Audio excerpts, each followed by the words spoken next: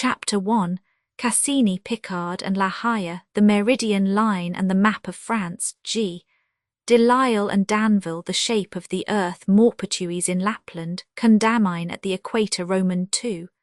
Voyages in the 18th century.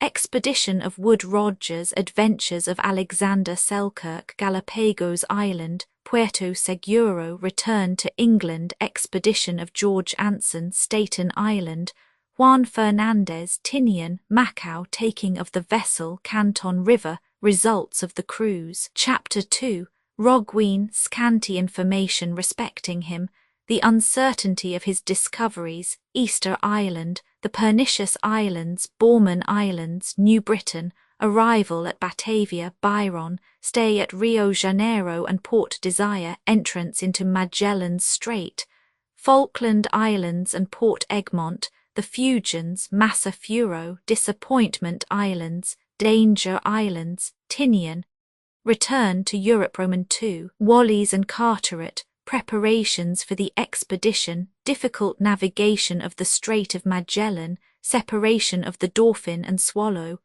Whitsunday Island, Queen Charlotte's Island, Cumberland and Henry Islands, Otaheite, Howe, Boscawen and Keppel Islands, Wallis Islands, Batavia, the Cape, the Downs, discovery of Pitcairn, Osnaburg and Gloucester Islands by Carteret, Santa Cruz Archipelago, Solomon Islands, St. George's Strait and New Ireland, Portland Island and the Admiralty Islands, Macassar and Batavia, meeting with Bougainville in the Atlantic, Roman 3, Bougainville, changes in the life of a notary's son, colonization of the Falkland Islands, Buenos Aires and Rio Janeiro, cession of the Falkland Islands to Spain, hydrographical survey of the Straits of Magellan, the Petcherais, the Four Facardins, Otaheite, incidents of stay there, productions of the country and manners of the people,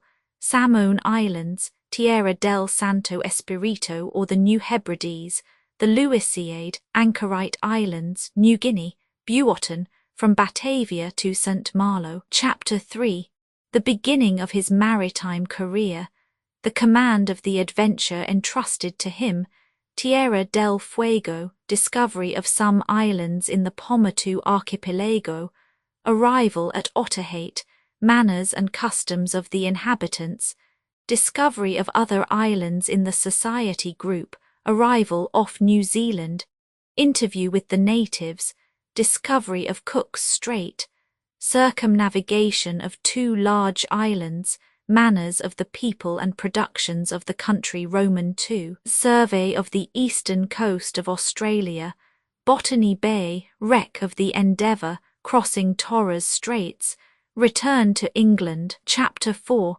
search for the unknown, second stay in New Zealand, Pomotou archipelago, second stay at Otaheite, survey of Tonga Islands, third stay in New Zealand, second crossing of the Pacific, survey of Easter Island, visit to the Marquesas, Roman 2, fresh visit to Otaheite and the Friendly Archipelago, exploration of the New Hebrides, discovery of New Caledonia and the Island of Pines, stay in Queen Charlotte's Strait, South Georgia, accident to the Adventure. Chapter 5, search for lands discovered by the French, stay in Van Diemen's Land, Queen Charlotte's Strait, Palmerston Island, grand fêtes at the Tonga Islands, Roman 2, discovery of the Sandwich Islands, exploration of the western coast of America, from thence to Bering Straits, return to the Hawaiian archipelago, history of Roanoke, Cook's death, return of the expedition to England, second part. Chapter 6, discoveries by Bouvet de Lozier in the southern seas, Seville, land of the Arsacides, incident during the stay at Port Praslin, arrival off the coast of New Ireland, Seville's death, Marian's discoveries in the Antarctic Ocean, his massacre in New Zealand, Kerguelen in Iceland and the Arctic regions, the contest of the watches, Fleurien and Verdun de la Crenne, Roman 2, expedition under command of La Perouse, St. Catherine's Island, Conception Island, Sandwich Islands, survey of the American coast, Fort des Frances, loss of 2 boats, Monterey and the Indians of California, stay at Macau, Cavite and Manila, en route for China and Japan, Formosa, Quelpet Island, the coast of Tartary, Ternay Bay, the Tartars of Saghalien, the Orochis, Straits of La Perouse, Ball at Kamchatka, Navigator Archipelago, massacre of M. de Langle and several of his companions, Botany Bay, cessation of news of the expedition D'Entrecasteaux sent in search of La Perouse, false news, Strait of D'Entrecasteaux, the coast of New Caledonia, land of the Arsacides, natives of Bowker, stay at Port Carteret, Admiralty Islands, stay at Amboyne, Lewin, land, Knights Land, stay in Tasmania, Fayette in the Friendly Islands, details of La Perouse's visit to Tonga Tabou, stay at Balado, traces of La Perouse's voyage to New Caledonia, Vanikoro, sad end of the expedition Roman III, voyage by Captain Marchand, the Marquesas, discovery of Naukahiva, manners and customs of the people, Revolution Islands, the American coast and Chichinkitane port, Cox's Straits, stay in the Sandwich Islands, Macau, deception, return to France, discoveries by Bass and Flinders upon the Australian coast, expedition under Captain Borden Endracht and de Witt lands, stay at Timor, survey of Van Diemen's land, separation of the Geograph and Naturaliste, stay at Port Jackson, the convicts, pastoral riches of New South Wales, return of the Naturaliste to France, cruises by the Geograph and Casuarina to Knights, Edels, Endracht and de Witt lands, second stay at Timor, return to France. Chapter 7.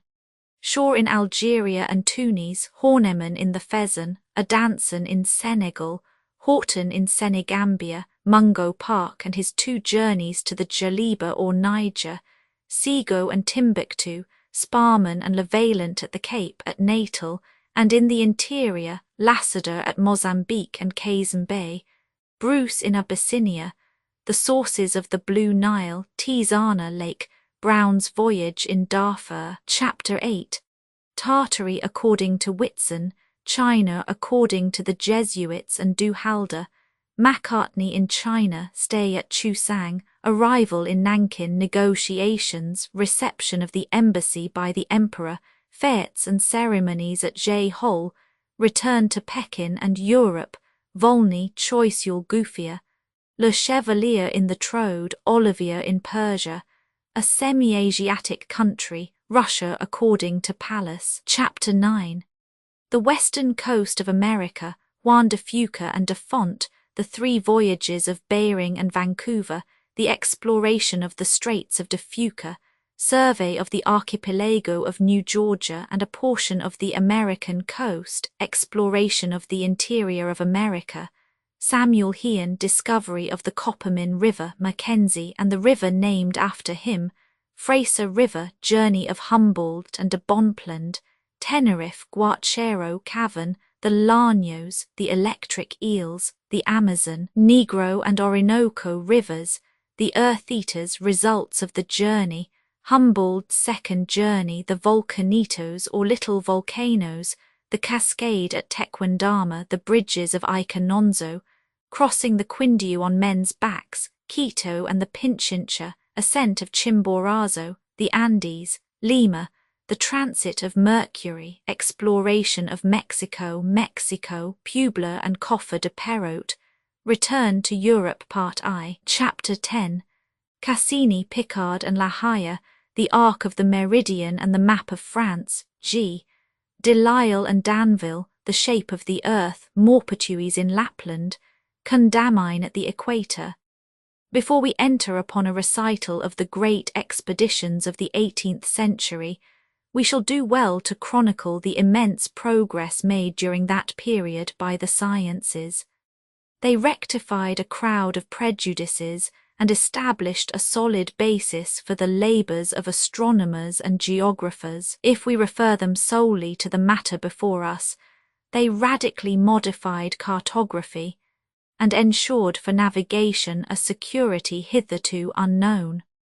Although Galileo had observed the eclipses of Jupiter's satellites as early as 1610, his important discovery had been rendered useless by the indifference of governments, the inadequacy of instruments, and the mistakes committed by his followers. In 1660, Jean-Dominique Cassini published his Tables of the Satellites of Jupiter, which induced Colbert to send for him the following year, and which obtained for him the superintendence of the Paris Observatory. In the month of July, 1671, Philippe de la Haye went to Uraniborg in the island of Huon to take observations for the situation of Tycho Brahe's observatory.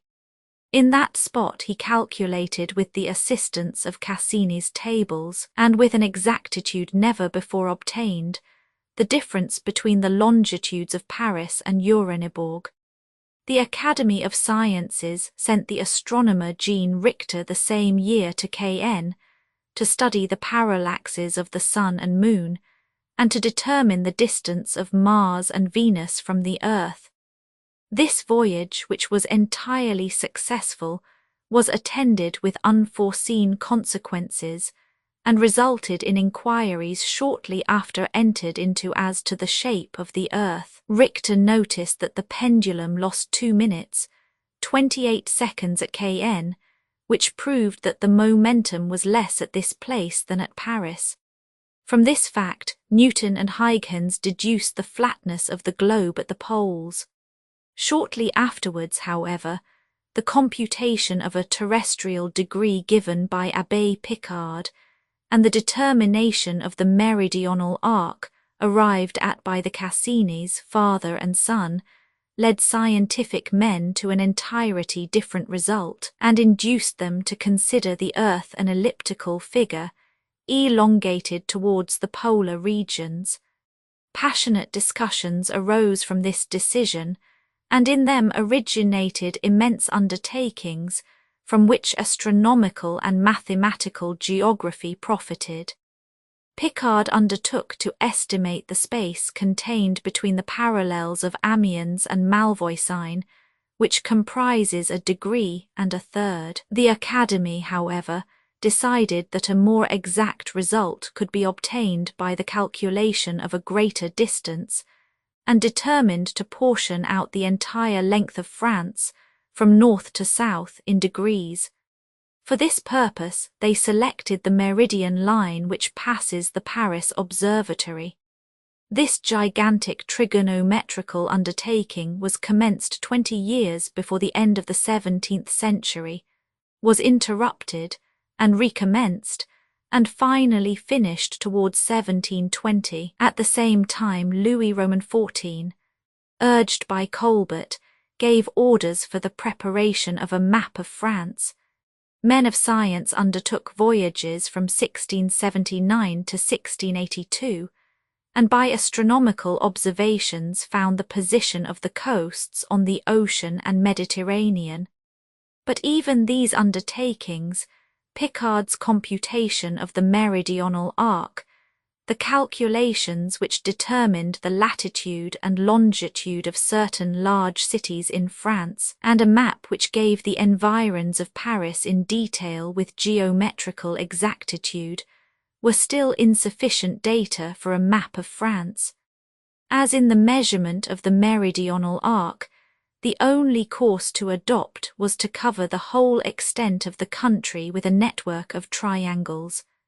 Such was the basis of the large map of France, which justly bears the name of Cassini. The result of the earlier observations of Cassini and La Haye was to restrict France within much narrower limits than had hitherto been assigned to her. Disborough Cooley, in his History of Voyages, says, "They deprived her France of several degrees of longitude in the length of her western coast, from Brittany to the Bay of Biscay, and in the same way retrenched about half a degree from Languedoc and La Provence. These alterations gave rise to a bon mot.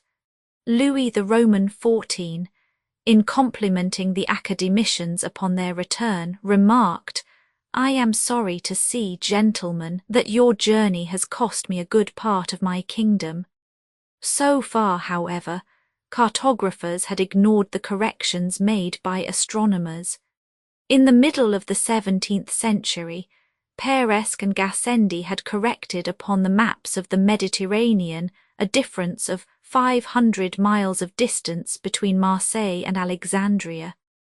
This important rectification was set aside as non-existent until the hydrographer Jean-Mathieu de Chazelles, who had assisted Cassini in his labours, was sent to the Levant to draw up a coast chart for the Mediterranean. It was sufficiently clear, say the memoirs of the Academy of Sciences, that the maps unduly extended the continents of Europe, Africa, and America, and narrowed the Pacific Ocean between Asia and Europe.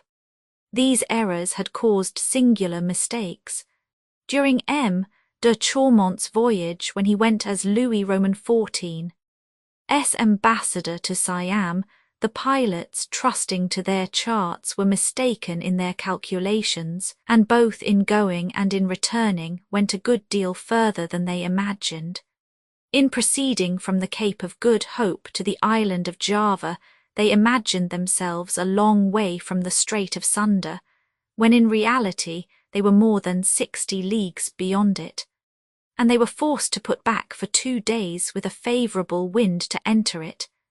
In the same way, upon their return voyage from the Cape of Good Hope to France, they found themselves at the island of Flores, the most western of the Azores, when they conceived themselves to be at least 150 leagues eastward of it. They were obliged to navigate for 12 days in an easterly direction in order to reach the French coast.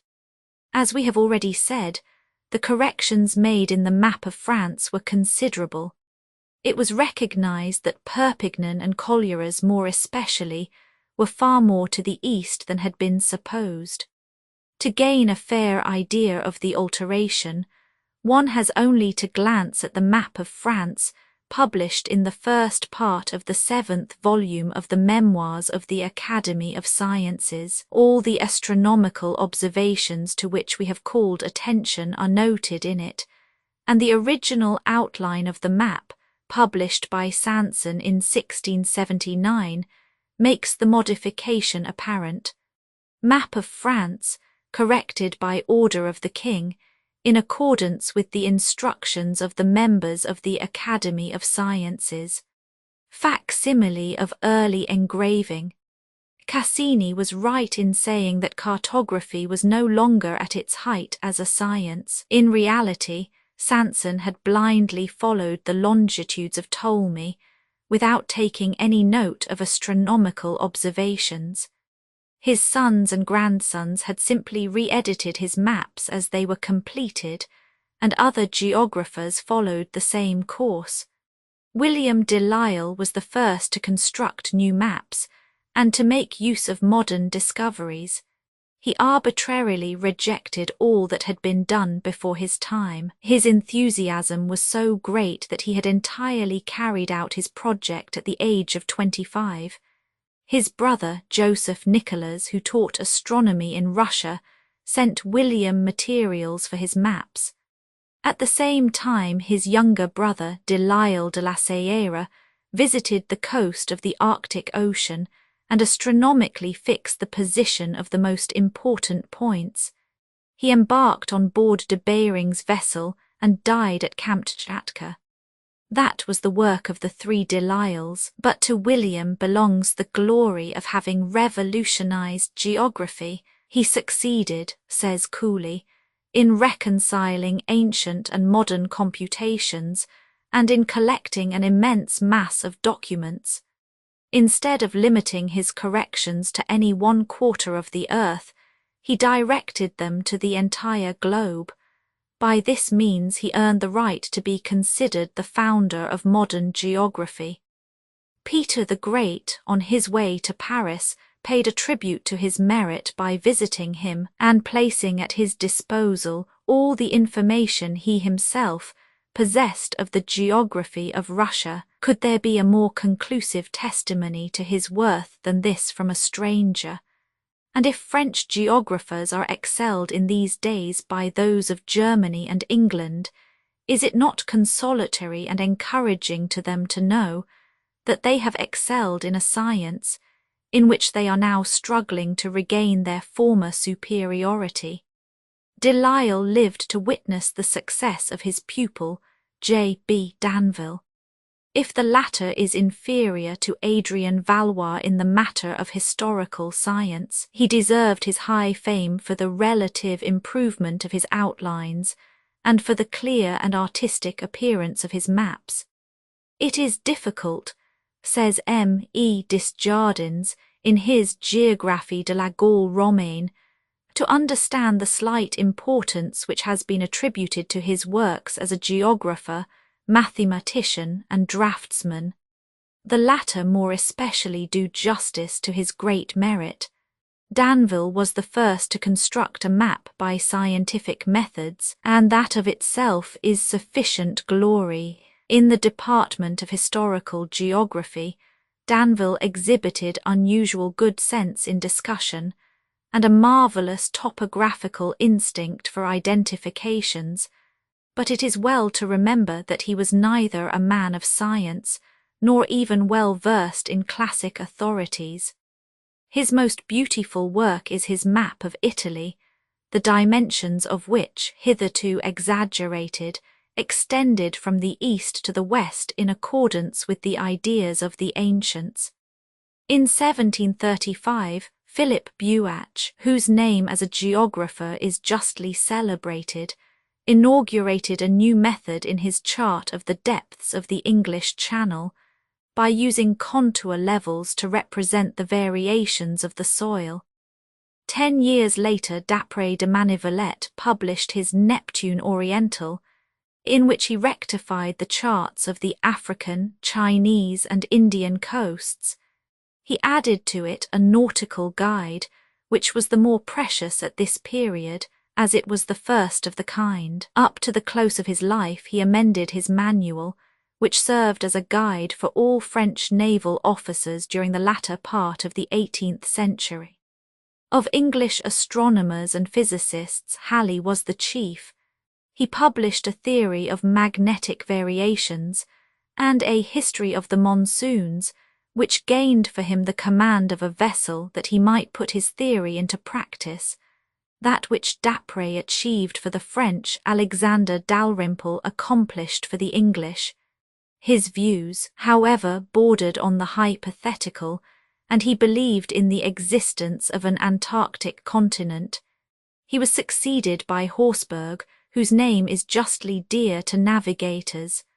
We must now speak of two important expeditions, which ought to have settled the animated discussion as to the shape of the earth. The Academy of Sciences had dispatched a mission to America to compute the arc of the meridian at the equator.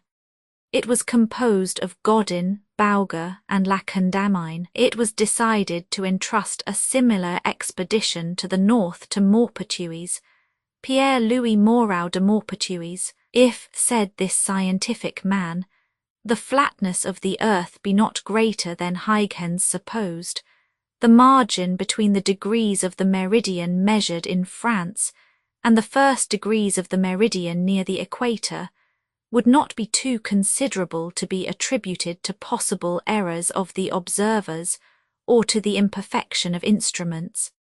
But if the observation can be made at the pole, the difference between the first degree of the meridian nearest the equatorial line and, for example, the 66th degree which crosses the polar circle, will be great enough, even by Huygens' hypothesis, to show itself irresistibly, and beyond the possibility of miscalculation, because the difference would be repeated just as many times as there are intermediate degrees. The problem thus neatly propounded ought to have obtained a ready solution both at the pole and the equator, a solution which would have settled the discussion, By proving Huygens and Newton to be right, the expedition embarked in a vessel equipped at Dunkirk. In addition to Maupertuis, it comprised de Clairaut, Camus and Lemonnier, academicians Albi Outhire, canon of Bayeux, a secretary named Sommerud, a draftsman Herbelot, and the scientific Swedish astronomer Celsius. When the King of Sweden received the members of the mission at Stockholm, he said to them, "I have been in many bloody battles, but I should prefer finding myself in the midst of the most sanguinary rather than join your expedition."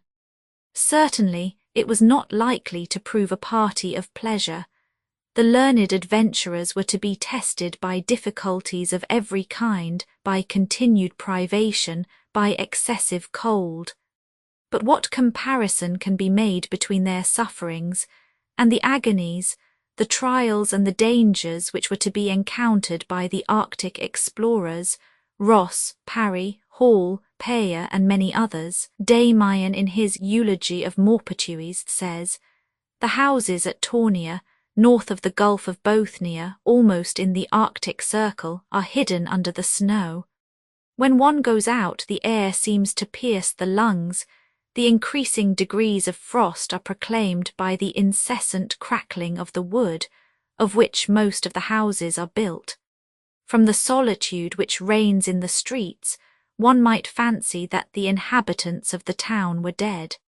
At every step one meets mutilated figures, people who have lost arms or legs from the terrible severity of the temperature.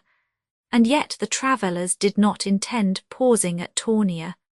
Nowadays these portions of the globe are better known, and the region of the Arctic climate thoroughly appreciated, which makes it easier to estimate the difficulties the inquirers encountered. They commenced their operations in July 1736. Beyond Tornia they found only uninhabited regions. They were obliged to rely upon their own resources for scaling the mountains, where they placed the signals intended to form the uninterrupted series of triangles, divided into two parties in order thus to obtain two measurements instead of one, and thereby also to diminish the chance of mistakes. The adventurous savants, after inconceivable hairbreadth escapes, of which an account can be found in the Memoirs of the Academy of Sciences for 1737, and after incredible efforts, decided that the length of the meridian circle comprised between the parallels of Tornia and Kitties was 55,023 fathoms and a half. Thus below the polar circle, the meridian degree comprised 1,000 fathoms more than Cassini had imagined, and the terrestrial degree exceeded by 377 fathoms the length which Picard has reckoned it between Paris and Amiens. The result, therefore, of this discovery, a result long repudiated by the Cassinis, both father and son, was that the earth was considerably flattened at the poles. Voltaire somewhat maliciously said of it, "Courrier de la physique, Argonaut nouveau, qui franquissant les monts, qui traversant les eaux, ramenes des climats saumis aux trois courants, vos perches, vos sectures et certout du lapons. Vous avez confirmé dans ces lupines, de nuisique Newton canut sans sortir de lui." In much the same vein he alludes to the two sisters who accompanied Maupertuis upon his return, the attractions of one of whom proved irresistible. Cette erreur est trop ordinaire, et c'est la seule que l'on fit en allant au cercle polaire. M. A. Maury, in his History of the Academy of Sciences, remarks, "At the same time, the importance of the instruments and methods employed by the astronomers sent to the north afforded a support to the defenders of the theory of the flattening of the globes, which was hardly theirs by right, and in the following century the Swedish astronomer Svanberg rectified their involuntary exaggerations, in a fine work published by him in the French language. Meantime, the mission dispatched by the Academy to Peru proceeded with analogous operations. It consisted of La Condamine, Bauger, and Godin, 3 academicians, Joseph de Jussieu, governor of the medical college, who undertook the botanical branch, Seniags, a surgeon, Godin des Odenais, a clockmaker and a draftsman. They started from La Rochelle on the 16th of May, 1735. Upon reaching St. Domingo, they took several astronomical observations and continued by way of Porto Bello and Carthagena. Crossing the Isthmus of Panama, they disembarked at Manta in Peru upon the 9th of March, 1736. Arrived there, Bauger and Condamine parted from their companions, studied the rapidity of the pendulum, and finally reached Quito by different routes. Condamine pursued his way along the coast, as far as Rio de las Esmeraldas, and drew the map of the entire country, which he traversed with such infinite toil. Bauger went southwards towards Guayaquil, passing through marshy forests, and reaching Caracol at the foot of the Cordillera range of the Andes, which he was a week in crossing. This route had been previously taken by Alvarado, when 70 of his followers perished, amongst them the 3 Spaniards who had attempted to penetrate to the interior. Bauger reached Quito on the 10th of June. At that time this city contained between 30 and 40,000 inhabitants, and boasted of an episcopal president of the assembly and numbers of religious communities, besides 2 colleges. Living there was cheap, with the exception of foreign merchandises, which realized exorbitant prices, so much so indeed, that a glass goblet fetched from 18 to 20 francs.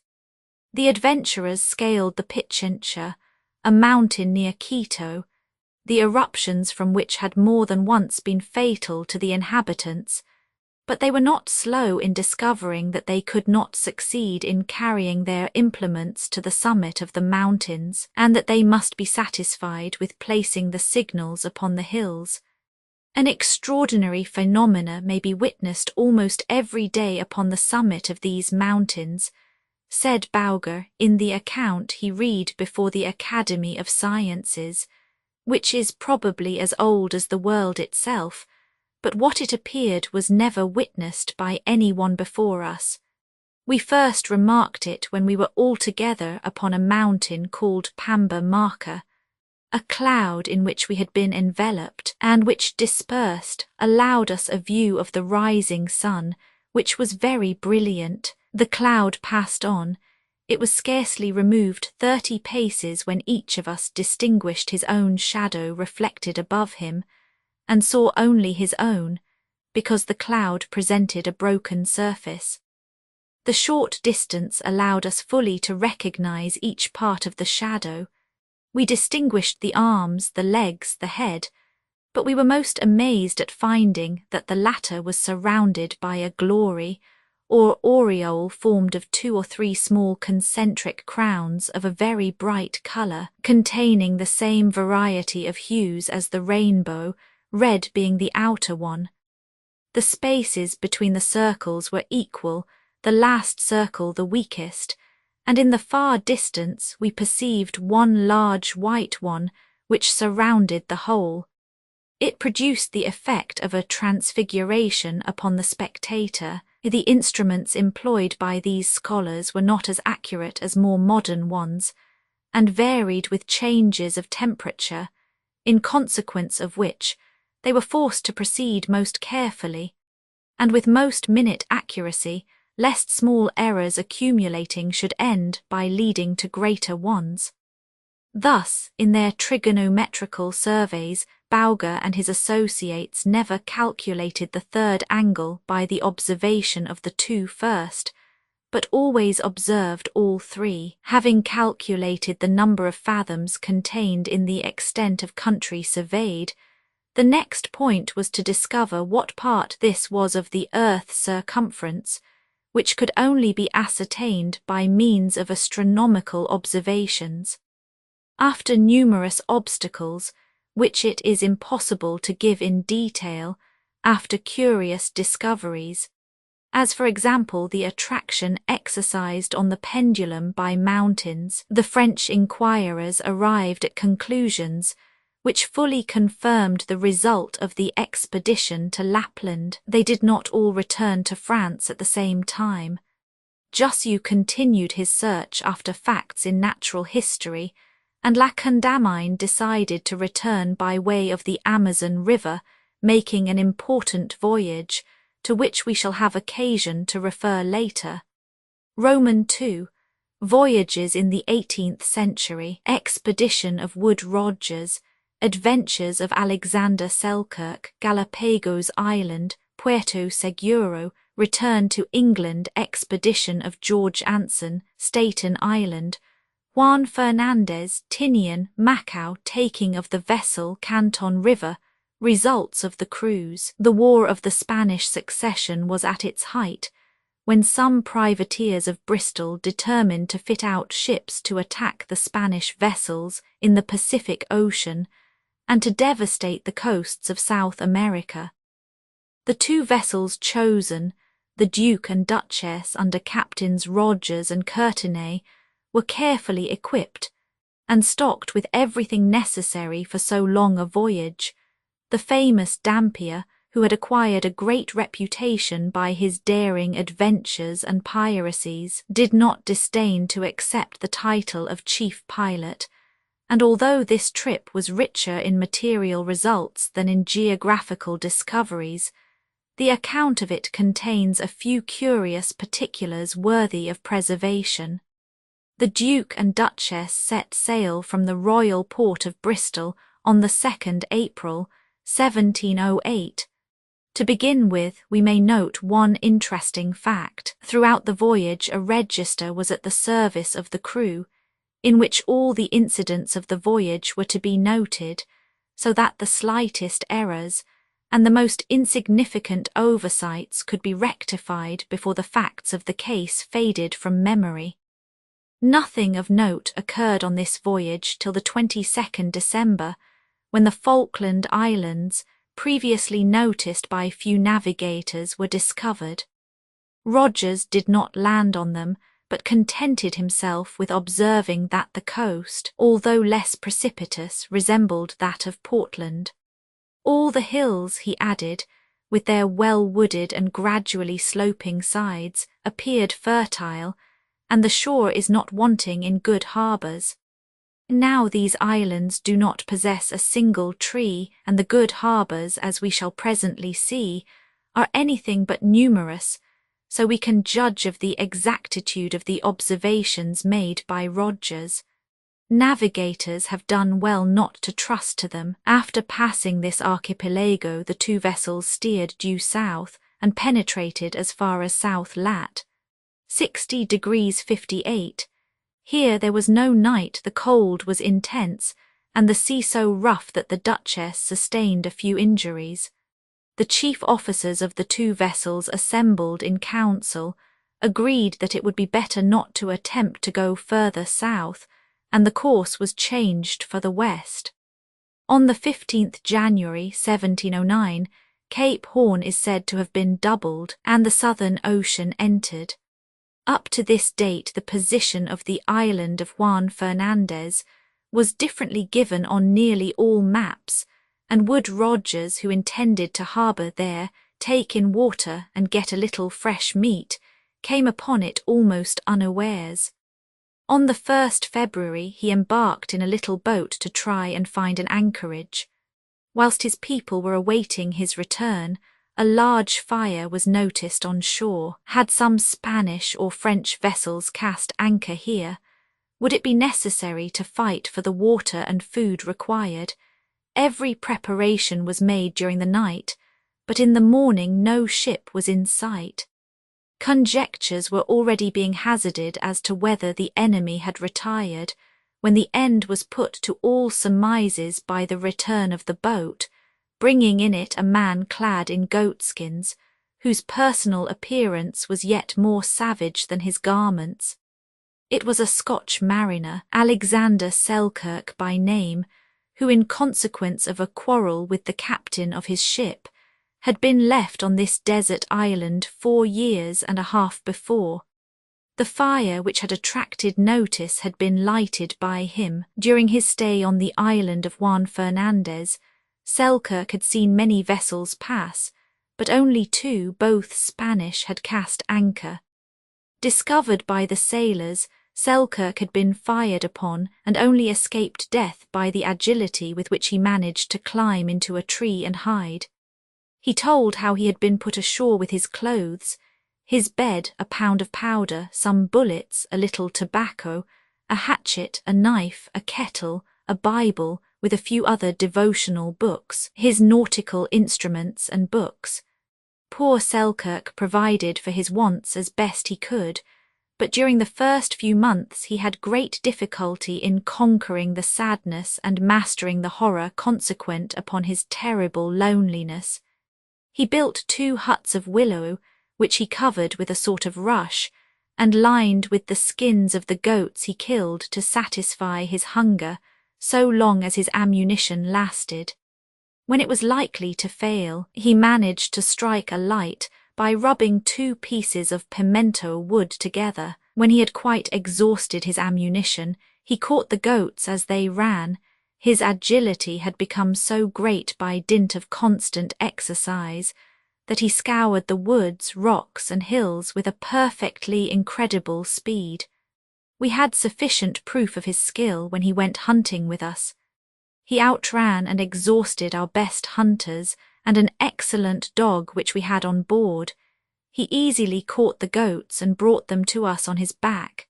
He himself related to us that one day he chased his prey so eagerly to the edge of a precipice, which was concealed by bushes, that they rolled over and over together until they reached the bottom.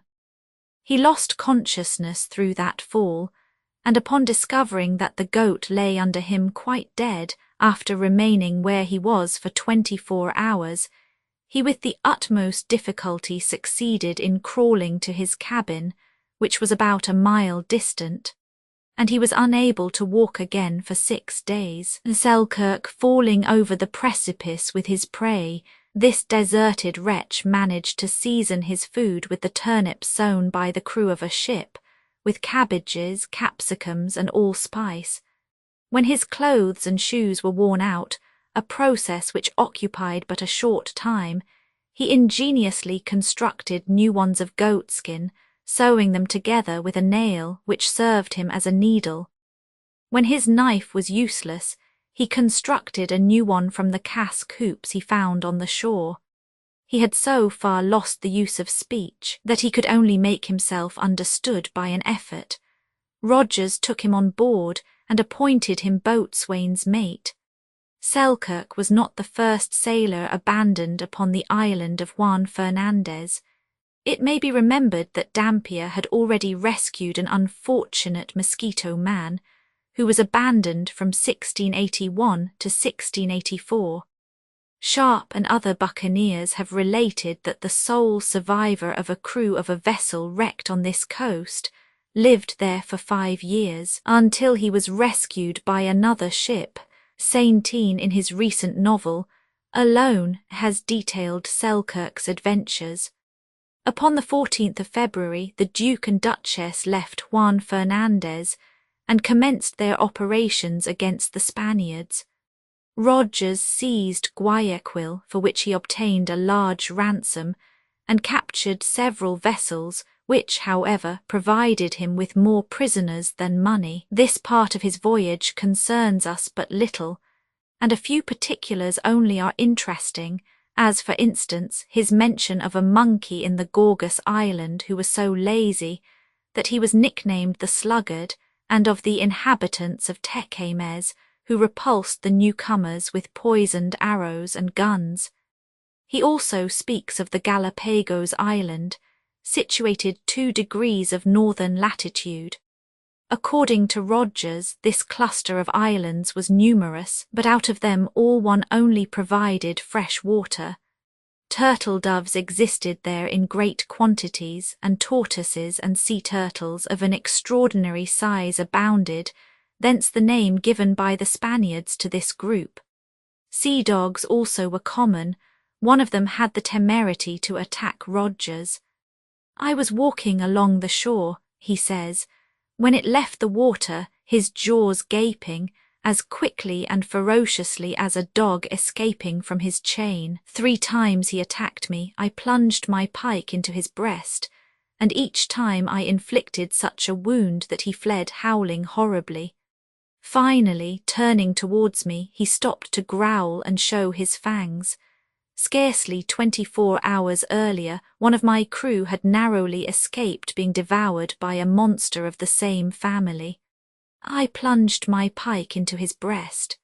In December, Rogers repaired to Puerto Seguro, upon the Californian coast, with a Manila galleon, which he had seized. Many of his men penetrated to the interior.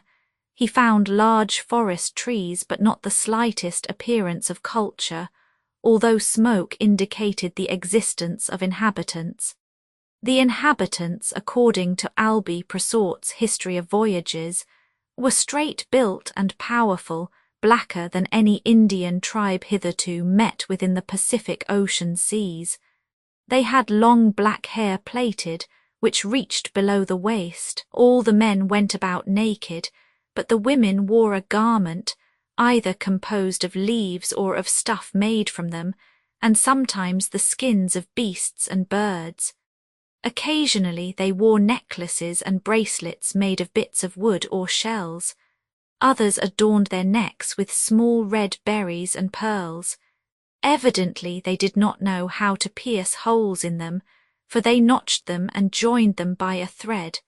They valued these ornaments so highly that they refused to change them for English necklaces of glass. Their chief anxiety was to obtain knives and useful implements. The Duke and Duchess left Porto Seguro on the 12th January, 1710, and reached the island of Guaham of the Marians in the course of 2 months. Here they revictualled, and passing by the Straits of Boughton and Salaya, reached Batavia.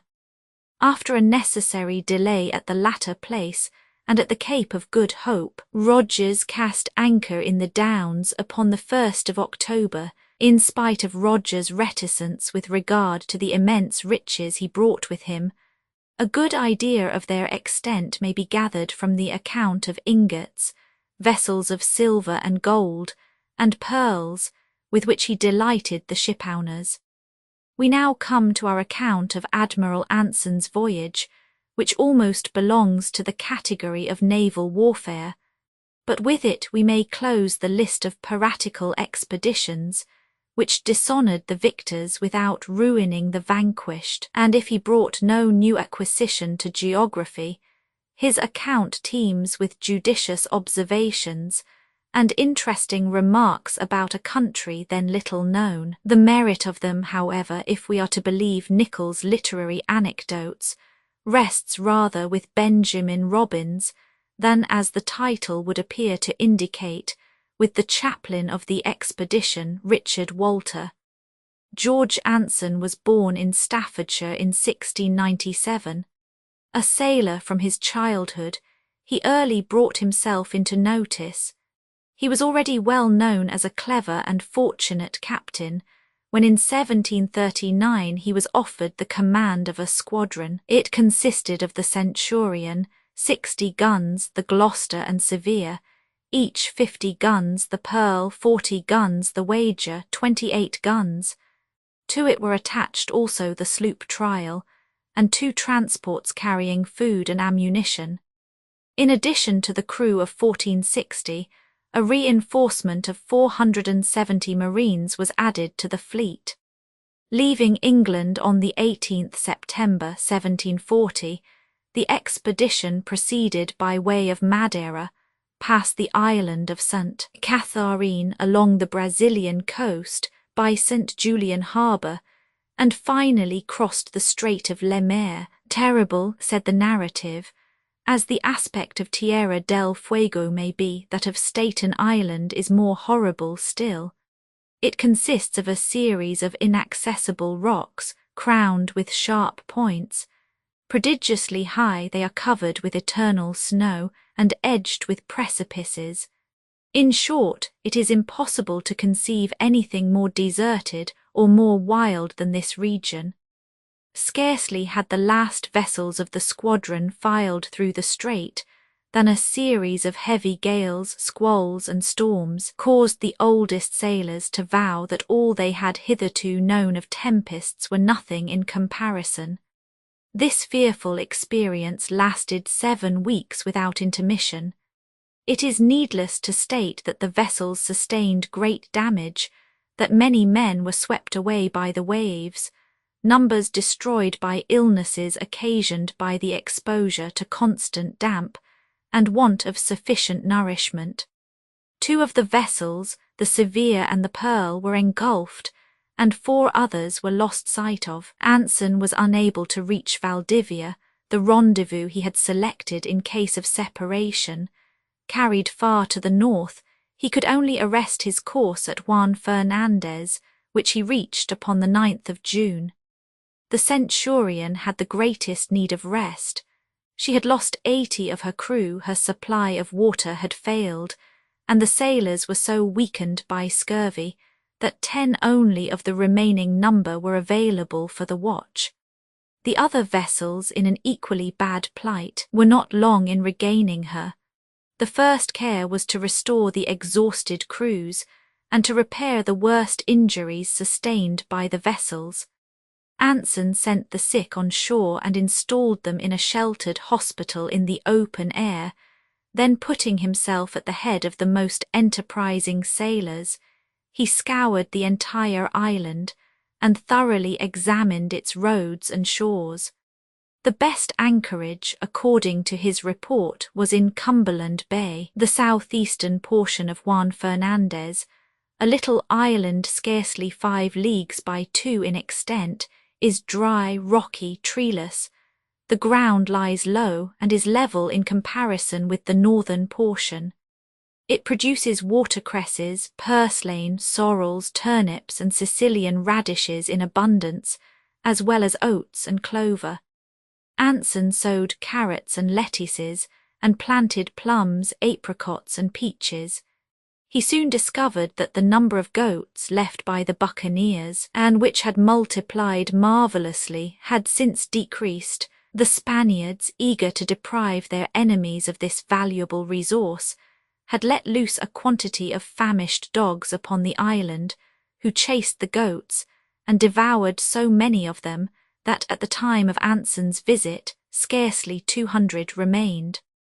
The Commodore, for so Anson is always called in the narrative of this voyage, reconnoitred the island of Mas a Furo, which is only 25 leagues west of Juan Fernandez. Smaller than the latter, it is more wooded, better watered, and possessed more goats. At the beginning of December, the crews were sufficiently recovered for Anson to put into execution his projected attack upon the Spaniards. He commenced by seizing several ships laden with precious merchandise and ingots, and then set fire to the city of Paita. Upon this occasion the Spaniards estimated their loss at 1.5 million piastres. Anson then proceeded to Quibo Bay near Panama, to lie in wait for the galleon which, every year, transported the treasures of the Philippine Islands to Acapulco. There, although the English met with no inhabitants in the miserable huts, they found heaps of shells and beautiful mother of pearl left there during the summer months by the fishermen of Panama. In mentioning the resources of this place, we must not omit the immense turtles, which usually weighed 200 pounds, and which were caught in a singular manner. When a shoal of them were seen floating asleep upon the surface of the ocean, a good swimmer would plunge in a few fathoms deep, and rising, seize the turtle towards the tail, and endeavour to force it down. Upon awakening, the creature's struggles to free itself suffice to support both the man and his prey, until the arrival of a boat to receive them both. After a fruitless cruise, Anson determined to burn 3 of the Spanish vessels which he had seized and equipped, distributing the crews and cargo upon the Centurion and the Gloucester, the only 2 vessels remaining to him. He decided upon the 6th of May, 1742, to make for China, where he hoped to find reinforcements and supplies. But this voyage, which he expected to accomplish in 60 days, took him fully 4 months. After a violent gale, the Gloucester, having all but foundered and her crew being too reduced to work her, was burnt.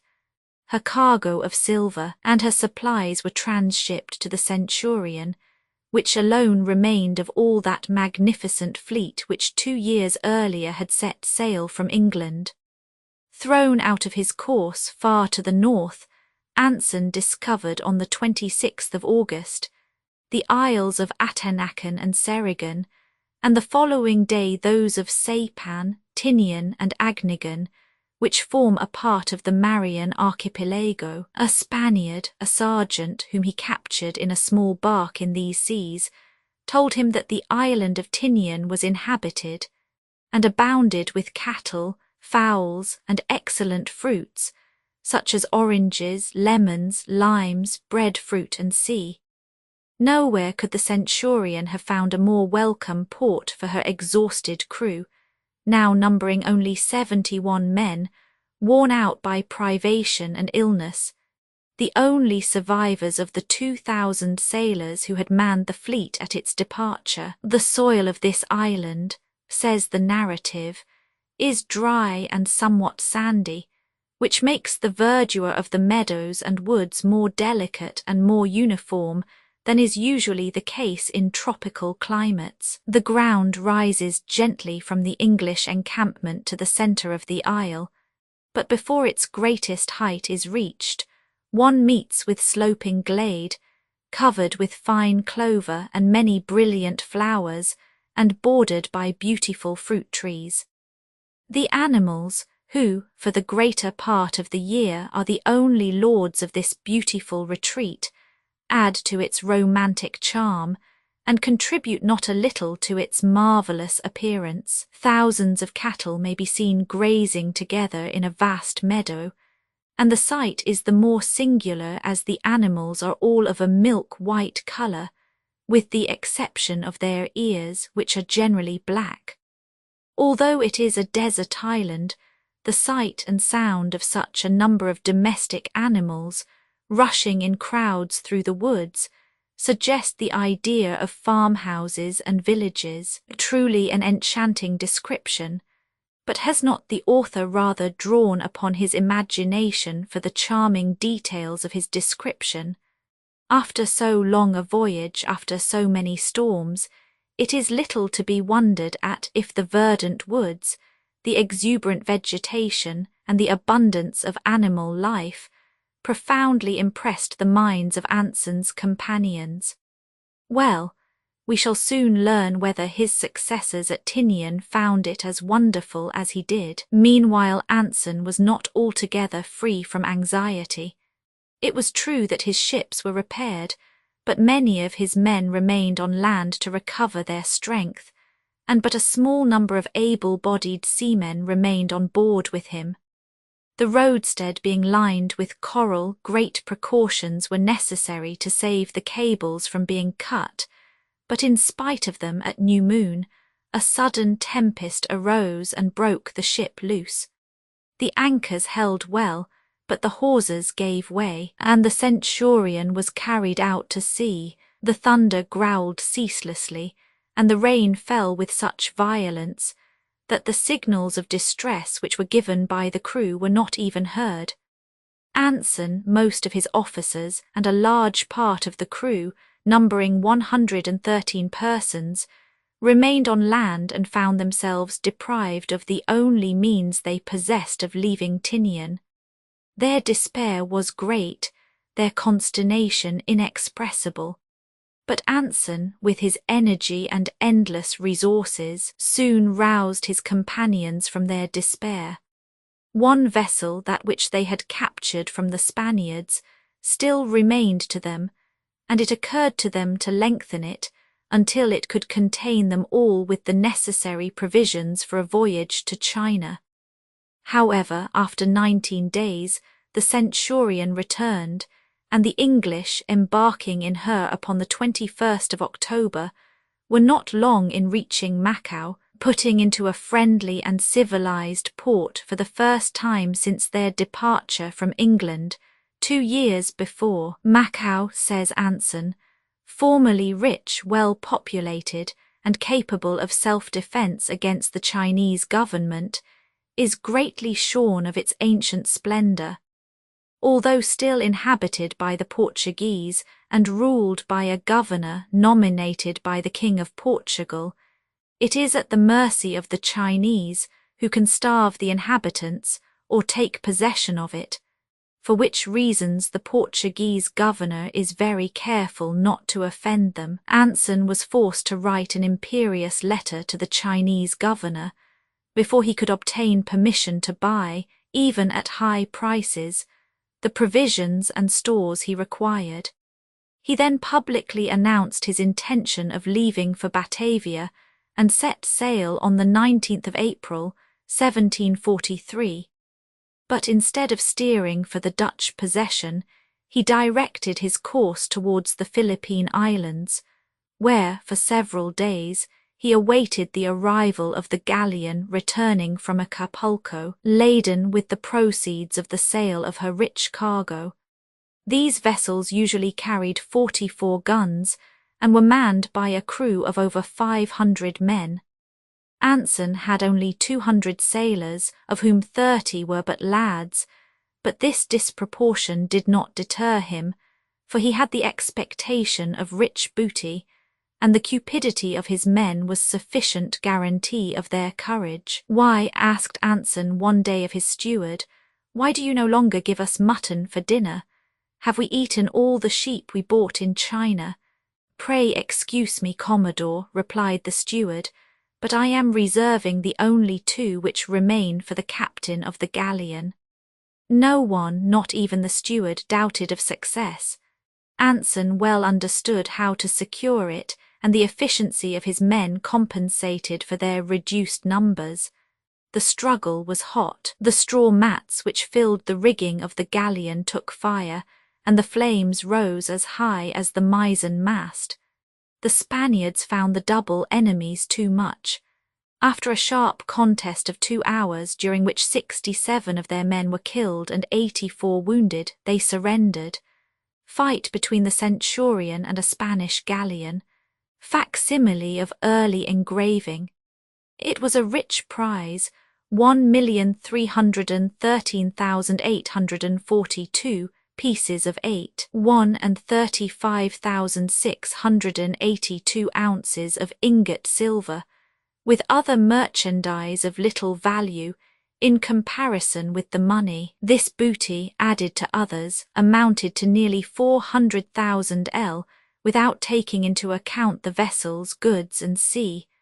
Of the Spaniards which the English squadron had burnt or destroyed, and which could not be reckoned at less than 600,000 L. One a Spanish coin, so called because it represents the 1/8 of a doubloon, it is worth about 9 shillings English money. Anson convoyed his prize to the Canton River, where he sold it much below its value, for 6,000 piastres. He left on the 10th of December and reached Spithead on the 15th of June, 1744, after an absence of 3 years and 9 months. He made a triumphal entry into London. The 500,000 of money, which was the result of his numerous prizes, was conveyed through the city in 32 chariots, to the sound of trumpets and beating of drums, and amidst the shouts of the people. The money was divided between himself, his officers and men. The king himself could not claim a share. Anson was created rear admiral shortly after his return, and received important commands. In 1747, he captured the Marquis of La Jonquière Taffanel after an heroic struggle. For this exploit, he was made First Lord of the Admiralty and Admiral.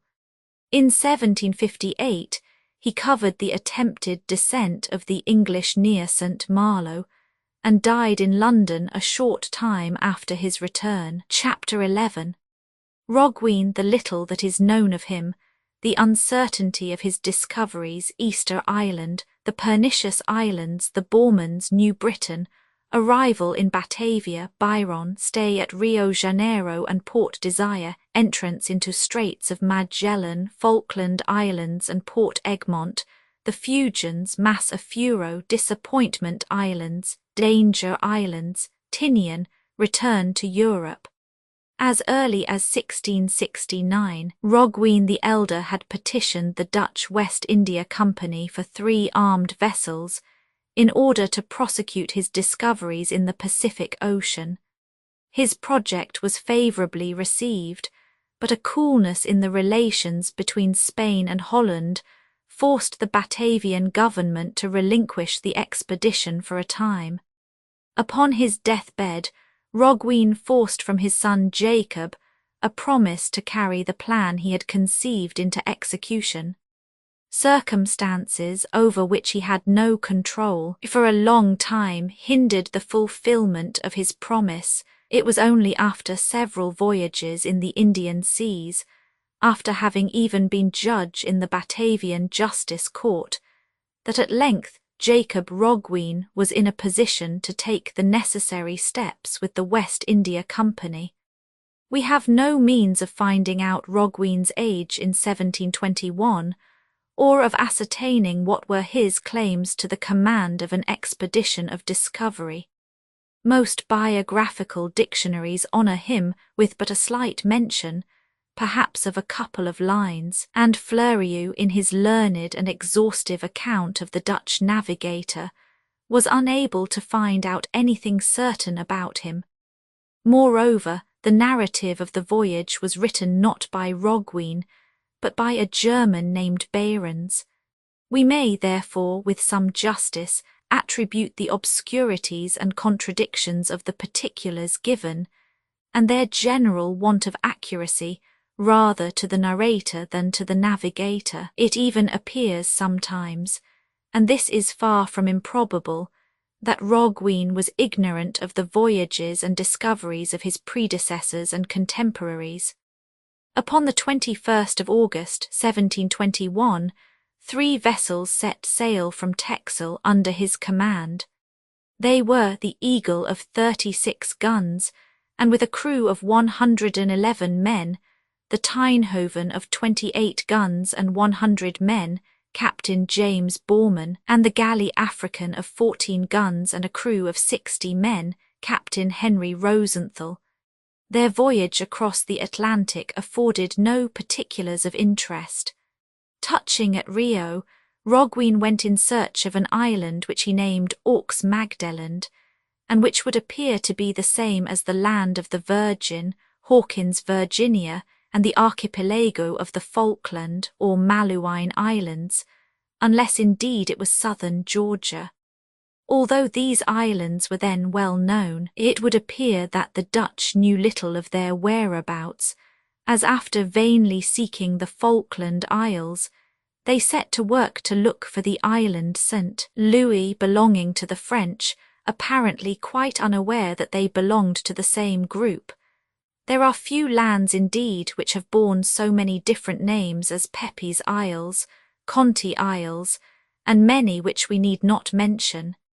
It would be easy to count up a dozen, after discovering, or rather noticing, an island below the parallel of the Straits of Magellan, about 24 leagues from the American continent, of 200 leagues in circumference, which he named South Belgium.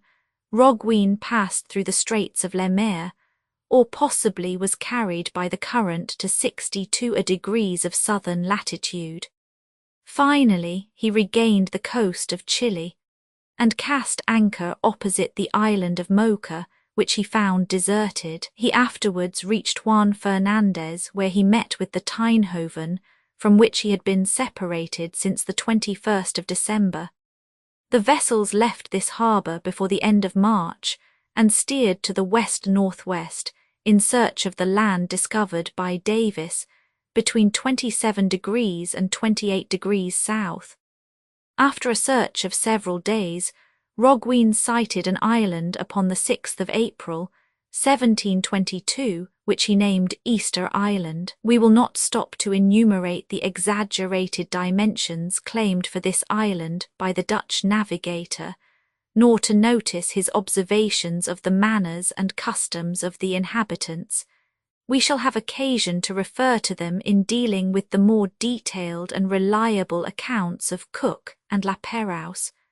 But, said Fleurieu, we shall vainly look in this narrative for any sign of learning on the part of Roggwin's sergeant major. After describing the banana, of which the leaves are 6 or 8 feet high, and 2 or 3 wide, he adds that this was the leaf with which our first parents covered their nakedness after the fall, and to make it clearer, further remarks that those who accept this view do so on account of this leaf being the largest of all the plants growing either in eastern or western countries, thereby plainly indicating his notion of the proportions of Adam and Eve. A native came on board the Eagle. He delighted everyone by his good humour, gaiety, and friendly demonstrations. In the morning Roggwin distinguished an eager multitude upon the shore, which was adorned with high statues, who awaited the arrival of the strangers with impatient curiosity. For no discoverable purpose a gun was fired, one of the natives was killed, and the multitude fled in every direction, soon, however, to return in greater haste. Roggwin, at the head of 150 men, fired a volley, stretching a number of victims on the ground. Overcome with terror, the natives hastened to appease their terrible visitors by offering them all they possessed. Fleurieu is of opinion that Easter Island and Davis Land are not identical, but in spite of the reasons with which he supports his opinions, and the differences which he points out in the situation and description of the two islands, it is impossible to avoid the conclusion that Roggwin and Davis's discoveries are one and the same. No other island answering to the description is to be found in these latitudes, which are now thoroughly well known. A violent storm of wind drove Roggwin from his anchorage on the eastern side of the island and obliged him to make for the west-northwest. He traversed the sea called Mauvaise by Schouten, and having sailed 800 leagues from Easter Island, fell in with what he took to be the Isle of Dogs, so called by Schouten. Roggwin named it Carlshof, a name which it still retains. The squadron passed this island in the night without touching at it, and was forced in the following night, by the wind and adverse currents, to the midst of a group of low islands, which were quite unexpectedly encountered. The African was dashed against a coral rock, and the two consorts narrowly escaped the same fate. Only after 5 days of unceasing effort, of danger and anxiety, the crew succeeded in extricating the vessels and in regaining the open sea. The natives of this group were tall, with long and flowing hair. They painted their bodies in various colours. It is generally agreed now to recognize in Roggwin's description of the Pernicious Islands the group to which Cook gave the name of Palliser Isles.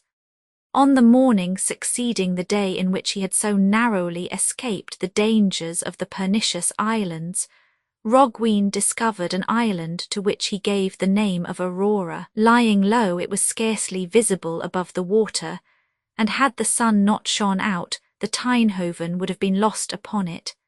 As night approached, new land was perceived, to which the name of Vesper was given, and it is difficult to decide whether or no it belonged to the Palliser group. Rogween continued to sail between the 15th and 16th degrees, and was not long in finding himself all of a sudden in the midst of islands which were half submerged. As we approached them, says Behrens, we saw an immense number of canoes navigating the coasts, and we concluded that the islands were well populated. Upon nearing the land, we discovered that it consisted of a mass of different islands, situated close the one to the other, and we were insensibly drawn in amongst them. We began to fear that we should be unable to extricate ourselves. The Admiral sent one of the pilots up to the lookout to ascertain how we could get free of them. We owed our safety to the calm that prevailed. The slightest movement of the water would have run our ships upon the rocks, without the possibility of assistance reaching us. As it was, we got away without any accident worth mentioning. These islands are 6 in number, all very pleasant, and taken together may extend some 30 leagues. They are situated 25 leagues westward of the Pernicious Islands. We named them the Labyrinth because we could only leave them by a circuitous route. Many authors identify this group with Byron's Prince of Wales Islands. Fleurieu holds a different opinion. Dumont d'Urville thinks them identical with the group of Legion, already seen by Schouten and Lemaire. After navigating for 3 days in a westerly direction, the Dutch caught sight of a beautiful island. Coconuts, palm trees, and luxuriant verdure testified to its fertility. But finding it impossible to anchor there, the officers and crews were obliged to visit it in well-armed detachments. Once more the Dutch needlessly shed the blood of an inoffensive population which had awaited them upon the shore, and whose only fault consisted in their numbers. After this execution, worthy rather of barbarians than of civilized men, they endeavoured to persuade the natives to return, by offering presents to the chiefs and by deceitful protestations of friendship. But they were not to be deceived by the latter, and having enticed the sailors into the interior, the inhabitants rushed upon them and attacked them with stones. Although a volley of bullets stretched a number upon the ground, they still bravely persisted in attacking the strangers and forced them to re-embark, carrying with them their dead and wounded. Of course the Dutch cried treason, not knowing how to find epithets strong enough for the treachery and disloyalty of their adversaries. But who struck the first blow? Who was the aggressor? Even admitting that a few thefts were committed, which is probable enough, was it necessary to visit them with so severe a punishment, to revenge upon an entire population the wrongdoing of a few individuals, who after all can have had no very strict notions of honesty? In spite of their losses, the Dutch called this island, in memory of the refreshment they had enjoyed there, Recreation Island. Rogween gives its situation as below the 6th parallel, but his longitude is so incorrect that it is impossible to depend upon it. The question now arises whether the captain should prosecute his search for the island Espirito Santo de Quiros in the west, or whether, on the contrary, he should sail northward and reach the East Indies during the favourable season. The Council of War, which Rogween called to the consideration of this question, chose the latter alternative. The Council chose the latter alternative. The 3rd day after this decision, 3 islands were simultaneously discovered. They received the name of Borman after the captain of the Tienhoven, who was the first to catch sight of them. The natives came round the vessels to traffic, whilst an immense crowd of the inhabitants lined the shore, armed with bows and spears. They were white-skinned and only differed from Europeans in appearance when very much tanned by the sun. Their bodies were not painted. A strip of stuff, artistically arranged and fringed, covered them from the waist to the heels. Hats of the same material protected their heads, and necklaces of sweet-smelling flowers adorned their necks. It must be confessed, says Behrens, that this is the most civilized nation, as well as the most honest, which we have met within the southern seas. Charmed with our arrival, they received us like gods, and when we showed our intention of leaving, they testified most lively regrets. From the description, these would appear to have been the inhabitants of the Navigator's Islands. After having encountered the islands which Roggwin believed to be Coco and Traitor Islands, already visited by Schouten and Lemaire, and which Fleurieu, imagining them to be a Dutch discovery, named Roggwin Islands, after having caught sight of Tienhoven and Groning Islands, which were believed by Pingré to be identical with Santa Cruz of Mendana, the expedition finally reached the coast of New Ireland. Here the discoverers perpetrated new massacres. From thence they went to the shores of New Guinea, and after crossing the Moluccas, cast anchor at Batavia. They were to the following effect: as nothing contributes more to the glory of this nation, in its character of a maritime power, to the dignity of the British Crown, and to the progress of its national commerce and navigation, than the discovery of new regions.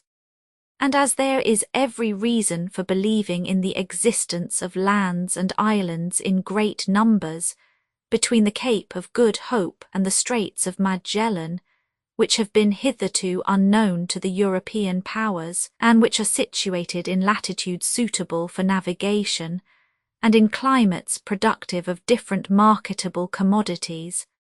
And as moreover His Majesty's Islands, called Pepys and Falkland Islands, situated as will be described, have not been sufficiently examined for a just appreciation of their shores and productions, although they were discovered by English navigators.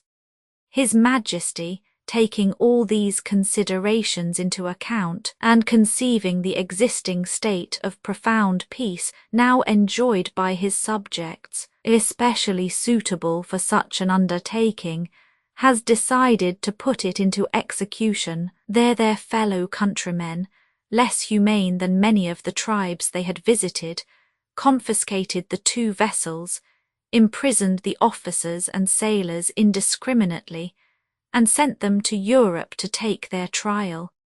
They had committed the unpardonable crime of having entered countries belonging to the East India Company, whilst they themselves were in the employ of the West India Company.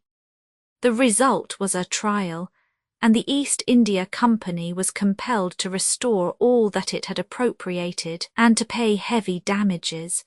We lose all sight of Roggwin after his arrival at Texel upon the 11th July, 1723, and no details are to be obtained of the last years of his life. Grateful thanks are due to Fleurieu for having unravelled this chaotic narrative, and for having thrown some light upon an expedition which deserves to be better known. Upon the 17th of June, 1764, Commodore Byron received instructions, signed by the Lord of the Admiralty, upon what seamen would the choice of the English government fall. Commodore John Byron, born on the 8th of November, 1723, was the man selected. From his earliest years, he had shown an enthusiastic love of seafaring life, and at the age of 17 had offered his services upon one of the vessels that formed Admiral Anson's squadron, when it was sent out for the destruction of Spanish settlements upon the Pacific coast. We have already given an account of the troubles which befell this expedition before the incredible fortune which was to distinguish its last voyage. The vessel upon which Byron embarked was the Wager. It was wrecked in passing through the Straits of Magellan, and the crew being taken prisoners by the Spaniards were sent to Chile. After a captivity which lasted at least 3 years, Byron effected his escape, and was rescued by a vessel from St. Malo, which took him to Europe. He returned at once to service and distinguished himself in various encounters during the war with France. Doubtless it was the recollection of his first voyage round the world, so disastrously interrupted, which procured for him the distinction conferred upon him by the Admiralty. The vessels entrusted to him were carefully armed. The Dauphin was a sixth-rate man-of-war, and carried 24 guns, 150 sailors, 3 lieutenants and 37 petty officers. The Tamar was a sloop of 16 guns and 90 sailors, 3 lieutenants, 27 petty officers, commanded by Captain Moat. The start was not fortunate. The expedition left the Downs upon the 21st of June, but the Dauphin grounded before leaving the Thames and was obliged to put into Plymouth for repairs. Upon the 3rd of July, anchor was finally weighed, and 10 days later, Byron put in at Funchal in the island of Madeira for refreshments. He was forced to halt again at Cape Verde Islands to take in water, that with which he was supplied having become rapidly wasted. Nothing further occurred to interrupt the voyage until the 2 English vessels sighted Cape Frio. Byron remarked a singular fact, since fully verified, that the copper sheathing of his vessels appeared to disperse the fish, which he expected to meet with in large quantities. The tropical heat and constant rains had struck down a large proportion of the crew, hence the urgent need of rest and of fresh victuals which they experienced. These they hoped to find at Rio de Janeiro, where they arrived on the 12th December. Byron was warmly welcomed by the Viceroy and thus describes his first interview. "When I made my visit, I was received in the greatest state. About 60 officers were drawn up by the palace. The guard was under arms. They were fine, well-drilled men. His Excellency, accompanied by the nobility, received me on the staircase. 15 salutes from the neighbouring fort honoured my arrival. We then entered the audience chamber, and after a conversation of a quarter of an hour, I took my leave and was conducted back with the same ceremonies." We shall see a little later how slightly the reception given to Captain Cook some years afterwards resembled that just related. The Commodore obtained ready permission to disembark his sick, and found every facility for revictualling. His sole cause of complaint was the repeated endeavour of the Portuguese to tempt his sailors to desert. The insupportable heat experienced by the crew shortened their stay at Rio. Upon the 16th of October, anchor was weighed, but it was 5 days before a land breeze allowed the vessels to gain the open sea. Up to this moment, the destination of the expedition had been kept secret. Byron now summoned the captain of the Tamar on board, and in the presence of the assembled sailors read his instructions. These enjoined him not to proceed to the East Indies, as had been supposed, but to prosecute discoveries, which might prove of great importance to England in the southern seas. With this object, the Lords of the Admiralty promised double pay to the crew, with future advancement and enjoyments, if they were pleased with their services. The second part of this short harangue was the most acceptable to the sailors, and was received by them with joyous demonstrations. Until the 29th of October no incident occurred in their passage. Upon that date sudden and violent squalls succeeded each other, and culminated in a fearful tempest, the violence of which was so great that the Commodore ordered 4 guns to be thrown overboard to avoid foundering. In the morning the weather moderated somewhat, but it was as cold as in England at the same time of year, although in this quarter of the globe the month of November answers to the month of May. As the wind continued to drive the vessel eastward, Byron began to think that he should experience great difficulty in avoiding the east of Patagonia.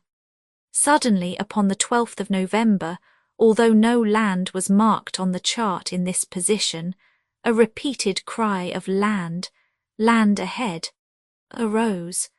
Clouds at this moment obscured almost the entire horizon, and it thundered and lightened without intermission. It seemed to me, says Byron, that what had at first appeared to be an island was really two steep mountains, but upon looking windward it was apparent that the land which belonged to these mountains stretched far to the southeast.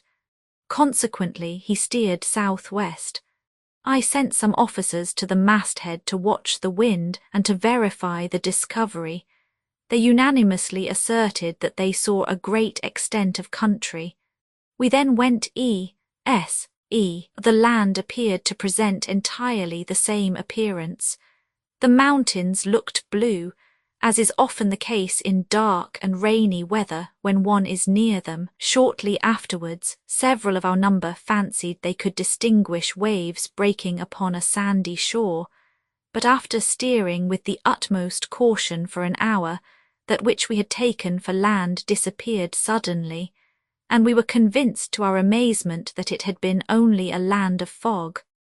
I have passed all my life at sea, continues Byron, since I was 27, but I never could have conceived so complete and sustained an illusion. There is no doubt that had the weather not cleared so suddenly as it did, we should one and all on board have declared that we had discovered land in this latitude.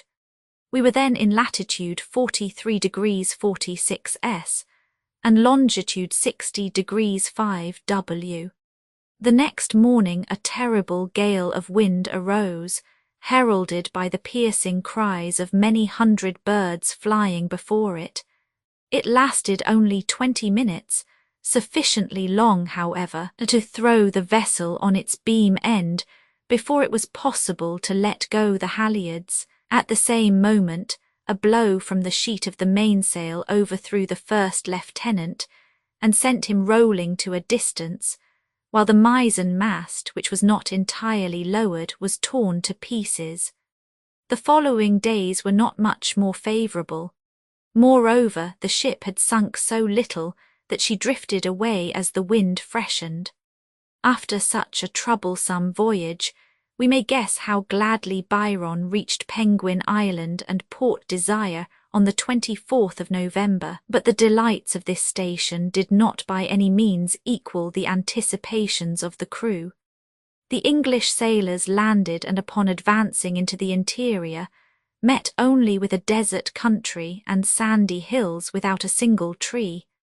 They found no game, but they saw a few guanacos too far off for a shot. They were, however, able to catch some large hares, which were not difficult to secure. The seals and sea birds, however, furnished food for an entire fleet. Badly situated and badly sheltered, Port Desire offered the further inconvenience that only brackish water could be procured there. Not a trace of inhabitants was to be found. A long stay in this place being useless and dangerous, Byron started in search of Pepys Island on the 25th.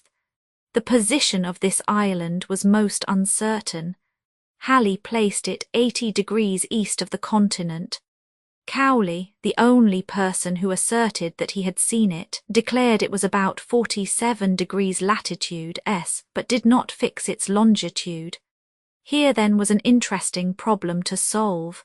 After having explored to the N, to the S, and to the E, Byron, satisfied that this island was imaginary, set sail for the Sebaldines, in haste to reach the first possible port where he could obtain food and water, of which he had pressing need.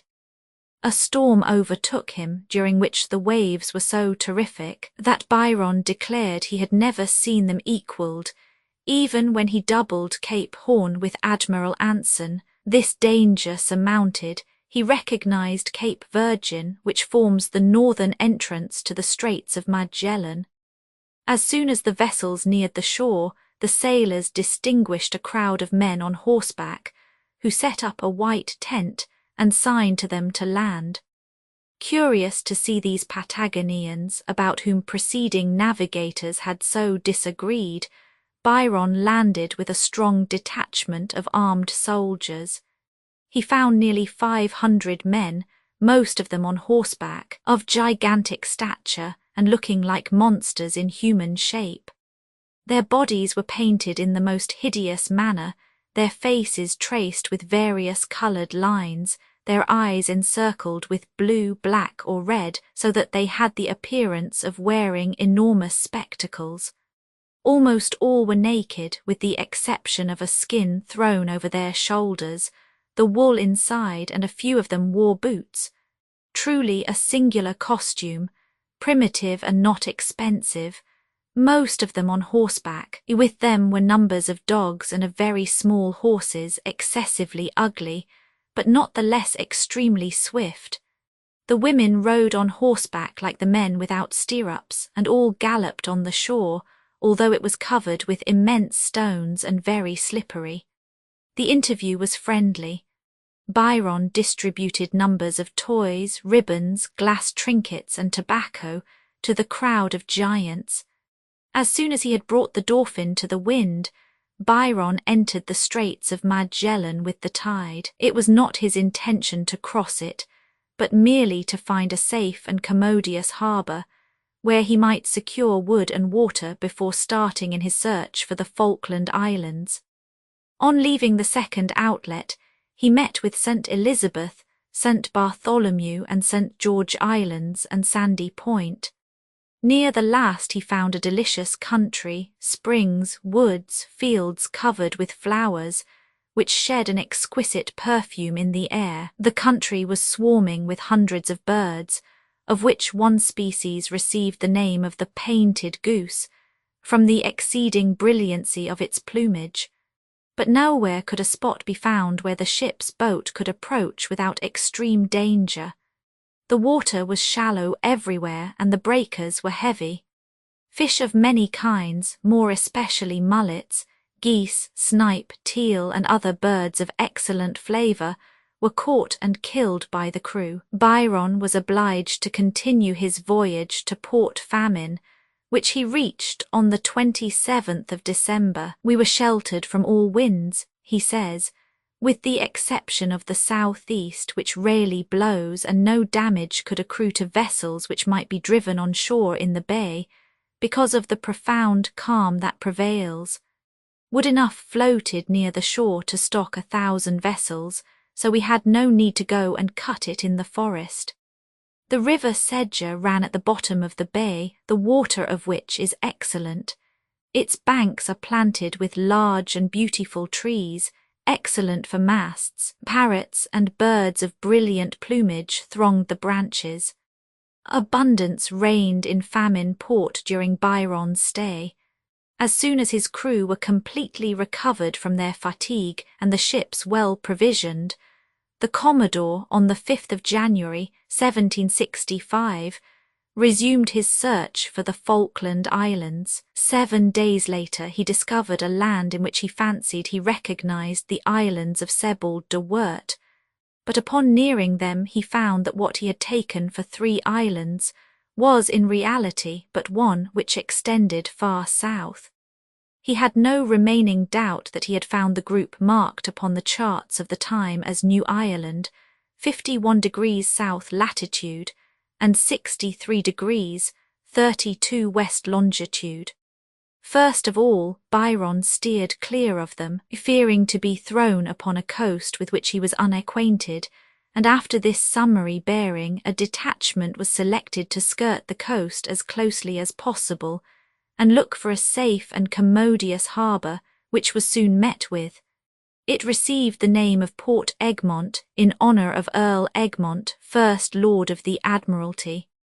"I did not expect," says Byron, "that it would be possible to find so good a harbour. The depth was excellent, the supply of water easy. All the ships of England might be anchored there in shelter from winds. Geese, ducks and teal abounded to such an extent that the sailors were tired of eating them. Want of wood was general. with the exception of some trunks of trees which floated by the shore, and which were apparently brought here from the Strait of Magellan. The wild sorrel and celery, both excellent antiscorbutics, were to be found in abundance. Sea calves and seals, as well as penguins, were so numerous that it was impossible to walk upon the strand without seeing them rush away in herds. Animals resembling wolves but more like foxes in shape, with the exception of their height and tails, several times attacked the sailors, who had great difficulty in defending themselves. It would be no easy task to guess how they came here, distant as the country is from any other continent, by at least 100 leagues, or to imagine where they found shelter in a country barren of vegetation, producing only rushes, sword-grass, and not a single tree. The account of this portion of Byron's voyage in Didot's biography is a tissue of errors. The flotilla, says M. Alfred de Lacaze, became entangled in the Straits of Magellan, and was forced to put into a bay near Port Famine, which was named Port Egmont. A singular mistake, which proves how lightly the articles of this important collection were sometimes written. Byron took possession of Port Egmont and the adjacent isles, called Falkland, in the name of the King of England. Cowley had named them Pepys Islands, but in all probability the first discoverer was Captain Davis in 1592. 2 years later Sir Richard Hawkins found land which was thought to be the same, and named it Virginia in honour of his Queen Elizabeth. Lastly, vessels from St. Malo visited this group, and no doubt it was owing to this fact that Frezier called them the Malouines Islands. Engraved by E. Morieu 23, R. de Bria Paris, gravé par E. Morieu. After having named a number of rocks, islets and capes, Byron left Port Egmont on the 27th of January, and set sail for Port Desire, which he reached 9 days later. There he found the Florida, a transport vessel which had brought from England the provisions and necessary appliances for his long voyage. But this anchorage was too dangerous. The Florida and the Tamar were in too bad a condition to be equal to the long operation of transshipment. Byron therefore sent one of his petty officers, who had a thorough knowledge of the Strait of Magellan, on board the Florida, and with his 2 consorts set sail for Port Famine. He met with a French ship so many times in the Straits that it appeared as if she were bent upon the same course as himself. Upon returning to England, he ascertained that she was the Aigle, Captain M. de Bougainville, who was coasting Patagonia in search of the wood needed by the French colony in the Falkland Islands. During the various excursions in the Straits, the English expedition received several visits from the inhabitants of Tierra del Fuego. "I have never seen such wretched beings," says Byron.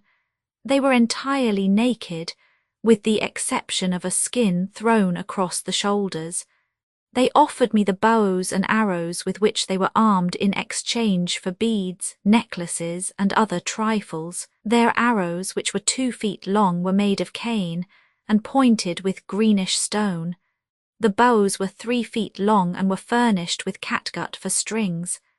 Their nourishment consisted of certain fruits, mussels, and the remains of putrid fish thrown upon the beach during the storms. Pigs only could have relished their food. It consisted of large pieces of whale, already putrefied, the odour of which impregnated the air for some distance. One of them tore the carrion in pieces with his teeth, and handed the bits to his companions, who devoured them with the voracity of wild beasts. Several of these miserable beings decided to come on board. Wishing to give them a pleasant reception, one of my petty officers played the violin and the sailors danced. This delighted them. Anxious to show their appreciation, one of their number hastened to his pirogue, small boat, and returned with a little bag of wolf skin containing a red ointment with which he rubbed the face of the violinist. He was anxious to pay me the same attention, but I drew back. He then tried every means of overcoming my delicacy, and I had great difficulty in avoiding the mark of esteem he was so anxious to give me. One of them tore the carrion with his teeth. It will not be out of place here to record the opinion held by Byron, an experienced seaman, upon the advantages and disadvantages offered to the passage through the Straits of Magellan. He does not agree with the majority of navigators who have visited these latitudes.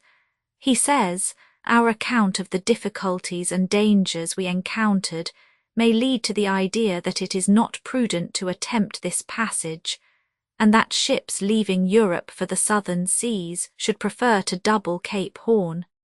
I am by no means of this opinion, although I have twice doubled Cape Horn. There is one season in the year when not only one ship, but an entire fleet might safely cross the straits, and to profit by this season one should enter them in the month of December. One inestimable advantage which should weigh with all navigators is that celery, scurvy grass, fruits, and other antiscorbutic vegetables abound. Such obstacles as we encountered, and which delayed us from the 17th of February till the 8th of April in the Straits, were mainly due to the equinoctial season, a season which is invariably stormy, and which more than once tried our patience, until the 26th of April, the day upon which they found Massafuro belonging to the Juan Fernandez group. Byron had sailed to the N.W. He hastened to disembark several sailors, who after obtaining water and wood chased wild goats which they found better flavoured than venison in England. During their stay in this port, a singular fact occurred. A violent surf broke over the shore and prevented the shore boats from reaching the strand. Although he was provided with a life belt, one of the sailors who could not swim refused to jump into the sea to reach the boat. Threatened with being left alone on the island, he still persistently refused to venture, when one of his companions cleverly encircled his waist with a cord, in which he had made a running knot, and one end of which was made fast to the boat. When he reached the vessel, Hawkesworth's narrative relates that the unfortunate fellow had swallowed so much water that he appeared lifeless. He was accordingly hung up by the heels, whereupon he soon regained his senses, and the next day was completely restored. But in spite of this truly wonderful recovery, we can hardly venture to recommend this course of treatment to humane rescue societies. Leaving Massafuro, Byron changed his route, with the intention of seeking Davis Land, now known as Easter Island, which was placed by geographers in 27 degrees 30, 100 leagues westward of the American coast. 8 days were devoted to this search. Having found nothing after this cruise which he was unable to prolong, Byron, following his intention of visiting the Solomon group, steered for the northwest. Upon the 22nd of May, scurvy broke out on board the vessels and quickly made alarming havoc. Fortunately, land was perceived from the lookout on the 7th of June in 140 degrees 58 west longitude. Next day the fleet neared 2 islands, which presented an attractive appearance. Large bushy trees, shrubs and groves were seen, and a number of natives who hastened to the shore and lighted fires. Byron sent a boat in search of anchorage. It returned without having found the requisite depth at a cable's length from shore. The unfortunate victims of scurvy who had crawled on to the forecastle cast looks of sorrowful longing at the fertile islands, which held the remedy for their sufferings and which nature placed beyond their reach. The narrative says they saw the cocoa trees in abundance laden with fruit, the milk of which is probably the most powerful antiscorbutic in the world.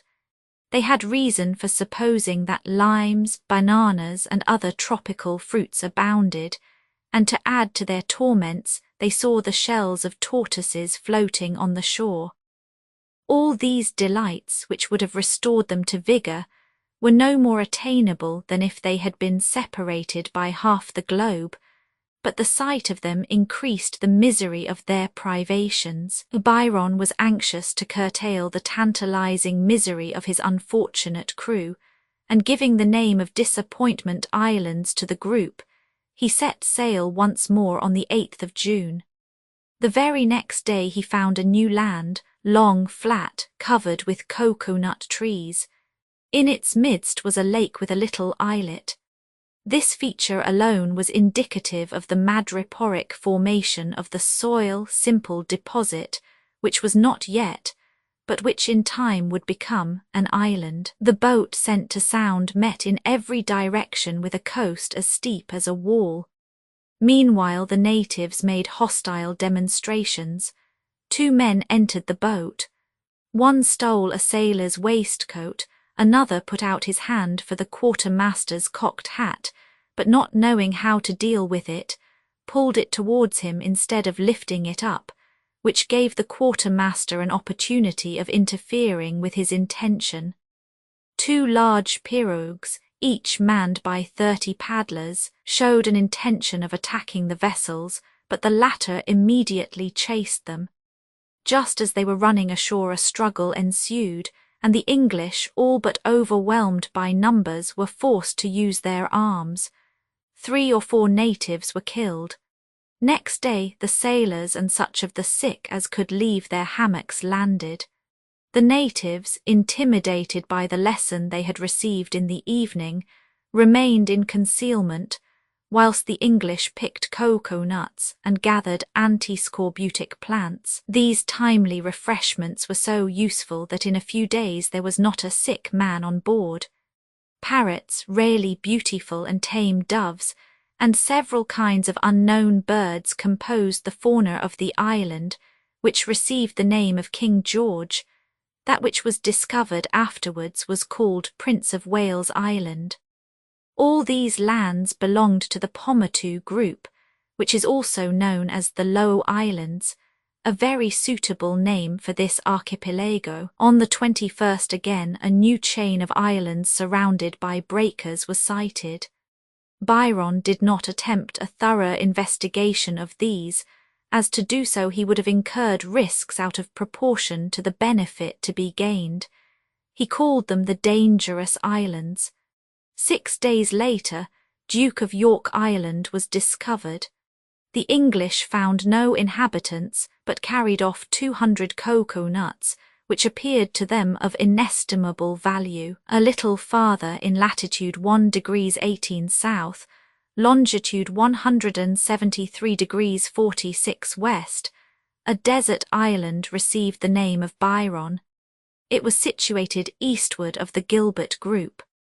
The heat was overwhelming, and the sailors, weakened by their long voyage and want of proper food, in addition to the putrid water they had been forced to drink, were almost all attacked by dysentery. At length, on the 28th of July, Byron joyfully recognized Saipan and Tinian Islands, which form part of the Marion or Ladrone Islands, and he prepared to anchor in the very spot where Lord Anson had cast anchor with the Centurion. Tents were immediately prepared for the sufferers from scurvy. Almost all the sailors had been attacked by this terrible disease, many even had been at the point of death. The captain undertook to explore the dense wood which extended to the very edge of the shore, in search of the lovely country so enthusiastically described in the account written by Lord Anson's chaplain.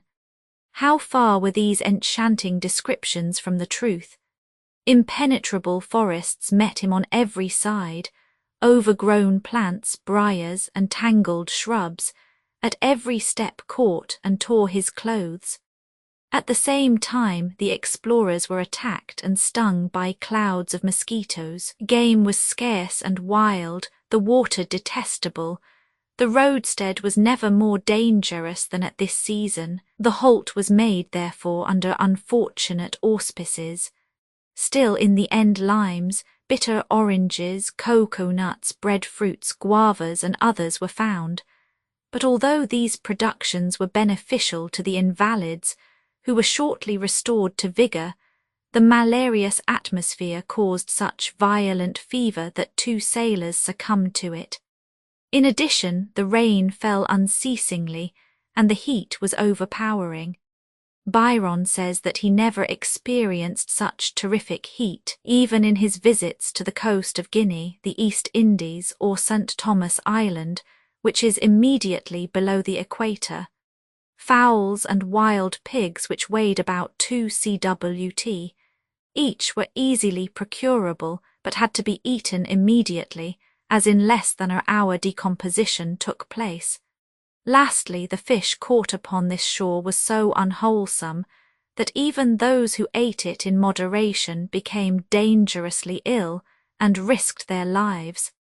After a stay of 9 weeks, the 2 ships, amply provisioned, left the port of Tinian. Byron continued his route to the north, after having passed Anatacan Island, already discovered by Anson.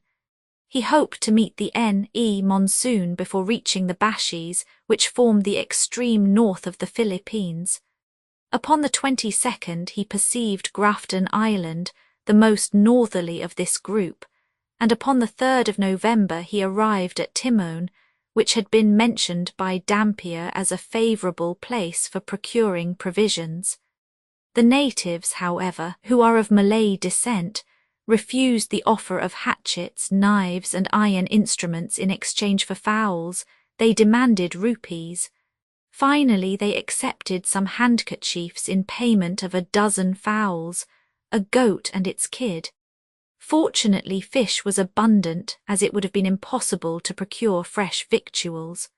Byron set sail once more on the 7th November, passed Pulo Condor at a distance, stopped at Pulo Tea, where he encountered a vessel bearing Dutch colours, but which was manned entirely by Malays. Reaching Sumatra, he explored the coast and cast anchor at Batavia, the principal seat of Dutch power in the East Indies, on the 20th November. At this time there were more than 100 ships, large and small, in this roadstead, so flourishing was the trade of the East India Company at this epoch. The town was at the height of its prosperity. Its large and open thoroughfares, its admirable canals bordered by pine trees, its regular buildings, singularly recalled the cities of the Netherlands. Portuguese, Chinese, English, Dutch, Persians, Moors and Malays mixed in the streets and transacted business. Fêtes, receptions, gaieties of every kind impressed newcomers with a high idea of the prosperity of the town, and contributed to make their stay a pleasant one. The sole drawback, and it was a serious one to cruise after so long a voyage, was the unhealthiness of the locality, where endemic fevers abound. Byron, being aware of this, hurried the embarkation of his provisions and set sail after an interval of 12 days. Short as their stay had been, it had been too long. The fleet had scarcely reached the Strait of the Sound before a malignant fever broke out among the crew, disabling half their number and ending in the death of 3 sailors. After 48 days' navigation, Byron perceived the coast of Africa and cast anchor 3 days later in Table Bay. Cape Town furnished all that he could require. Provisions, water, medicines were all shipped with a rapidity which sufficiently indicated their anxiety to return, and once more the prow of the vessel was directed homewards. 2 incidents occurred on the passage across the Atlantic, thus described by Byron. Off St. Helena in fine weather and with a favourable wind, the vessel, then at a considerable distance from land, received a shock which was as severe as if she had struck on a rock. Its violence so alarmed us that we all ran to the bridge. Our fears were dissipated when we saw the sea tinged with blood to a great distance. We concluded that we had come in contact with a whale or a grampus, and that our ship had apparently received no damage, which was true. A few days later, however, the Tamar was found to be in such a dilapidated state, such grave injuries were discovered in her rudder, that it was necessary to invent something to replace it, and to enable her to reach the Antilles, it being too great a risk to allow her to continue her voyage. Upon the 9th of May, 1766, the Dauphin anchored in the Downs, after a voyage round the world which had lasted for 23 months. This was the most fortunate of all the circumnavigation voyages undertaken by the English. Up to this date, no purely scientific voyage had been attempted. If it was less fruitful of results than had been anticipated, the fault lay not so much with the captain as with the lords of the Admiralty. They were not sufficiently accurate in their instructions, and had not taken the trouble, as was done in later voyages, of sending special professors of the various branches of science with the expedition. Full justice, however, was paid to Byron. The title of Admiral was conferred on him, and an important command in the East Indies was entrusted to him. But we have no interest in the latter part of his life, which ended in 1786, and to that, therefore, we need not allude. Roman 2.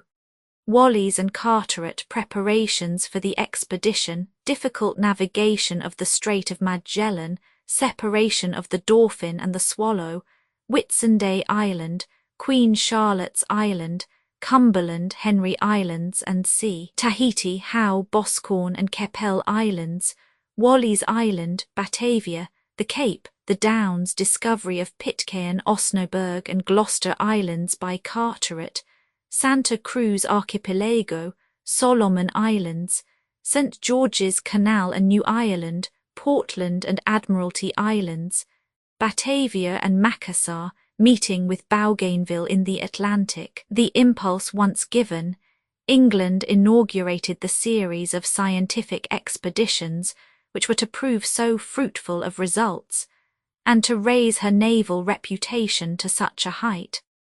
Admirable indeed is the training acquired in these voyages round the world.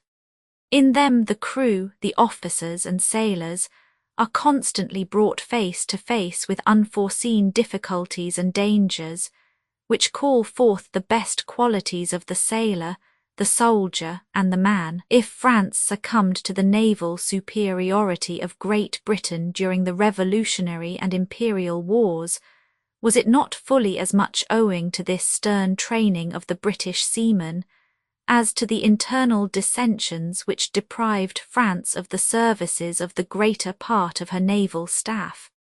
Be this as it may, the English Admiralty, shortly after Byron's return, organised a new expedition. Their preparations appear to have been far too hasty. The Dauphin only anchored in the Downs at the beginning of May, and 6 weeks later, on the 19th of June, Captain Samuel Wallis received the command.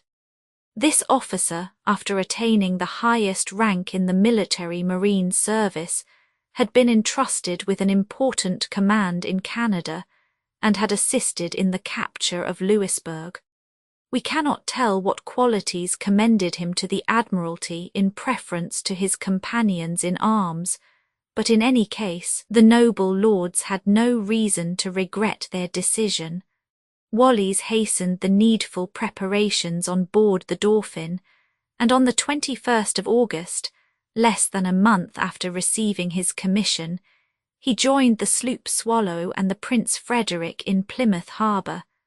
The latter was in charge of Lieutenant Brine, the former was commanded by Philip Carteret. Both were most distinguished officers who had just returned from a voyage round the world with Commodore Byron, and whose reputation was destined to be increased by their second voyage. The Swallow, unfortunately, appears to have been quite unfit for the service demanded of her. Having already been 30 years in service, the sheathing was very much worn, and her keel was not studded with nails, which might have served instead of sheathing to protect her from parasites. Again, the provisions and marketable commodities were so unequally divided that the Swallow received much less than the Dolphin.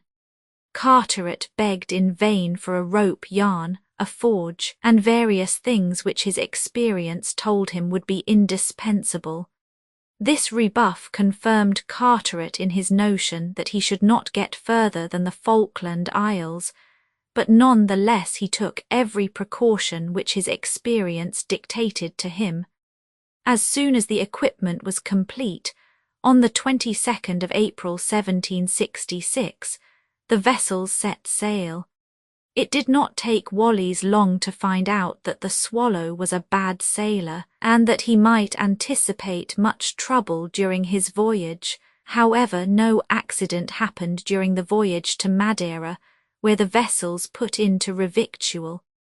Upon leaving the port, the commander supplied Carteret with a copy of his instructions, and selected Port Famine in the Strait of Magellan as a rendezvous in case of separation. Their stay at Port Prayer in the island of Santiago was shortened on account of the ravages committed there by the smallpox, and Wallis would not even allow his crew to land. Shortly after leaving the equator, the Prince Frederick gave signs of distress, and it was necessary to send the carpenter on board to stop up a leak on the larboard side.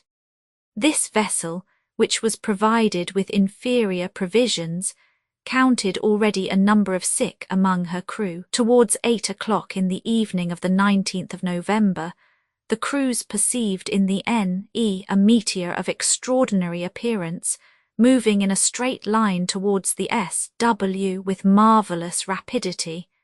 It was visible for almost a minute, and left behind a trail of light, so bright that the deck was illuminated as if it were midday. On the 8th of December, the coast of Patagonia was at last visible. Wallis skirted it until he reached Cape Virgin, where he landed with the armed detachments of the Swallow and Prince Frederick. A crowd of natives awaited them upon the shore, and received with apparent satisfaction the knives, scissors, and other trifles which it was usual to distribute upon such occasions, but they would not part with guanacos, ostriches, or any other game which were seen in their possession for any consideration. Wallis says, "We took the measure of the largest of them. One was 6 feet 6 inches in height, several were 5 feet 5 inches, but the average was 5 foot 6, or 6 feet. It must be remembered that these were English feet, which are only 305 millimeters. If these natives were not quite so tall as the giants mentioned by previous navigators, they were very little less striking. Each one," continues the narrative, "carried a strange kind of weapon. It consisted of 2 round stones, covered with copper, each of which weighed about a pound, and they were attached at both ends to a cord about 8 feet long. They used them like slings, holding one of the stones in the hand, and whirling the other round the head until it attained sufficient velocity, when they threw it towards the object they wished to strike. They managed this weapon so adroitly that they could strike a butt no larger than a shilling with both stones, at a distance of 15 roods. They did not, however, employ it in chasing guanacos or ostriches. Wallis conducted 8 of these Patagonians on board. They did not appear surprised, as one would have expected, at the number of new and extraordinary things they met with. They advanced, retired, made 1,000 grimaces before the mirrors, shouted with laughter, and conversed animatedly among themselves. Their attention was attracted by the pigs for a moment, but they were immensely amused with the guinea fowls and turkeys. It was difficulty to persuade them to leave the vessel. At last they returned to the shore, singing and making signs of delight to their countrymen who awaited them on the bank. They made 1,000 grimaces. On the 17th of December, Wallis signalled the Swallow to head the squadron for the passage of the Straits of Magellan. At Port Famine the commander had 2 tents erected on shore for the sick, the woodcutters and the sailors. Fish in sufficient quantities for each day's meal, abundance of celery and acid fruits similar to cranberries and barberries were to be found in this harbour, and in the course of about a fortnight these remedies completely restored the numerous sufferers from scurvy. The vessels were repaired and partially calked, the sails were mended, the rigging, which had been a good deal strained, was overhauled and repaired, and all was soon ready for sea again. But Wallis first ordered a large quantity of wood to be cut and conveyed on board the Prince Frederick, for transport to the Falkland Isles, where it is not obtainable. At the same time he had hundreds of young trees carefully dug up, and the roots covered in their native soil to facilitate their transplantation in Port Egmont, that in taking root, as there was reason to hope they would, they might supply the barren archipelago with this precious commodity. Lastly, the provisions were divided between the Dolphin and the Swallow, the former taking sufficient for a year, the latter for 10 months. We will not enlarge upon the different incidents which befell the 2 ships in the Straits of Magellan, such as sudden gales, tempests and snowstorms, irregular and rapid currents, heavy seas and fogs, which more than once brought the vessels within an inch of destruction.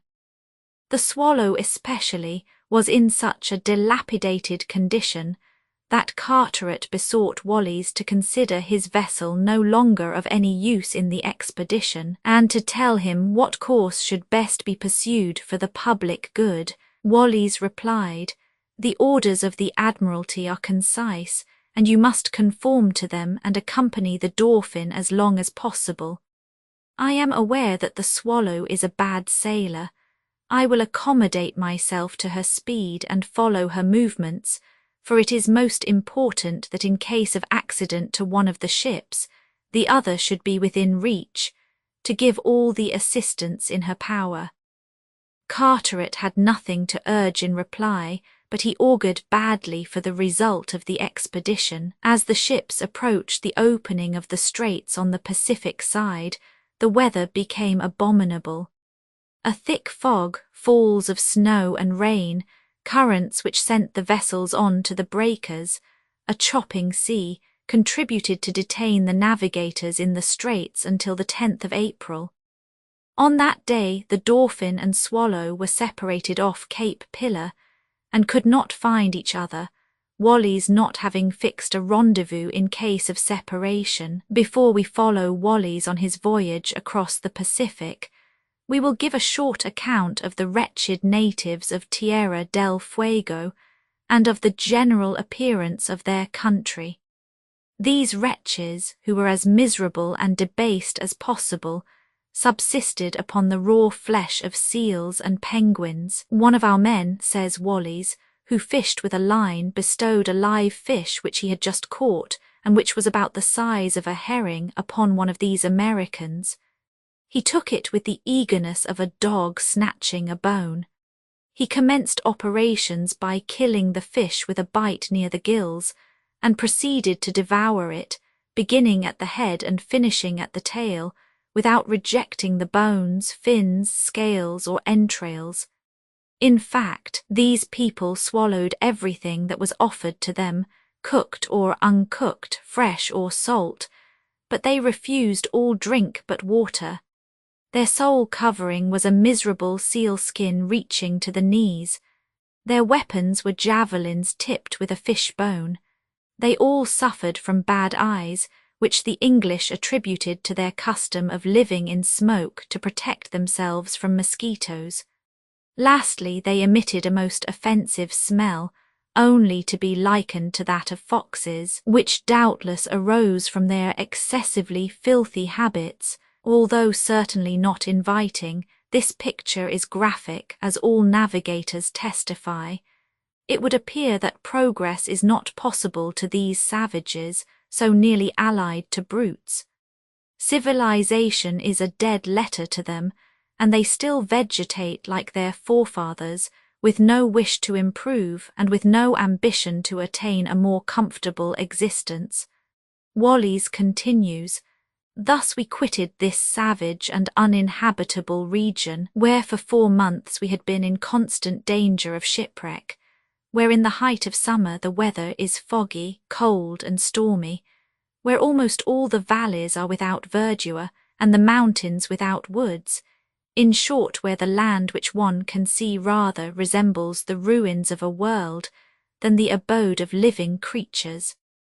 Wallis was scarcely free of the strait when he set sail westward in spite of dense fogs, and with high wind and such a heavy sea, that for weeks together there was not a dry corner in the ship. The constant exposure to damp engendered cold and severe fevers, to which scurvy shortly succeeded. Upon reaching 32 degrees south latitude and 100 degrees west longitude, the navigator steered due north. Upon the 6th of June, 2 islands were discovered amidst general rejoicings. The ship's boats, well armed and equipped, reached the shore under command of Lieutenant Verne. A quantity of cocoa nuts and antiscorbutic plants were obtained, but although the English found huts and sheds, they did not meet with a single inhabitant. This island was discovered on the eve of Whitsunday, and hence received the name Whitsunday. It is situated in 19 degrees 26 south latitude and 137 degrees 56 west longitude. Like the following islands, it belongs to the Pomotou group. Next day, the English endeavoured to make overtures to the inhabitants of another island, but the natives appeared so ill-disposed, and the coast was so steep, that it was impossible to land. After tacking about all night, Wallis dispatched the boats, with orders not to use violence to the inhabitants if they could avoid it, or unless absolutely obliged. As Lieutenant Verne approached the land, he was astonished by the sight of 2 large pirogues with double masts, in which the natives were on the eve of embarking. As soon as they had done so, the English landed and searched the island thoroughly. They discovered several pits full of good water. The soil was firm, sandy, covered with trees, more especially cocoa-nut trees, palm trees, and sprinkled with antiscorbutic plants. The narrative says, "The natives of this island were of moderate stature. Their skin was brown, and they had long black hair straggling over the shoulders. The men were finely formed, and the women were beautiful. Some coarse material formed their garment, which was tied round the waist, and appeared to be intended to be raised round the shoulders." In the afternoon, Wallis sent the lieutenant to procure water and to take possession of the island in the name of King George III. It was called Queen Charlotte's Island, in honour of the English Queen. After reconnoitring personally, Wallis determined to remain in this region for a week, in order to profit by the facilities it afforded for provisioning. In their walks the English met with working implements made of shells, and sharpened stones shaped like axes, scissors, and awls. They also noticed boats in course of construction, made of boards joined together, but they were most of all astonished at meeting with tombs upon which the dead bodies were exposed under a sort of awning, and where they putrefied in the open air.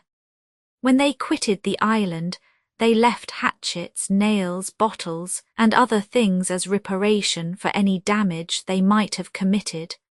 The 17th century teemed with philanthropic aspirations, and from the accounts of all navigators, one is led to believe that the theory so much advocated was put into practice upon most occasions.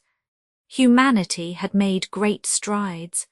Difference of colour no longer presented an insuperable barrier to a man's being treated as a brother, and the convention which at the close of the century ordered the freedom of the black set a seal to the convictions of numbers. The Dauphin discovered new land the same day that she left Queen Charlotte's Island.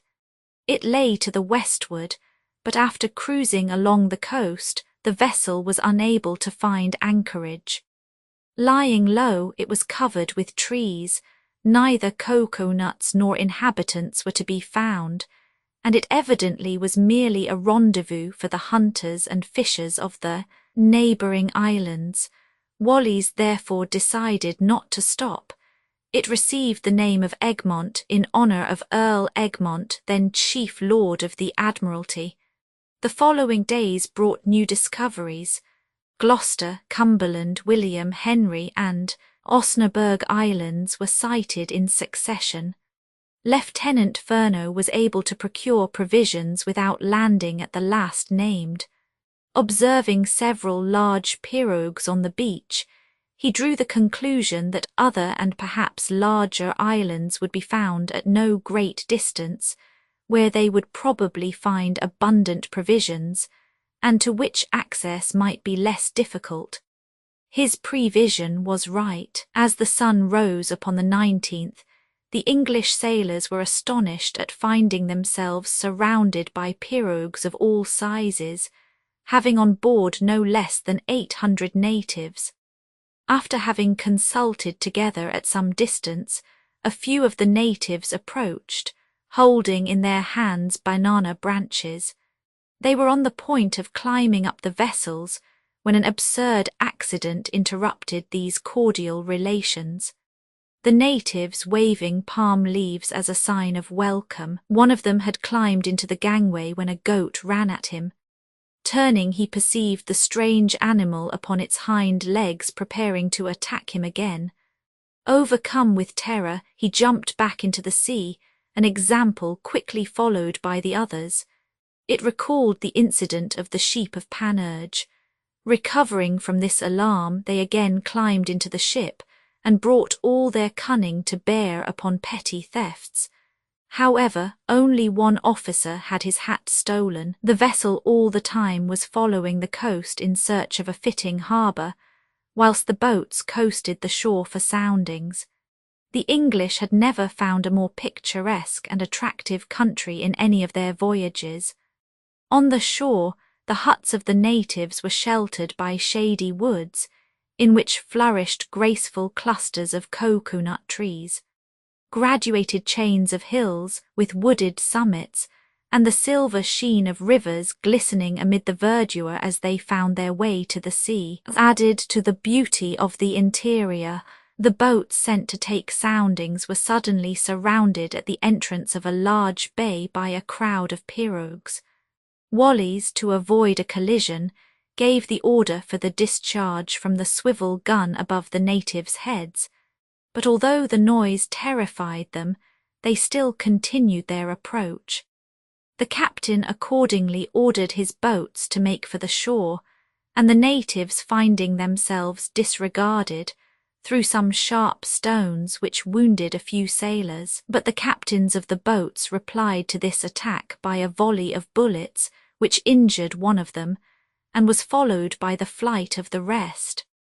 The Dauphin anchored next day at the mouth of a large river in 20 fathoms of water. The sailors rejoiced universally.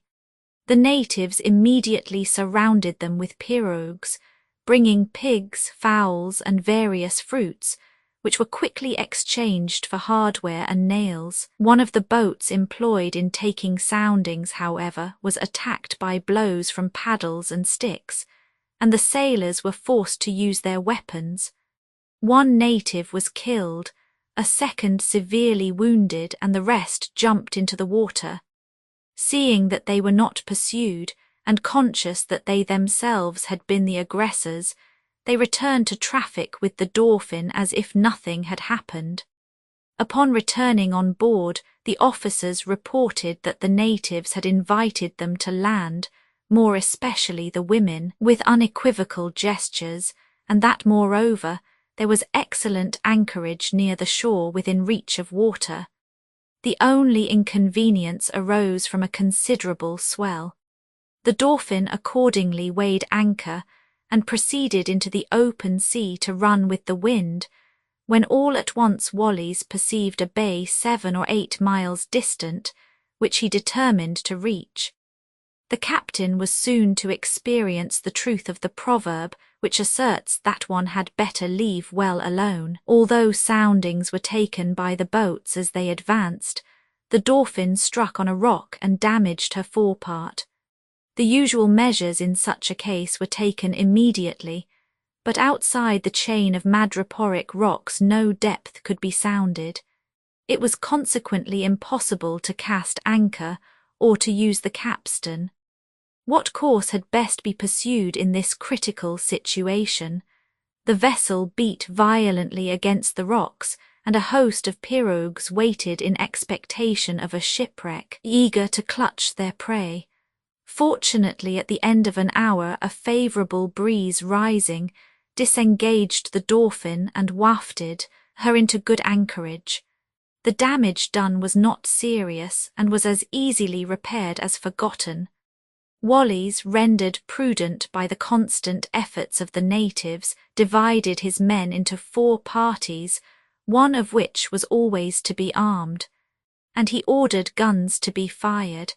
But after 1 or 2 rounds the number of pirogues increased, and no longer laden with poultry, they appeared to be filled with stones. The crews of the larger vessels also were augmented. All at once, upon a given signal, a storm of pebbles fell upon the ship. Wallis ordered a general discharge and had 2 guns loaded with fine shot. The natives, after some slight hesitation and disorder, returned to the attack with great bravery, and the captain, noticing the constantly increasing numbers of the assailants, was not without anxiety as to the result, when an unexpected event put an end to the contest. Among the pirogues which attacked the Dauphin most energetically was one which appeared to contain a chief, as from it the signal of attack was given. A well-directed shot cut this double pirogue in 2. This was enough to decide the natives upon retreat. They set about it so precipitately that in less than half an hour not a single boat remained in sight. The vessel was then towed into port, and so placed as to protect the disembarkation. Lieutenant Furneaux landed at the head of a strong detachment of sailors and marines, and planting the English flag, took possession of the island in the name of the King of England, in whose honour it was named George III. The natives called it Tahiti. After prostrating themselves, and offering various marks of repentance, the natives appeared anxious to commence friendly and honest business with the English, but fortunately Wallis, who was detained on board by severe illness, perceived preparations for a simultaneous attack by land and sea upon the men sent to find water. The shorter the struggle, the less the loss. Acting upon which principle, directly the natives came within gunshot range, a few discharges dispersed their fleet. To put a stop to these attempts, it was necessary to make an example. Wallis decided with regret that it was so. He accordingly sent a detachment on shore at once with his carpenters, ordering them to destroy every pirogue which was hauled up on the beach. More than 50, many of them 60 feet long, were hacked to pieces. Upon this the Tahitians decided to give in. They brought pigs, dogs, stuffs and fruits to the shore, placed them there, and then withdrew. The English left in exchange hatchets and toys which were carried off to the forest with many delighted gestures. Peace was established, and from the morrow a regular and abundant traffic commenced, which supplied the ships with the fresh provisions needed by the crews. There was ground for hope that these amicable relations would continue during their stay in the island, now that the natives had once realized the power and effect of the strangers' weapons. Wallis, therefore, ordered a tent to be prepared near the water supply, and disembarked all the sufferers from scurvy, whilst the healthy members of his company were engaged in repairing the rigging, mending the sails, and calking and repainting the vessel, putting her, in short, in a condition fitted for the long journey which was to take her to England. Grave par e moriu. At this juncture, Wallis's illness assumed an alarming character. The first lieutenant was in hardly better health. All the responsibility of the expedition fell upon Furneaux, who was quite equal to the task. After a rest of 15 days, during which the peace had not been disturbed, Wallis found all his invalids restored to health. Provisions, however, became less plentiful. The natives, spoilt by the abundance of nails and hatchets, became more exacting. Upon the 15th of July, a tall woman, apparently some 45 years of age, of majestic appearance, and who seemed to be much respected by the natives, came on board the Dauphin. Wallis at once perceived by the dignity of her deportment and the freedom of her manner, peculiar to persons habituated to command, that she was of high station. He presented her with a blue mantle, a looking-glass and other gewgaws, which she received with an expression of profound contentment. Upon leaving the vessel she invited the captain to land, and to pay her a visit. Wallis, although still very weak, did not fail to comply with this request next day. He was conducted to a large hut, which covered about 327 feet in length and 42 in width. The roof was constructed of palm leaves and was supported by 53 pillars. A considerable crowd, collected together by the event, lined the approach and received him respectfully. The visit was enlivened by a comical incident. The surgeon of the vessel, who perspired greatly from the effects of the walk, to relieve himself took off his wig. A sudden exclamation from one of the Indians at this sight drew general attention to the prodigy, and all fixed their eyes upon it. The whole assemblage remained perfectly still for some moments, in the silence of astonishment, which could not have been greater if they had seen one of our company decapitated. Next day, a messenger, sent to convey a present to Queen O'Broa in acknowledgment of her gracious reception, found her giving a feast to several hundred persons.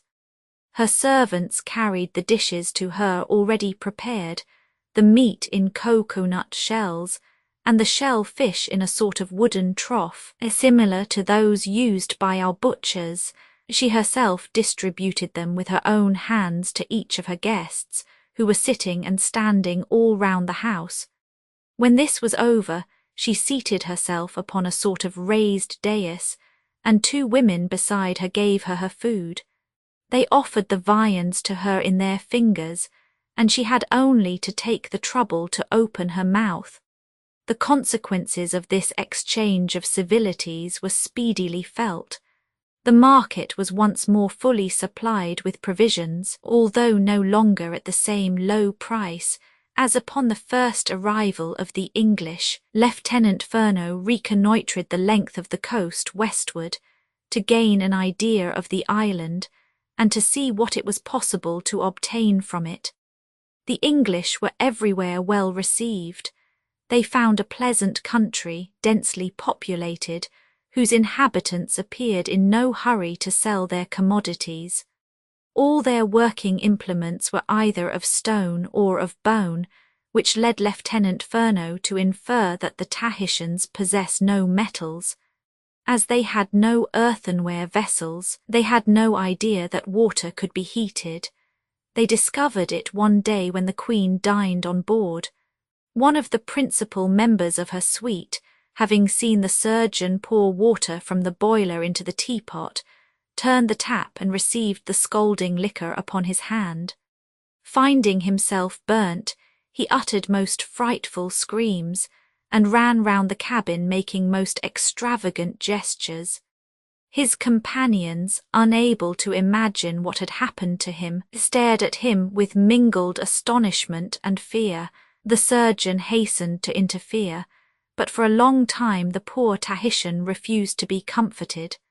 Some days later, Wallis discovered that his sailors stole nails to give them to the native women. They even went so far as to raise the planks of the ship to obtain screws, nails, bolts, and all the bits of iron which united them to the timbers. Wallis treated the offence rigorously, but nothing availed, and in spite of the precaution he took of allowing no one to leave the vessel without being searched, these robberies constantly occurred. An expedition, undertaken into the interior, discovered a large valley watered by a beautiful river. Everywhere the soil was carefully cultivated, and arrangements had been made for watering the gardens and the fruit plantations. Farther penetrations into the interior proved the capacious windings of the river. The valley narrowed, the hills were succeeded by mountains. At every step the way became more difficult. A peak, distant about 6 miles from the place of landing, was climbed, in the hope of thus discovering the entire island, even to its smallest recesses. But the view was intercepted by yet higher mountains. On the side towards the sea, however, nothing interfered with the magnificent view which stretched before their gaze, everywhere hills, covered with magnificent woods, upon whose verdant slopes the huts of the natives stood out clearly, and in the valleys with their numberless cabins and gardens surrounded by hedges, the scenes were still more enchanting. The sugar cane, ginger plant, tamarind and tree ferns with coconut trees furnished the principal resources of this fertile country. Wallis, wishing to enrich it still more with the productions of our own climate, caused peach, cherry and plum stones to be planted, as well as lemon, orange and lime pips, and sowed quantities of vegetable seeds. At the same time he gave the queen a present of a cat about to kitten, of 2 cocks, fowls, geese and other domestic animals, which he hoped might breed well. However, time pressed and Wallis decided to leave. When he announced his intention to the queen, she threw herself upon a seat and cried for a long time, with so much grief that it was impossible to comfort her.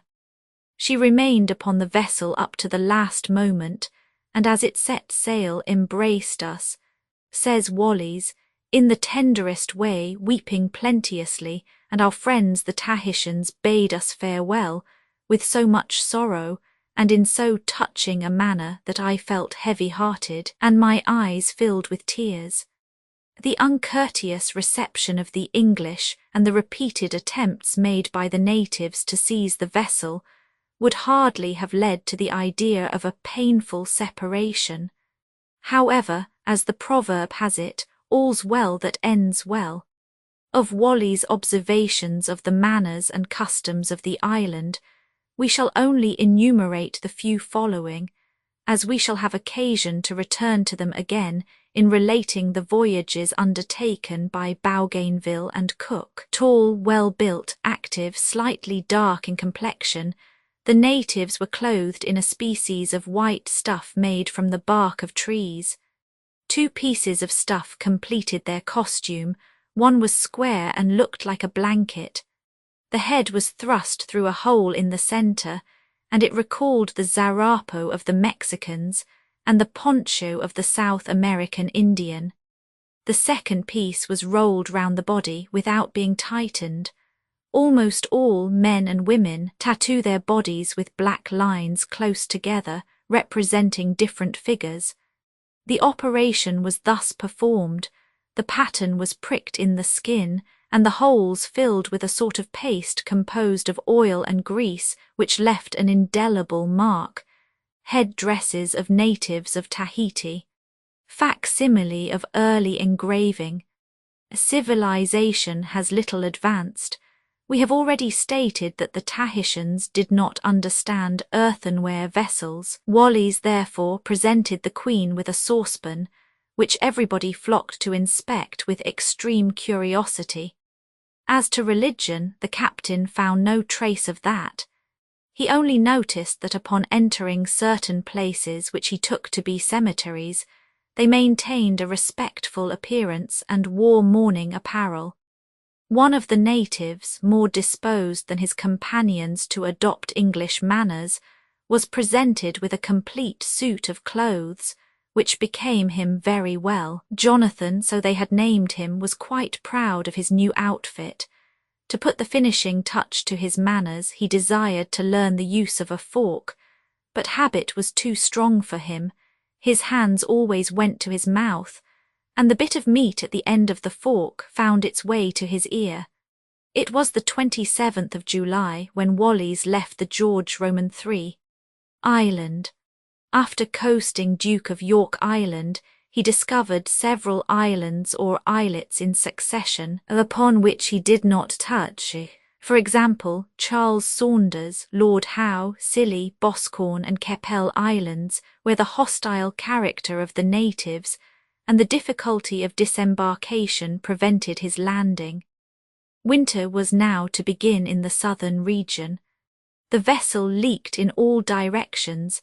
The stern especially was much strained by the rudder. Was it wise, under such circumstances, to sail for Cape Horn or the Straits of Magellan? Would it not be running the risk of certain shipwreck? Would it not be better to reach Tinian or Batavia, where repairs were possible, and to return to Europe by the Cape of Good Hope? Wallis decided upon the latter course. He steered for the northwest, and upon the 19th of September, after a voyage which was too fortunate to supply any incidents, he cast anchor in the Tinian harbour. The incidents which marked Byron's stay in this place were repeated with far too much regularity. Wallis could not rejoice over its facilities for provisioning or the temperature of the country any more than his predecessors. But the sufferers from scurvy recovered in a short time. The sails were mended, and the vessel calked and repaired, and the crew had the unexpected good fortune of catching no fever.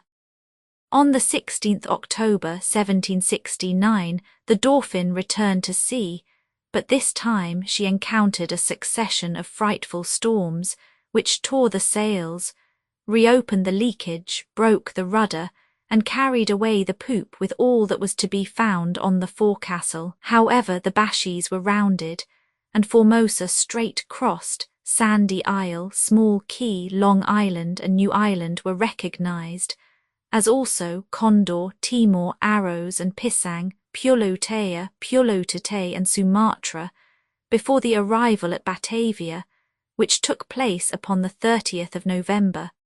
We have already had occasion to mention the localities which witnessed the completion of the voyage. It is enough to state that from Batavia, where the crews took the fever, Wallis proceeded by the Cape, thence to St. Helena, and finally arrived in the Downs on the 20th of May, 1768, after 637 days' voyage. It is to be regretted that Hawkesworth has not reproduced the instructions Wallis received from the Admiralty.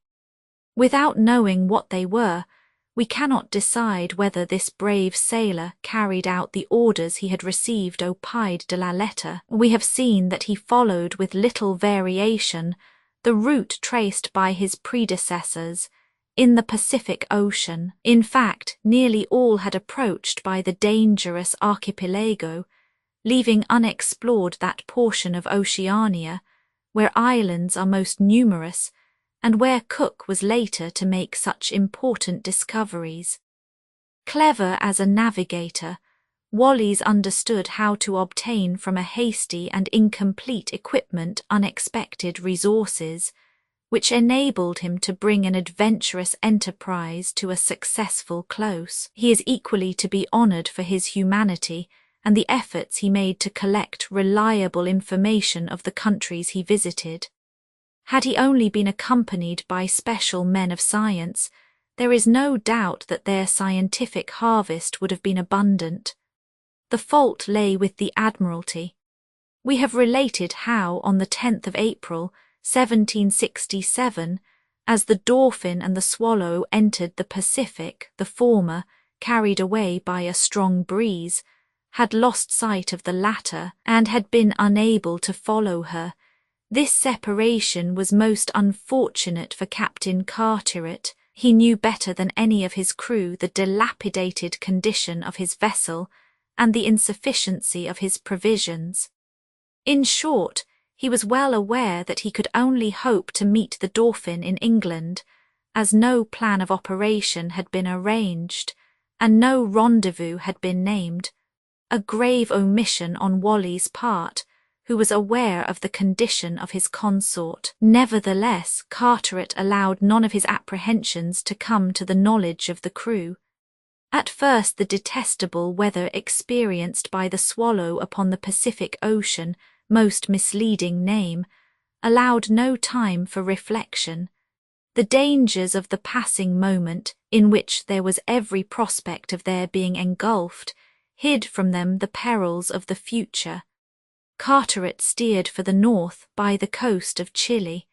Upon investigating the quantity of soft water which he had on board, he found it quite insufficient for the voyage he had undertaken. He determined, therefore, before setting sail for the west, to take in water at Juan Fernandez or at Masafuro. The weather continued wretched. Upon the evening of the 27th, a sudden squall was followed by a rising wind, which carried the vessel straight to the Cape. The violence of the storm failed to carry away the masts or to founder the ship. The tempest continued in all its fury, and the sails being extremely wet, clung round the masts and rigging so closely that it was impossible to work them. Next day a sudden wave broke the mizzen mast, just where there was a flaw in the sail, and submerged the vessels for a few moments. The storm only abated sufficiently to allow the crew of the Swallow time to recover a little, and to repair the worst damage, then recommenced and continued with violent squalls until the 7th of May. The wind then became favourable, and 3 days later Juan Fernandez was reached.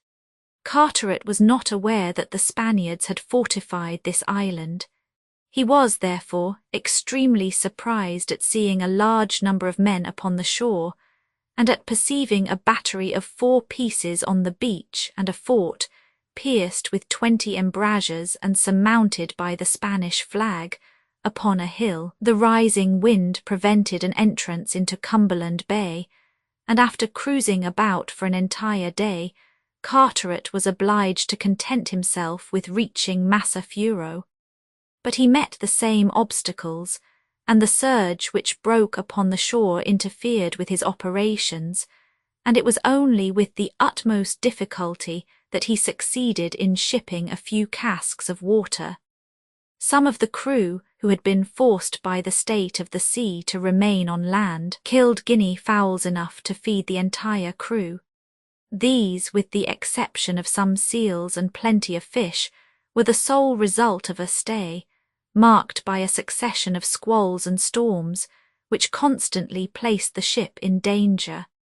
Carteret, who, owing to unfavourable winds, had had several opportunities of noticing Masafuro, corrected many of the errors in the account of Lord Anson's voyage, and furnished many details of inestimable use to navigators. On leaving Masafuro, Carteret steered northward in the hope of meeting the southeastern trade wind. Carried farther than he had counted upon, he determined to seek St. Ambrose and St. Felix Island, or the island of St. Paul. Now that the Spaniards had taken possession of and fortified Juan Fernandez, Those islands might be of great value to the English in the event of war, but Mr. Green's charts and the elements of navigation by Robertson did not tally as to their situation. Carteret, having most confidence in the latter work, sought for them in the north and failed to find them. In rereading the description given by Weiser Davis surgeon, he thought these two islands were identical with the land met with by that filibuster in his route to the south of the Galapagos Islands, and that Davis Land did not exist. This caused a double error, that of identifying St. Felix Island with Davis Land, and of denying the existence of the latter, which is in reality Easter Island. At this parallel, says Carteret, that is in 18 degrees west from his point of departure, we had fresh breezes and a strong northerly current, and other reasons for conjecturing that we were near Davis Land, which we were seeking so carefully. But a stiff breeze rising again, we steered quarter SW and reached 28 degrees southern latitude, from which it follows that if this land or anything answering to it exists, I must infallibly have fallen in with it, or at least have seen it. I afterwards remained in 28 degrees south latitude, and 40 degrees west of my point of departure, and as far as I can conjecture 121 degrees west London. All the navigators combined in insisting upon the existence of a southern continent. Carteret could not conceive that Davis Land was but a small island, a spot lost in the immensity of the ocean. As he found no continent, he decided upon the non-existence of Davis Land. It was precisely in this way that he was misled. Carteret continued his search until the 7th of June.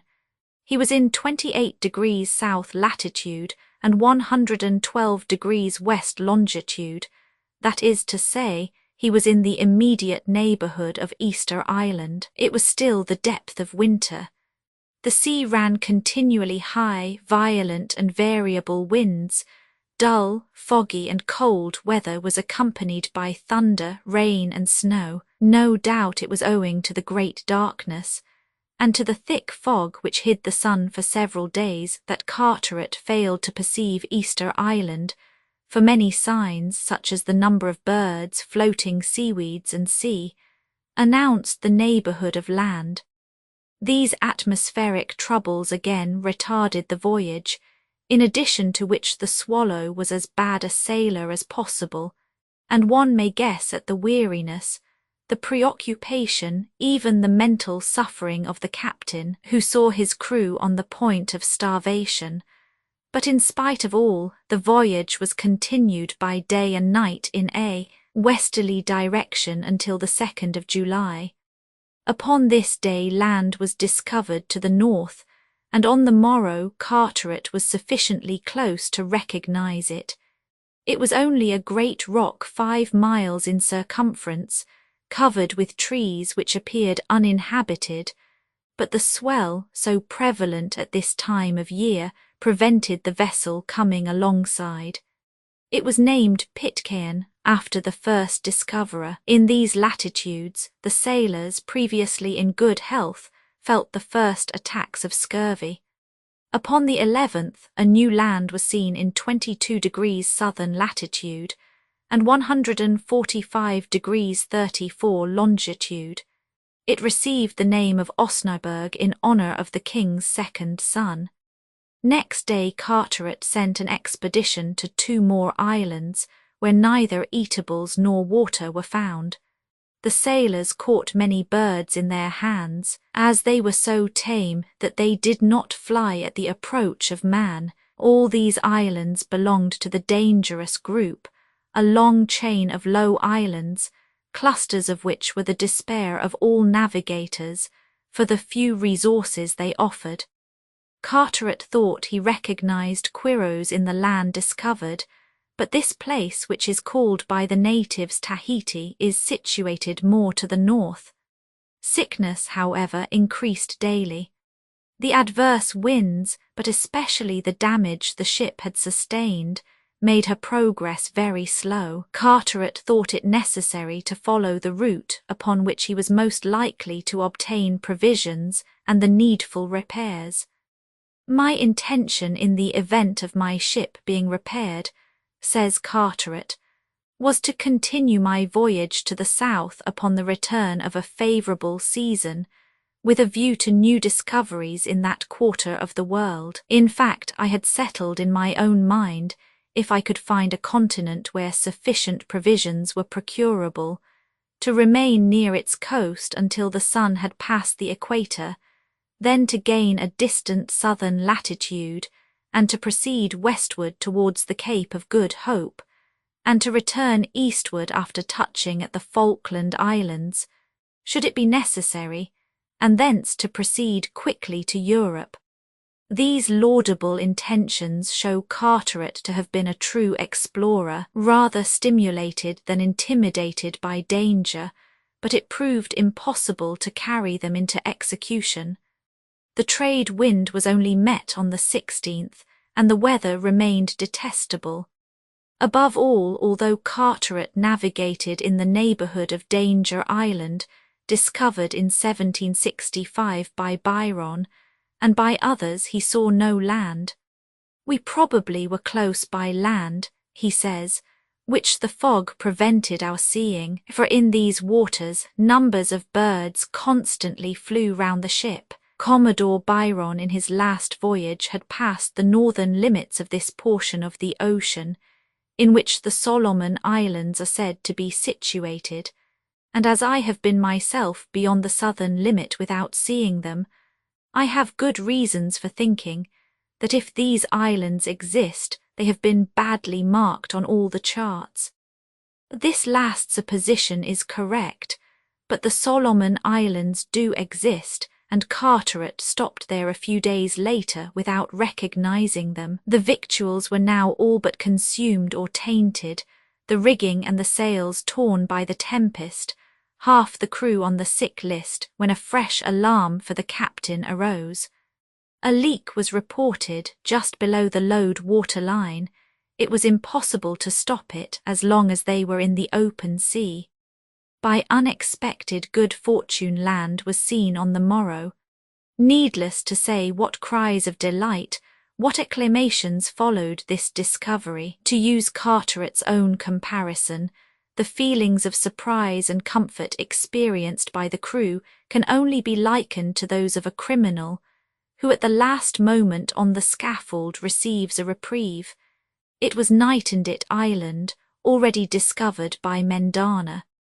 No sooner was the anchor cast than landing was hurried in search of water supply. The natives were black with woolly hair and perfectly naked.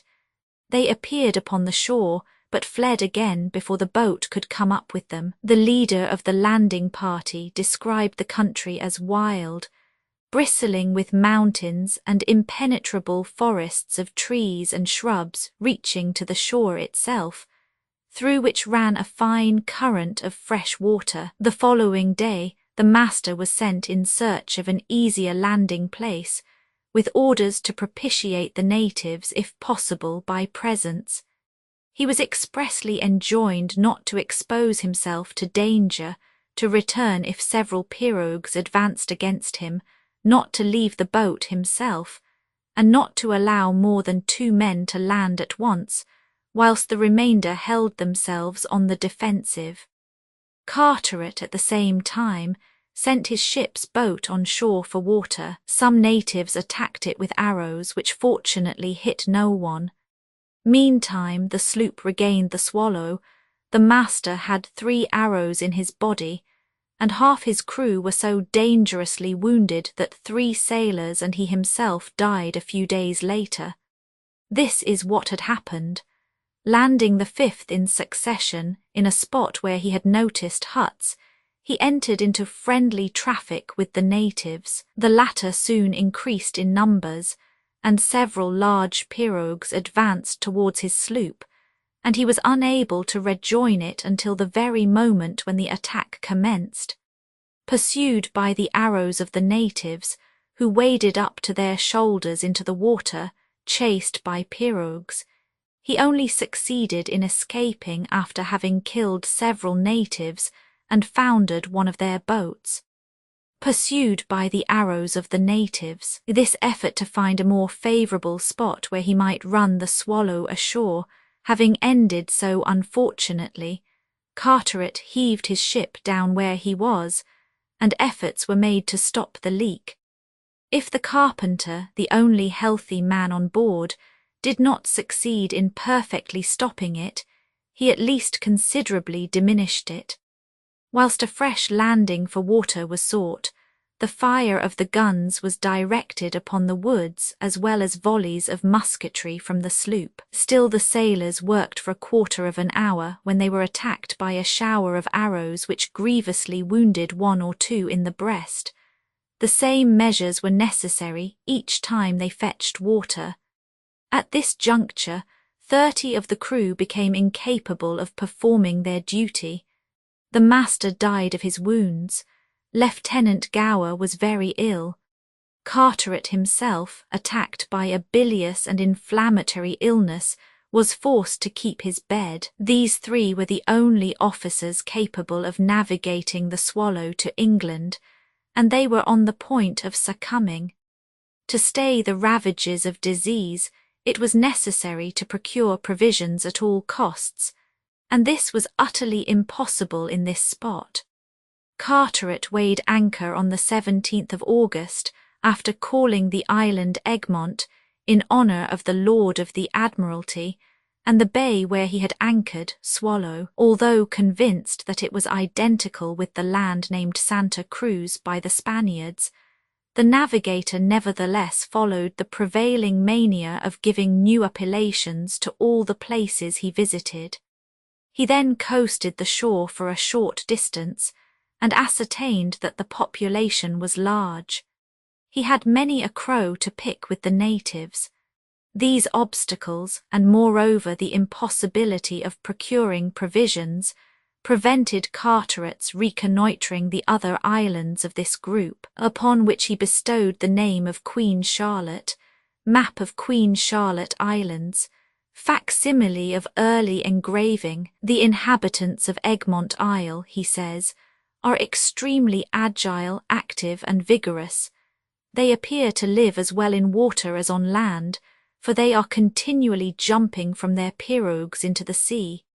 One of the arrows which they sent passed through the planks of the boat, and dangerously wounded the officer at the poop in the thigh. Their arrows are tipped with stone, and we saw no metal of any kind in their possession. The country in general is covered with woods and mountains and interspersed with a great number of valleys.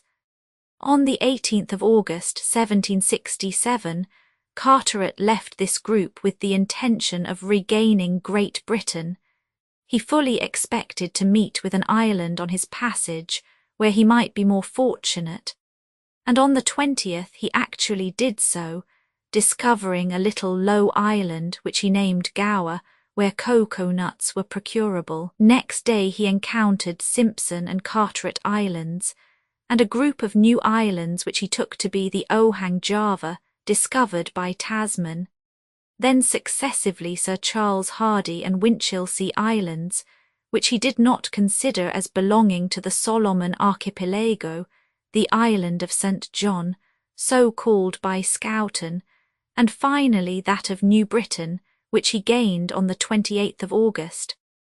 Carteret coasted this island in search of a safe and convenient port, and stopped in various bays where he obtained water, wood, cocoa, nutmegs, aloes, sugar canes, bamboos, and palm cabbages. This cabbage, he says, is white, crisp, of a substance filled with sugar. Eaten raw, the flavour resembles that of a chestnut, and boiled it is superior to the best parsnip. We cut it into small strips and boiled it in the broth made from our cakes, and this broth, afterwards thickened with oatmeal, furnished us with a good meal. The wood was all alive with pigeons, turtle doves, paroquets, and other unknown birds. The English visited several deserted huts. If an idea of the civilization of a people can be drawn from their dwellings, these islanders were on the lowest rung of the social ladder, for their huts were the most miserable Carteret had ever seen. The commander profited by his stay in this place by once more overhauling the Swallow and attending to the leak, which the carpenters doctored as well as they could. The sheathing was greatly worn, and the keel quite gnawed away by worms. They coated it with pitch and warm tar mixed together.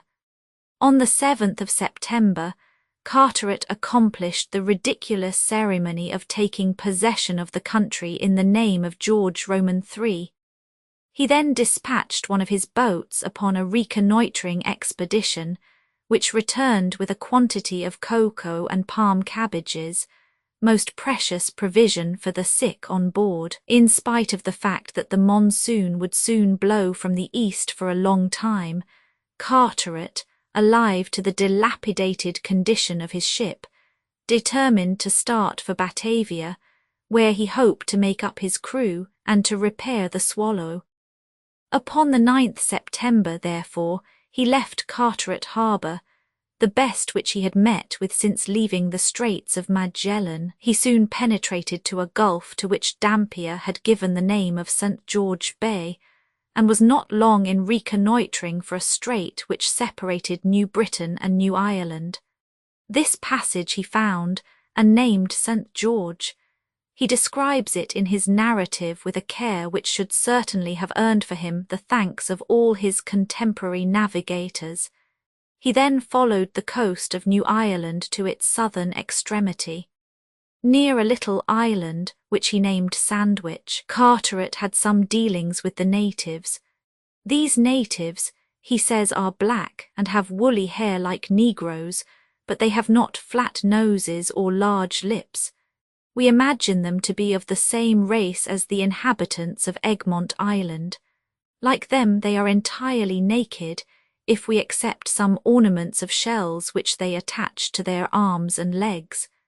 At the same time, they have adopted a fashion, without which our fashionable men and women are not supposed to be perfectly dressed. They powder their hair, or rather the wool on their heads, white, from which it follows that the fashion of wearing powder is probably of greater antiquity and of more extended fashion than we would have generally supposed. They are armed with spears and large sticks in the shape of clubs, but we perceived neither bows nor arrows. At the southwestern extremity of New Ireland, Carteret found another land, to which he gave the name of New Hanover, and shortly afterwards the group of the Duke of Portland. Although all this portion of the narrative of his voyage, in countries unknown before his time, abounds in precious details, Carteret, a far more able and zealous navigator than his predecessors Byron and Wallis, makes excuses for not having collected more facts. The description of the country, he says, and of its productions and inhabitants would have been far more complete and detailed had I not been so weakened and overcome by the illness to which I had succumbed through the duties which devolved upon me from want of officers. When I could scarcely drag myself along, I was obliged to take watch after watch and to share in other labours with my lieutenant, who was also in a bad state of health. After leaving St. George's Strait, the route was westward. Carteret discovered several other islands, but illness for several days prevented his coming on deck, and therefore he could not determine their position. He named them Admiralty Islands, and after 2 attacks, found himself forced to employ firearms to repulse the natives. He afterwards reconnoitred Dura and Matty Islands and the Cudes, whose inhabitants were quite delighted at receiving bits of an iron hoop. Carteret affirms that he might have bought all the productions of this country for a few iron instruments, although they are the neighbours of New Guinea, and of the groups they had just explored, These natives were not black but copper-coloured. They had very long black hair, regular features, and brilliantly white teeth. Of medium height, strong and active, they were cheerful and friendly, and came on board fearlessly. One of them even asked permission to accompany Carteret upon his voyage, and in spite of all the representations of his countrymen and even of the captain, he refused to leave the Swallow. Carteret, meeting with so decided a will, consented, but the poor Indian, who had received the name of Joseph Freewill, soon faded away and died at Celebes. On the 29th October, the English reached the northeastern portion of Mindanao. Always on the lookout for fresh water and provisions, Carteret in vain looked for the bay which Dampier had spoken of as abounding in game. A little farther off he found a watering place, but the hostile demonstrations of the inhabitants forced him to re-embark. After leaving Mindanao, the captain sailed for the Straits of Macassar, between the islands of Borneo and Celebes. They entered it on the 14th of November. The vessel then proceeded with so much difficulty that she only accomplished 28 leagues in 15 days. "Ill," he says, "weakened, dying, tortured by the sight of lands which we could not reach, exposed to tempests which we found it impossible to overcome, we were attacked by a pirate.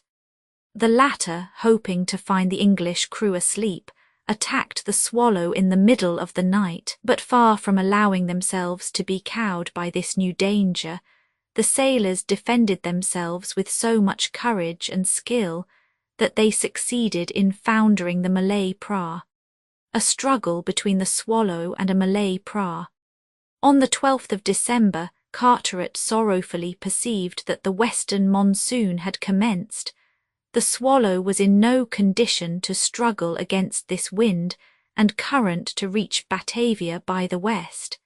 He must then content himself with gaining Macassar, then the principal colony of the Dutch in the Celebes Islands. When the English arrived, it was 35 weeks since they left the Straits of Magellan.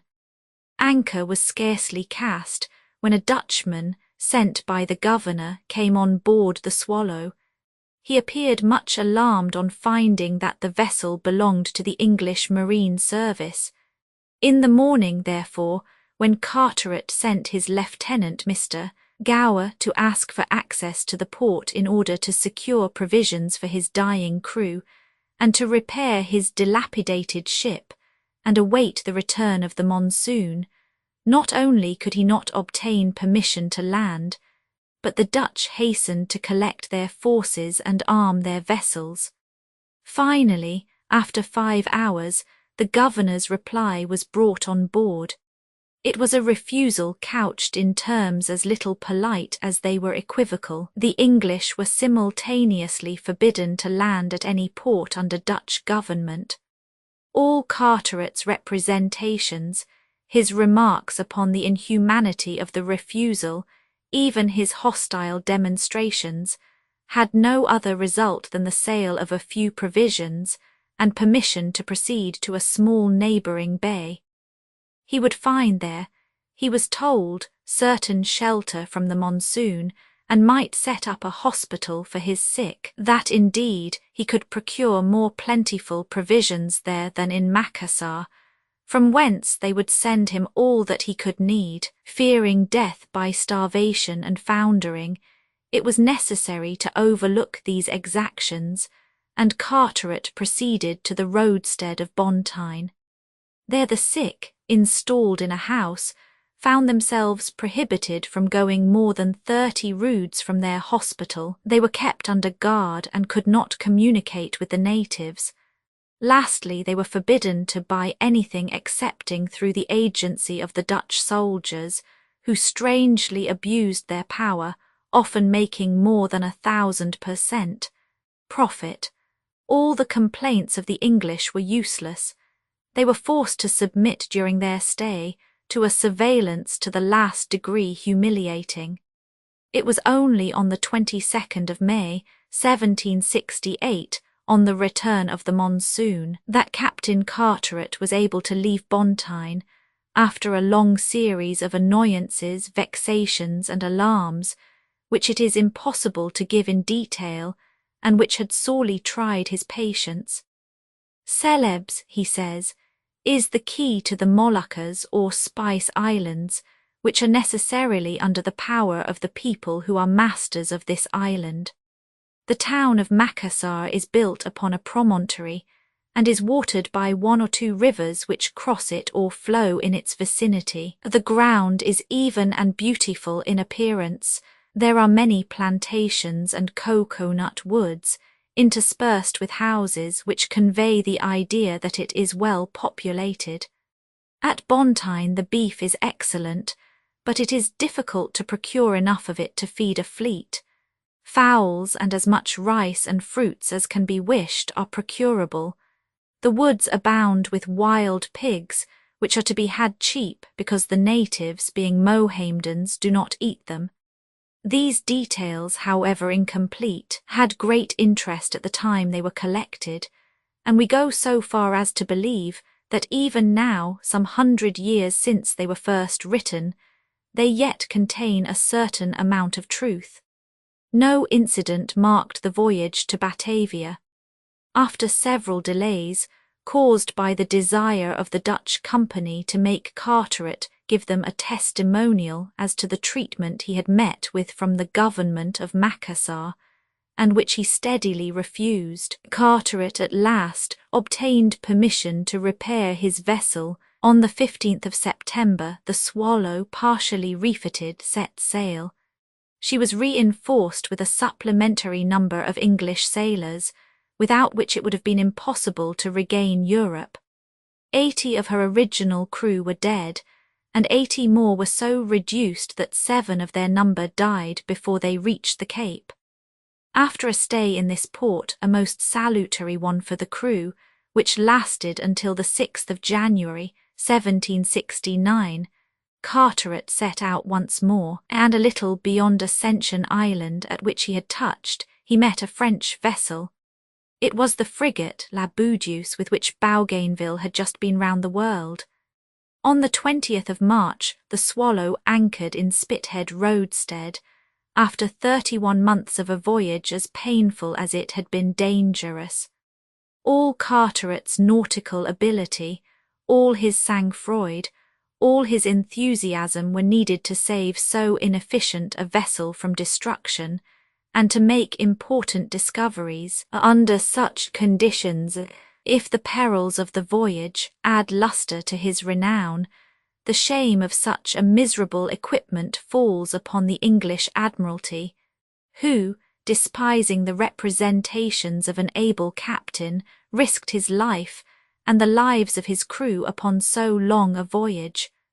Roman 3. Bougainville, a notary's son metamorphosed, colonization of the Malouine Islands, Buenos Aires and Rio Janeiro, the Malouines relinquished to the Spaniards, hydrography of the Strait of Magellan, the Pecherais, the Quater Facardius, Tahiti, incidents of the stay there, productions of the country and manners of the inhabitants, Samoa Islands, the land of the Holy Spirit or the New Hebrides, the Louisiade, the Anchorite Isles, New Guinea, Boughton, from Batavia to St. Malo, whilst Wallis completed his voyage round the world, and Carteret continued his long and hazardous circumnavigation, a fresh expedition was organized for the purpose of prosecuting new discoveries in the southern seas. Under the old regime, when all was arbitrary, titles, rank, and places were obtained by interest. It was therefore not surprising that a military officer, who left the army scarcely 4 years before with the rank of colonel, to enter the navy as a captain, should obtain this important command. Strangely enough, this singular measure was amply justified, thanks to the talents possessed by the favoured recipient. Louis-Antoine de Bougainville was born at Paris on the 13th of November, 1729. The son of a notary, he was destined for the bar and was already an advocate. But having no taste for his father's profession, he devoted himself to the sciences, and published a treatise on the integral calculus, whilst he obtained a commission in the Black Musketeers. Of the 3 careers he thus entered upon, he entirely abandoned the 2 first, slightly neglected the 3rd, for the sake of a 4th, diplomacy, and finally left it entirely for a 5th, the naval service. He was destined to die a member of the Senate after a 6th metamorphosis. Portrait of Bougainville. Facsimile of early engraving, first aide-de-camp to Chevret, then secretary of the embassy in London, where he was made a member of the Royal Society.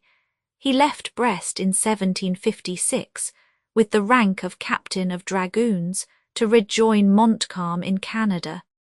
Becoming aide-de-camp to this general, he distinguished himself on various occasions, and obtained the confidence of his chief, who sent him to France to ask for reinforcements.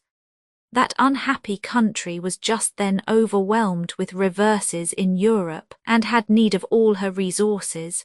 Therefore, when young Bougainville entered upon the object of his mission to de Choiseul, the minister answered brusquely, "When the house is on fire, one does not worry oneself about the stables." "At least," replied Bougainville, "no one can say that you speak like a horse." This sally was too witty and too stinging to conciliate the minister. Ultimately, Madame de Pompadour, who appreciated witty people, introduced Bougainville to the king, and although he did not succeed in obtaining much for his general, he gained a colonelcy and the Order of St. Louis for himself, although he had only seen 7 years' service. Returning to Canada, he was anxious to justify Louis Roman XIV's confidence and distinguished himself in various matters. After the loss of the colony, he served in Germany under de Choiseul Stainville. His military career was cut short by the Peace of 1763. His active spirit and love of movement rebelled against a garrison life. He conceived the strange idea of colonizing the Falkland Islands in the extreme south of South America, and of conveying there free of expense the emigrants from Canada who had settled in France to escape the tyrannous yoke of England. Carried away by this idea, he addressed himself to certain privateers at St. Malo, who, from the commencement of the century, had been in the habit of visiting the group, and who had named them Malouine Islands. Having gained their confidence, Bougainville brought the advantages, however problematical, of this colony to the minister's notice, maintaining that the fortunate situation of the island would secure a good resting place for ships going to the southern seas. Having high interest, he obtained the authority he desired, and received his nomination as ship captain. It was the year 1763. There is little reason to suppose that marine officers who had passed all the grades of the service looked with gratification upon an appointment which no past event justified. But that mattered little to the Minister of Marine, de Choiseul Stainville. Bougainville had served under him, and was far too grand a personage to trouble himself about the grumbling of the ship's officers. Bougainville, having brought his uncle and cousin de Nerville and Darboulin to look favourably upon his venture, caused the Eagle of 20 guns and the Sphinx of 12 to be built at St. Malo under the auspices of Guizot Duclos. Upon these he embarked several Canadian families. Leaving St. Malo on the 15th of September, 1763, he rested at St. Catherine's Island on the coast of Brazil, and at Montevideo, where he took horses and cattle, and landed at the Malouines in a large bay which appeared to him wholly suited to his purpose. But he was not long in discovering that what had been taken by preceding navigators for woods of moderate height were only reeds. Not a tree, not a shrub grew in the islands.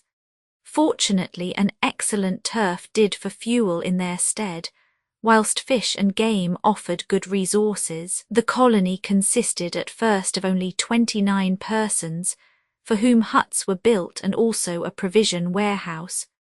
At the same time, a fort capable of holding 14 guns was planned and commenced. M. de Nerville agreed to remain at the head of the establishment, whilst Bougainville returned to France on the 5th of April. There he recruited some more colonists and took a considerable cargo of provisions of every kind, which he disembarked on the 5th of January, 1765. He then went to the Strait of Magellan in search of a cargo of wood, and having, as we have already narrated, met Commodore Byron's squadron, followed it to Port Famine. There he took in more than 10,000 saplings of different growths, which he intended to transport to the Malouines. When he left the group on the 27th of April following, the colony already numbered 80 persons, comprising a staff paid by the king. Towards the end of 1765, the same 2 vessels were sent back with provisions and new colonists. The colony was beginning to make a show, when the English settled themselves in Port Egmont, reconnoitred by Byron. At the same time, Captain MacBride attempted to obtain possession of the colony, on the ground that the land belonged to the English king, although Byron had not recognised the Malouines in 1765, and the French had then been settled there 2 years.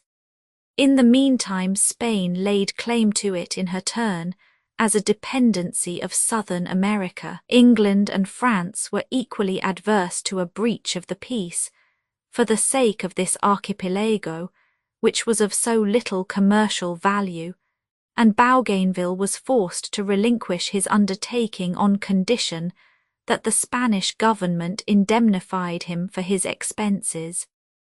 In addition, he was ordered by the French government to facilitate the restoration of the Malouines to the Spanish commissioners. This foolish attempt at colonization was the origin and groundwork of Bougainville's good fortune, for in order to make use of the last equipment, the minister ordered Bougainville to return by the South Sea and to make discoveries.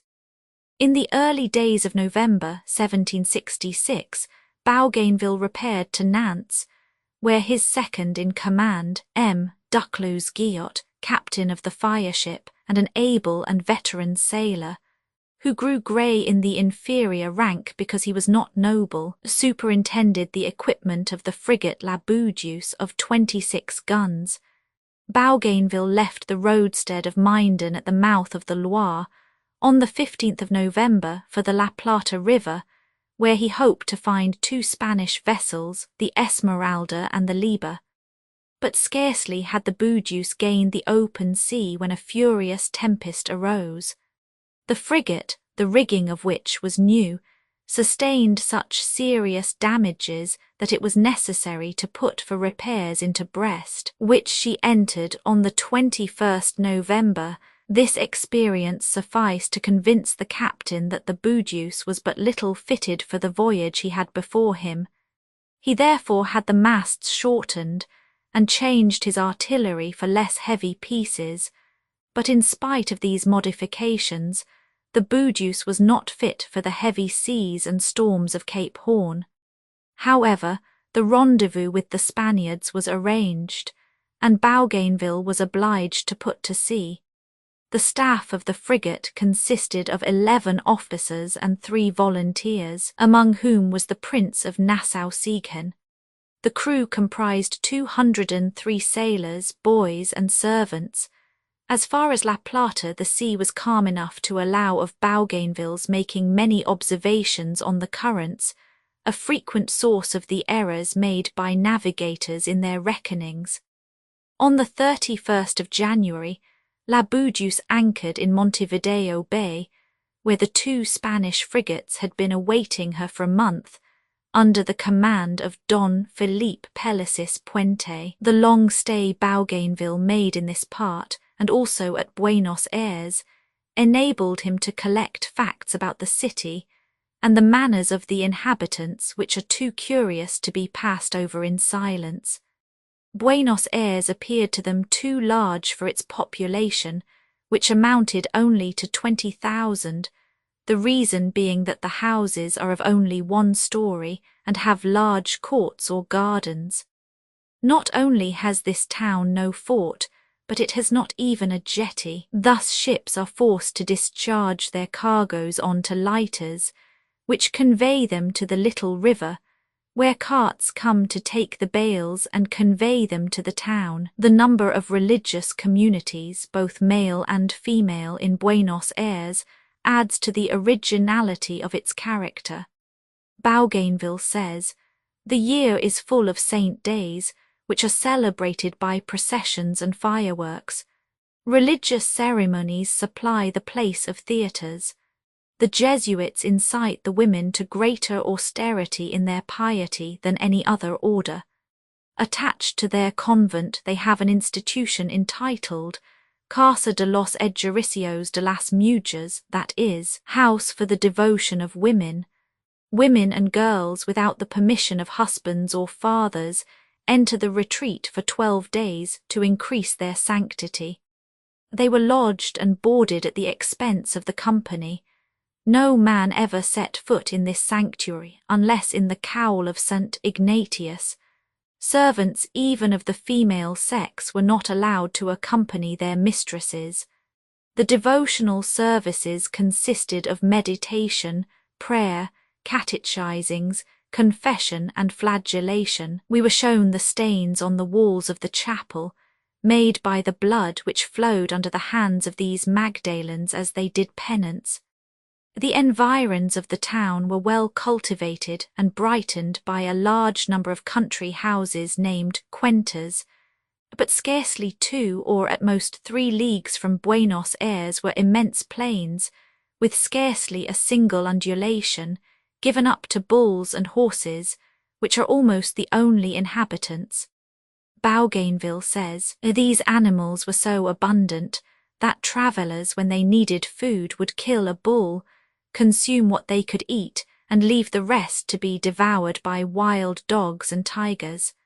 The Spaniards had not yet succeeded in subduing the Indian tribes on the 2 shores of the La Plata River.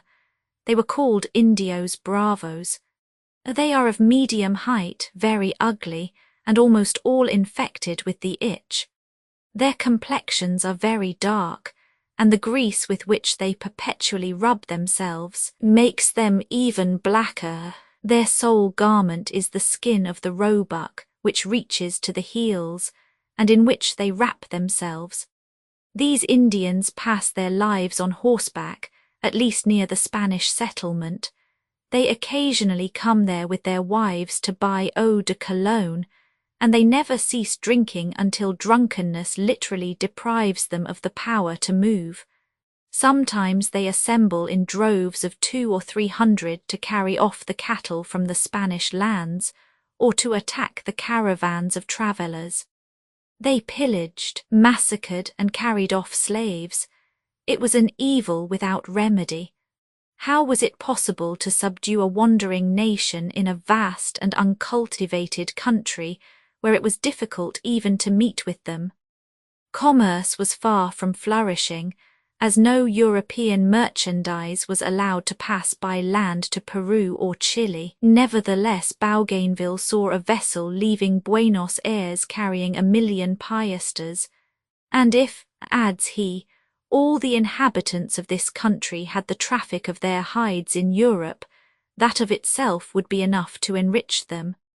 The anchorage of Montevideo was safe, although several times they were visited by pamperos, a scourge of the southwest, accompanied by violent tempests. The town offered nothing of interest. The environs are so uncultivated that it is necessary to import flour, biscuits, and everything necessary for the boats. But fruits, such as figs, peaches, apples, lemons, and sea, are plentiful, as well as the same quantity of butcher's meat as in the rest of the country. These documents, which are 100 years old, are curious when compared with those furnished by contemporary navigators, especially by M. Émile Desraux in his work on La Plata. In many respects this picture is still correct, but there are other details, such for instance as regards instruction, of which Bougainville could not speak as it did not exist, in which it has made immense progress. When the victuals, the provision of water, and the cattle were embarked, the 3 vessels set sail on the 28th of February, 1767, for the Malouines. The voyage was not fortunate. Variable winds, heavy weather, and a running sea caused much damage to the Boudius. On the 23rd of March she cast anchor in French Bay, where she was joined on the morrow by the 2 Spanish vessels, which had been much tried by the tempest. Upon the 1st of April, the restitution of the colony to the Spaniards was solemnized. Very few French profited by their king's permission to remain in the Malouines. Almost all preferred to embark upon the Spanish frigates upon their leaving Montevideo. As for Bougainville, he was forced to await the provisions which the fly-boat Étoile was to bring him, and which was to accompany him upon his voyage round the world. However, the months of March, April, and May passed, and no Étoile appeared. It was impossible to cross the Pacific with only 6 months' provisions, which was all the Boudius carried. Bougainville decided at last on the 2nd of June to reach Rio Janeiro, which he had mentioned to M. de la Gérendise, the commander of the Étoile, as a rendezvous, should unforeseen circumstances prevent his reaching the Malouines. The crossing was made with such favourable weather that only 18 days were needed to reach the Portuguese colony. The Étoile, which had been awaiting her for 4 days, had left France later than was expected. She had been forced to seek shelter from the tempest at Montevideo, from whence, following her instructions, she gained Rio. Well received by the Count of Acunha, Viceroy of Brazil, the French had opportunities of seeing the comedies of Metastasio given at the opera by a mulatto troupe, and of hearing the works of the great Italian masters executed by a bad orchestra, conducted by a deformed abbé in ecclesiastical dress. But the cordial relations with the Viceroy were not lasting. Bougainville, who with the Viceroy's permission had made some purchase, found the delivery of it refused for no reason.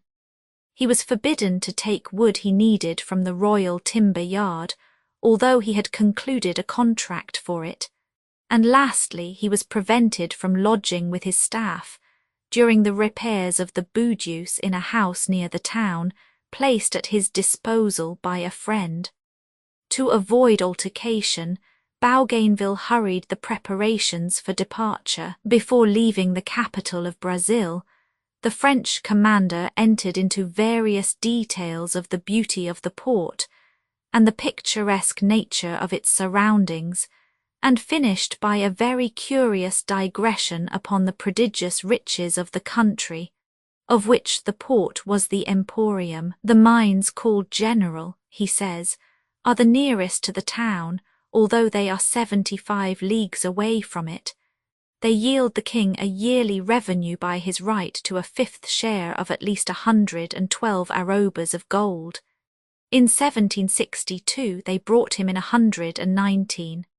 Under the captaincy of the general mines, those of the Rio des Morts, Sabara, and Cerro Frio were included. The last named, in addition to all the gold it produces, yields all the diamonds which come from the Brazils. No precious stones except diamonds are contraband.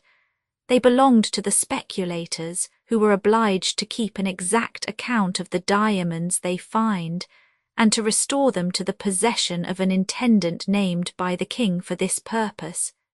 He immediately places them in a casket bound with iron and fastened with 3 locks.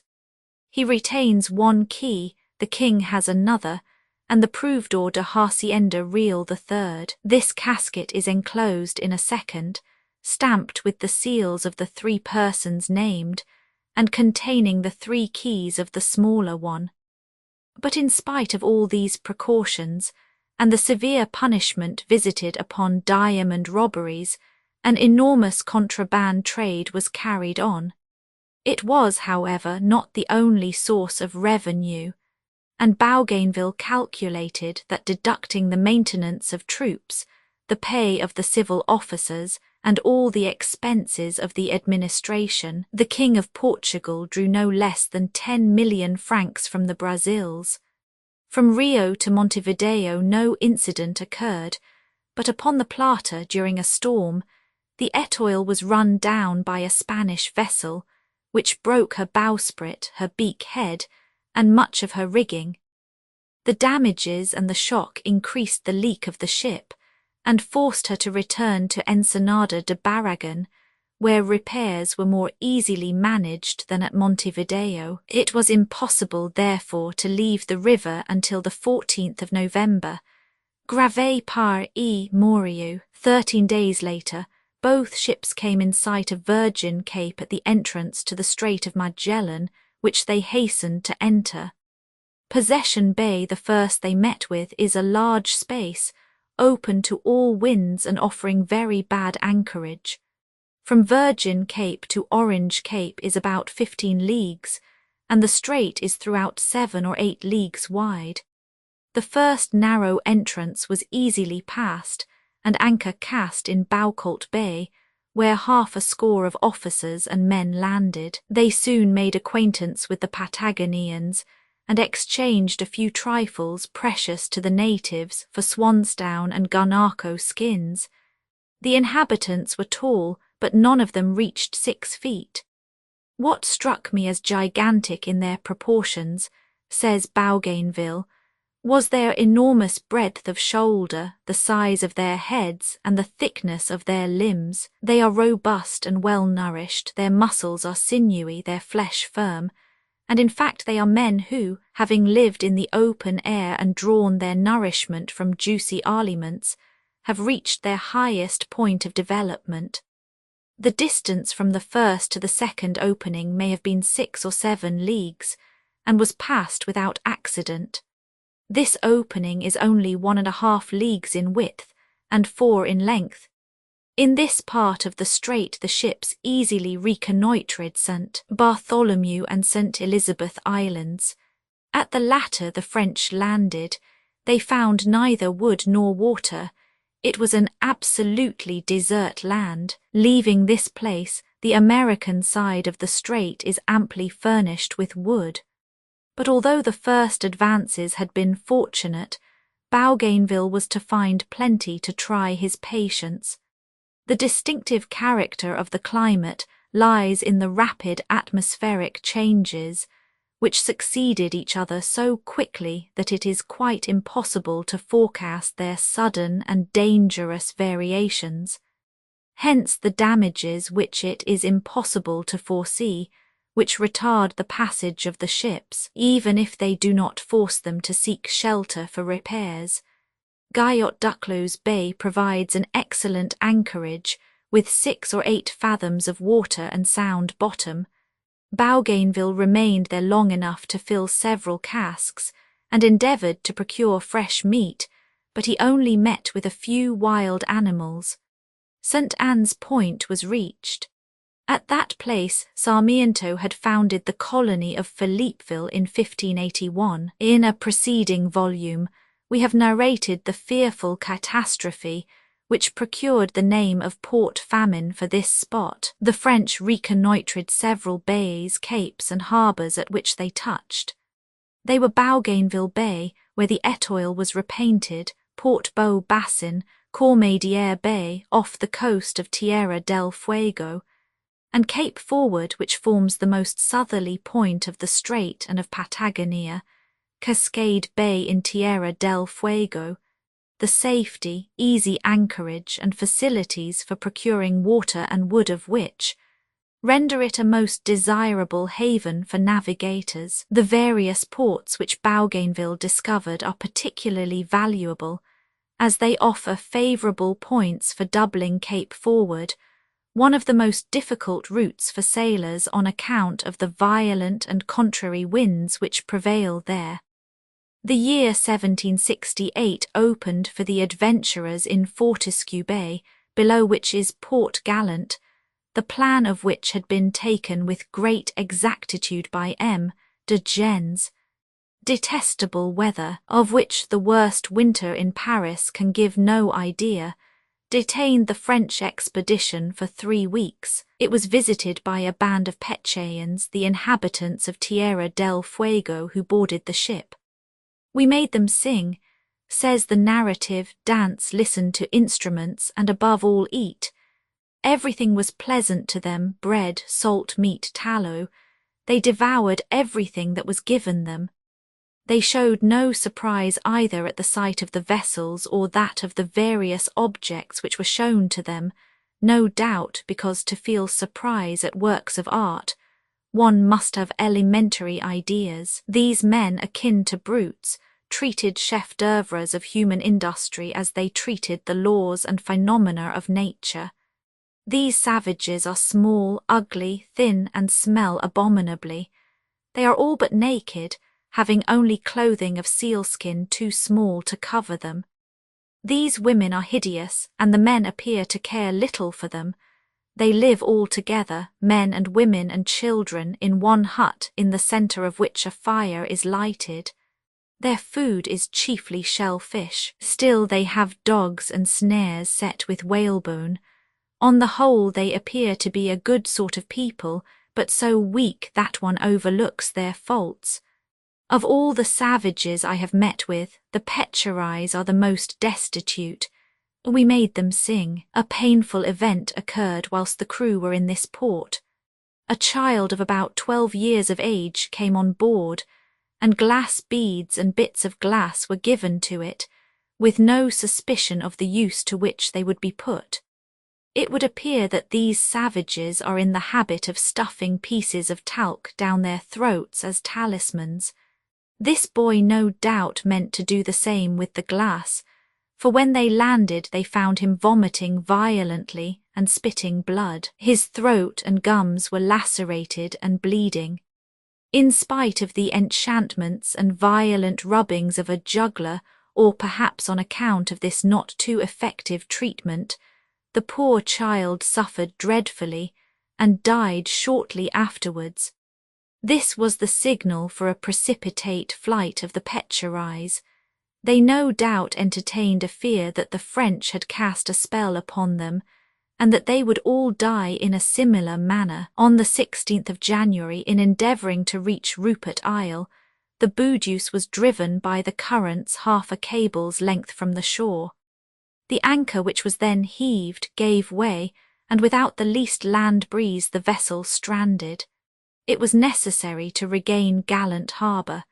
It was just time, for next day a fearful storm was raging. After experiencing constantly adverse and variable winds for 26 days in Port Gallant, 36 hours favourable breeze, for which we had not dared to hope, sufficed to take us into the Pacific Ocean. This I believe to be a solitary instance of a voyage without anchorage from Port Gallant to the narrow channel. I estimate the entire length of this strait, from Virgin Cape to Cape Pelias, at about 114 leagues. We took 52 days to accomplish it, in spite of the difficulties we met with in the passage of the Straits of Magellan, and in this Bougainville entirely agrees with Byron. I should advise this route, in preference to that by Cape Horn from September to the end of March. During the remaining months of the year I should prefer the open sea. Contrary winds and heavy seas are not dangerous, whilst it is not wise to grope one's way between two coasts. One is sure to be detained for some time in the strait, but this delay is not time wholly lost. One meets with water in abundance, wood and shellfish, and occasionally very good fish. And I am decidedly of opinion that a crew reaching the Pacific by doubling Cape Horn, suffers more from the ravages of scurvy than that which proceeds by the Straits of Magellan. Bougainville's opinion has met with many opposers up to the present time, and the route which he lauds so highly has been almost abandoned by navigators. One strong reason for which is that steam has completely transformed maritime experience and entirely changed nautical science. Scarcely had he entered the southern sea when Bougainville, to his intense surprise, found the winds southerly. He was therefore obliged to relinquish his intention of reaching Juan Fernandez. Bougainville had agreed with M.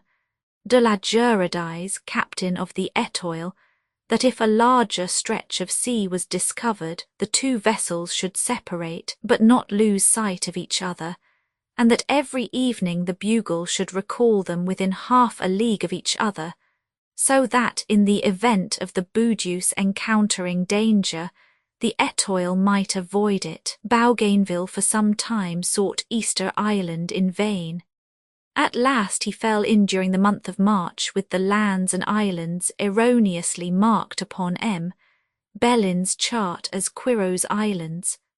On the 22nd of the same month he met with 4 islets, to which he gave the name of Quatrefaquardines, which belonged to the dangerous group, a set of madreporic islets, low and damp, which all navigators who have visited the Pacific Ocean by way of the Straits of Magellan appear to have noticed. A little further discovery was made of a fertile island inhabited by entirely naked savages who were armed with long spears, which they brandished with menacing gestures, and thus it obtained the name of Lancer's Island. Lancer's Island. We need not refer to what we have already repeatedly said of the nature of these islands, the difficulty of access to them, their wild and inhospitable inhabitants. Cook calls this very Lancer's Island Thrum Cape, and the island of La Harpe, which Bougainville found on the 24th, is identical with Cook's Bow Island. The captain, knowing that Roggween had nearly perished in these latitudes, and thinking the interest of their exploration not worth the risk to be run, proceeded southward and soon lost sight of this immense archipelago, which extends in length 500 leagues and contains at least 60 islands or groups. Upon the 2nd of April, Bougainville perceived a high and steep mountain, to which he gave the name of La Boudius. It was Maitier Island, already called La Desana by Quiros.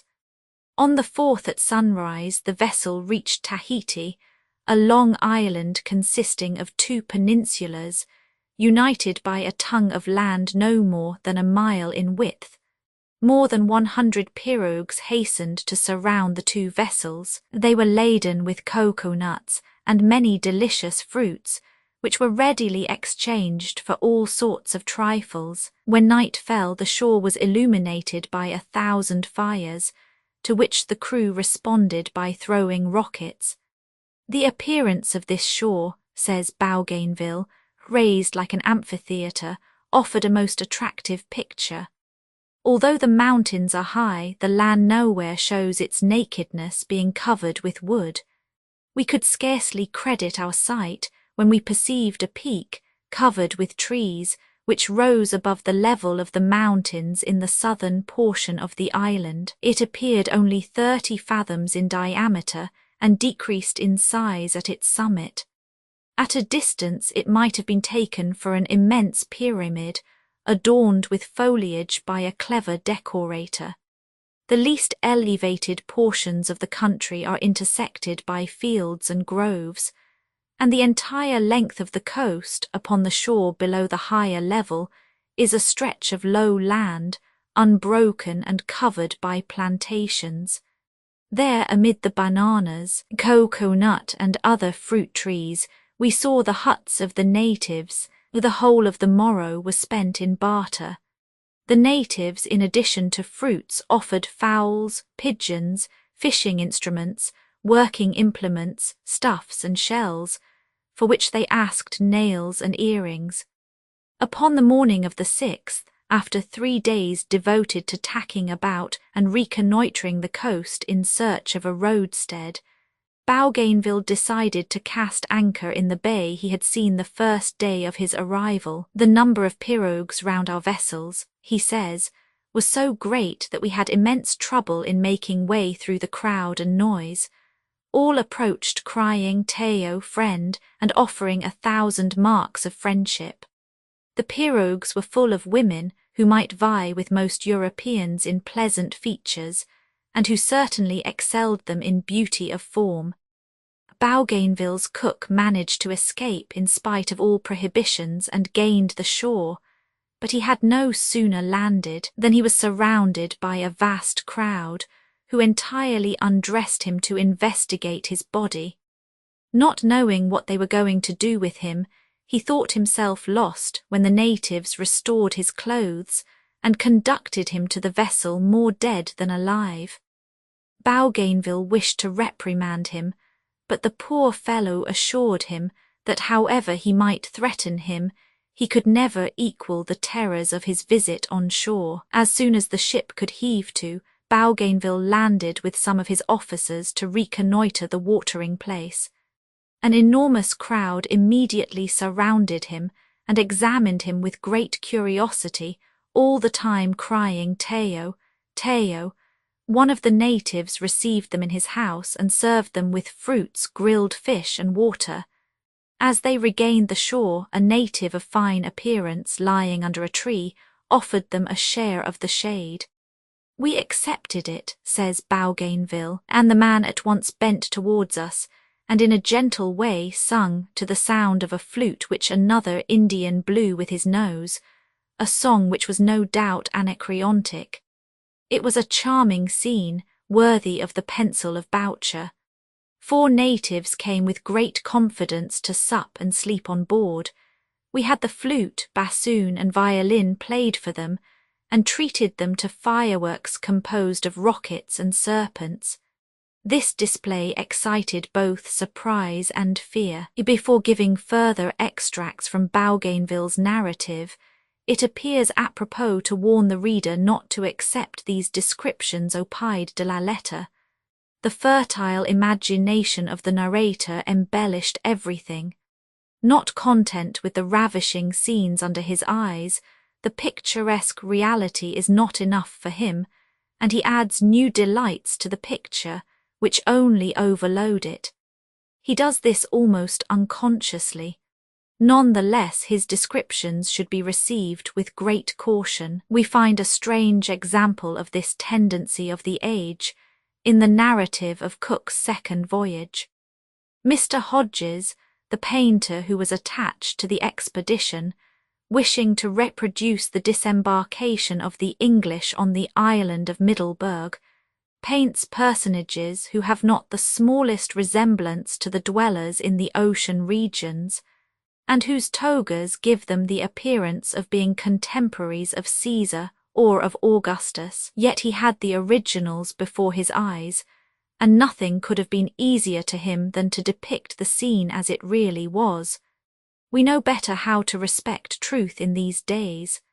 No additions, no embellishments are found in the narratives of our navigators, and if sometimes they prove but dry accounts, which give little pleasure to the general public, they are sure to contain the elements of earnest study for the scientific man, and the basis of works for the advancement of science. With this preamble, let us follow the narrator.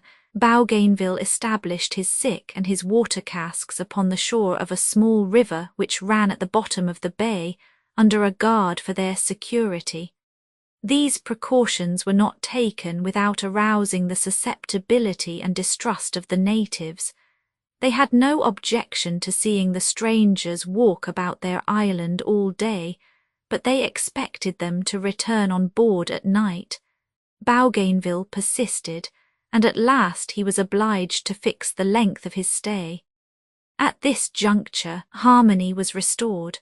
A large shed was prepared for the sufferers from scurvy, in number 34, and for their guard, which consisted of 30 men. The shed was closed on all sides and only one opening left, to which the natives crowded with the wares they wished to exchange. The only trouble they had was in keeping an eye upon everything that was brought on shore, for there are no more adroit sharpers in Europe than these folks. Following a laudable custom now becoming general, Bougainville presented the chief of this settlement with a pair of turkeys and ducks and drakes, and then cleared a piece of land, where he sowed corn, wheat, rice, maize, onions, and sea.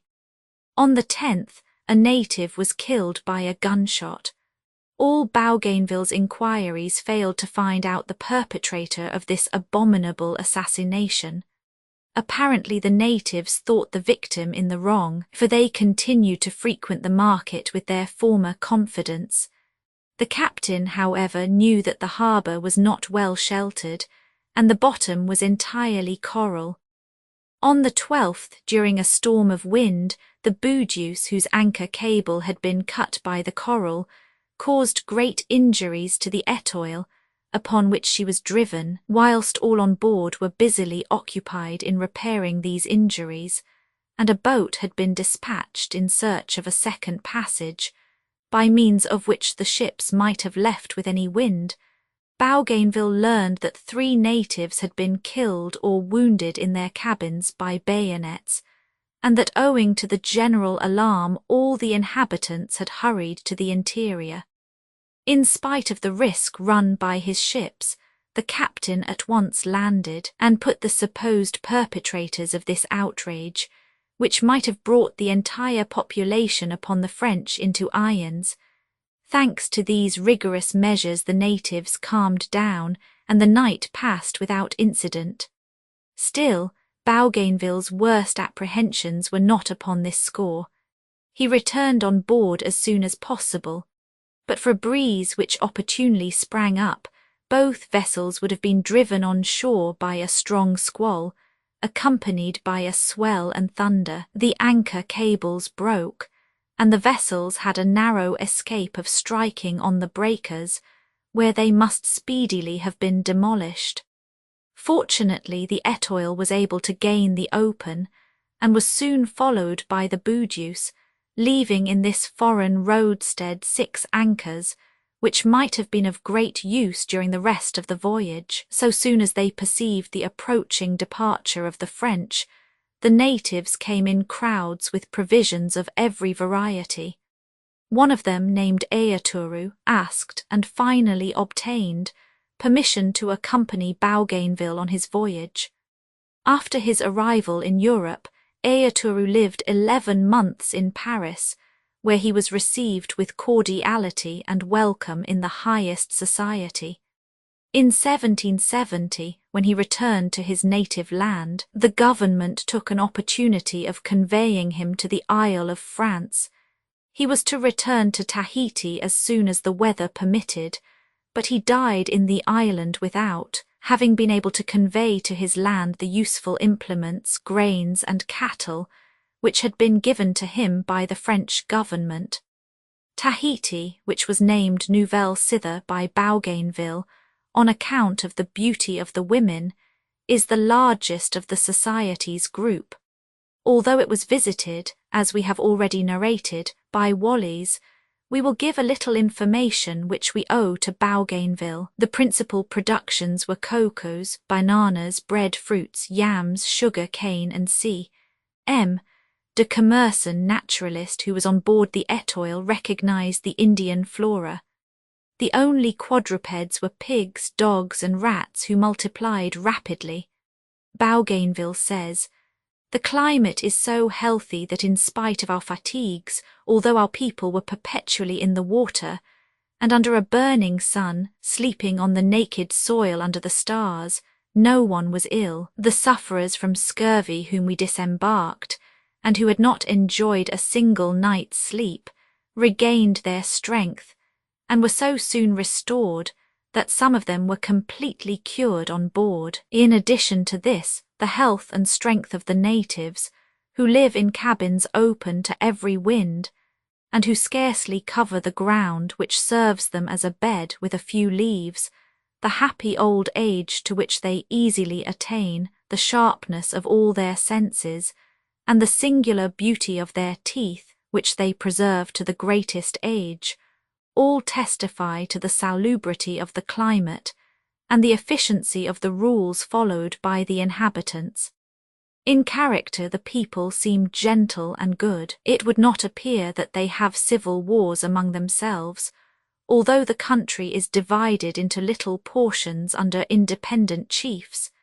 They are constantly at war with the inhabitants of the neighbouring islands. Not satisfied with massacring the men and male children taken in arms, they skin their chins with the beard and keep this hideous trophy. Bougainville could only obtain very vague information of their ceremonies and religion, but he could at least assert the reverence they pay their dead. They preserve the corpses for a long time in the open air, on a sort of scaffold sheltered by a shed. In spite of the odour of decomposition, the women go every day to weep near the monuments, and bedew the sad relics of their beloved ones with their tears and with cocoa-nut oil.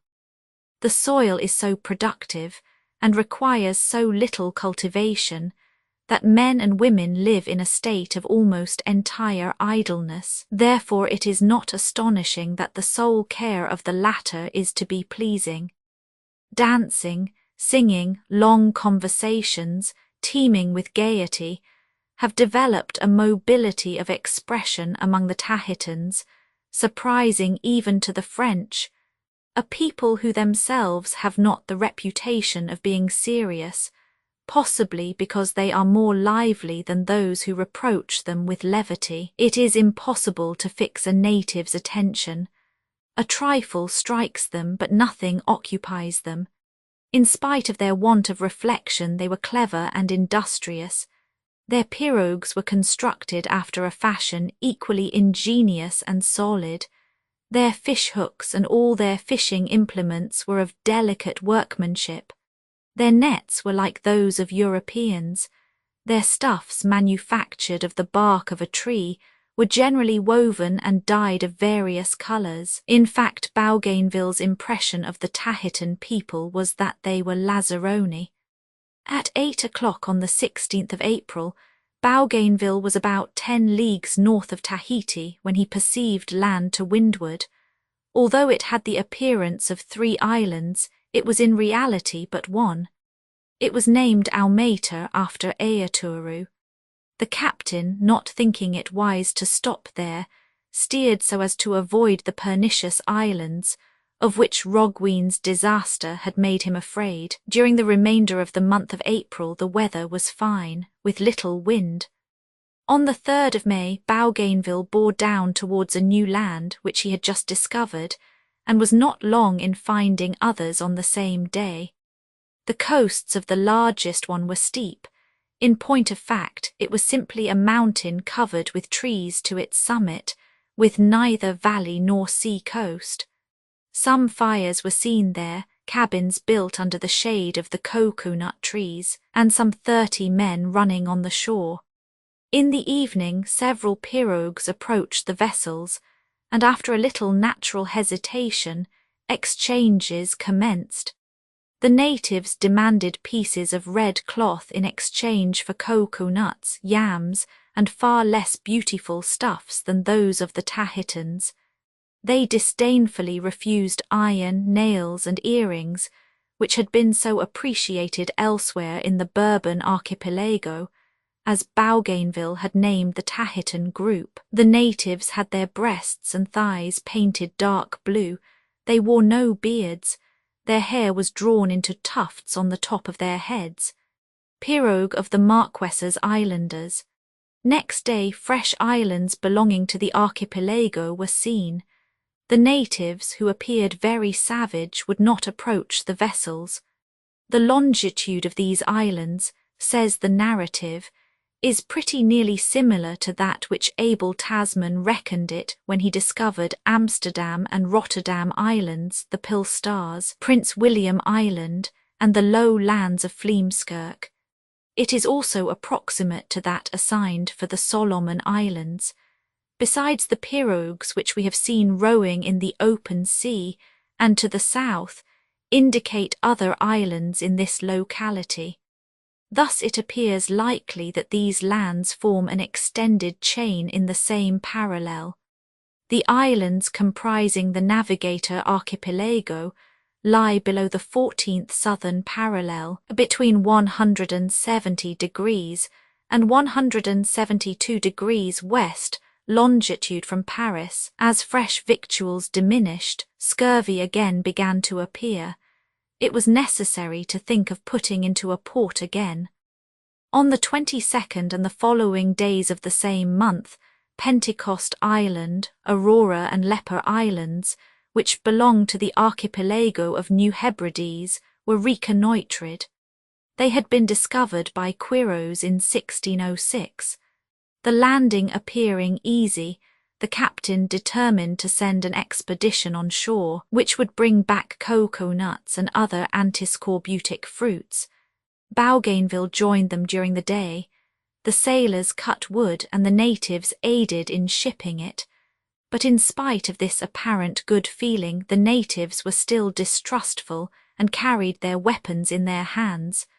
Those who possessed none held large stones, all ready to throw.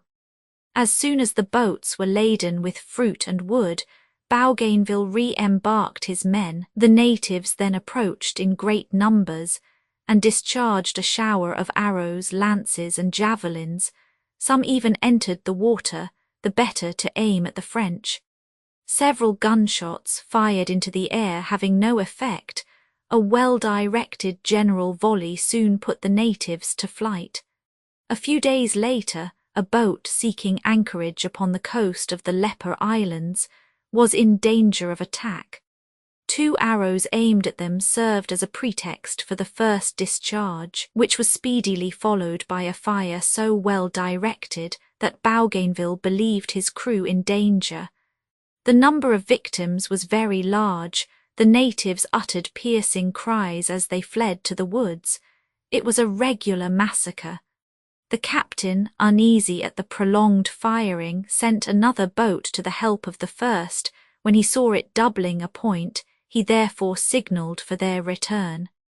"I took measures," he said, "that we should never again be dishonoured by such an abuse of our superior forces. The easy abuse of their powers by captains is truly sad. The mania for destroying life needlessly, even without any object, raises one's indignation. To whatever nation explorers belong, we find them guilty of the same acts. The reproach, therefore, belongs not to a particular nation, but to humanity at large." Having obtained the commodities he needed, Bougainville regained the sea. It would appear that the Navigator aimed at making many discoveries, for he only reconnoitred the lands he found very superficially and hastily, and of all the charts which accompany the narrative, and there are many of them, not one gives an entire archipelago, or settles the various questions to which a new discovery gives rise. Captain Cook did not proceed in this way. His explorations, always conducted with care and with rare perseverance, are for that very reason far superior in value to those of the French explorer. The lands which the French now encountered were no other than St. Esprit Mallicolo and St. Bartholomew, and the islets belonging to the latter. Although he was perfectly aware that these islands were identical with the Tierra del Espiritu Santo of Quiros, Bougainville could not refrain from bestowing a new name upon them, and called them the Archipelago des Grandes Cyclades, to which, however, the name of New Hebrides has been given in preference. "I readily believed," he says, "that it was its extreme southern point which Roggwin saw under the 11th parallel, and which he named Tienhoven and Groning. But when we arrived there, everything led us to believe that we were in the southern land of Espiritu Santo. Every appearance seemed to coincide with Quiros's narrative, and the discoveries we made every day encouraged us in our search. It is singular that precisely in the same latitude and longitude as that which Quiros gives to his St. Philip and St. James bays, upon a shore which at first sight appeared like a continent, we found a passage equal in size to that which he gives to the opening of his bays. Did the Spanish navigator see badly, or did he wish to hide his discoveries? Had geographers merely guessed in making the Tierra del Espiritu Santo identical with New Guinea? To ascertain the truth, we must follow the same parallel for over 350 leagues. I resolved upon doing so, although the state and quantity of our provisions warned us to seek a European settlement as soon as possible. It will be seen that we narrowly escaped being the victims of our own persistence. Whilst Bougainville was in these latitudes, certain business matters required his presence on board the Étoile, and he there found out a singular fact, which had already been largely discussed by his crew. M. de Commerson had a servant named Barré, indefatigable, intelligent, and already an experienced botanist. Barré had been seen taking an active part in the herborizing excursions, carrying boxes, provisions, the weapons and books of plants, with endurance which obtained from the botanist the nickname of his beast of burden. For some time past Barré had been supposed to be a woman. His smooth face, the tone of his voice, his reserve, and certain other signs appeared to justify the supposition, when on arriving at Tahiti suspicions were changed into certainty. M. de Commerson landed to botanize, and according to custom Barré followed him with the boxes, when he was surrounded by natives who, exclaiming that it was a woman, were disposed to verify their opinion. A midshipman, M. Bommand, had the greatest trouble in rescuing her from the natives and escorting her back to the ship. When Bougainville visited the Étoile, he received Barré's confession. In tears, the assistant botanist confessed her sex and excused herself for having deceived her master by presenting herself in man's clothes at the very moment of embarkation. Having no family and having been ruined by a lawsuit, this girl had donned man's clothes to ensure respect. She was aware before she embarked that she was going on a voyage round the world, and the prospect, far from frightening her, only confirmed her in her resolution. M. Deal, Barré's adventure. She will be the first woman who has been round the world, says Bougainville, and I must do her the justice to admit that she has conducted herself with the most scrupulous discretion. She is neither ugly nor pretty, and at most is only 26 or 27 years old. It must be admitted that had the two vessels suffered shipwreck upon a desert island, it would have been a singular experience for Barré. The expedition lost sight of land on the 29th of May. The route was directed westward. On the 4th of June, a very dangerous rock, so slightly above water that at 2 leagues distant it was not visible from the lookout, was discovered in latitude 15 degrees 50 and 148 degrees 10 longitude. The constant recurrence of breakers, trunks of trees in large quantities, fruits and sea wrack, and the smoothness of the sea all indicated the neighbourhood of extensive land to the southeast. It was New Holland. Bougainville determined to leave these dangerous latitudes, where he was likely to meet with nothing but barren lands, and a sea strewn with rocks and full of shallows.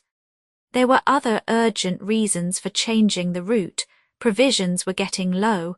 The salt meat was so tainted that the rats caught on board were eaten in preference. Bread enough for 2 months and vegetables for 40 days alone remained. All clamoured for a return to the north. Unfortunately, the south winds had ceased, and when they recommenced, they brought the expedition within an inch of destruction. On the 10th of June, land was seen to the north. It was the bottom of the Gulf of the Louisiade, which had received the name of Cul-de-sac de l'Orangerie. The country was magnificent. On the sea-shore, a low land covered with trees and shrubs, the balmy odours of which reached the ships, rose like an amphitheatre towards the mountains, whose summits were lost in the skies. However, it was impossible to visit this rich and fertile country, but on the other hand, desirable to find to the east a passage to the south of New Guinea, which, by way of the Gulf of Carpentaria, would have led direct to the Moluccas. Did such a passage exist, nothing was more problematic, for the notion was that land had been seen extending far to the westward. It was needful to hurry as fast as possible from the Gulf where the ships had so incautiously involved themselves. Louisiade Archipelago, facsimile of early engraving, but there is a wide difference between a wish and its fulfilment. The two vessels strove in vain up to the 21st of June to transport themselves to the west from this coast, which was so full of rocks and breakers, and upon which the wind and currents bade fair to swallow them up.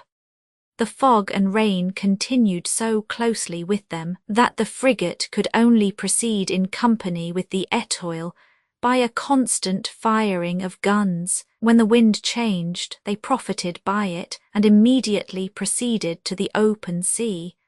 But it soon veered again and continued east-southeast, and thus they speedily lost the ground they had gained. During this terrible cruise, the rations of bread and vegetables were obliged to be reduced. Consumption of old leather was threatened with severe punishment, and the last goat on board was sacrificed. It is difficult for the reader, tranquilly sitting in his chimney corner, to imagine the anxiety of a voyage in these unknown seas, threatened with the unexpected appearance of rocks and breakers, with contrary winds, unknown currents, and a fog which concealed all dangers. Cape Deliverance was only rounded on the 26th. It was now possible to start for the north-northeast. 2 days later, when they had made about 60 leagues northward, some islands were perceived ahead. Bougainville imagined they were a part of the Louisiade group, but they are more generally accepted as belonging to the Solomon Archipelago, which Carteret, who saw them the preceding year, as little imagined that he had reached as the French navigator.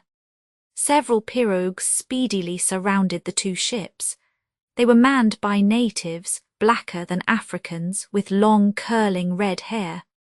Armed with javelins, they uttered shrill cries and showed dispositions far from peaceful. It was useless to attempt to reach them. The surge broke violently, and the coast was so narrow that it scarcely seemed as if there were one at all.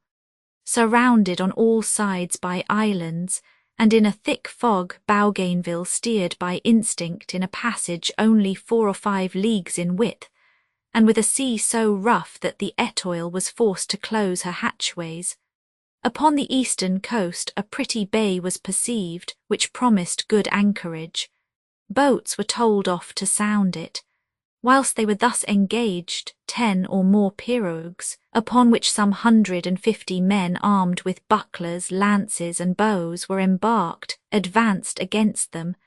The pirogues divided into 2 parties to surround the French boats. As soon as they were within sufficient reach, the natives showered a storm of arrows and javelins upon the boats. The first discharge failed to stop them. A second was necessary to disperse them. 2 pirogues, the crews of which had jumped into the sea, were captured. Of great length and well made, these boats were decorated in front with a man's head carved, the eyes of which were formed of mother of pearl, the ears of tortoise shell, and the lips painted red.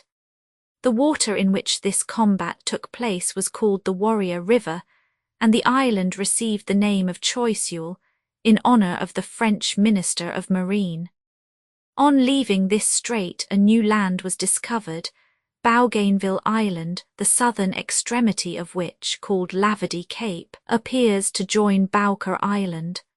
The latter, which Carteret had seen the preceding year, and which he named Winchelsea, appeared densely populated, if the cabins which abounded were any criterion. The inhabitants, whom Bougainville classifies as Negroes, probably to distinguish them from the Polynesians and Malays, are Papuans, of the same race as the inhabitants of New Guinea. Their short curly hair was painted red, and the betel nut which they perpetually chewed had communicated the same colour to their teeth. The coast with its cocoa-nut and other trees promised plentiful refreshments, but contrary winds and currents quickly drew the ships away. On the 6th of July, Bougainville cast anchor on the southern coast of New Ireland, which had been discovered by Schouten in Port Praslin at the very point where Carteret had stopped. We sent our casks on shore, says the narrative, and began to collect water and wood and commence washing, all of which was most necessary. The disembarkation was splendid, upon fine sand, with neither rock nor wave. 4 streams flowed into the harbour in a space measuring 400 paces. We selected 3 according to custom, 1 to supply water for la Boudeuse, 1 for the Etoile, and 1 for washing purposes. Wood was plentiful on the shore, and there were various kinds of it, all good for burning, and several first-rate for carpentry, joinery, and even toy-making. The 2 vessels were in hearing of each other and close to the shore. Again, this part and its neighbourhood to a great distance were uninhabited, a fact which secured us precious peace and liberty. We could not have hoped for a surer anchorage, or a more convenient spot for water, wood, or the various repairs needed by the vessels. We were able to send the sufferers from scurvy to range the woods, but with all these advantages, the port had a few inconveniences. In spite of active search, neither cocoa-nut trees nor bananas were to be found, nor any of the resources which either by consent or by force could have been gained in an inhabited country. Fish was not abundant, and we could expect only safety and strictly necessary things. There was every fear that the sick would not re-establish their health. We had indeed no serious cases, but several were infected, and no improvement took place, and their malady could not have increased more rapidly. They had been only a few days in port, when a sailor found a leaden plate upon which was an inscription in English. It was easy to guess that they had found the very spot where Carteret had made a stay the preceding year. The resources offered by this country to sportsmen were mediocre in the extreme. They did indeed catch sight of a few boars or wild pigs, but it was impossible to hit them. To make up for this, they shot most beautiful pigeons, the bodies and necks of grey-white and of golden-green plumage, turtle doves, paroquets, crested birds, and a species of crow, whose cry was so like the baying of a dog as to be mistaken for it. The trees were large and magnificent, amongst them the betel, the areca, and the pepper tree. Malignant reptiles swarm in these marshy lands, and in the ancient forests serpents, scorpions, and other venomous reptiles abounded. Unfortunately, they were not only to be found on land. A sailor in search of marteau, a very rare kind of bivalve mussel, was stung by a serpent.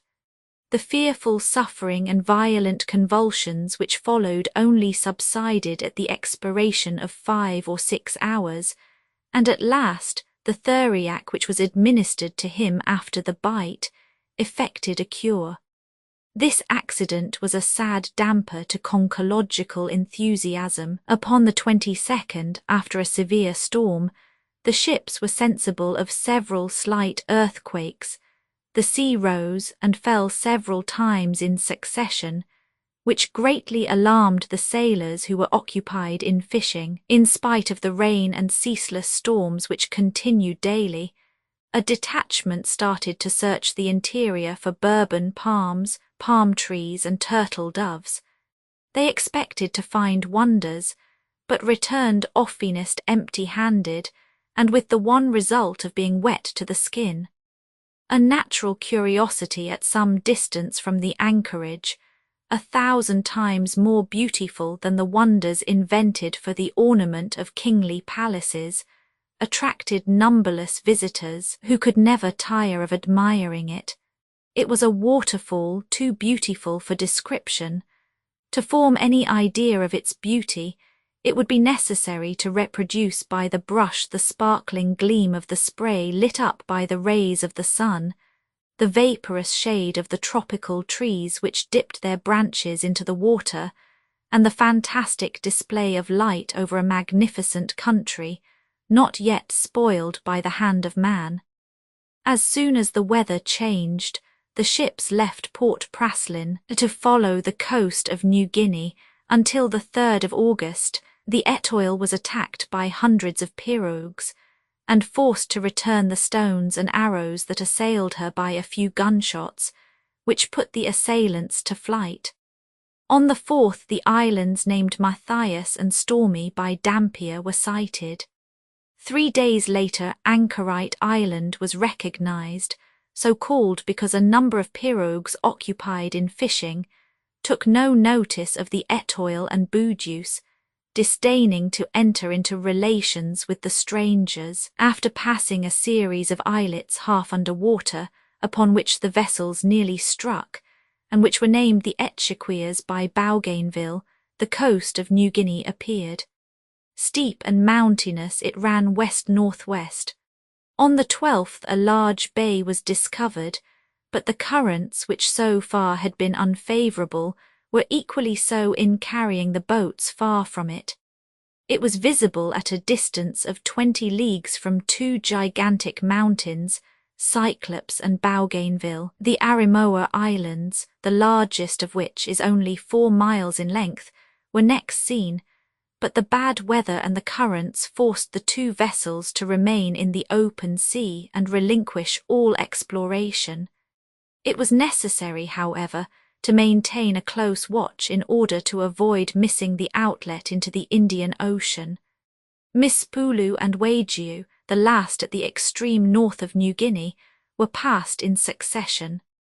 The Canal des Frances, the outlet for ships from this mass of little islands and rocks, was passed without mishap.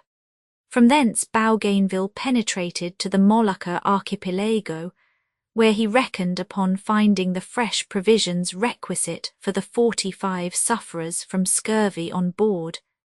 In absolute ignorance of the events which had occurred in Europe since he left it, Bougainville would not run the risk of visiting a colony in which he was not the strongest power. The small Dutch establishment, Boten or Buru Island, suited him perfectly, all the more that provisions were easily obtained there.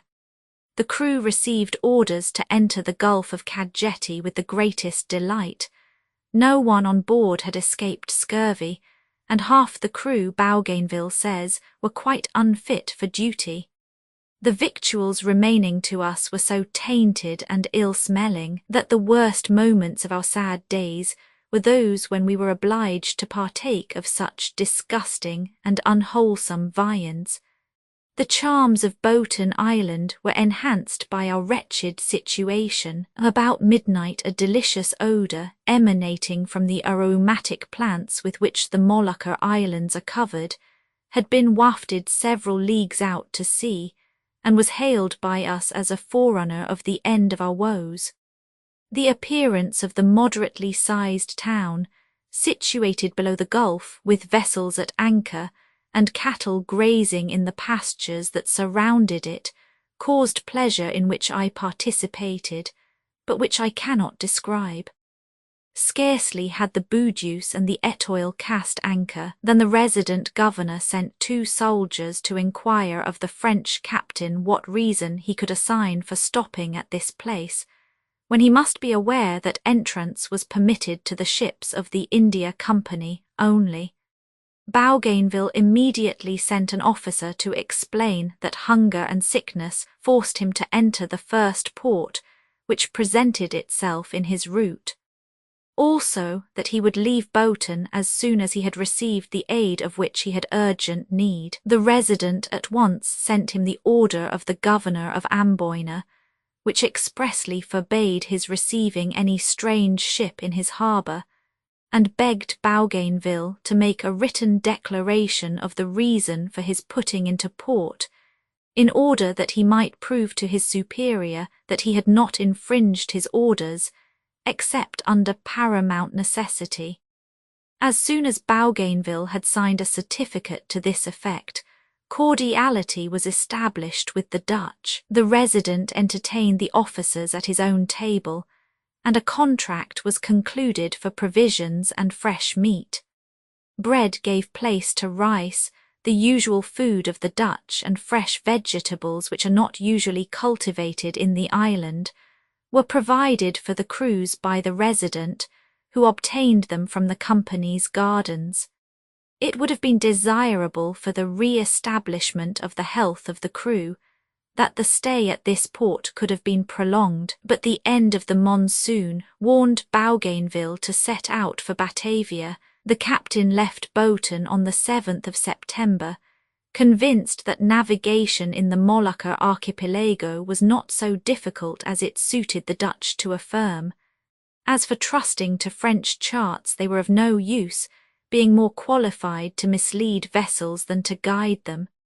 Bougainville therefore directed his course through the Straits of Button and Salaya, a route which, though commonly used by the Dutch, is but little known to other nations. The narrative therefore carefully describes, with mention of every cape, the course he took. We will not dwell upon this part of the voyage, although it is very instructive, and on that account interesting to seafaring men. On the 28th of September, 10 months and a half after leaving Montevideo, the Etoile and the Búzios arrived at Batavia, one of the finest colonies in the world.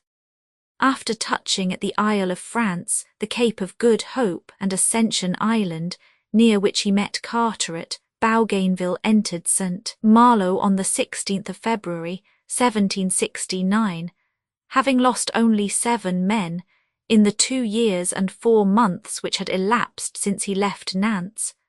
The remaining particulars of the career of this fortunate navigator do not concern our purpose, and may be dismissed briefly. He took part in the American War, and in 1781 participated in an honourable combat before Port Royal off Martinique. Made chief of the fleet in 1780, he 10 years later received a commission to re-establish order in the mutinous fleet of M. d'Albert de Rions. Created vice-admiral in 1792, he did not think it right to accept a high rank, which was, to use his own words, a title without duties. Nominated first to the Bureau of Longitudes, and then to the Institute, raised to the rank of senator, created a count by Napoleon I. Bougainville died full of years and honours on the 31st of August, 1811. Bougainville acquired popularity as the first Frenchman who accomplished a voyage round the world, though the merit of discovering and reconnoitring, if not of exploring, many groups of islands little known and quite neglected before his time, has been ascribed to him. He owes his reputation rather to the charm and easy animation of his narrative than to his labours. If he is better known than many other French naval officers, his competitors, it is not so much because he accomplished more than they, as because his style of narrating his adventures charmed his contemporaries. As for Guyot Duclos, his secondary share in the enterprise and his plebeian rank excluded him from reward. He was afterwards given the Cross of St. Louis, but he earned the title by his rescue of the Belle Poule. Although he was born in 1722 and had been in the Navy since the year 1734, he was still only lieutenant in 1791. A succession of ministers of new views was needed to obtain the rank of ship captain for him, a tardy recompense of long and signal services. Guyot Duclos died at St. Servan on the 10th March, 1794, Chapter 12. The beginning of his maritime career, the command of the Adventure entrusted to him, Tierra del Fuego, discovery of some islands in the Pomotou archipelago, arrival at Tahiti, manners and customs of the inhabitants, discovery of other islands in the Society Group, arrival at New Zealand, interview with the natives, discovery of Cook's Strait, circumnavigation of 2 large islands, manners and productions of the country. In narrating the career of a distinguished man, it is well to neglect none of those details which may appear of but slight importance. They acquire significance as indications of a vocation unknown even to its subject, and throw a light upon the character under consideration. For these reasons, we shall dwell a little upon the humble beginning of the career of one of the most illustrious navigators whom England boasts. James Cook was born at Marton, in Yorkshire, on the 27th of October, 1728. He was the 9th child of a farm servant and a peasant woman named Grace. When scarcely 8 years of age, little James assisted his father in the rough toil of the farm of Airy Home, near Iton. His amiability and love of work attracted the interest of the farmer, who had him taught to read. When he was 13 years of age, he was apprenticed to William Sanderson, a linen-draper at Snaith, a fishing hamlet of some importance. But young Cook found little pleasure in an employment which kept him behind a counter, and he spent every leisure moment in chatting with the sailors who visited the port. Gaining his father's consent, James soon left the linen-drapers to engage himself as ship-boy to Messrs. Walker, whose boats carried coal from England to Ireland. Successively ship-lad, sailor and master, Cook rapidly learned all the details of his profession. In the spring of 1755, as the first hostilities between England and France broke out, the boat upon which Cook served was anchored in the Thames. The navy was recruited in those days by means of press gangs. At first Cook hid himself, but afterwards, urged no doubt by a presentiment, he engaged himself on board the Eagle, a vessel of 60 guns, to the command of which Sir Hugh Palliser was soon appointed. Intelligent, active, thoroughly at home in all the details of the service, Cook was noticed by the officers and attracted the attention of his captain, who in a short time received a letter of warm recommendation from the member for Scarborough, sent in accordance with the pressing solicitations of all the inhabitants of Iton, for young Cook, who shortly afterwards received a warrant as boatswain.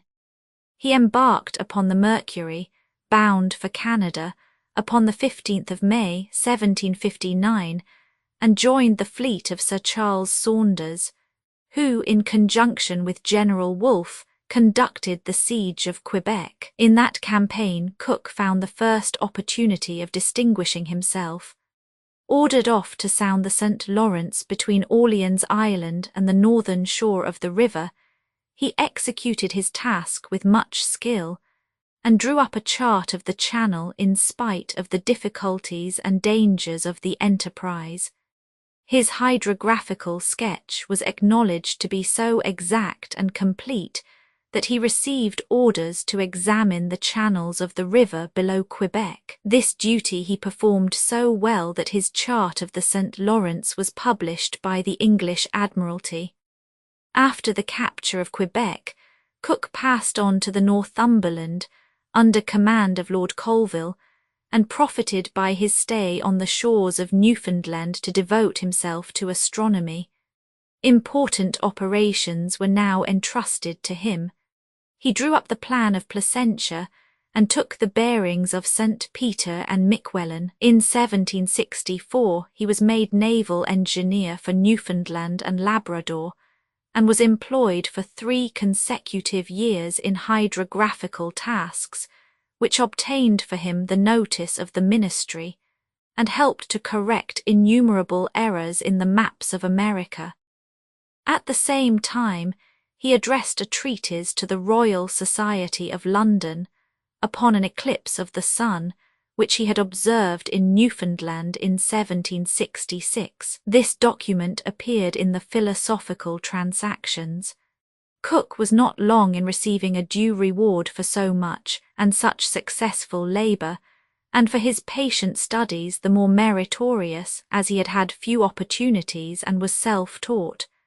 A scientific question of the highest importance, viz., the transit of Venus across the sun's disk, which had been announced for 1769, was eagerly discussed by all the scientists of the day. The English government, confident that this observation could only be effectually made in the Pacific Sea, resolved to send a scientific expedition thither. The command was offered to the famous hydrographer A. Dalrymple, equally celebrated for his astronomical investigations and his geographical discoveries in the southern seas. But he was so exacting in his demands, and so persevering in his request for a commission as ship's captain, which Sir Edward Hawker as obstinately refused, that the Secretary of the Admiralty proposed another commander for the projected enterprise. His choice fell upon James Cook, who was cordially recommended by Sir Hugh Palliser, and to him therefore the command of the Endeavour was given, whilst he was at the same time raised to the rank of ship's lieutenant. Cook was now 40 years of age. This was his first appointment in the Royal Navy. The mission entrusted to him called for varied qualifications, rarely to be met with in a sailor. For although the observation of the transit of Venus was the principal object of the voyage, it was by no means the only one. Cook was also to make a voyage of discovery in the Pacific Ocean, but the humbly born Yorkshire lad was destined to prove himself equal to his task. Whilst the Endeavour was being equipped, her crew of 84 men chosen, her store of 18 months' provision embarked, her 10 guns and 12 swivel guns, with the needful ammunition, shipped, Captain Wallis arrived in England. He had accomplished his voyage round the world. He was consulted as to the best spot for the observation of the transit of Venus, and he selected an island which he had discovered, and which was named by him after George III. It was later known by its native name of Tahiti. From this spot therefore Cook was to take observations. Charles Green, assistant to Dr. Bradley of Greenwich Observatory, embarked with him. To Green was entrusted the astronomical department. Dr. Solander, a Swedish doctor of medicine, a disciple of Linnaeus and professor at the British Museum, undertook the botanical part.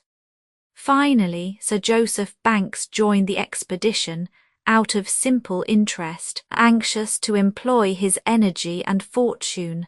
After leaving Oxford, Sir Joseph Banks had visited the Newfoundland coast and Labrador, and had there acquired a taste for botany. 2 painters accompanied the expedition, one a landscape and portrait painter, the other a scientific draftsman. In addition to these persons, the company comprised a secretary and 4 servants, 2 of whom were Negroes.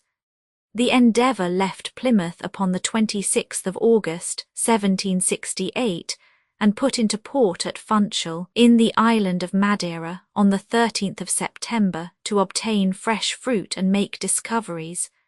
The expedition met with a cordial reception. During their visit to a convent, the staff of the Endeavour were entreated by the poor immured recluses to let them know when it would thunder, and to find a spring of fresh water for them, which they sorely needed, in the interior of the convent. With all their learning, Banks, Solander, and Cook found it impossible to satisfy these demands. From Madeira to Rio de Janeiro, where the expedition arrived on the 13th of November, no incident interrupted the voyage, but Cook's reception by the Portuguese was hardly what he expected. The whole time of his stay in port was spent in disputes with the viceroy, a man of little knowledge, and quite incapable of understanding the scientific aspect of the expedition. However, he could not well refuse to supply the English with fresh provisions, of which they had absolutely none left. As, however, Cook was passing Fort Santa Cruz on leaving the bay, 2 shots were fired after him, whereupon he immediately cast anchor and demanded the meaning of the insult. The viceroy replied that the commandant of the fort had orders to allow no vessel to leave the bay without his having received notice, and although Captain Cook had notified his intention to the viceroy, it had by pure neglect not been communicated to the commandant of the fort. Was this an intentional act of discourtesy on the part of the viceroy, or was it simple heedlessness? If the viceroy was equally negligent in all the details of his administration, the Portuguese colony must have been well regulated. Cook entered the Straits of Le Maire on the 14th of January, 1769. Kippis, in his Life of Captain Cook, gives the following account. The sea ran so high that the water was above Cape San Diego, and the vessel was so driven by the wind that her bowsprit was constantly under water. Next day anchor was cast in a small harbour, which was recognized as Port Morris, and soon afterwards they anchored in the Bay of Good Success. Whilst the Endeavour remained off this spot, a strange and untoward adventure befell Banks, Solander, Dr. Green, and Monkhouse, the surgeon of the vessel, and their attendants. They were proceeding towards a mountain in search of plants, and as they climbed it they were surprised by cold, so penetrating and sudden that they were all in danger of perishing. Dr. Solander was seized with vertigo, 2 Negro servants died on the spot. Finally, the gentlemen were only able to regain the vessel after a lapse of 2 days. They rejoiced in their deliverance, with a joy which can only be estimated by those who have escaped similar dangers, whilst Cook showed a lively pleasure in the cessation of the anxiety their absence had caused him. This event gave them a proof of the severity of the climate. It was the middle of summer in this part of the world, and the day, when the cold surprised them, had begun as warmly as an ordinary May morning in England. James Cook was enabled to make some curious observations upon the savage inhabitants of those desolate regions. Destitute of the necessaries of life, without clothes, without efficient shelter from the almost perpetual severity of this glacial latitude, unarmed and unlearned in any industrial art which would enable them to construct the more necessary utensils, they passed a miserable life, and could only exist with difficulty. In spite of these facts, of all the articles offered in exchange, they invariably chose the least useful. They joyfully accepted bracelets and necklaces, and rejected hatchets, knives, and fish hooks. Careless of what we consider valuables, our superfluities were their necessaries. Cook had reason to congratulate himself upon the selection of this route. He took 30 days to double Tierra del Fuego, from the date of his entrance into the Straits of Le Maire to his arrival, 3 degrees north of Magellan. No doubt a much longer time would have been needed if he had followed the winding course of the Strait of Magellan. His very exact astronomical observations, in which Green joined him, and the directions he gave for this dangerous navigation, smoothed the difficulties of his successors, and rectified the charts of El Hermite, Le Maire, and Schouten. Captain James Cook. Facsimile of early engraving. Cook noticed no current of any importance from the 21st January, the day upon which he doubled Cape Horn, to the 1st of March, in a distance of 160 leagues of sea. He discovered a good many islands in the dangerous archipelago, which he respectively named Lagoon, Arch, Groups, Birds, and Chain Islands. The greater number were inhabited and were covered with vegetation, which to sailors who for 3 months had seen only sea and sky, and the frozen rocks of Tierra del Fuego, appeared luxuriant. Soon they found Martyr Island, which Wallis had named Osnaburg, and on the next day, 11th of June, the island of Tahiti was reached. 2 days later, the Endeavour cast anchor in Port Matavai, called Port Royal by Wallis, and where that captain had had a struggle with the natives, over whom, however, he had triumphed without much difficulty. Cook, aware of the incidents of his predecessor's stay in this port, wished above all to avoid similar scenes. Moreover, it was essential to the success of his observations that no interruption or distraction should occur. His first care was to read out standing orders to his crew, which they were forbidden under heavy penalties to infringe. He first declared that he intended in every possible way to cultivate friendly relations with the natives. Then he selected those who were to buy the needed provisions, and forbade all others to attempt any sort of traffic without special permission. Finally, the men who landed were on no pretext to leave their posts, and if any soldier or workman parted with his arms or implements, not only would the price be deducted from his wages, but he would be punished in proportion to the exigency of the case. In addition to this, to guard the observers from attack, Cook decided on constructing a sort of fort in which they might be sheltered within gun range of the Endeavour. He then landed with Messrs. Banks, Solander, and Green, soon found a favourable spot, and in presence of the natives immediately traced out the extent of land he intended to occupy. One of them, named Ohor, who had had friendly intercourse with Wallis, was particularly profuse in his protestations of friendship. As soon as the plan of the fort was fixed, Cook left 13 men and an officer in charge of the tents, and accompanied his associates into the interior of the island. But he was speedily recalled by the sound of firing, a very painful incident, the consequences of which might have been serious, had occasioned this. One of the natives had surprised a sentinel near the tents, and had possessed himself of his gun. A general discharge was immediately directed upon the inoffensive crowd, but fortunately no one was injured. The robber meantime was pursued and killed. A great commotion ensued, and Cook was profuse in his protestations. To pacify the natives, he promised payment for all that he required for the construction of his fort, and would not allow a tree to be felled without their sanction. Finally, he had the butcher of the Endeavour mast-headed and flogged, for threatening the wife of one of the chiefs with death.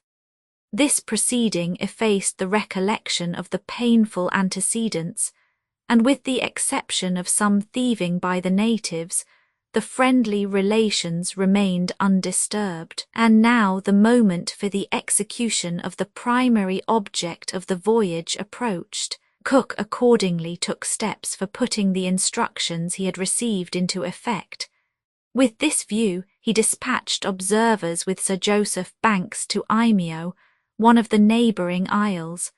4 others proceeded to a favourable distance from the fort, where Cook himself proposed to await the transit of the planet. Hence the point of observation was called Point Venus.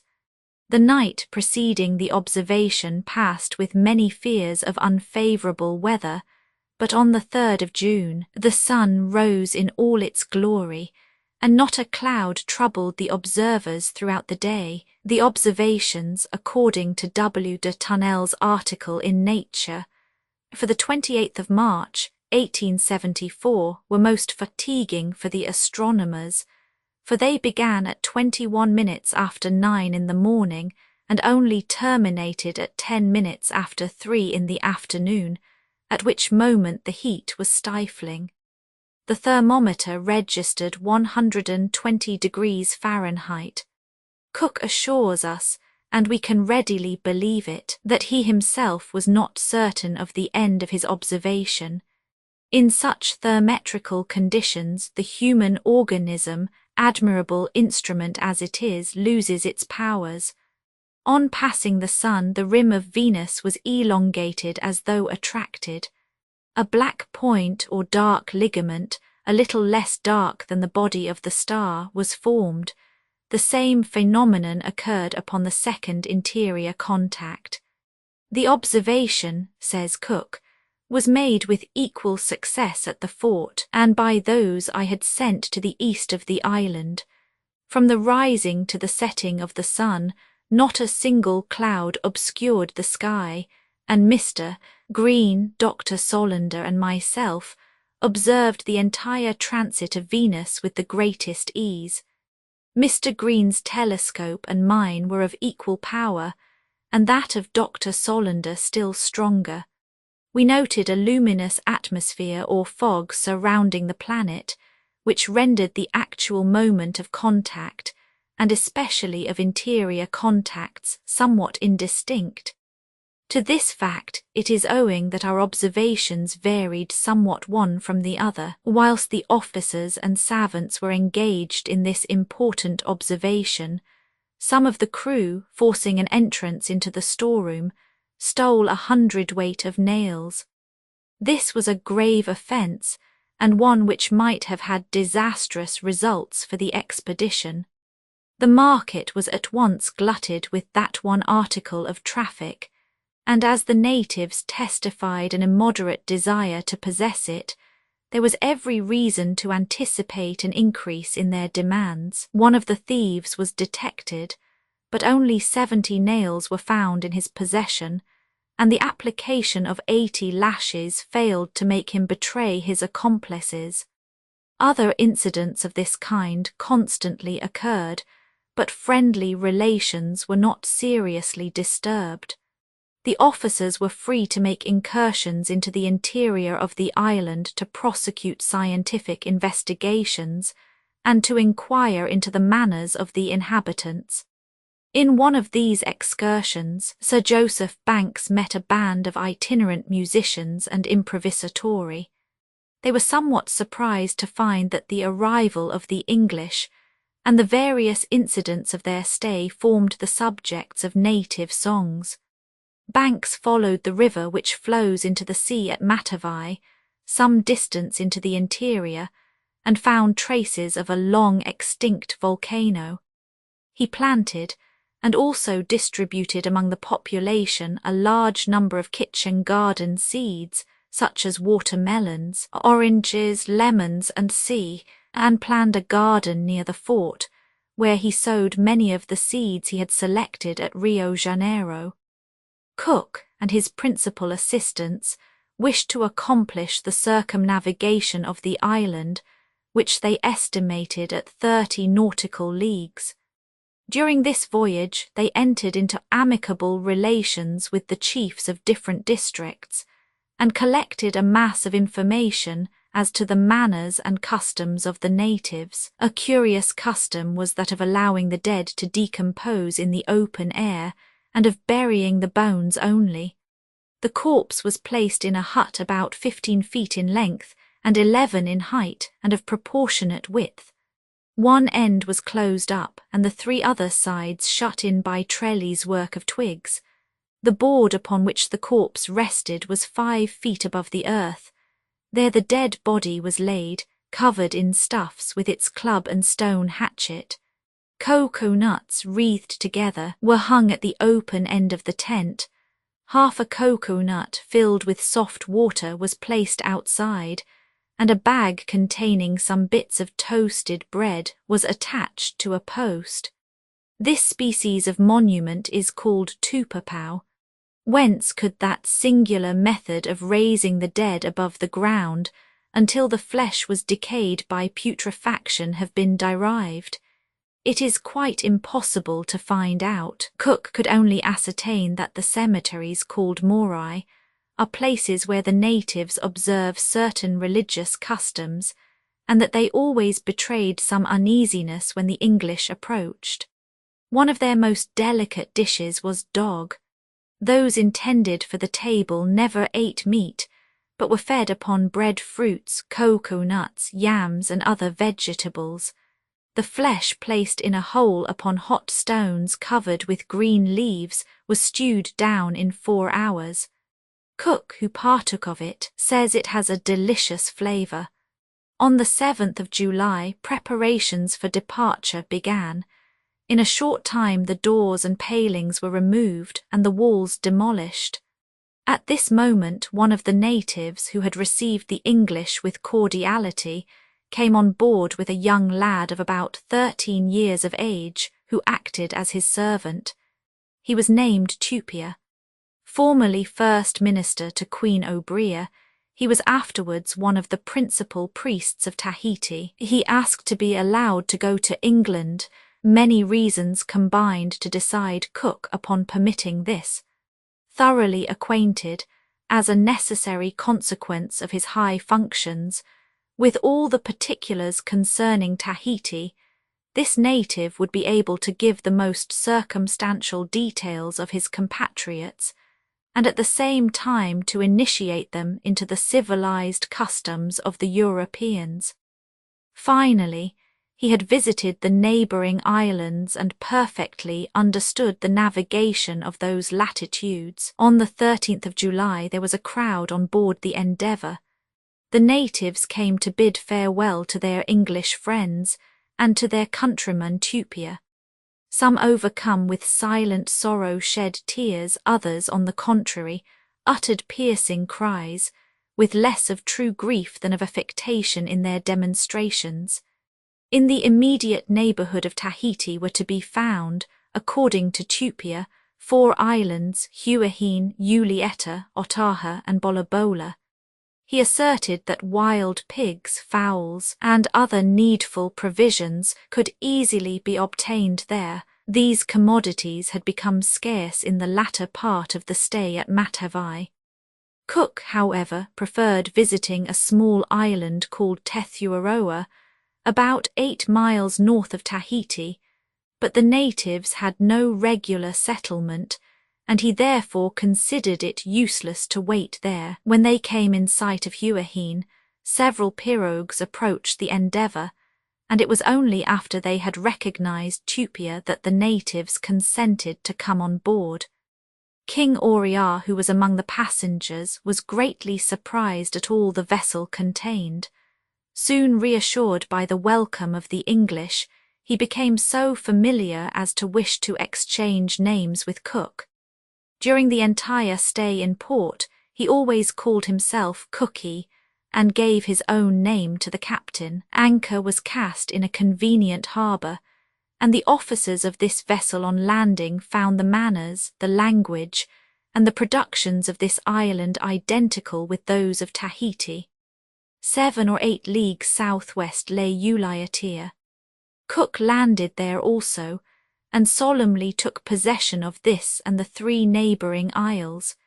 He also profited by his stay to make hydrographical surveys of the shores, whilst a leak which had been found in the gun-room of the Endeavour was attended to. After reconnoitring various other small islands, Cook gave the entire group the name of Society Isles. Cook sailed on the 7th of August. 6 days later he reconnoitred the island of Otro. The hostile demonstrations of the natives prevented the Endeavour from remaining. She set sail for the south.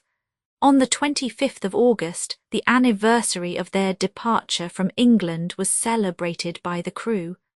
On the 1st of September, in 40 degrees 22 S, lat. 174 degrees 29 E, long, the sea, agitated by a west wind, became very rough.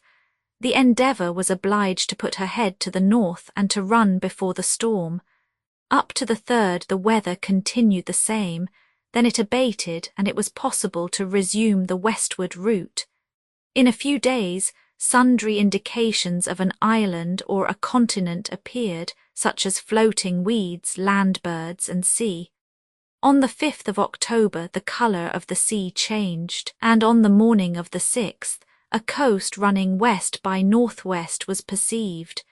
Nearer approach showed it to be of great extent. Unanimous opinion decided that the famous continent, so long looked for, so necessary for the equipoise of the world, known to cosmographers as the unknown land of the south, was at last discovered.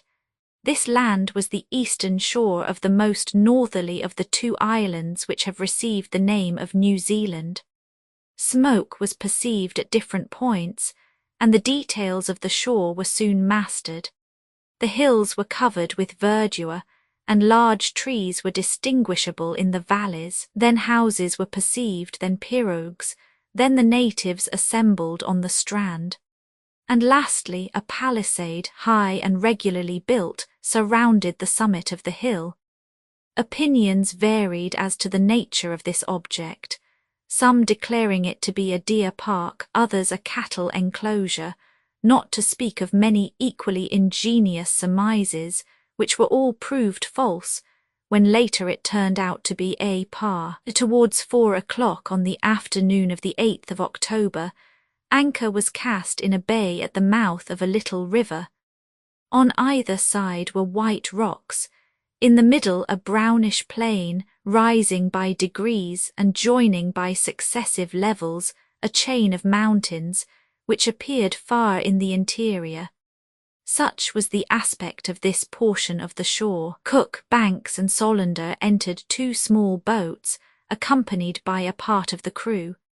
As they approached the spot where the natives were assembled, the latter fled. This, however, did not prevent the English from landing, leaving 4 lads to guard one of the boats, whilst the other remained at sea. They had proceeded only a short distance from the boat, when 4 men, armed with long spears, emerged from the wood and threw themselves upon it to take possession of it.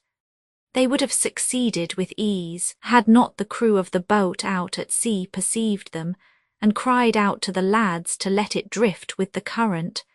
They were pursued so closely by the enemy that the master of the pinnace discharged his gun over the heads of the natives.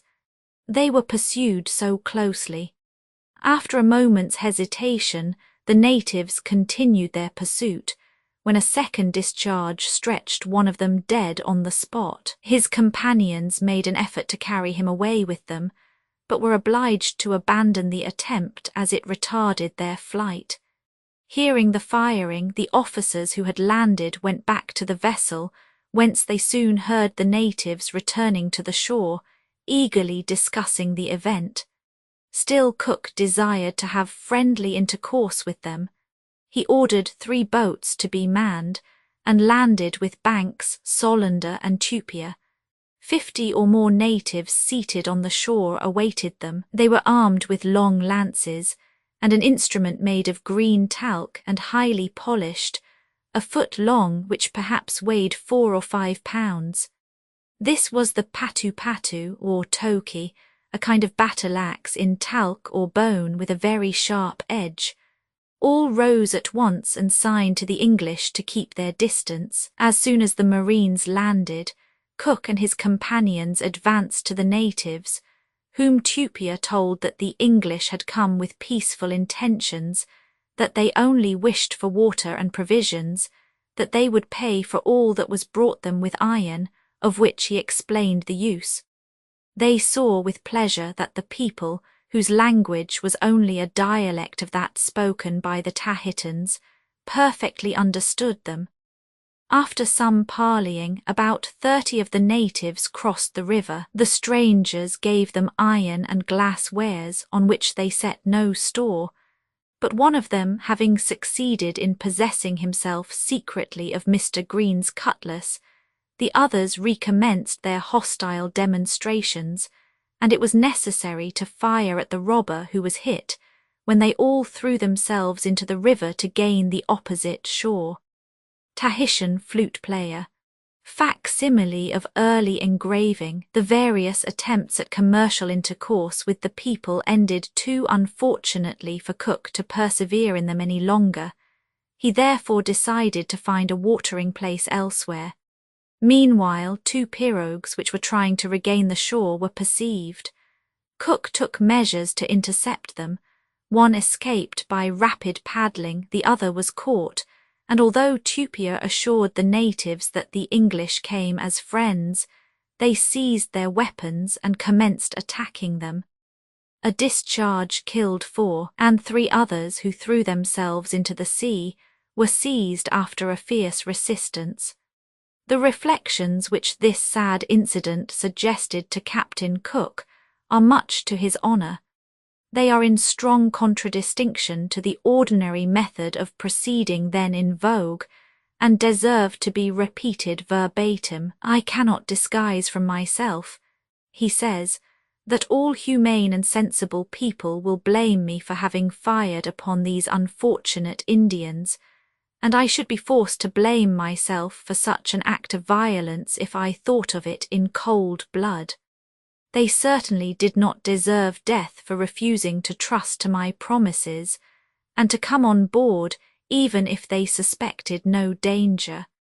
But my commission by its nature obliged me to take observations of their country, and I could only do so by penetrating into the interior, either by open force or by gaining the confidence and goodwill of the natives.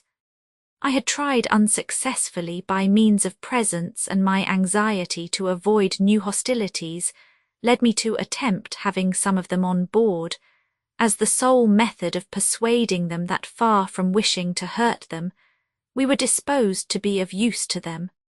So far, my intentions were certainly not criminal. It is true that during the struggle, which was unexpected by me, our victory might have been equally complete without taking the lives of 4 of these Indians, but it must also be remembered that in such a situation, the command to fire having once been given, one is no longer in a position to prescribe it or to lighten its effect.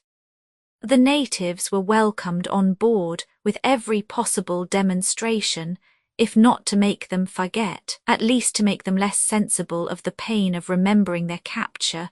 They were loaded with presents, adorned with bracelets and necklaces, but when they were told to land, they all declared, as the boats were directed to the mouth of the river, that it was an enemy's country, and that they would be killed and eaten.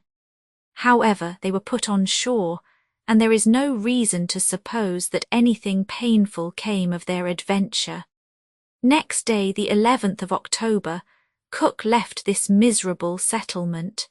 He named it Poverty Bay, because of all that he needed he had been able to procure but one thing, wood. Poverty Bay in 38 degrees 42 S, lat, and 181 degrees 36 W, long, is of horseshoe shape and affords good anchorage, although it is open to the winds between south and east. Cook continued along the coast in a southerly direction, naming the most remarkable points, and bestowing the name of Portland upon an island which resembled that of the same name in the English Channel. His relations with the natives were everywhere inimical. If they did not break out into open outrage, it was owing to the English patience under every provocation. One day several pirogues surrounded the ship, and nails and glassware were exchanged for fish, when the natives seized Teito, Tupia's servant, and quickly paddled off. As it was necessary to fire at the robbers, the little Tahitan profited by the confusion, and jumping into the sea was soon picked up by the pinnace of the Endeavour. On the 17th of October, Cook, not having been able to find a suitable harbour, and considering himself, as the sea became more and more rough, to be losing time which might be better employed in reconnoitring the northern coast, tacked round and returned the way he had come.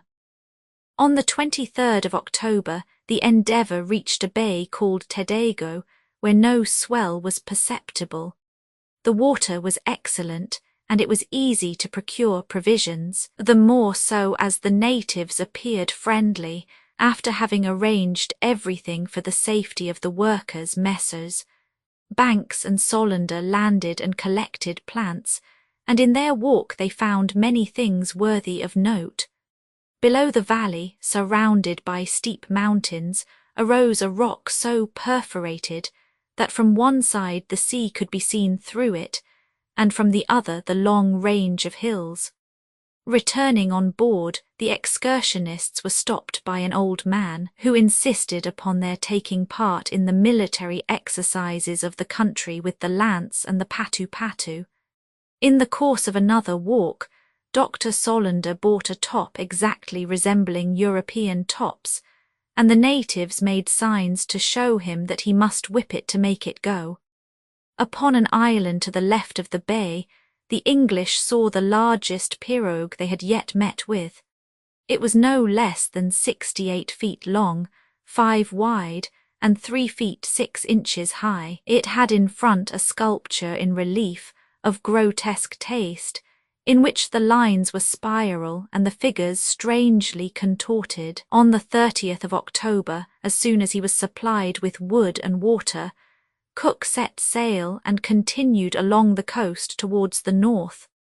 Near an island, to which Cook had given the name of Mare, the natives behaved most insolently, and were greater thieves than any previously encountered. It was, however, necessary to make a stay of 5 or 6 days in this district, to observe the transit of Mercury, with a view to impressing upon the natives that the English were not to be illused with impunity. A robber who had taken a piece of cloth was fired upon with grape shot, but although he received the discharge in the back, it had no more effect upon him than a violent blow with a rattan. But a bullet which struck the water and returning to the surface passed several times over the pirogues, struck such terror into the hearts of the natives that they hastily paddled to the shore. On the 9th of November, Cook and Green landed to observe the transit of Mercury. Green only observed the passing, while Cook took the altitude of the sun. It is not our intention to follow the navigators in their thorough exploration of New Zealand. The same incidents were endlessly repeated, and the recital of the similar struggles with the natives, with descriptions of natural beauty, however attractive in themselves, could not but pall upon the reader. It is better, therefore, to pass rapidly over the hydrographic portion of the voyage, in order to devote ourselves to our picture of the manners of the natives, now so widely modified. Mercury Bay is situated at the foot of the long divided peninsula, which, running from the east to the northeast, forms the northern extremity of New Zealand. On the 15th of November, as the Endeavour left the bay, several boats advanced towards her. 2 of their number, says the narrative, which carried about 60 armed men, approached within hearing, and the natives began their war song, but seeing that this attracted little attention, they began throwing stones at the English and paddled along the shore. Soon they returned to the charge, evidently determined to fight the navigators, and encouraging themselves with their war cry. Without being incited to it, Tupia addressed them reproachfully, and told them that the English had arms, and were in a position to overpower them instantly. But they valiantly replied, "Come to land, and we will kill you all." "Directly," replied Tupia, "but why insult us as long as we are at sea? We have no wish to fight, and we will not accept your challenge, because there is no quarrel between us. The sea does not belong to you any more than to our ship." Tupia had not been credited with so much simple and true eloquence, and it surprised Cook and the other English. Whilst he was in the Bay of the Islands, the captain reconnoitred a considerable river, which he named after the Thames. It was shaded with trees, of the same species as those on Poverty Island. One of them measured 19 feet in circumference at the height of 6 feet above the ground. Another was not less than 90 feet long from the root to the lowest branches. Although quarrels with the natives were frequent, the latter were not invariably in the wrong. Kippies relates as follows. Some of the men on board, who, after the Indians had once been found in fault, did not fail to exhibit a severity worthy of Lycurgus, thought fit to enter a New Zealand plantation and to carry off a quantity of potatoes. Captain Cook condemned them to 12 stripes each. 2 of them received them peaceably, but the third persisted that it was no crime for an Englishman to pillage Indian plantations. Cook's method of dealing with this casuist was to send him to the bottom of the hold until he agreed to receive 6 additional stripes. On the 30th of December, the English doubled a cape which they took to be that of Maria van Diemen, discovered by Tasman, but they were so assailed by threatening winds that Cook only accomplished 10 leagues in 3 weeks. Fortunately, they kept at a uniform distance from shore all the time, otherwise we should probably have been spared the recital of their further adventures. On the 16th of January 1770, after naming various portions of the eastern shore, Cook arrived in sight of an imposing peak which was covered with snow, and which he named Mount Egmont in honour of the Earl of that name. Scarcely had he doubled the peak when he found that the coast described the arc of a circle. It was split up into numberless roadsteads, which Cook determined to enter in order to allow of his ship being repaired and keeled. He landed at the bottom of a creek where he found a fine river and plenty of trees, for the forest only ceased at the sea for want of soil.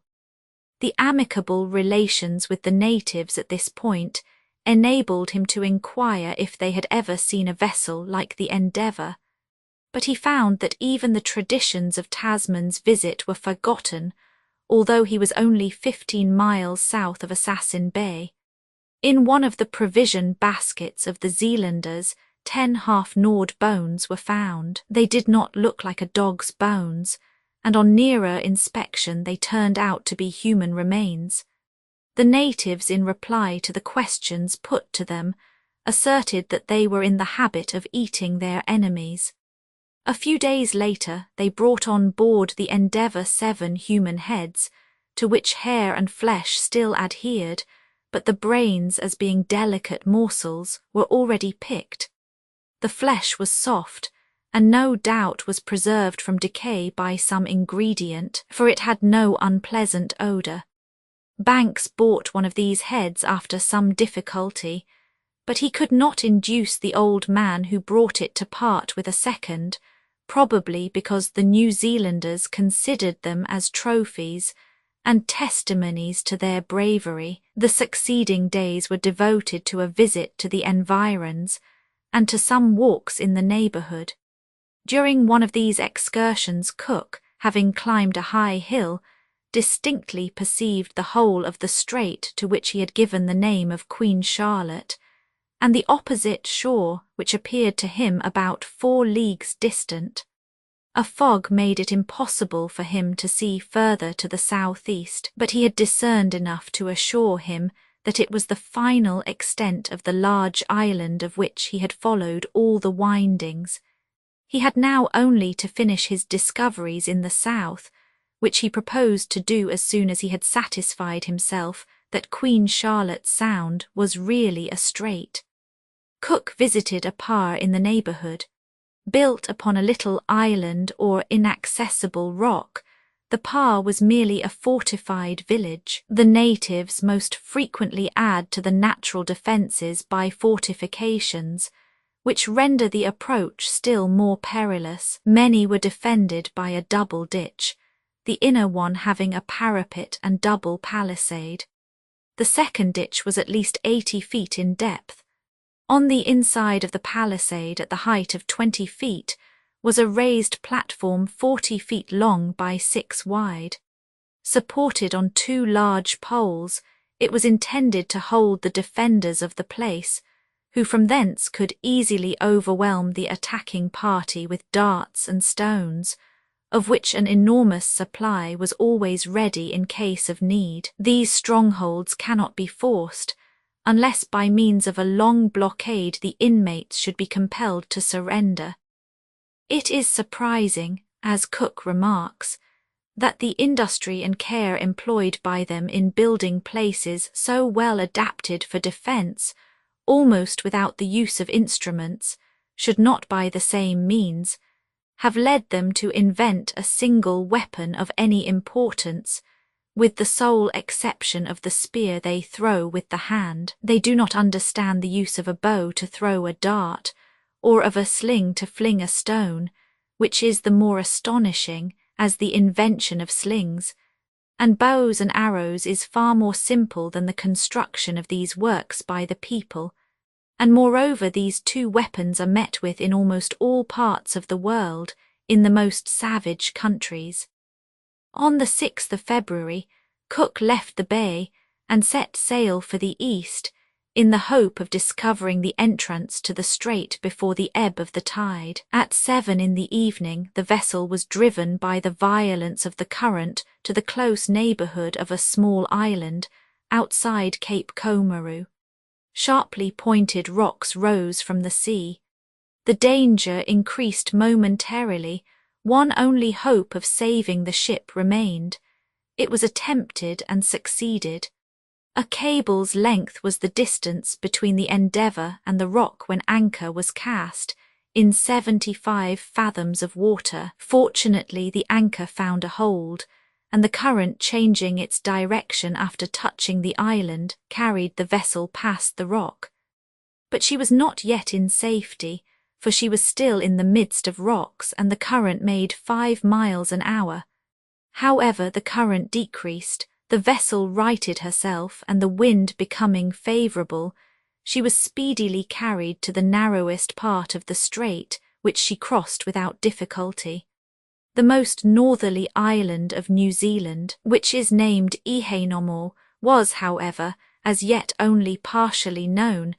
There still remained some 15 leagues unexplored. A few officers affirmed from this that it was a continent, and not an island, which was contrary to Cook's view.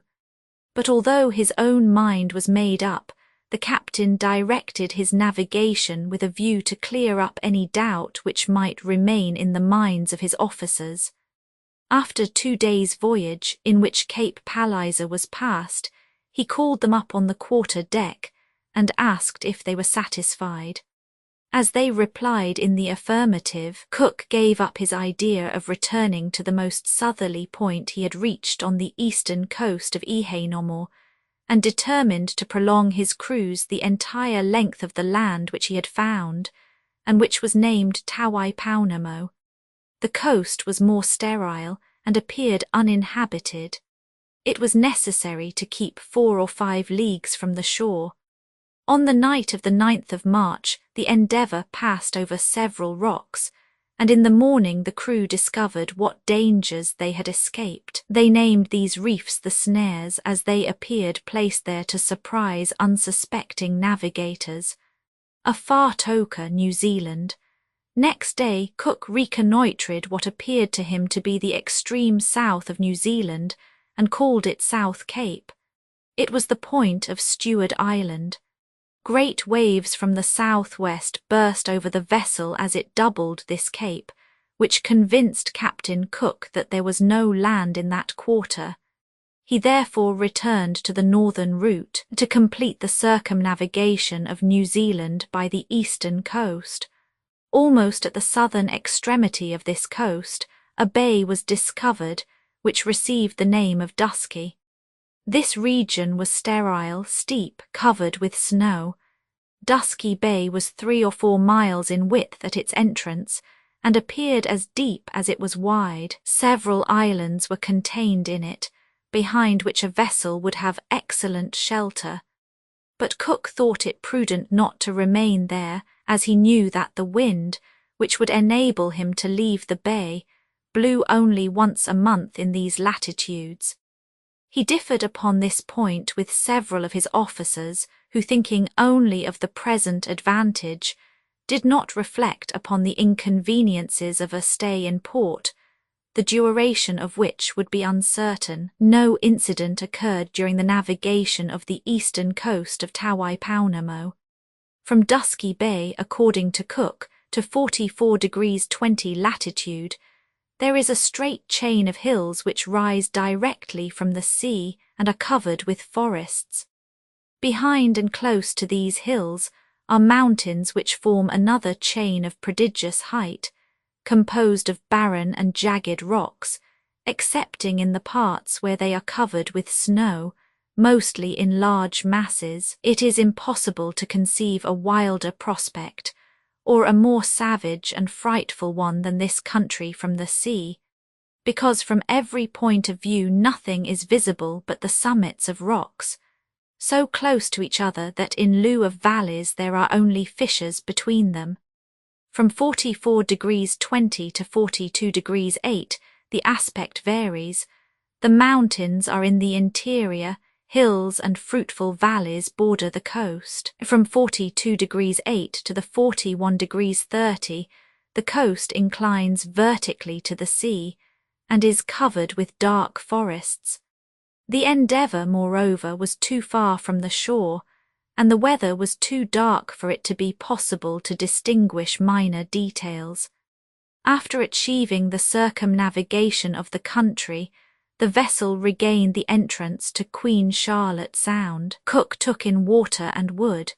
Then he decided on returning to England, following the route which permitted him best to fulfill the object of his voyage.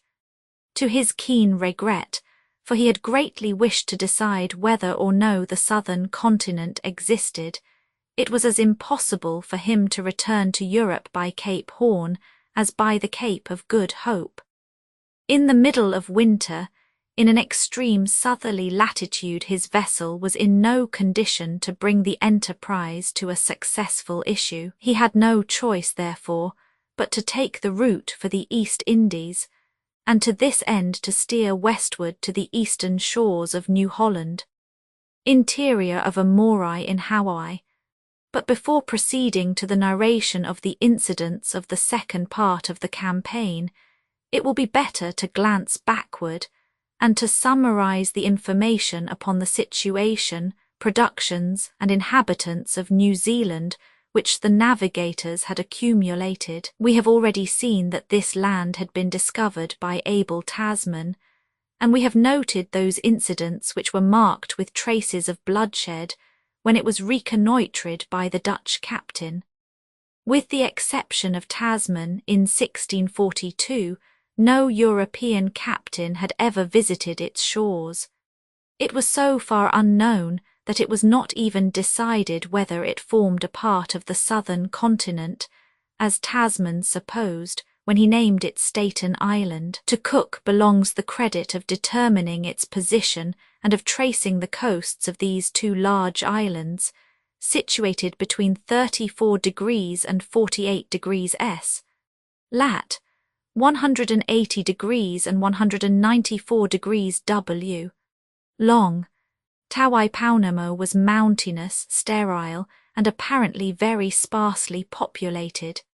Ihanomo presented an attractive appearance, in its hills, mountains, and valleys covered with wood and watered by bright flowing streams. Cook formed an opinion of the climate upon the remarks made by Banks and Solander that, if the English settled in this country, it would cost them but little care and work to cultivate all that they needed in great abundance.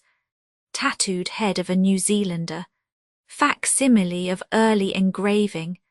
As for quadrupeds, New Zealand afforded an asylum for dogs and rats only, the former reserved for food. But if the fauna was poor, the flora was rich. Among the vegetable products which attracted the English most was one of which the narrative says, "The natives used as hemp and flax, a plant which surpasses all those used for the same purposes in other countries." The ordinary dress of the New Zealanders is composed of leaves of this plant with very little preparation. They fabricate their cords, lines, and ropes from it, and they are much stronger than those made with hemp, and to which they can be compared. From the same plant prepared in another way, they draw long thin fibres, lustrous as silk and white as snow. Their best stuffs are manufactured from these fibres, and are of extraordinary strength. Their nets of an enormous size are composed of these leaves. The work simply consists in cutting them into suitable lengths and fastening them together. This wonderful plant, which was so enthusiastically described in the lyrical account just quoted, and in the hardly less exuberant one which La Billardière afterwards gave of it, is known in our day as Phornium tenax, an ipar, facsimile of early engraving. It was really necessary to subdue the expectations that these narratives excited. According to the eminent chemist Dutchart, the prolonged action of the damp heat, and above all bleaching, disintegrates the cellular particles of this plant, and after 1 or 2 washings, the tissues which are fabricated from it are reduced to tow. Still it forms a considerable article of commerce. Mr. Alfred Kennedy, in his very curious work on New Zealand, tells us that in 1865 only 15 bales of phornium were exported, that 4 years later the export amounted to the almost incredible number of 12,162 bales, and in 1870 to 32,820 bales, valued at 132,578 L. The inhabitants were tall and well proportioned, alert, vigorous, and intelligent. The women had not the delicate organization and grace of form which distinguish them in other countries. Dressed like the men, they were recognizable only by their sweetness of voice and liveliness of expression. Although the natives of the same tribe were affectionate in their relations to each other, they were implacable to their enemies, and they gave no quarter. The dead bodies of their enemies afforded horrible festivities, which the want of other animal food explains but can hardly excuse. A New Zealand family. Perhaps, says Cook, it appears strange that there were frequent wars in a country where so few advantages follow victory. But besides the need of procuring meat, which led to the frequency of these wars, another cause for them, unknown to Cook, existed in the fact that the population consisted of 2 distinct races, naturally enemies of each other. Ancient tradition has it that the Maoris came in the first instance, some 1,300 years ago, from the Sandwich Islands. There is reason for believing this to be correct, when one reflects that the beautiful Polynesian race peopled all the archipelago sprinkled throughout the Pacific Ocean, leaving Heiauekai, which must be identical with Hawaii of the Sandwich Islands, or Sanui of the Navigator Archipelago. The Maoris had repelled or possibly driven back the aboriginal population. In truth, the earliest colonists noticed 2 distinctly separate types in the New Zealanders. The one, and most important, unmistakably recalled the natives of Hawaii, the Marquesas, and Tonga Islands, whilst the other offered many resemblances to the Melanesian races. These particulars, collected by Freycinet and recently confirmed by Hochstetten, are in perfect accord with the singular fact, recorded by Cook, that Tupia, a native of Tahiti, made himself readily understood by the New Zealanders. The migrations of the Polynesian tribes are thoroughly understood in these days, thanks to the wider knowledge of languages and anthropology, but they were scarcely suspected in the time of Cook, who, indeed, was one of the first to collect legends on the subject. Every one of these tribes, he says, traditionally believes that his forefathers came years ago from another country, and they all assert from the same tradition that the country was called Hiwais. The country at this time produced only one quadruped, the dog, and that was an alien. Thus the New Zealanders had no means of subsistence, but vegetables and a few fowls unknown to the English. Fortunately, the inhabitants were saved from death by starvation by the abundance of fish. Accustomed to war, and looking upon all strangers as enemies, possibly seeing in them merely an edible commodity, the natives naturally attacked the English.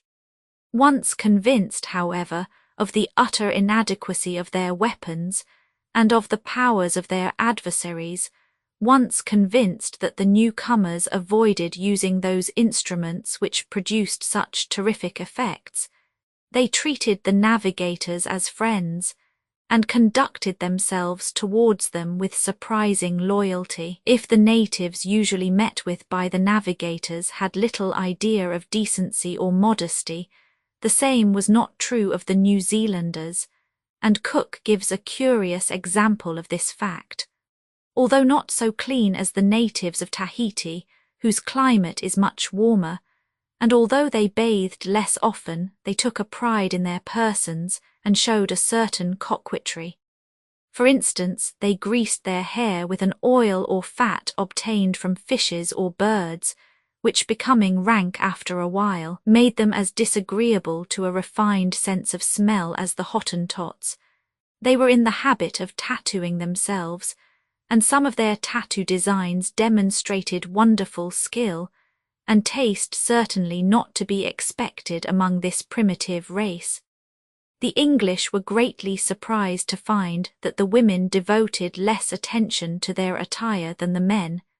Their hair was cut short and without ornament, and they wore clothes similar to those of their husbands. Their sole attempt at coquetry consisted in fastening the most extraordinary things to their ears, stuffs, feathers, fish bones, bits of wood, not to mention green talc needles, the nails and teeth of their deceased parents, and generally everything they could lay hands on, which they suspended by means of thread. This recalls an adventure related by Cook, which happened to a Tahitan woman. This woman, envious of all she saw, wanted to have a padlock attached to her ear. She was allowed to take it, and then the key was thrown into the sea before her. After a certain time, either because the weight of this singular ornament worried her, or because she wished to replace it by another, she begged to have it removed.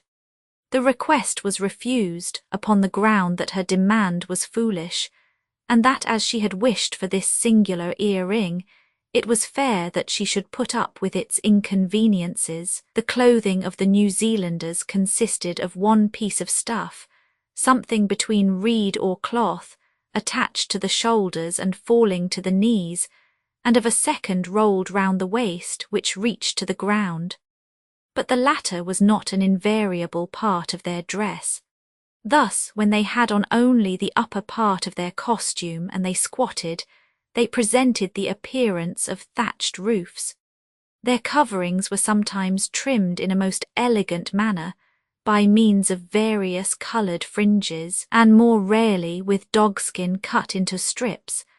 But the industry of these people was especially shown in the construction of their pirogues. Their war vessels contained from 40 to 50 armed men, and one of them, measured at Ulaga, was no less than 68 feet long. It was beautifully ornamented with open work and decorated with fringes of black feathers. The smaller ones generally had poles. Occasionally 2 pirogues were joined together. The fishing boats were ornamented at the prow and the poop by the face of a grinning man with hideous features, lolling tongue and eyes made of white shells. 2 pirogues were often coupled, and the very smallest carried only the poles needed to preserve their equilibrium. The usual cause of illnesses, remarks Cook, being intemperance and want of exercise, it is not surprising that these people rejoice in perfect health.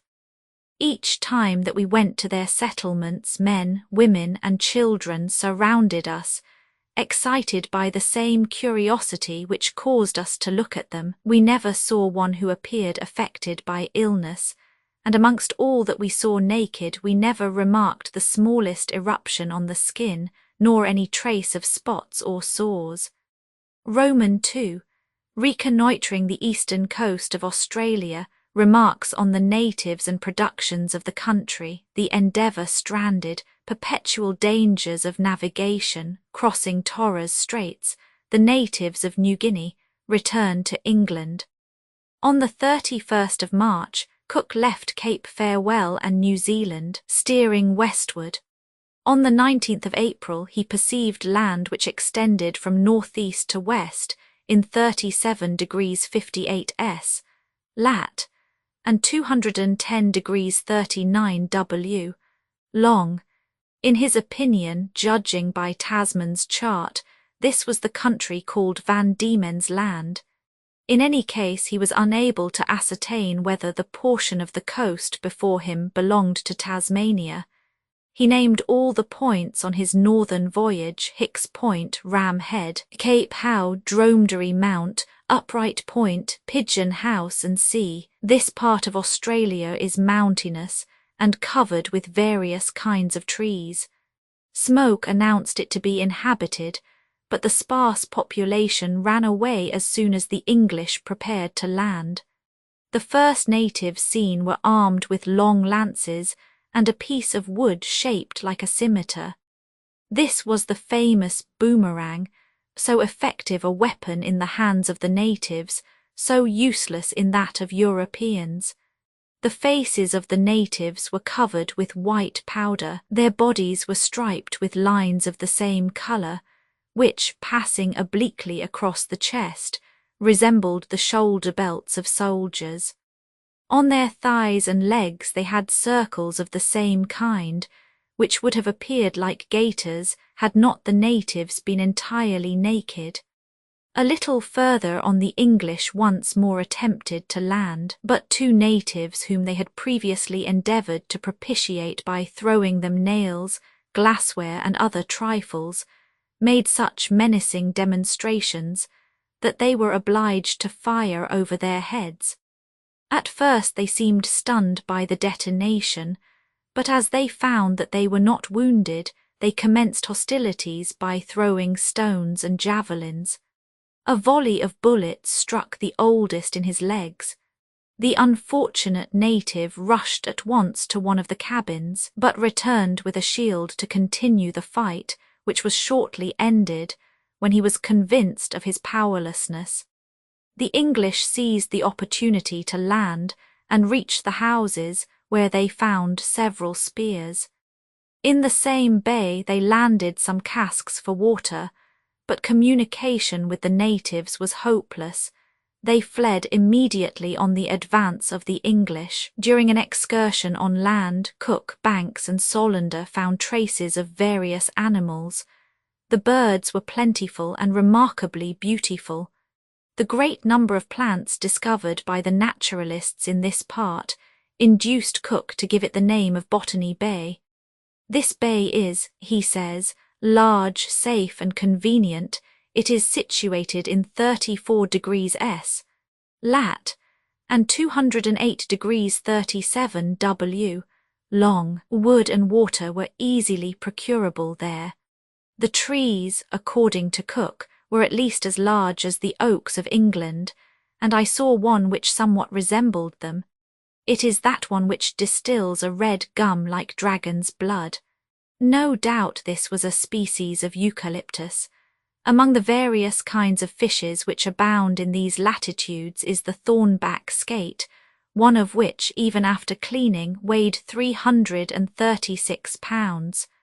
On the 6th of May, Cook left Botany Bay and continued to coast to the north at 2 or 3 miles distance from the shore. The navigation along this coast was sufficiently monotonous. The only incidents which imparted a slight animation were the sudden and unexpected differences in the depth of the sea, caused by the line of breakers which it was necessary to avoid. grave par e moriu. Landing a little further on, the navigators ascertained that the country was inferior to that surrounding Botany Bay. The soil was dry and sandy. The sides of the hills were sparsely covered with isolated trees and free from brushwood. The sailors killed a bustard, which was pronounced to be the best game eaten since leaving England. Hence this point was named Bustard Bay. Numbers of bivalves were found there, especially small pearl oysters. On the 25th of May, the Endeavour, being a mile from land, was opposite a point which exactly crossed the Tropic of Capricorn. The following day it was ascertained that the sea rose and fell 7 feet. The flow was westward and the ebb eastward, just the reverse of the case in Botany Bay. In this spot islands were numerous, the channel narrow and very shallow. On the 29th, Cook landed with Banks and Solander in a large bay, in search of a spot where he could have the keel and bottom of his vessel repaired, but they were scarcely on terra firma when they found their progress impeded by a thick shrub, prickly and studded with sharp seeds, no doubt a species of spinifex, which clung to the clothes, pierced them, and penetrated the flesh. At the same time, myriads of gnats and mosquitoes attacked them and covered them with painful bites. A suitable spot for repairs was found, but a watering place was sought in vain. Gum trees growing here and there were covered with enormous ants' nests, and soon deprived of gum by those insects. Numerous brilliantly coloured butterflies hovered over the explorers. These were curious facts, interesting from more than one point of view, but they failed to satisfy the captain, who was eager to replenish his water supply. From the first, the great defect of this country was apparent.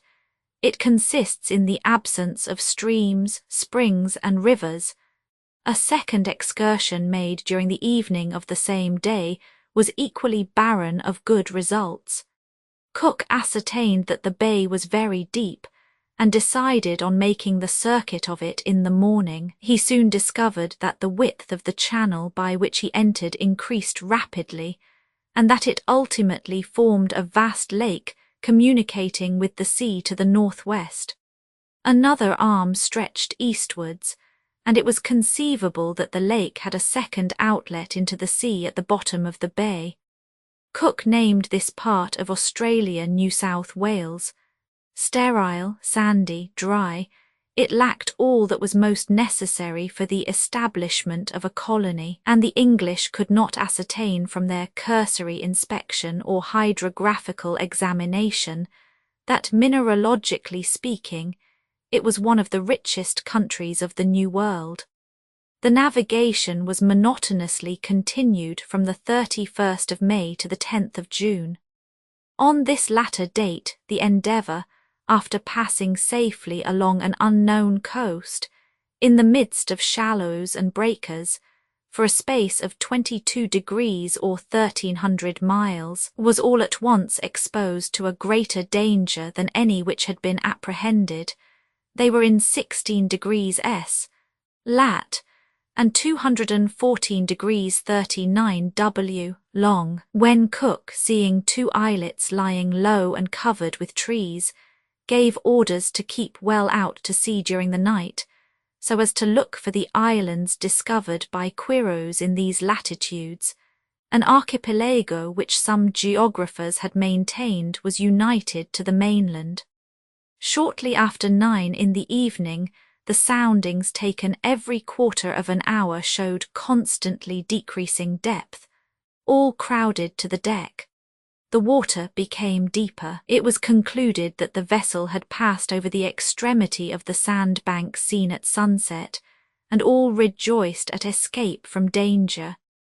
When the depth increased, Cook and all but the officers of the watch retired to their berths, but at 11 o'clock the sounding line, after indicating 20 fathoms, suddenly recorded 17, and before it was possible to cast anchor, the Endeavour had touched and, beaten by the waves, struck upon a rock. The situation was a serious one. The Endeavour, raised by a wave over the ridge of a reef, had fallen again into a hollow in the rock, and by the moonlight, portions of the false keel and the sheathing could be seen floating. Unfortunately, the accident happened at high water. It was useless, therefore, to count upon the assistance of the tide to release the ship. Without loss of time, the guns, barrels, casks, ballast, and all that could lighten the vessel were thrown overboard. The vessel still struck against the rock. The sloop was put to sea. The sails and topsails were lowered. The tow lines were thrown to the starboard, and the captain was about to order the anchor to be cast on the same side, when it was discovered that the water was deeper at the stern. But although the capstan was vigorously worked, it was impossible to move the vessel. Daybreak disclosed the position in all its horrors. Land was 8 leagues distant. Not a single isle was visible between the ship and land where refuge might be found if, as was to be feared, the vessel broke up. Although she had been lightened of 50 tons weight, the sea only gained 1.5 feet. Fortunately, the wind fell, otherwise the Endeavour must soon have been a wreck. However, the leak increased rapidly, although the pumps were worked incessantly. A third was put into action. The alternative was dreadful. If the vessel were freed, it must sink when no longer sustained by the rock, while if it remained fixed, it must be demolished by the waves which rent its planks asunder. The boats were too small to carry all the crew to land at one time. Under such circumstances, was there not danger that discipline would be thrown to the winds? Who could tell whether a fratricidal struggle might not ensue?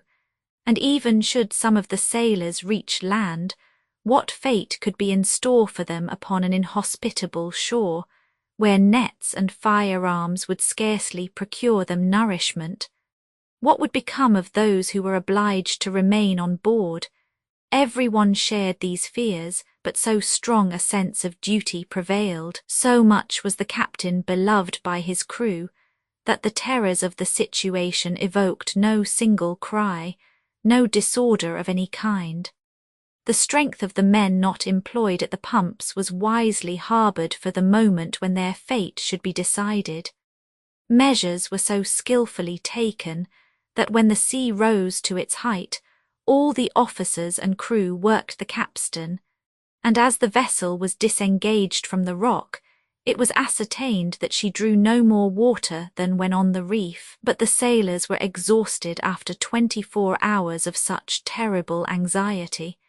It was necessary to change the hands at the pumps every 5 minutes. A new disaster was now added. The man whose duty it was to measure the water in the hold announced that it had increased to 18 inches in a few moments. Fortunately, the mistake of the measure taken was immediately ascertained, and the crew were so overjoyed that they fancied all danger over. An officer named Monkhouse conceived an excellent idea. He applied a sort of cap to the stern, which he filled in with wool, rope yarn, and the intestines of the animals slaughtered on board, and so effected a stoppage of the leak.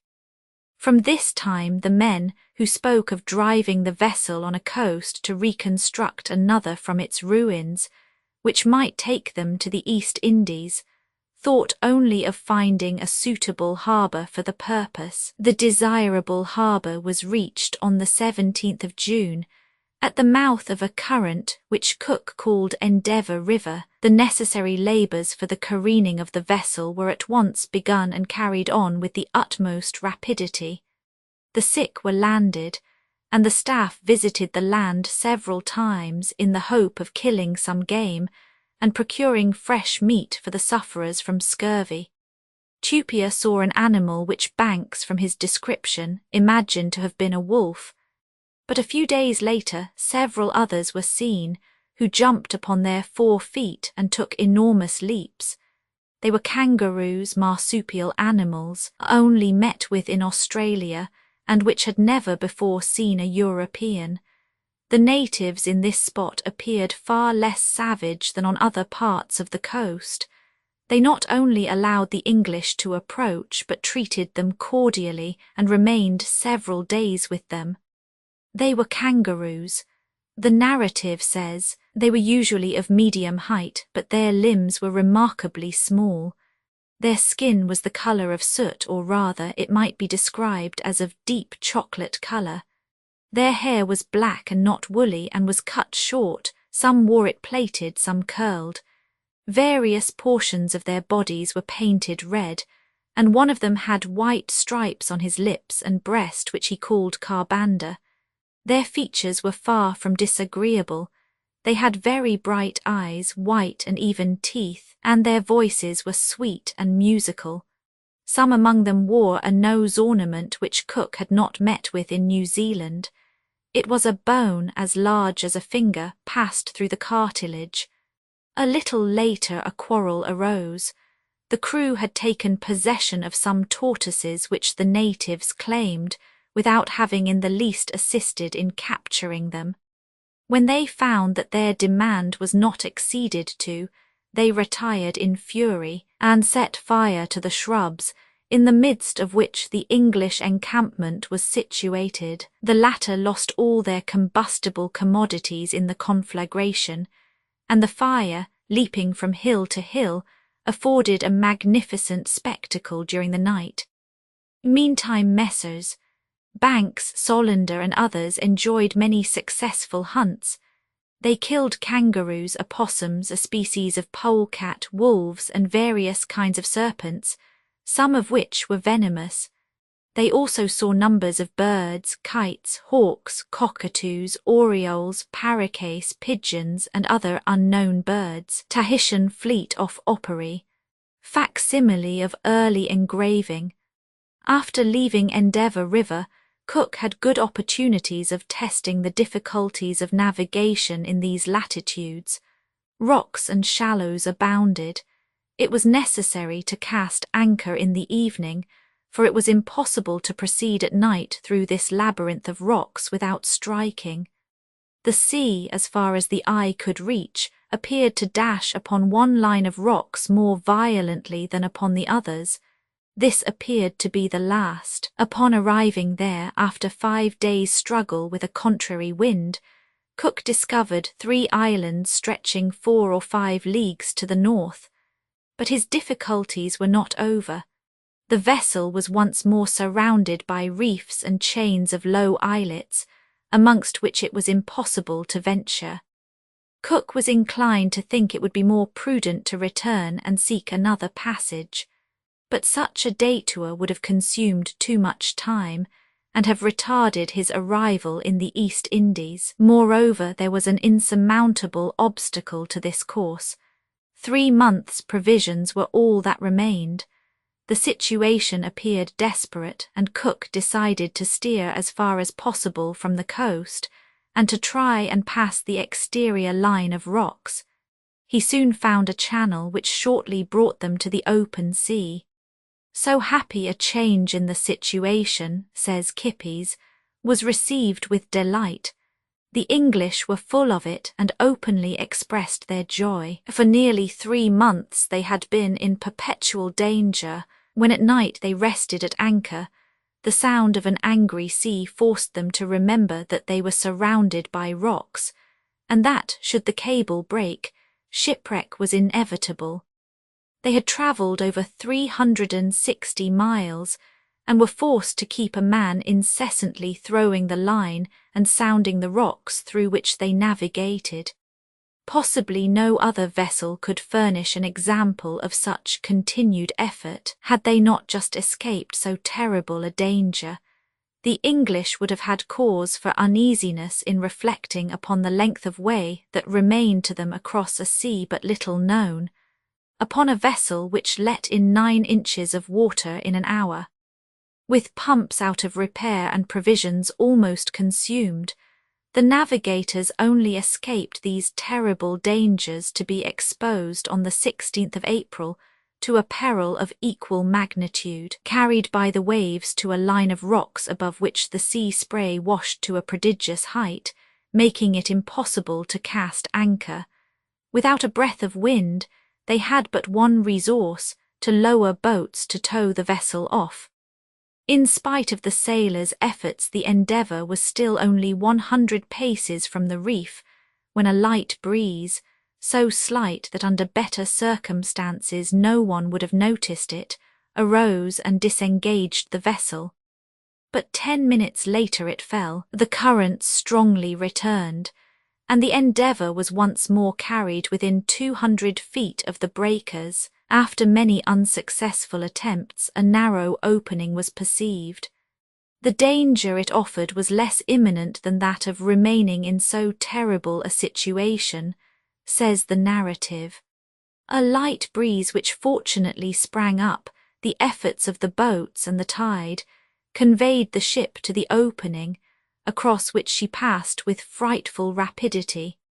The strength of the current prevented the Endeavour from touching either shore of the channel, which, however, was but a mile in width and extremely unequal in depth, giving now 30 fathoms, now only 7 of foul bottom. If we have lingered somewhat over the incidents of this voyage, it is because it was accomplished in unknown seas, in the midst of breakers and currents, which, sufficiently dangerous for a sailor when they are marked on a map, become much more so when, as was the case with Cook, since leaving the coast of New Holland, the voyage is made in the face of unknown obstacles, which all the instinct and keen vision of the sailor cannot always successfully surmount.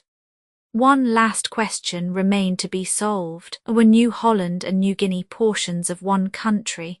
Were they divided by an arm of the sea or by a strait? In spite of the dangers of such a course, Cook approached the shore and followed the coast of Australia towards the north. On the 21st he doubled the most northerly cape of New Holland, to which he gave the name of Cape York, and entered a channel sprinkled with islands near the mainland, which inspired him with the hope of finding a passage to the Indian Ocean. Once more he landed, and planting the English flag, solemnly took possession in the name of King George of the entire eastern coast from the 18th degree of latitude to this spot, situated in 107 degrees south. He gave the name of New South Wales to this territory, and to fitly conclude the ceremony, he caused 3 salutes to be fired. Cook next penetrated Torres Strait, which he called Endeavour Strait, discovered and named the Wallis Islands, situated in the middle of the southwest entrance to Booby Island and Prince of Wales Island, and steered for the southern coast of New Guinea, which he followed until the 3rd of September without being able to land. Upon that day Cook landed with about 11 well-armed men, amongst them Solander, Banks and his servants. They were scarcely a quarter of a mile from their ship, when 3 Indians emerged from the wood, uttering piercing cries, and rushed at the English. The one who came nearest, says the narrative, threw something which he carried at his side with his hand, and it burned like gunpowder, but we heard no report. 3 Indians emerged from the wood. Cook and his companions were obliged to fire upon the natives in order to regain their ship, from whence they could examine them at their leisure. They resembled the Australians entirely, and like them, wore their hair short and were perfectly naked, only their skin was less dark, no doubt because they were less dirty. Meantime the natives struck their fire at intervals, 4 or 5 at a time. We could not imagine what this fire could be, nor their object in throwing it. They held in the hand a short stick, perhaps a hollow cane, which they flourished from side to side, and at the same instant we saw the fire and smoke exactly as it flashes from a gun, and it lasted no longer. We observed this astonishing phenomenon from the vessel, and the illusion was so great that those on board believed the Indians had firearms, and we ourselves should have imagined they fired guns, but that our ship was so close that in such a case we must have heard the explosion. This fact remains unexplained, in spite of the many commentaries it has occasioned, and which bear out the testimony of the great navigator. Many of the English officers demanded immediate permission to land in search of cocoa-nuts, arid other fruits, but the captain was unwilling to risk his sailors' lives in so futile an attempt. He was, besides, anxious to reach Batavia to obtain repairs for his vessel. He thought it useless, moreover, to remain a longer time in these latitudes.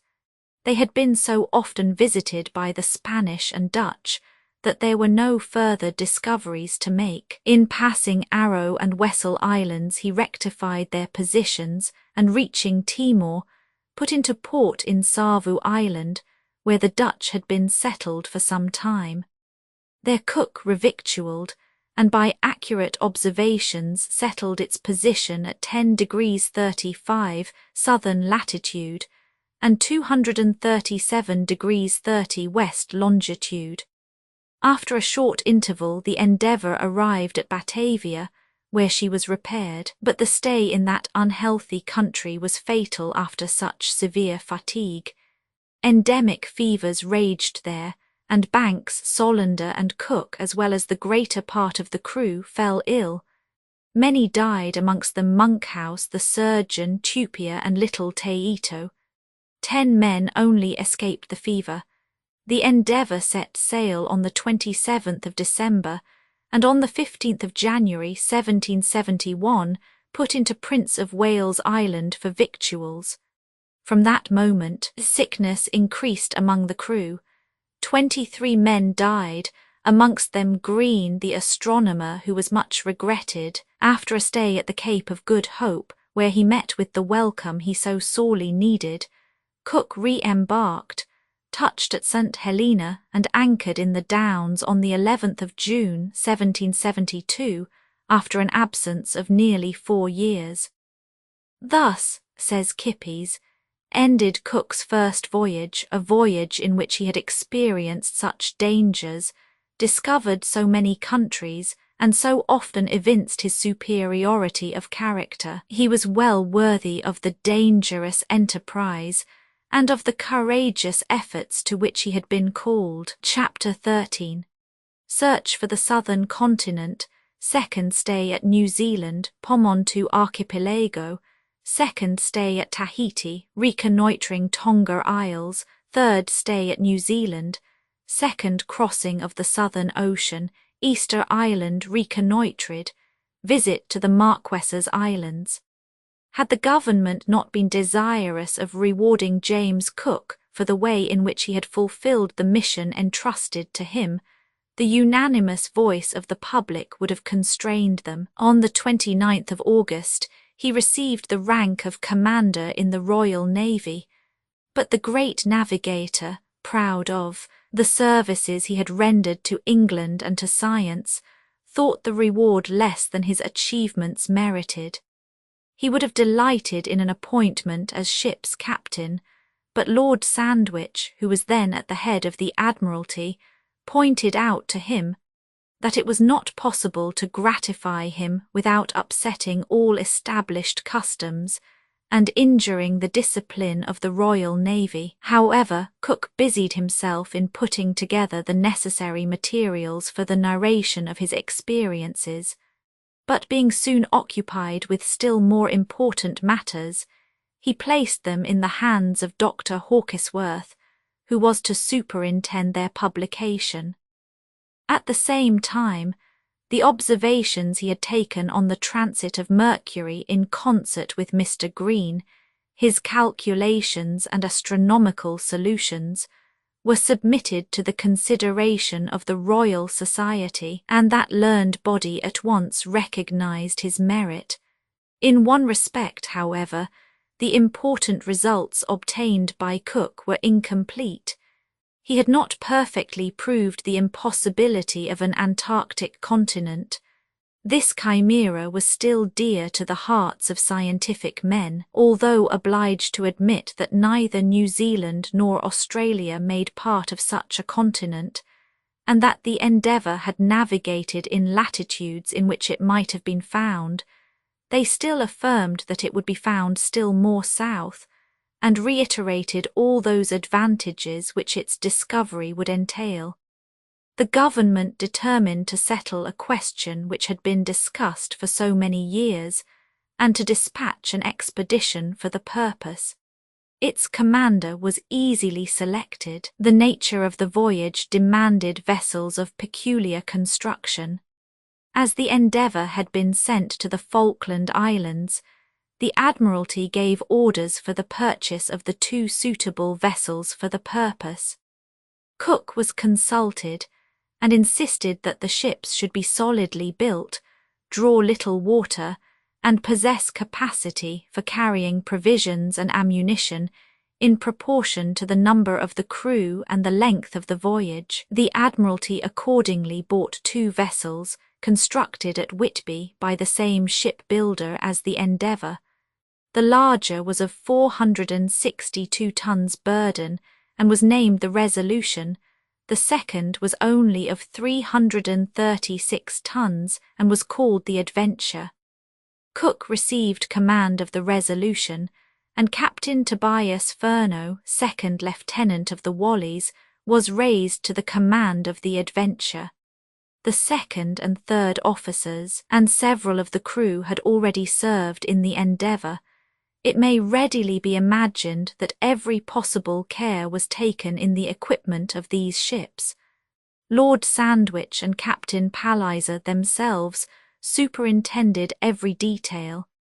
Each of the ships was stocked with provisions of every kind for 2 years and a half. Very extraordinary articles were provided at the instance of Captain Cook, who claimed them as anti-scorbutics. For instance, malt, sauerkraut, salted cabbages, soup slabs, mustard and salloup, as well as carrot marmalade, and thickened and unfermented beer, which was tried at the suggestion of Baron Storch of Berlin and Mr. Pelham, secretary to the Commissariat Department.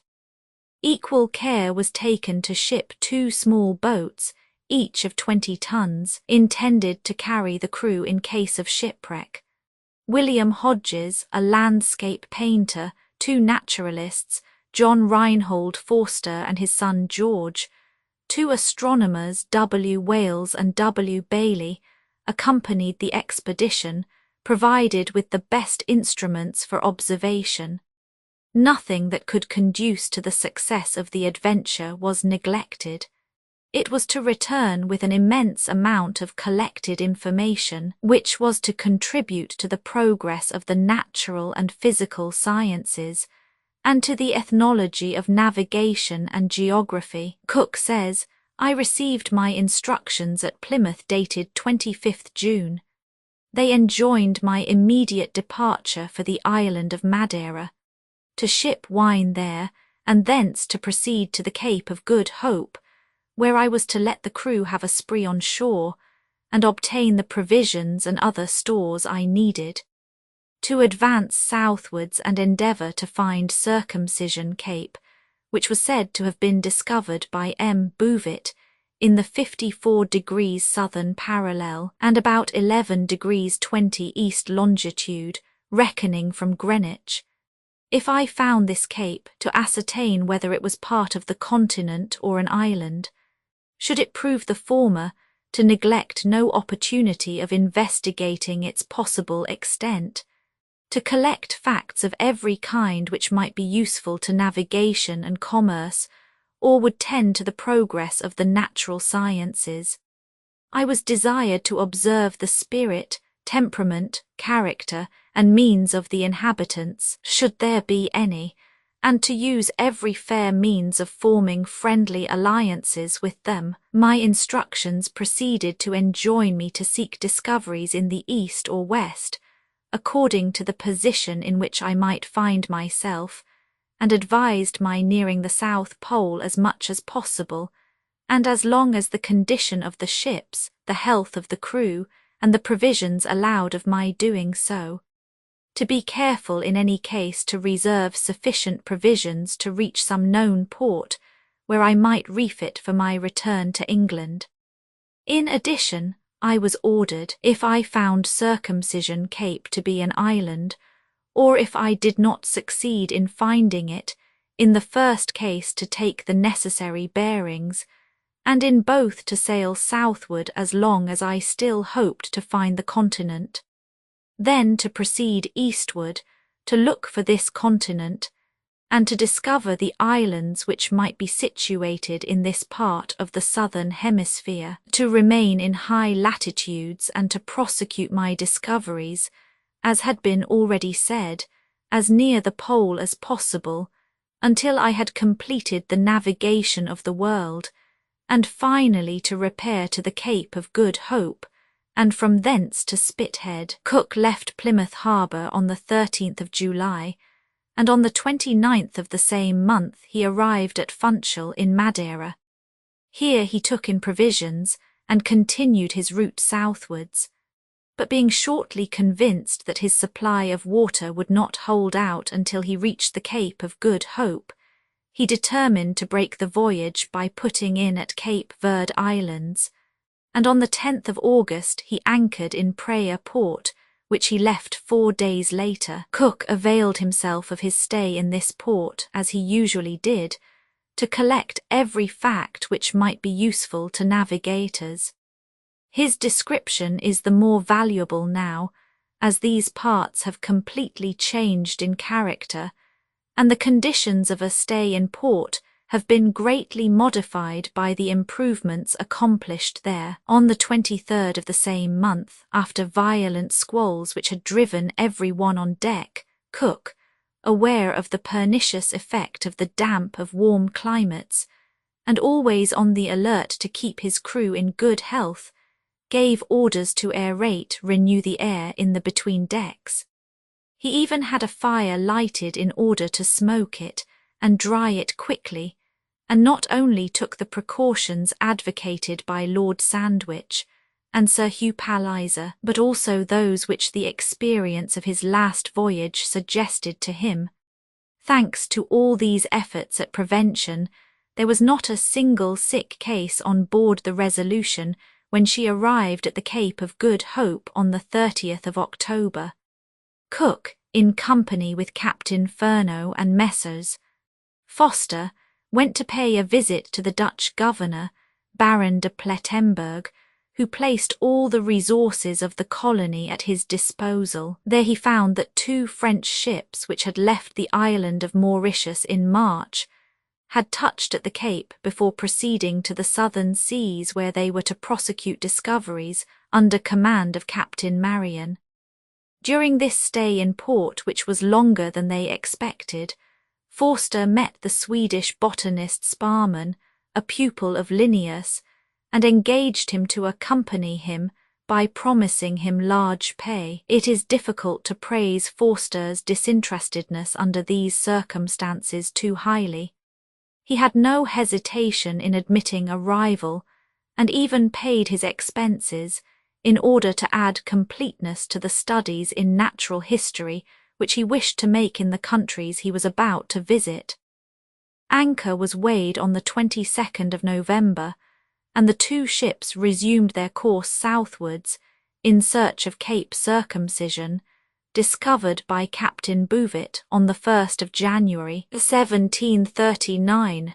As the temperature would rapidly become colder, Cook distributed the warm clothes furnished by the Admiralty to his sailors. From the 29th of November till the 6th of December a frightful tempest prevailed. The ships, driven out of their course, were carried to the east, to such a degree that they were forced to resume the search for Circumcision Cape.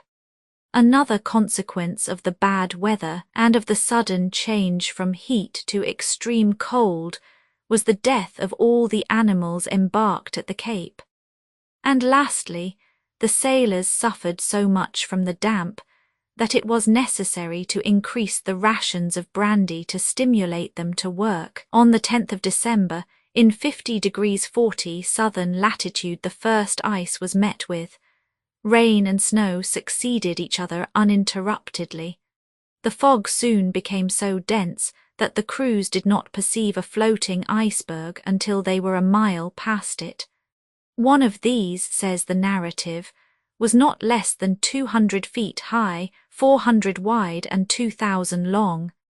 Taking it as probable that this piece was of absolutely equal size, its depth beneath the water would have been 1,800 feet, and its height about 2,000 feet, and from the dimensions just given its entire bulk must have contained 1,600 million cubic feet of ice. Among the icebergs, as they proceeded further south, the icebergs increased. The sea was so rough that the waves climbed these glacial blocks and fell on the other side in fine, impalpable dust.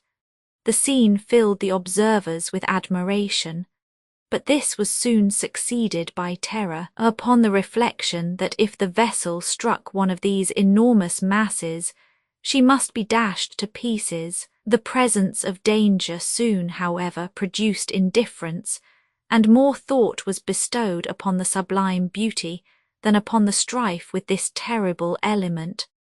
Upon the 14th of December, an enormous iceberg which closed in the horizon prevented the two vessels from proceeding southwards, and it became absolutely necessary to skirt it.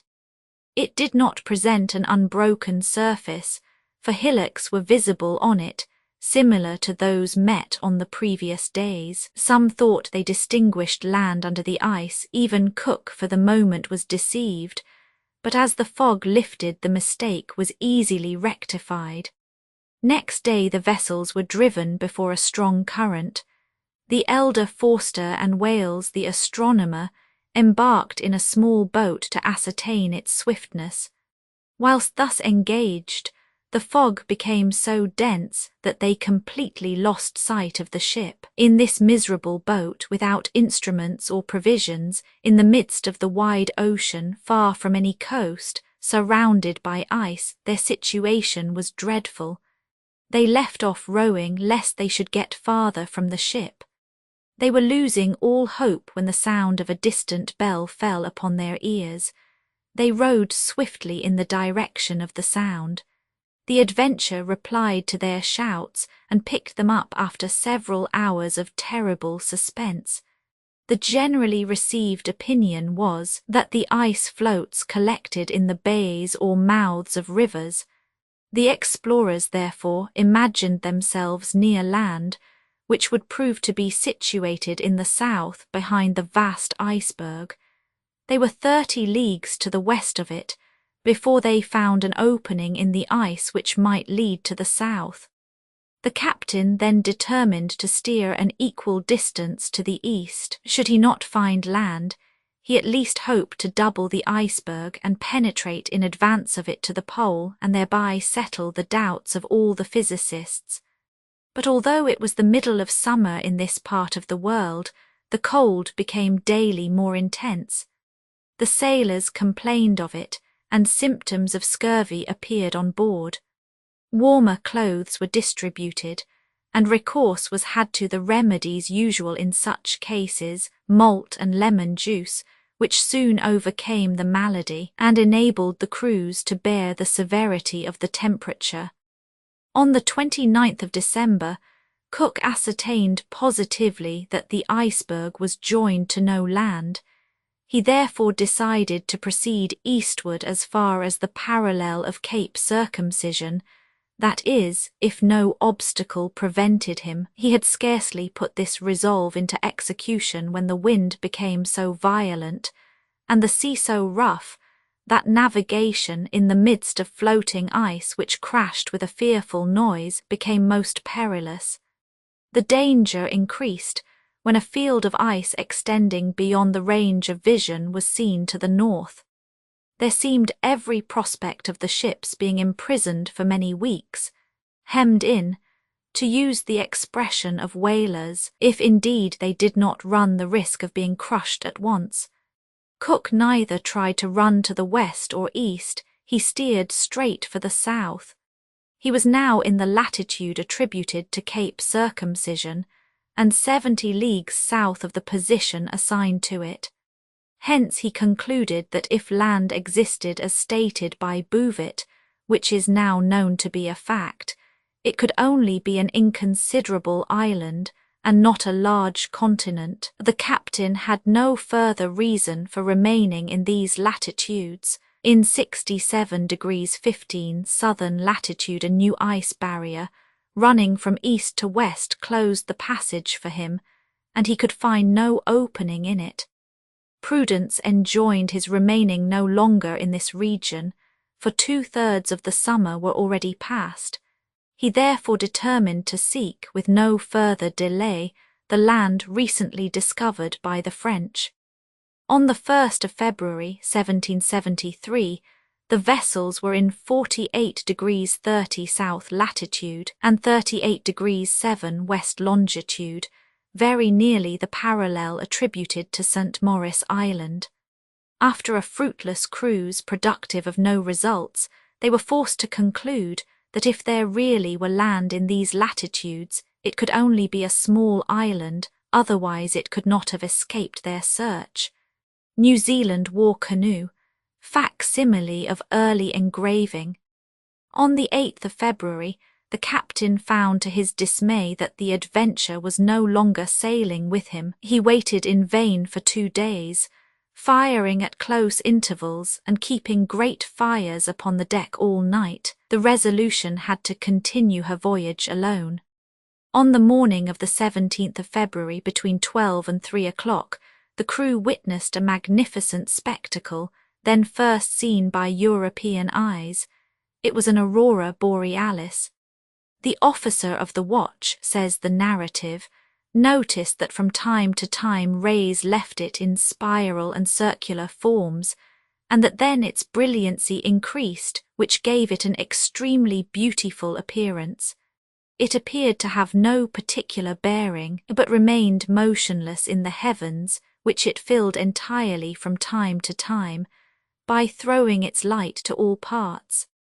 After another attempt to pass the Arctic Circle, an attempt which the fogs, the rain, the snow, and the ice blocks forced him to relinquish, Cook resumed his course to the north, convinced that he left no large land behind him, and regained New Zealand, which he had agreed upon with the Adventure as a rendezvous in the event of separation. On the 25th of March, he cast anchor in Dusky Bay, after 170 consecutive days of sea, in which he had not made less than 3,660 leagues, without one sight of land. As soon as he could find suitable anchorage, the captain hastened to avail himself of the resources for feeding his crew, which the country furnished in fowls, fish, and vegetables, whilst he himself, generally with the plumb line in his hand, traversed the environs of the bay. He met only a few natives with whom he had little intercourse, but one family, becoming somewhat familiarized, established itself 100 yards from the landing place. Cook gave a concert for them, in which the fife and cornet were lavished on them in vain. The New Zealanders awarded the palm to the drum. On the 18th of April, a chief came on board with his daughter, but before entering the ship, he rapped her sides with a green wand he held in his hand, and addressed an harangue or invocation in modulated accents to the strangers, a very general custom with the islanders of the Southern Sea. Scarcely was his foot on deck when he offered the captain a bit of cloth and a green talc hatchet, an unprecedented act of generosity for a New Zealander. The chief visited every part of the ship.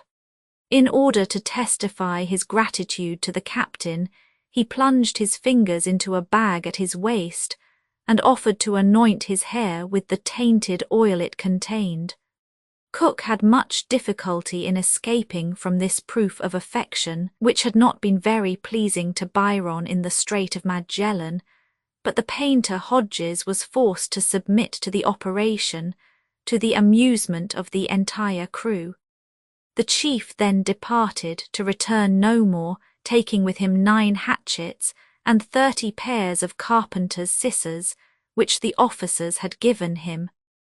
Richer than all the New Zealanders put together, he no doubt hastened to stow away his treasures, in the fear that someone would deprive him of them. Before leaving, Cook landed 5 geese, the last of those he had brought from the Cape, thinking that they would multiply in this little inhabited spot, and he had a plot of land cleared in which he planted kitchen garden seeds. Thus he worked at the same time for the natives and for the future navigators who should find precious resources here. When Cook had completed the hydrographical survey of Dusky Bay, he started for Queen Charlotte Sound, the rendezvous assigned to Captain Furneaux. On the 17th of May, the crew witnessed a magnificent spectacle. 6 waterspouts, one of them 60 feet wide at its base, were visible 100 feet from the ship in succession, drawing the clouds and sea into communication by their powerful suction. This phenomenon lasted 3/4 of an hour, and the first feeling of fear which it awakened in the breasts of the crew was soon merged in one of admiration, the greater as at this time such marvels were little known. Next day, just as the Resolution entered Queen Charlotte Sound, the Adventure was seen, and proved to have been waiting for 6 weeks. Furneaux, after reaching Van Diemen's Land on the 1st of March, had coasted it for 17 days, but he was forced to desist before ascertaining whether it was, as he supposed, a part of New Holland. The refutation of this error was reserved for the Surgeon base. On the 9th of April, after reaching Queen's Charlotte Sound, the captain of the Adventure had profited by his leisure to lay out a garden and to open relations with the natives, who had furnished him with irresistible proofs of their cannibalism. Before he continued his voyage of discovery, Cook followed the same line of conduct as at Dusky Bay. He landed a ram and a sheep, a goat and a she-goat, a pig and a sow. He also planted potatoes, which only existed upon the more southerly of the 2 islands which form New Zealand. The natives resembled those of Dusky Bay, but they appeared more thoughtless, ran from room to room during supper, and devoured everything that was offered to them. It was impossible to induce them to taste wine or brandy, but they were very partial to sugar and water. Cook says, "They laid hands on all they saw, but they gave up anything so soon as we made them understand by signs that we could not, or would not give it to them. They particularly admired glass bottles, which they called toho, but when the durability and use of iron was explained to them, they preferred it to glassware, ribbons, or white paper. Amongst them were several women whose lips were covered with little holes, painted a bluish black, whilst vivid red formed of chalk and oil covered their cheeks. Like the natives of Dusky Bay, they had small legs and bodies, but thick knees, which proves that they take little exercise and sit cross-legged. The almost perpetual squatting in their pirogues no doubt also adds to these peculiarities. The colour of their skin is clear brown, their hair is very black, their faces are round, their nose and lips are somewhat thick but not flat, their eyes are black and bright enough and tolerably expressive. Placed in a row, the natives took off their outer garments, and one of them sang a rough sort of song, the others accompanying him with gestures. They stretched out their hands, and alternately struck their feet against the ground with frantic contortions. The last words they repeated in chorus, and we easily distinguished a sort of metre, but I am not sure that there was any rhyme. The music was wild and monotonous. Some of the New Zealanders begged for news of Tupia, and when they heard of his death, they expressed their grief by a kind of lamentation, plainly artificial. Cook did not recognize a single native whom he had met on his first voyage. He naturally concluded that the natives who in 1770 inhabited the Sound had been chased out, or had gone elsewhere of their free will. The number of inhabitants, too, was reduced by a third. The Par was deserted, as well as a number of cabins along the coast. New Zealand utensils and weapons. The 2 ships being ready to return to sea, Cook gave instructions to Captain Furneaux.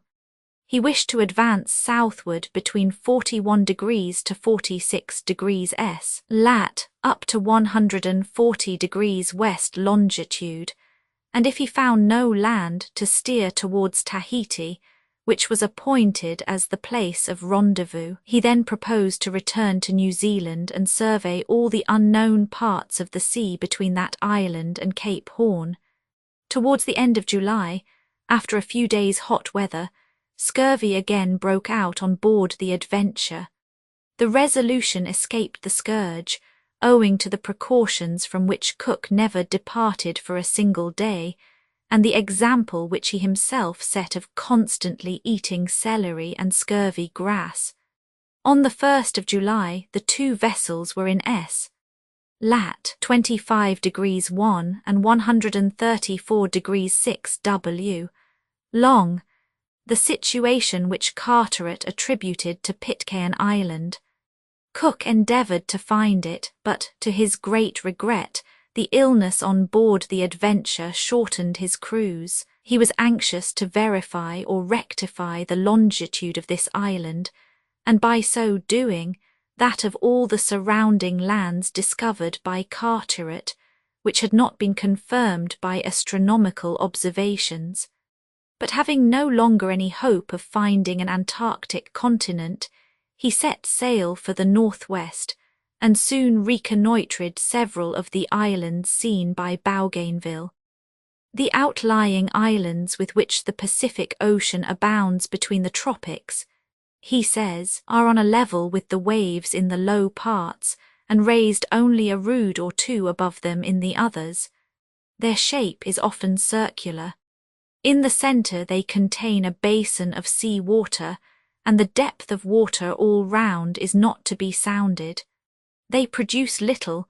Cocoa nuts appear to be the best of their productions, yet in spite of this sterility, and of their small extent, most of them are inhabited. It is not easy to conceive how these little settlements were peopled, and it is not less difficult to determine from whence the highest islands of the southern sea drew their inhabitants. On the 15th of April, Cook reconnoitred Osnaburg or Mare Islands, discovered by Wallis, and set off for Otaitipiha, where he intended to embark as many provisions as possible before reaching Matavai. At daybreak, says Forster, we rejoiced in one of those beautiful mornings which poets of every country have tried to paint. A light breeze brought a delicious perfume from the land and ruffled the surface of the water. The forest-capped mountains elevated their majestic heads, over which the rising sun shed his beams. Close to us we saw a ridge of hills of gentler ascent, but wooded like the first, and pleasantly intermixed with green and brown tints. Below, a plain adorned with breadfruit trees, and a quantity of palms in the background, overshadowing the delightful groves.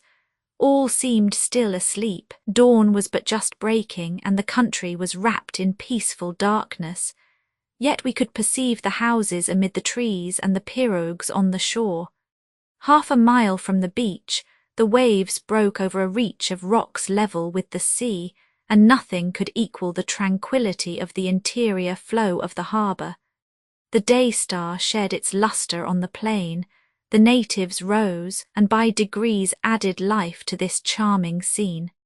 At the sight of our vessels, several launched their pirogues in haste, and paddled towards us as we were happily watching them. We little thought that we were going to run into great danger, and that destruction would soon threaten the vessels and their crews on this fortunate coast. Skilful the writer, happy the painter, who knew how to find such fresh and varied colours.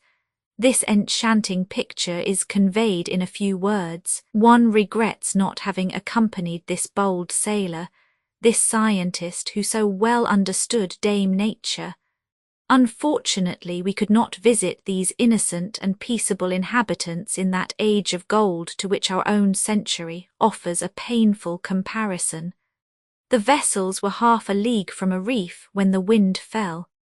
In spite of every effort, the ships were driven upon the rocks in the very sight of the much-coveted land, when a clever manoeuvre of the captains, ably seconded by the tide and the land breeze, came to their rescue. They had, however, received some injuries, and the Adventure lost 3 anchors. The ships were surrounded by a crowd of pirogues, and every variety of fruit was exchanged for glass beads. Still, the natives offered neither fowls nor pigs. Those that were seen near the cabins belonged to the king, and they had no right to sell them. Several of the Tahitans begged for news of Banks and the companions of Cook's earlier voyage. Some also inquired for news of Tupia, but they spoke no more of him when they had learned the circumstances of his death. Next day, the 2 vessels anchored in the roadstead of Otaitipiha, 2 cable lengths from the shore, and were besieged by visitors and traffickers. Some profited by the crush to throw the merchandise they had already sold into their canoes that they might sell it over again. To put a stop to this trick, Cook drove the perpetrators away after having flogged them, a punishment which they accepted without complaining. In the afternoon the 2 captains landed to examine the watering place, which they found very convenient. During their absence a crowd of natives came on board, and amply confirmed the unenviable reputation they had acquired in the earlier records of Bougainville and Cook. One of the officers, standing on the quarterdeck, says the narrative, desiring to give a child 6 years old in one of the pirogues some glass beads, let them fall into the sea. The child at once jumped into the water and dived until he recovered them. To reward his skill, he threw other trifles to him, a generosity which tempted a crowd of men and women, who amused us by their surprising agility in the waves. Their easy attitudes in the water and the suppleness of their limbs made them like amphibious animals. But the Tahitans who came on board were detected in several acts of theft. One of them, who remained for the greater part of the day in Cook's bedroom, hastened to jump into the sea, and the captain, enraged by his conduct, had shots fired over his head. A boat, sent to take the pirogues of the robbers, was assailed with stones until it reached the shore, and it was only after a discharge of shot that the assailants determined to retreat. These hostilities led to no result. The natives came on board as if nothing had occurred.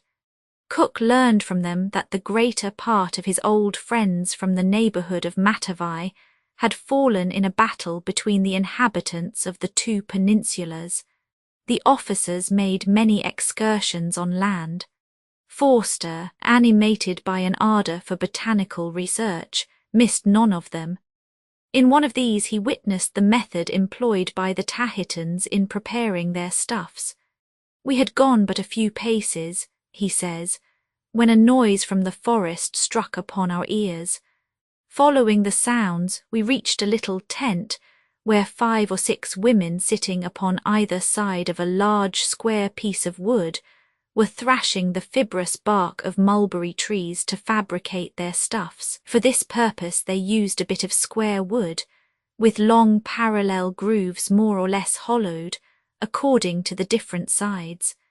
They paused a moment to enable us to examine the bark, the hammer, and the beam which served them for a table.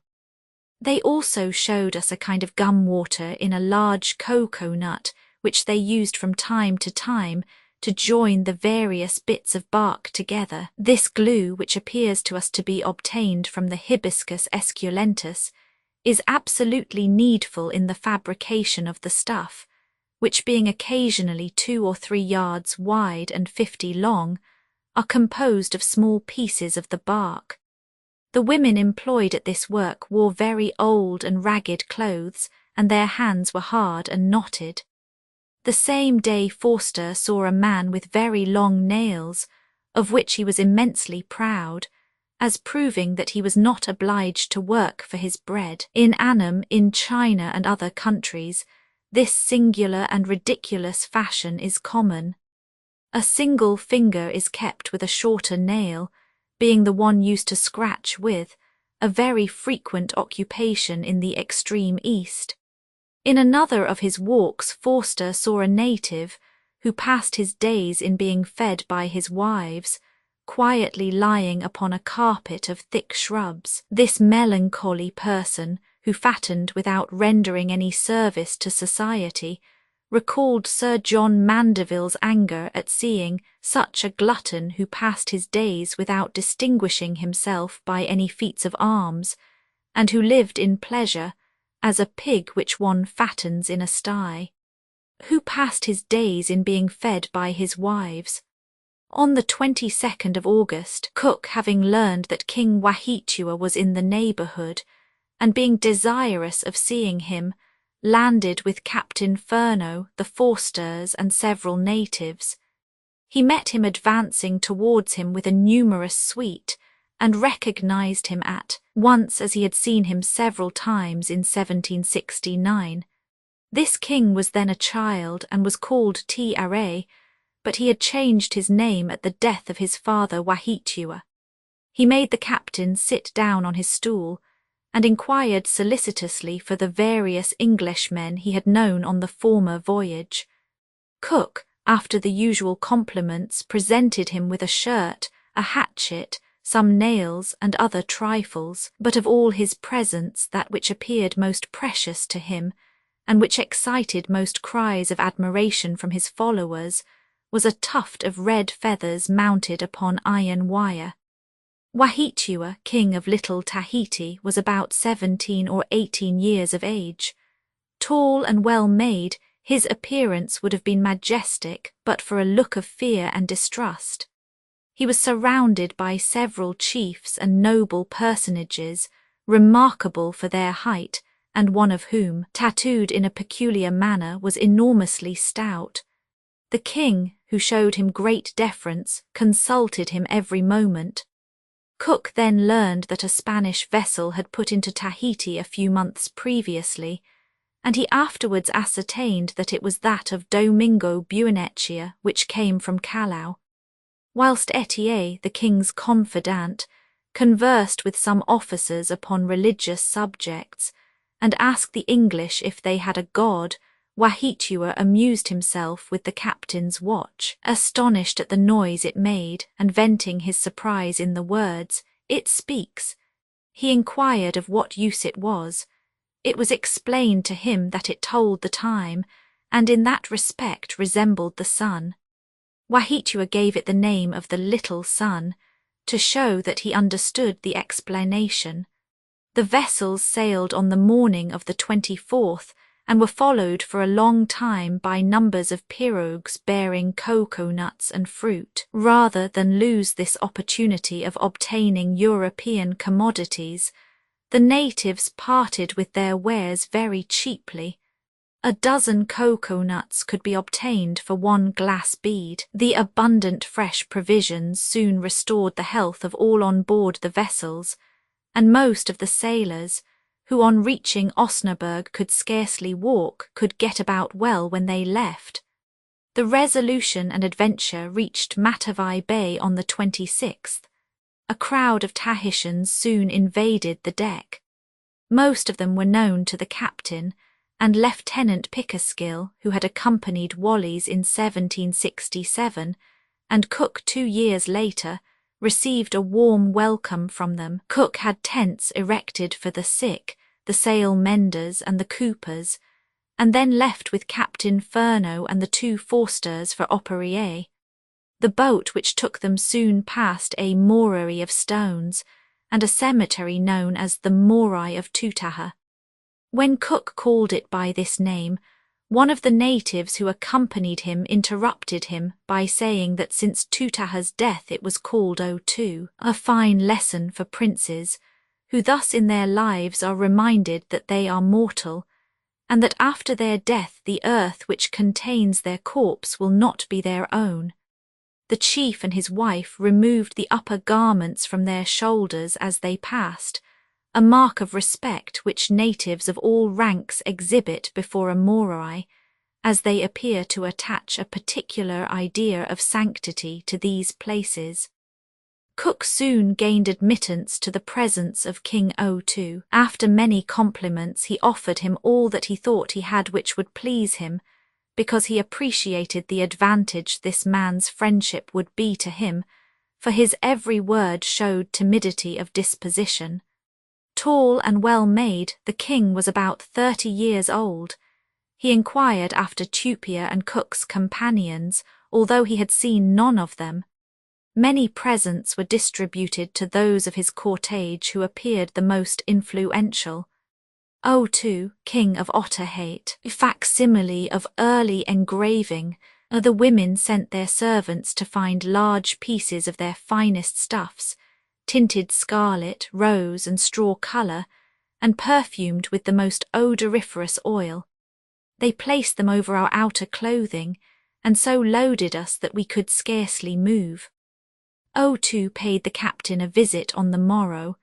He only came on board after Cook had been enveloped in a considerable quantity of the most costly native stuff, and he dared not go below until his brother had first done so. The king and his suite were seated for breakfast, at which the natives went into ecstasies over the usefulness of chairs. O2 would not taste anything, but his companions were far from following his example. He greatly admired a beautiful spaniel belonging to Forster and expressed a wish to possess it. It was at once given to him, and he had it carried behind him by one of his lords-in-waiting. After breakfast the captain himself conducted O2 to his sloop, and Captain Furneaux gave him a pair of goats.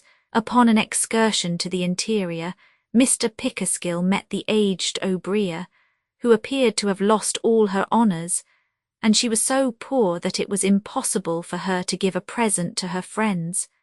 When Cook left on the 1st of September, a young Tahitian named Porio begged to accompany him. The captain consented, hoping that he might prove useful. The moment he lost sight of land, poor Porio could not restrain his tears. The officers comforted him by promising to be like fathers to him. Cook directed his course to Huahine Island, which was only 25 leagues distant, and anchored there at 3 in the morning. The natives brought quantities of large fowls, which were the more acceptable as it had been impossible to obtain any at Tahiti. Pigs, dogs, and fruit were in the market, and were exchanged for hatchets, nails, and glassware. This island, like Tahiti, showed traces of earlier volcanic eruptions, and the summit of one of its hills resembled a crater. The appearance of the country is similar to that of Tahiti, but is on a smaller scale, for Huahine is only 7 or 8 leagues in circumference. Cook went to see his old friend Aurea. The king, dispensing with all ceremony, threw himself on the captain's neck and shed tears of joy.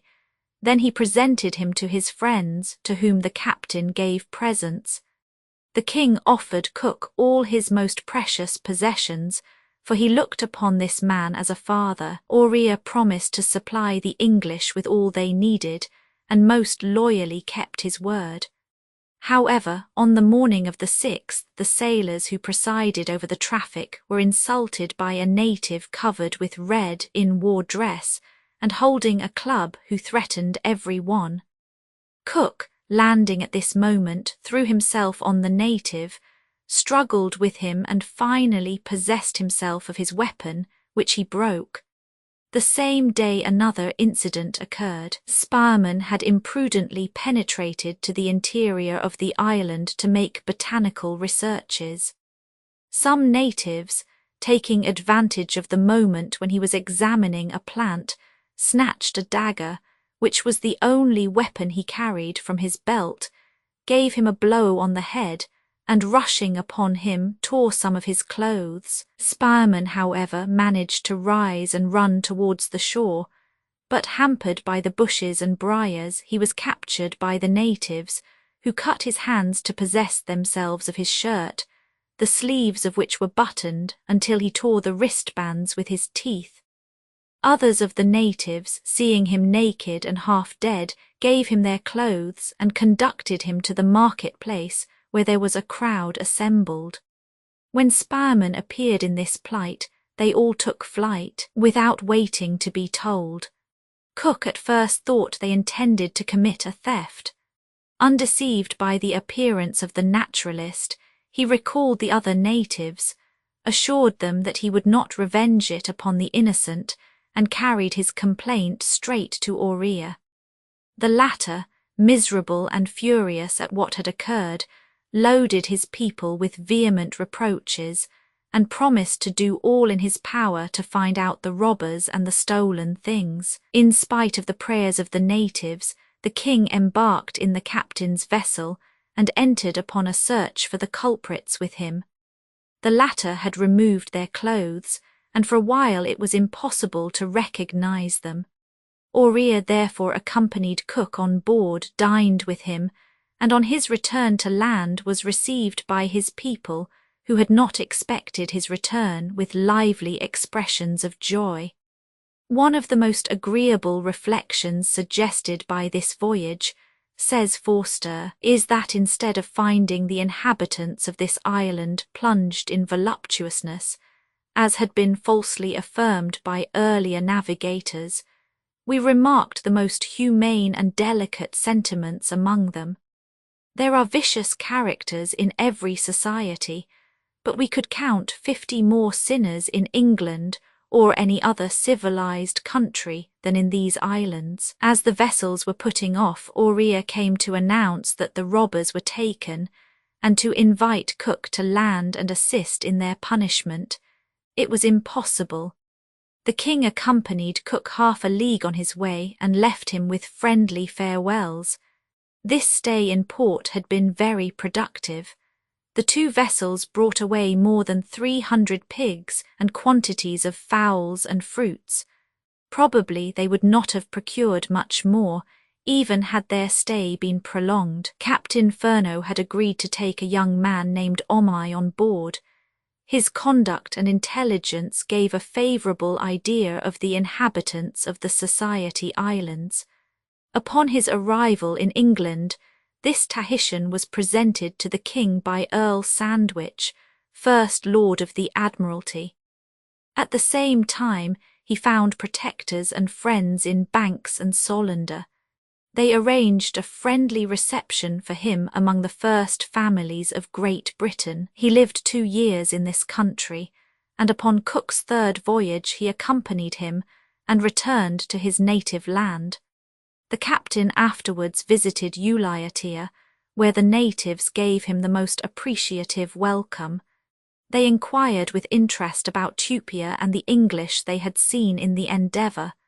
King Oreo hastened to renew his acquaintance with the captain and gave him all the provisions his island produced. During their stay, Porio, who had embarked in the Resolution, landed with a young Tahitan girl who had enchanted him and would not return on board. He was replaced by a young man of 17 or 18 years of age, a native of Bolabola named O-Edidi, who announced his wish to go to England. The grief evinced by this native on leaving his native land spoke well for his good heart. The vessels, laden with more than 400 pigs, and also with fowls and fruit, left the Society Islands on the 17th of September and steered for the west. 6 days later, one of the Harvey Islands was sighted, and on the 1st of October anchor was cast off Ear, called Middleburg Island by Tasman and Cook. The welcome by the natives was cordial. A chief named Taiwan came on board, touched the captain's nose with a pinch of pepper, and sat down without speaking. The alliance was concluded and ratified by the gift of a few trifles. Taiwan guided the English into the interior. The newcomers were surrounded by a dense crowd of natives, offering stuffs and mats in exchange for nails as long as the walk lasted. The natives often even carried their liberality so far as to decline any return for these presents. Taiwan conducted his new friends to his dwelling, agreeably situated in a beautiful valley, in the shade of some sadhecs. He served them with a liquor extracted from the juice of the eva, the use of which is common to the Polynesian islanders. It was prepared in the following manner. Pieces of a root, a species of pepper, were first chewed, and then placed in a large wooden vase over which water was poured. As soon as this liquor was drinkable, the natives poured it out into cups made of green leaves, shaped into form and holding about half a pint. Cook was the only one who tasted it. The method of preparing the liquor had quenched the thirst of his companions, but the natives were not fastidious, and the vase was soon emptied. The English afterwards visited several plantations or gardens, separated by intertwined hedges, which were connected by doors formed of planks and hung upon hinges. The perfection of culture and the fully developed instinct of property showed a degree of civilization superior to that of Tahiti. In spite of the reception he met with, Cook, who could procure neither pigs nor fowls, left this island to reach that of Amsterdam, called Tonga Taboo by the natives. Here he hoped to find the provisions he needed. The vessels soon anchored in the roadstead of Van Diemen in 18 fathoms of water, a cable's length from the breakers which border the shore. The natives were friendly, and brought stuffs, mats, implements, arms, ornaments, and soon afterwards pigs and fowls. O Edidi bought some red feathers of them with much delight, declaring they would have a high value at Tahiti. Cook landed with a native named Otago, who had attached himself to him at once. During his excursion he remarked a temple similar to a Morai, and which was called by the generic name of Faitoka. Raised upon an artificial butte, 16 or 18 feet from the ground, the temple was in an oblong form and was reached by 2 stone staircases. Built like the homes of the natives, with posts and joists, it was covered with palm leaves. 2 wooden images coarsely carved, 2 feet in length, occupied the corners. As I did not wish to offend either them or their gods, says the captain, I dared not touch them, but I inquired of Otago if these were Etuas or gods. I do not know if he understood me, but he instantly handled them, and turned them over as roughly as if he had merely touched a bit of wood, which convinced me that they did not represent a divine being. A few thefts were perpetrated, but they did not interrupt cordiality, and a quantity of provisions were procured. Before leaving, the captain had an interview with a person who was treated with extraordinary respect, to whom all the natives accorded the rank of king. Cook says, I found him seated with a gravity of deportment so stupid and so dull, that in spite of all they had told me, I took him for an idiot whom the people adored from superstitious motives. I saluted him and talked to him, but he made no reply and paid no attention to me. I was about to leave him, when a native made me understand that it was without doubt the king. I offered him a shirt, a hatchet, a piece of red stuff, a looking-glass, some nails, medals, and glassware. He received them, or rather allowed them to be placed upon his person or beside him, losing nothing of his gravity and speaking no word, not even moving his head to the right or left. However, next day, this chief sent baskets of bananas and a roast pig, saying that it was a present from the Ariki of the island to the Ariki of the ship. Cook called this archipelago the Friendly Islands. They had formerly received various names from Schouten and Tasman, as Cocoanut Islands, Traitor Islands, Hope Islands, and Horn Islands. Cook, not having been able to obtain fresh water, was obliged to leave Tonga sooner than he wished. He found time, however, to make a few observations as to the productions of the country and the manners of the natives. We will mention the most striking. Nature had showered its treasures with a liberal hand upon Tonga and Ear Islands. Cocoanuts, palm trees, breadfruit trees, yams, and sugar canes are most plentiful there. As for edible animals, pigs and fowls alone were met with, but dogs, if not existing there, are known by name. The most delicate fish abounds on the coast. Of much the same form as Europeans, and equally white, the inhabitants of these islands are well proportioned and of pleasant features. Their hair is originally black, but they are in the habit of tinting it with powder, so that white, red, and blue hair abounds, which produces a singular effect. Tattooing is a universal practice. Their clothes are very simple, consisting of one piece of stuff, rolled round the waist and falling to the knees. The women, who at Tonga, as everywhere else, are more coquettish than men, make aprons of cocoanut fibres, which they ornament with shells and bits of coloured stuffs and feathers. The natives have some singular customs which the English had not noticed before. Thus they put everything that is given them on their heads, and conclude a bargain with this practice. When a friend or relation dies, they slash their limbs and even some of their fingers.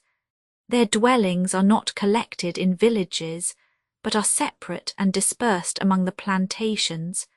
Built in the same style as those of the Society Isles, they differ from them only in being raised higher above the ground. The Adventure and Resolution sailed on the 7th of October, and the following day reconnoitred Pilstart Island, discovered by Tasman. On the 21st, anchor was cast in Hawke's Bay, New Zealand. Cook landed a certain number of animals which he wished to acclimatise, and set sail again to enter Queen Charlotte Sound, but being caught in a great gale, he was separated from the Adventure and did not meet her again until he reached England. On the 5th of November, the captain repaired the damages of his vessel, and before undertaking a new voyage in the southern seas, he wished to ascertain the extent and quality of his provisions. He reckoned that 4,500 pounds of biscuits had been entirely spoiled, and that more than 3,000 pounds were in scarcely better condition. During his stay here, he obtained a new and still more convincing proof of the cannibalism of the natives of New Zealand. An officer had bought the head of a young man who had been killed and eaten, and some natives, seeing it, wished very much for peace. Cook gave it up to them, and the avidity with which they threw themselves upon this revolting food proved the pleasure that these cannibals took in eating food which they have difficulty in procuring. The Resolution left New Zealand on the 26th of November and entered the glacial regions which she had already traversed, but the circumstances attending her second voyage were distressing. The crew, though in good health, were overcome by fatigue and less capable of resisting illness, the more so that they had no fresh food on board. The Resolution had lost her consort, and the world was convinced that no Antarctic continent existed. It was, so to say, a Platonic voyage. It was necessary to prove beyond the possibility of doubt that no new land of any importance was to be discovered in these latitudes. The first ice was encountered on the 12th of December, and farther to the south than in the preceding year. From this date, the usual incidents of navigation in these latitudes were repeated day by day. O Edidi was quite astonished by the white rain, as he called the snow which fell on his hand, but the sight of the first ice was a still greater marvel to him. He called it white earth. His mind had been struck by a phenomenon in the torrid zone, says the narrative. As long as the ships remained in these latitudes, we had had scarcely any night, and he had seen that we could write at midnight by the light of the sun. O Edidi could scarcely believe his eyes, and he assured us that his fellow countrymen would put him down as a liar if he talked to them of petrified rain and of perpetual day. The young Tahitan had time to become accustomed to this phenomenon, for the ship advanced as far as 76 degrees south amidst floating ice. Then, convinced that if a continent existed the ice made access to it impossible, Cook determined to proceed to the north. General dissatisfaction prevailed. No one on board was free from severe colds or from an attack of scurvy. The captain himself was seriously affected by bilious sickness, which kept him in bed. For 8 days his life was in danger, and his recovery was likely to be equally painful and slow. The same route was followed until the 11th of March, when with the rising of the sun the joyful cry of "Land! Land!" arose. It was the Easter island of Rogween's Davis Land. Upon nearing it the navigators were struck with astonishment, as the Dutch had been, by the enormous statues erected on the shore. Cook says that the latitude of Easter Island answers very closely to that marked in Rogween's MS. Journal, and its longitude is only 1 degree wrong. The shore, composed of black broken rock of ferruginous appearance, shows traces of violent subterranean eruption. A few scattered plantations were perceived in the centre of the island. Singular coincidence.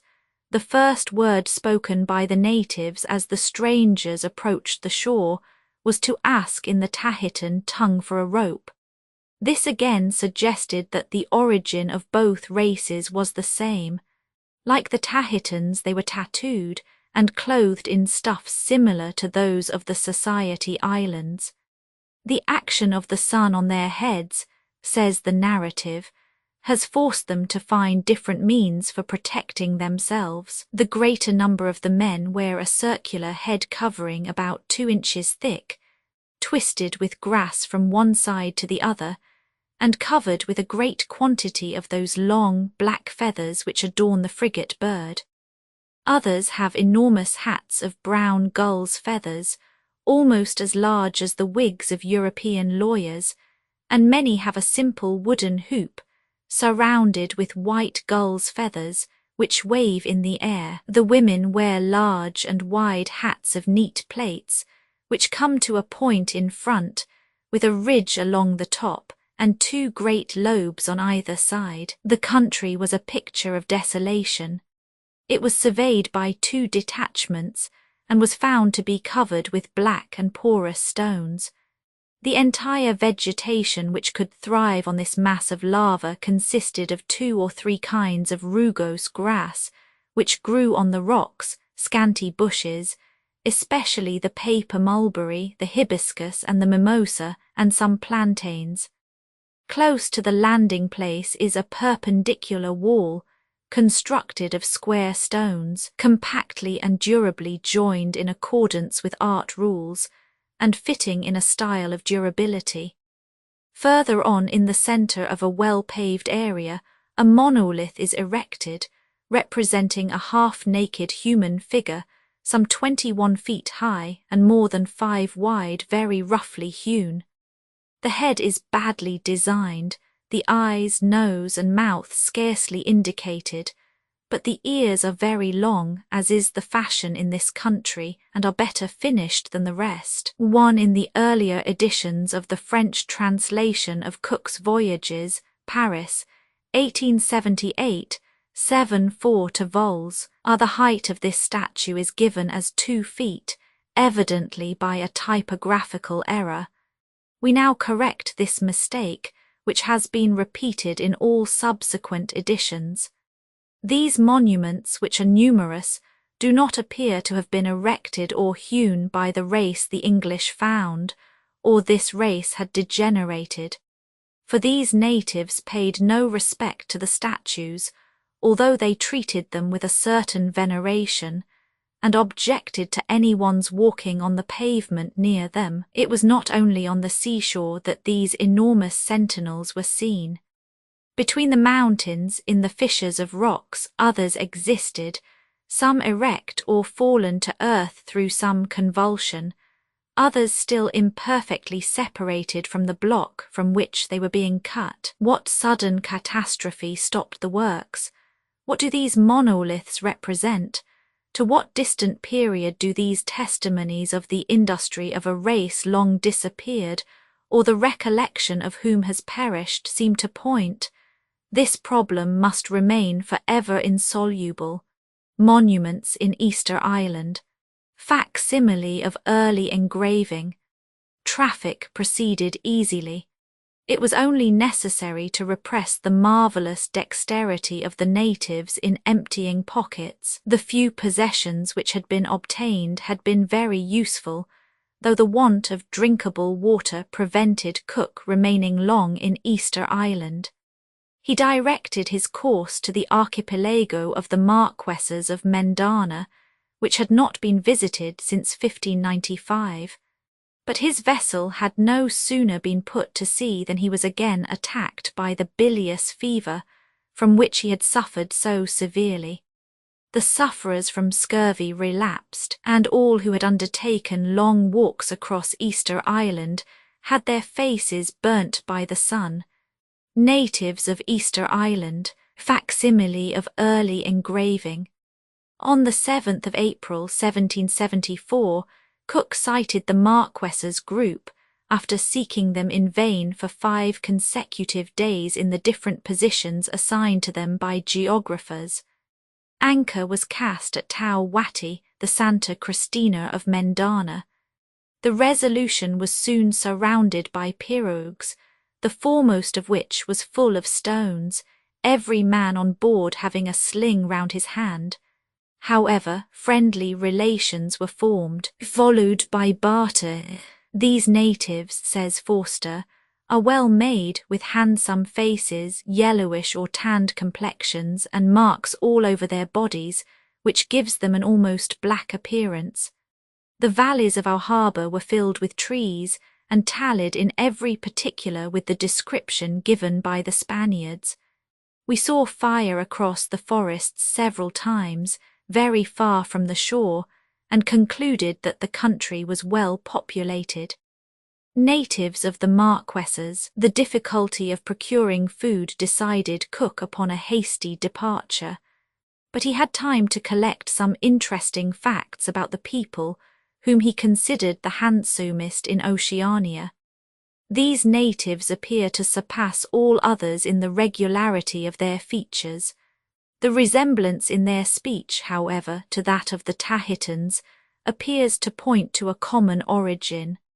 The Marquesas are 5 in number: Magdalena, San Pedro Dominica, Santa Cristina and Hood Island, the latter so called after the volunteer who first discovered it. Santa Cristina is divided by a chain of mountains of considerable elevation, to which the hills that rise from the sea lead. Deep, narrow and fertile valleys, filled with fruit trees and watered by streams of excellent water, intersect this mountain isle. Port Madre de Dios, called by Cook Resolution Harbour, is about the centre of the eastern coast of Santa Cristina. It contains 2 sandy creeks into which 2 streams flow.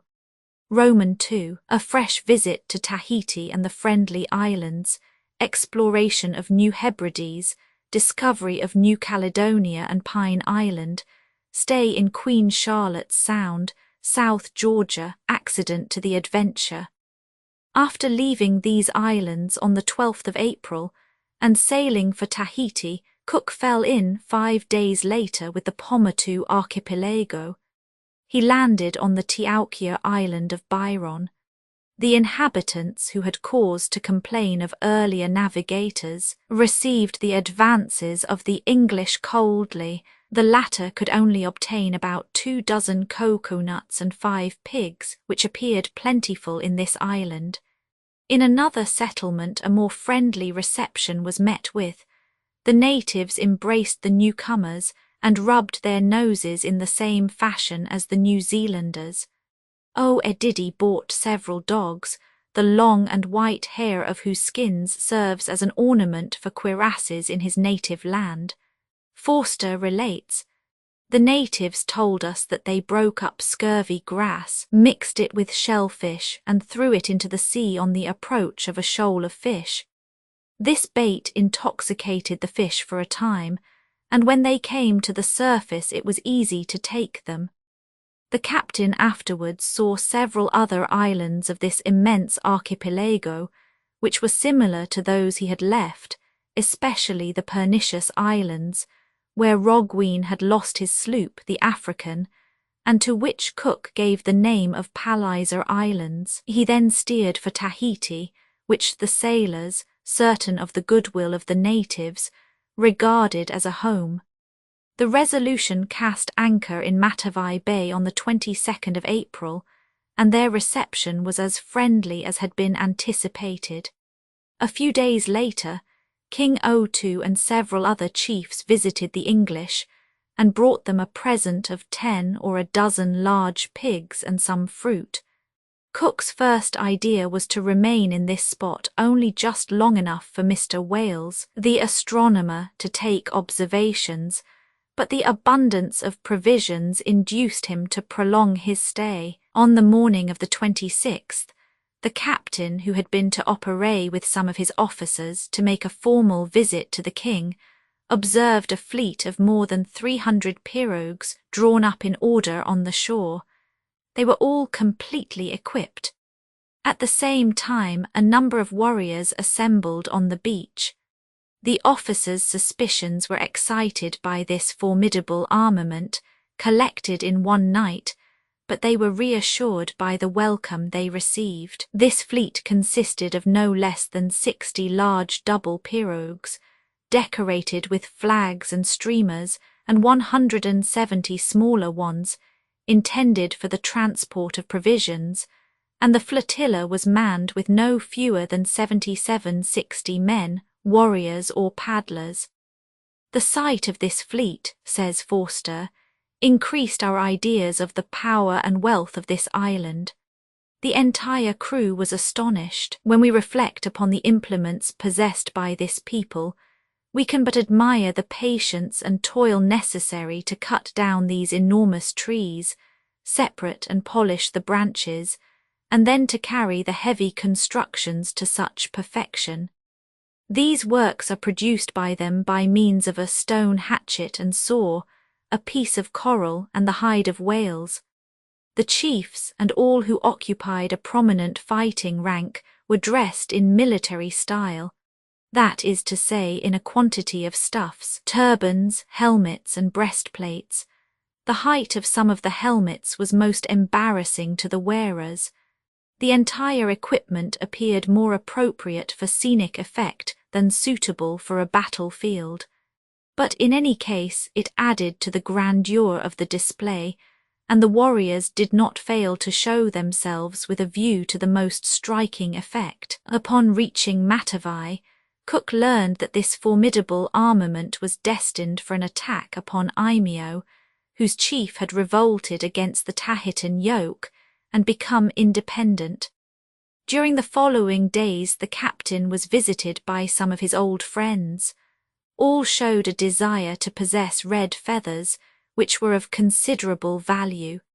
One only attached more importance to a glass bead or a nail. The Tahitans were so impressed that they offered in exchange the strange mourning garments which they had refused to sell during Cook's first voyage.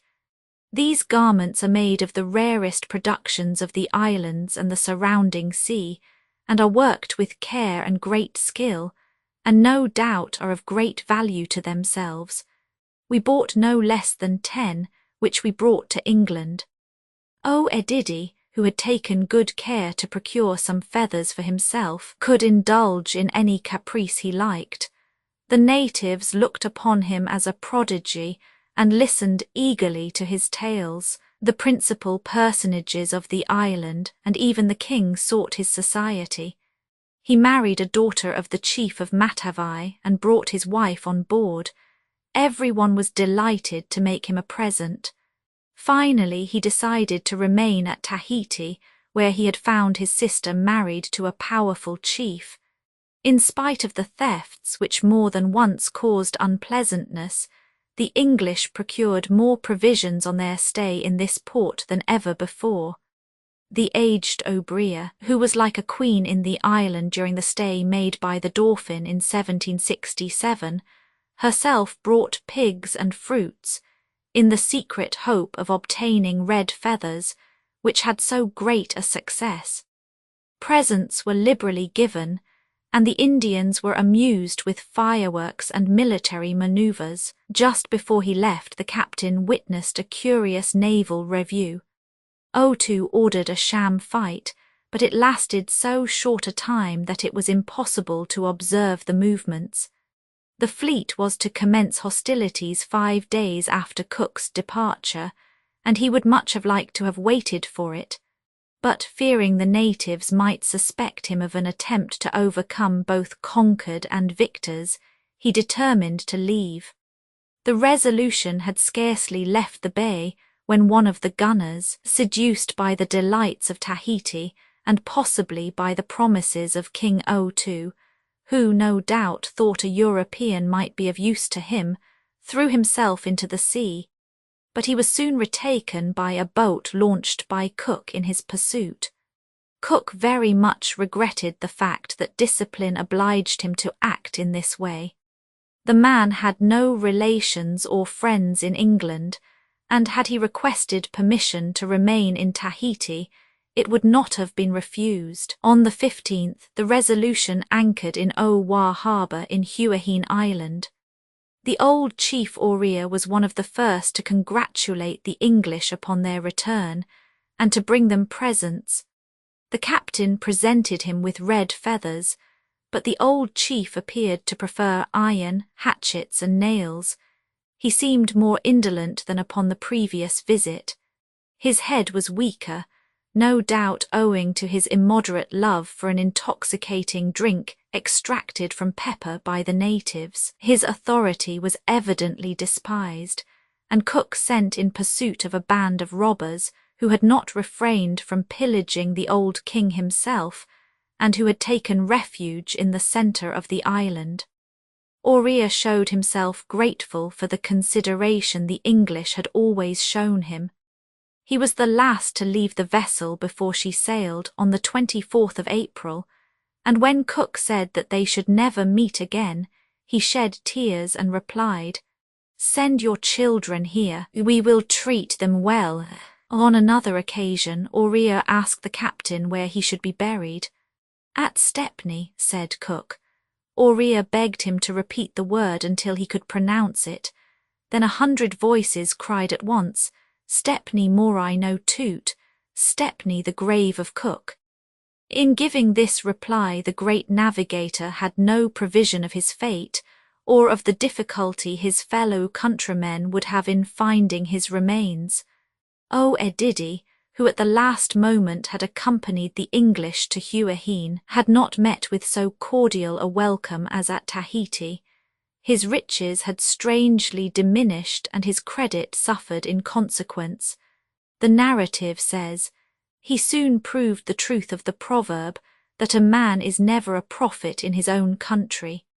He left us with regrets which proved his esteem for us, and when the moment of separation arrived, he ran from cabin to cabin embracing everyone. It is impossible to describe the mental anguish of the young man when he left. He gazed at the vessel, burst into tears, and crouched in despair in the bottom of his pirogue. We saw him again, stretching out his arms to us as we left the reefs. Cook reconnoitred Hove Island, so called by Wallis, on the 6th of June. It is named Mohippa by the natives. A few days later he found several uninhabited islets, surrounded by a chain of breakers, to which he gave the name of Palmerston, in honor of one of the lords of the Admiralty. Upon the 20th, a steep and rocky island was discovered, crowned with large woods and bushes. The beach was narrow and sandy, and several natives of very dark complexion were seen upon it. They made menacing demonstrations, and were armed with lances and clubs. As soon as the English landed, they retired. Champions, however, advanced and endeavoured to provoke the strangers, assailing them with a storm of arrows and stones. Spearman was wounded in the arm, and Cook just escaped being struck by a javelin. A general volley soon dispersed these inhospitable islanders, and the uncivil reception which was thus accorded well deserved the name bestowed upon their land of Savage Island. 4 days later Cook reached the Tonga archipelago once more. He stopped this time at Nomauka, called Rotterdam by Tasman. He had scarcely cast anchor before the ship was surrounded by a crowd of pirogues, filled with bananas and every kind of fruit, which were exchanged for nails and old pieces of stuff. This friendly reception encouraged the naturalists to land and penetrate to the interior, in search of new plants and unknown productions. Upon their return they enlarged upon the beauty of this picturesque and romantic country, and upon the affability and cordiality of the natives.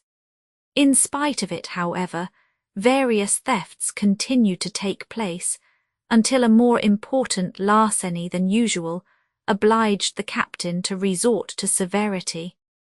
A native who opposed the seizure of 2 pirogues by the English as hostages until the stolen arms were restored was wounded severely by a gunshot. During this second visit Cook bestowed the name of Friendly Islands upon this group, no doubt with a sarcastic meaning.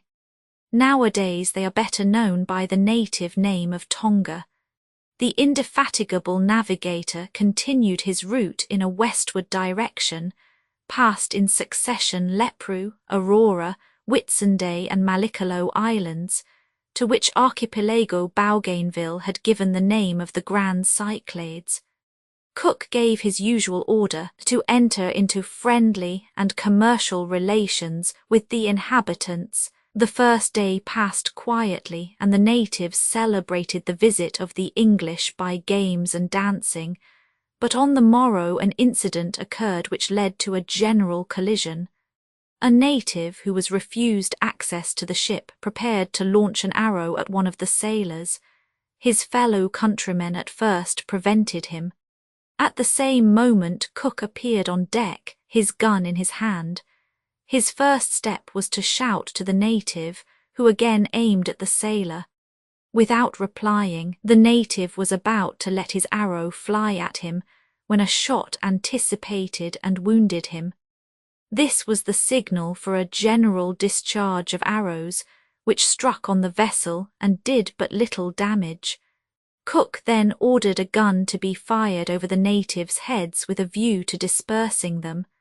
A few hours later the natives again surrounded the ship, and returned to their barter as if nothing had happened. Cook took advantage of these friendly indications to land an armed detachment for wood and water. 4 or 5 natives were collected on the beach. A chief leaving the group advanced to the captain, holding in his hand, as Cook also did, a green bough. The 2 branches were exchanged, and peace thus concluded. A few slight presents helped to cement it. Cook then obtained permission to take wood but not to go far from the shore, and the naturalists, who were anxious to prosecute their investigations in the interior, were brought back to the beach in spite of their protestations. Iron implements had no value for these people. This made it extremely difficult to obtain provisions. Only a few agreed to exchange arms for stuffs, and exhibited an honesty in their transactions to which the English were unaccustomed. The exchanges continued after the Resolution had set sail, and the natives hurried in their pirogues to deliver the articles for which they had received the price. One of them, after vigorous efforts, succeeded in gaining the vessels, carrying his weapons to a sailor who had paid for them and forgotten it. It was so long ago. The native refused the recompense the sailor would have given, making him understand that he had been paid already. Cook gave the name of Port Sandwich to this harbour of refuge, which he left on the morning of the 23rd of July. He was most favourably impressed by the moral qualities of the natives of Mallicolo, but by no means so in regard to their physical powers. Small and badly proportioned, bronze in colour, with flat faces, they were hideous. Had Darwinian theories been in vogue in those days, no doubt Cook would have recognised in them that missing link between man and monkey, which is the despair of Darwin's followers. Their coarse, crinkly black hair was short, and their bushy beards did not add to their beauty. But the one thing which made them most grotesque was their habit of tying a cord tightly across the stomach, which made them appear like great emmets. Tortoiseshell ear-rings, bracelets made of hog's teeth, large tortoiseshell rings, and a white flat stone which they passed through the cartilage of the nose, constituted their ornaments. Their weapons were bows and arrows, spears and clubs.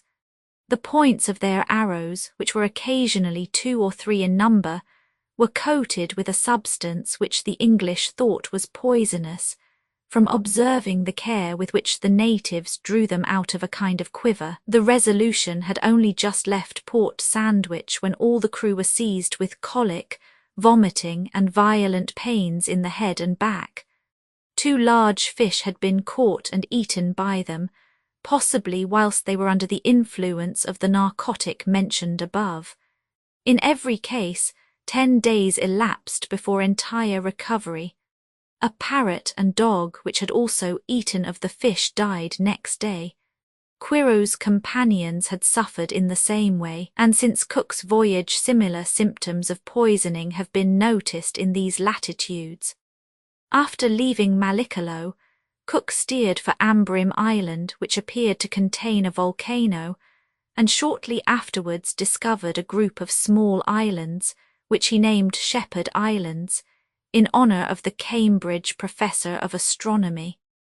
He then visited the islands of 2 hills, Montagu and Hinchinbrook Islands, and the largest of all, Sandwich Island, which must not be mistaken for the group of the same name. All the islands, lying among and protected by breakers, were covered with rich vegetation and were largely populated. Typical natives of the Sandwich Islands. Facsimile of early engraving. 2 slight accidents interrupted the calm on board. A fire broke out which was soon extinguished, and one of the sailors falling overboard was at once rescued. Coro Mango was discovered on the 3rd of August. Next day Cook reached its shore, hoping to find a watering place and facility for landing.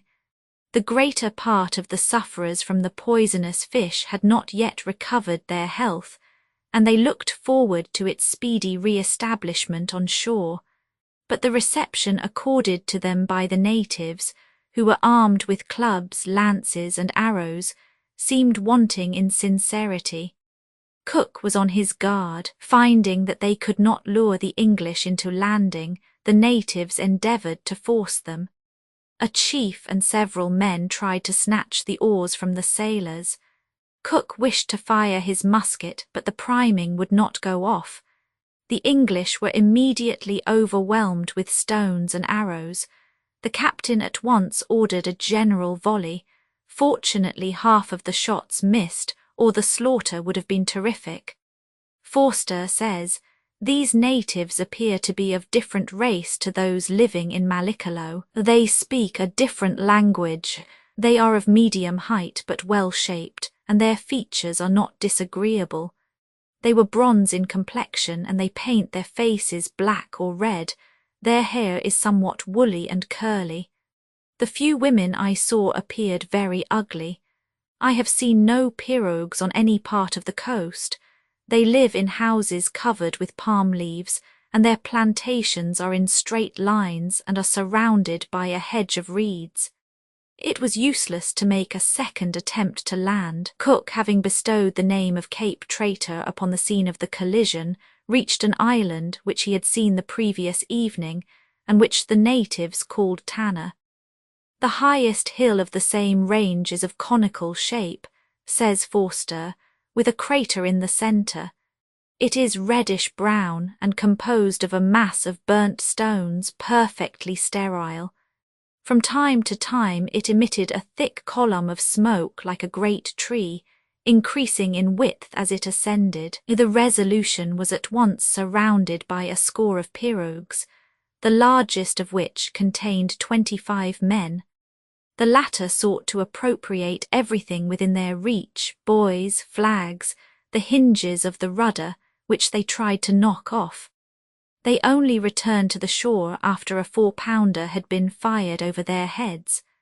The vessel made for the shore, but all the trifles that were distributed could not induce the natives to relinquish their attitude of defiance and bravado. It was clear that the smallest misunderstanding would lead to bloodshed.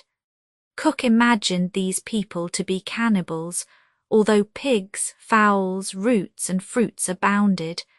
During the stay, prudence prevented anyone leaving the shore. Forster, however, ventured a little way and discovered a spring of water, so hot that he could not hold his finger in it longer than a second. In spite of all their wishes, the English found it impossible to reach the central volcano, which emitted torrents of fire and smoke as high as the clouds, and projected enormously large stones into the air. The number of extinct volcanoes in every direction was considerable, and the soil was decidedly subject to volcanic eruptions. By degrees, though without losing their reserve, the Tannians became more at home with the strangers, and intercourse was less difficult. These people, says Cook, showed themselves hospitable, civil and good-hearted when we did not excite their jealousy. We cannot blame their conduct greatly, for after all, from what point of view can they have judged us? They could not possibly know our real intentions. We entered their country as they dared not oppose us.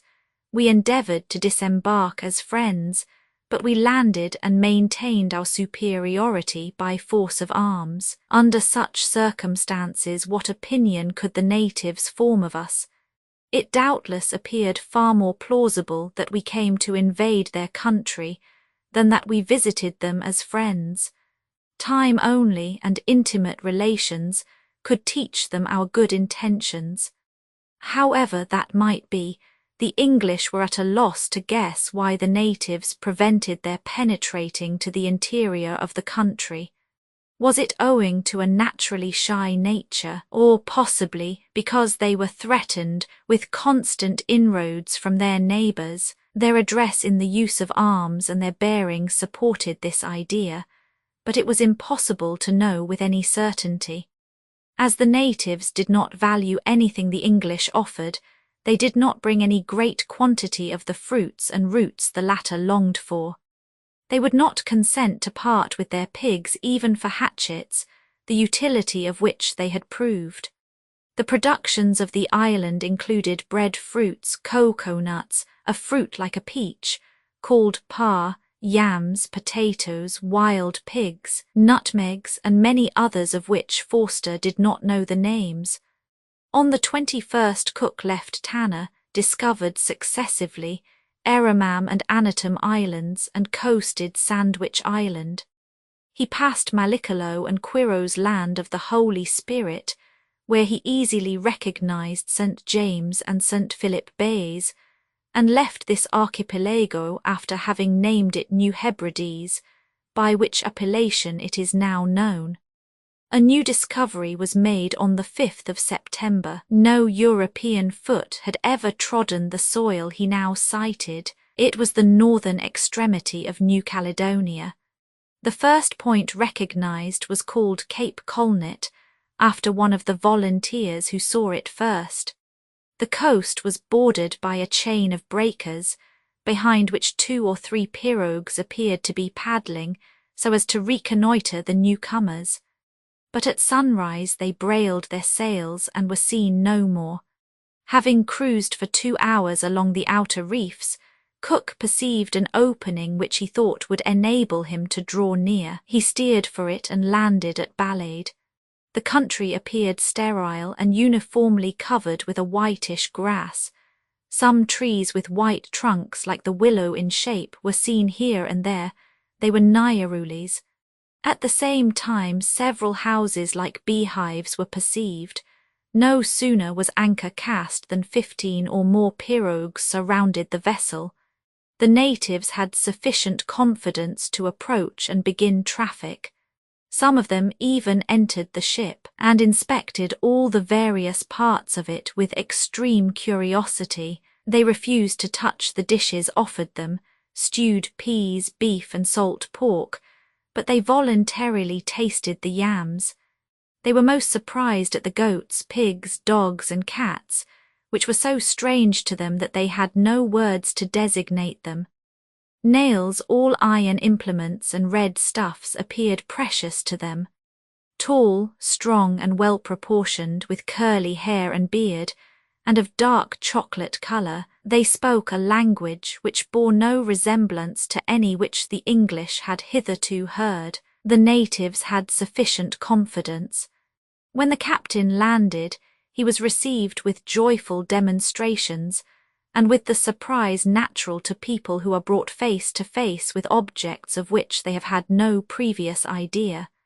Some of the chiefs, enjoining silence, made short harangues, and Cook began the usual distribution of ironmongery and hardware. His officers mixed with the crowd to make observations.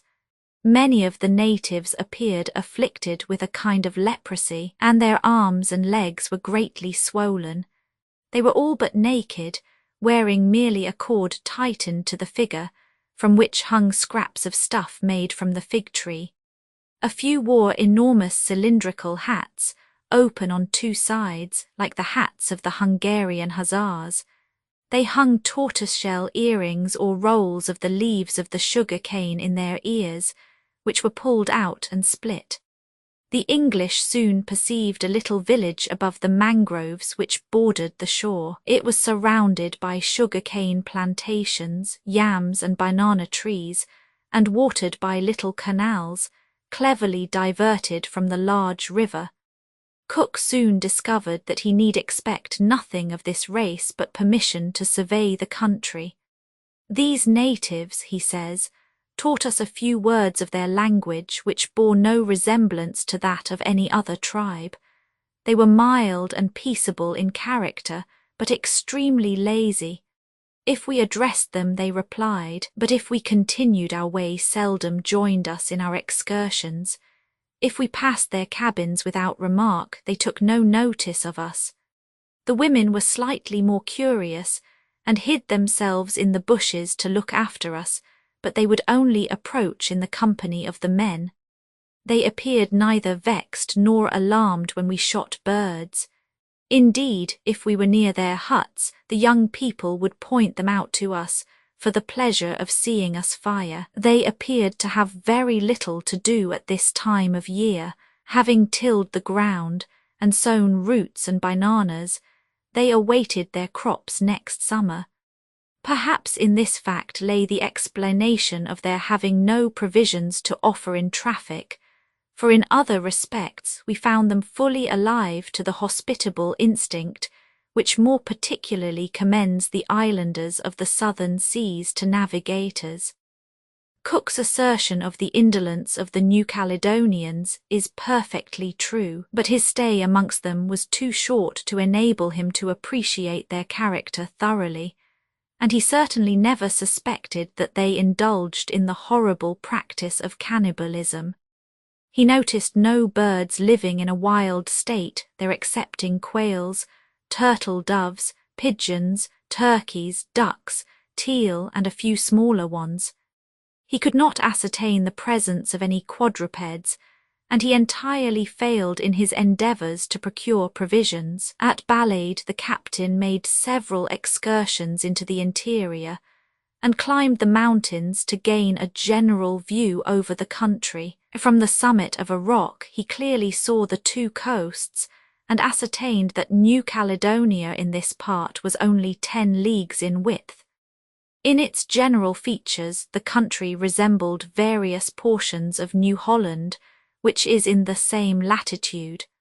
The productions of both appear to be the same, and there is an absence of brushwood in the forests of both.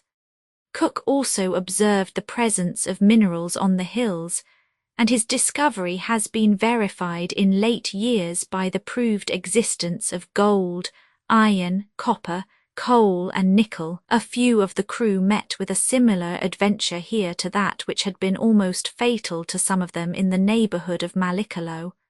Cook relates it thus: "My secretary bought a fish which had been harpooned by a native and sent it to me on board. This fish was of an entirely new species, and resembled that known as sunfish. It was of the order called Tetrodon by Linnaeus. Its head was hideous, wide and long. Never suspecting that it might be poisonous, I ordered it to be served at table the same evening. Fortunately, so much time was consumed in drawing and describing it that no time was left for the cooking, and only the liver was served. The 2 Forsters and myself partook of it, and towards 3 in the morning we experienced a sensation of weakness and want of power in our limbs.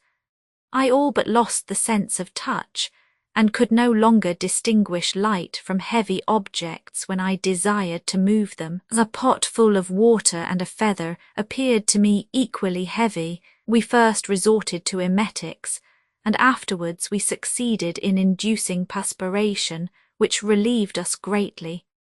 In the morning a pig which had eaten the entrails of the fish was found dead. When the natives came on board and saw the fish hanging up, they made us understand that it was unwholesome. They showed their disgust of it, but neither in selling it, or even after having been paid for it, had they given the slightest hint of such aversion. Cook next proceeded to the survey of the greater part of the eastern coast. During this excursion he met with a native as white as a European. His complexion was attributed to illness. This man was an albino, like those already met with in Tahiti and the Society Islands.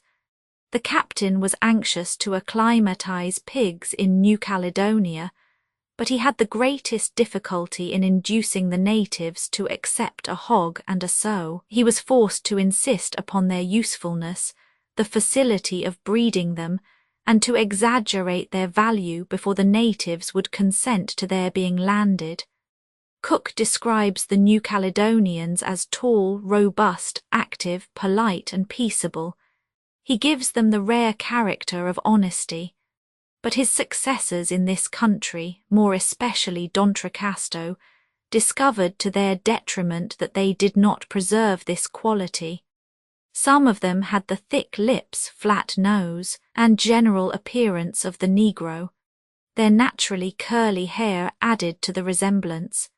"If I were to guess," says Cook, "at the origin of this people, I should take them to be an intermediate race between the people of Tanna and the Friendly Islands, or between those of Tanna and New Zealand, or possibly between all 3, for their language is in some respects a sort of mixture of that of these different countries. The frequency of war amongst them is indicated by the number of their offensive weapons, clubs, spears, lances, slings, javelins, and sea. The stones used for their slings are smooth and oval. Their houses are built on a circular plan, most of them being like beehives, with the roof of considerable height and terminating in a point.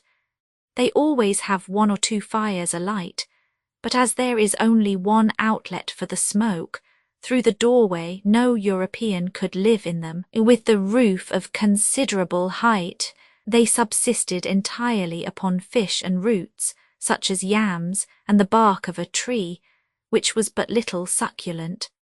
Bananas, sugar canes, and breadfruit were rare, and coconuts did not flourish so well as in the island previously visited by the English.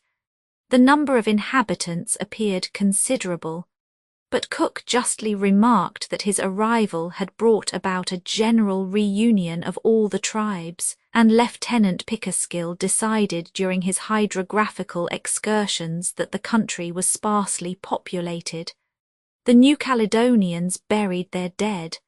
Many of the crew visited their cemeteries, and especially the tomb of a chief, which was a kind of mound, decorated with spears, javelins, arrows, and darts which were stuck around it.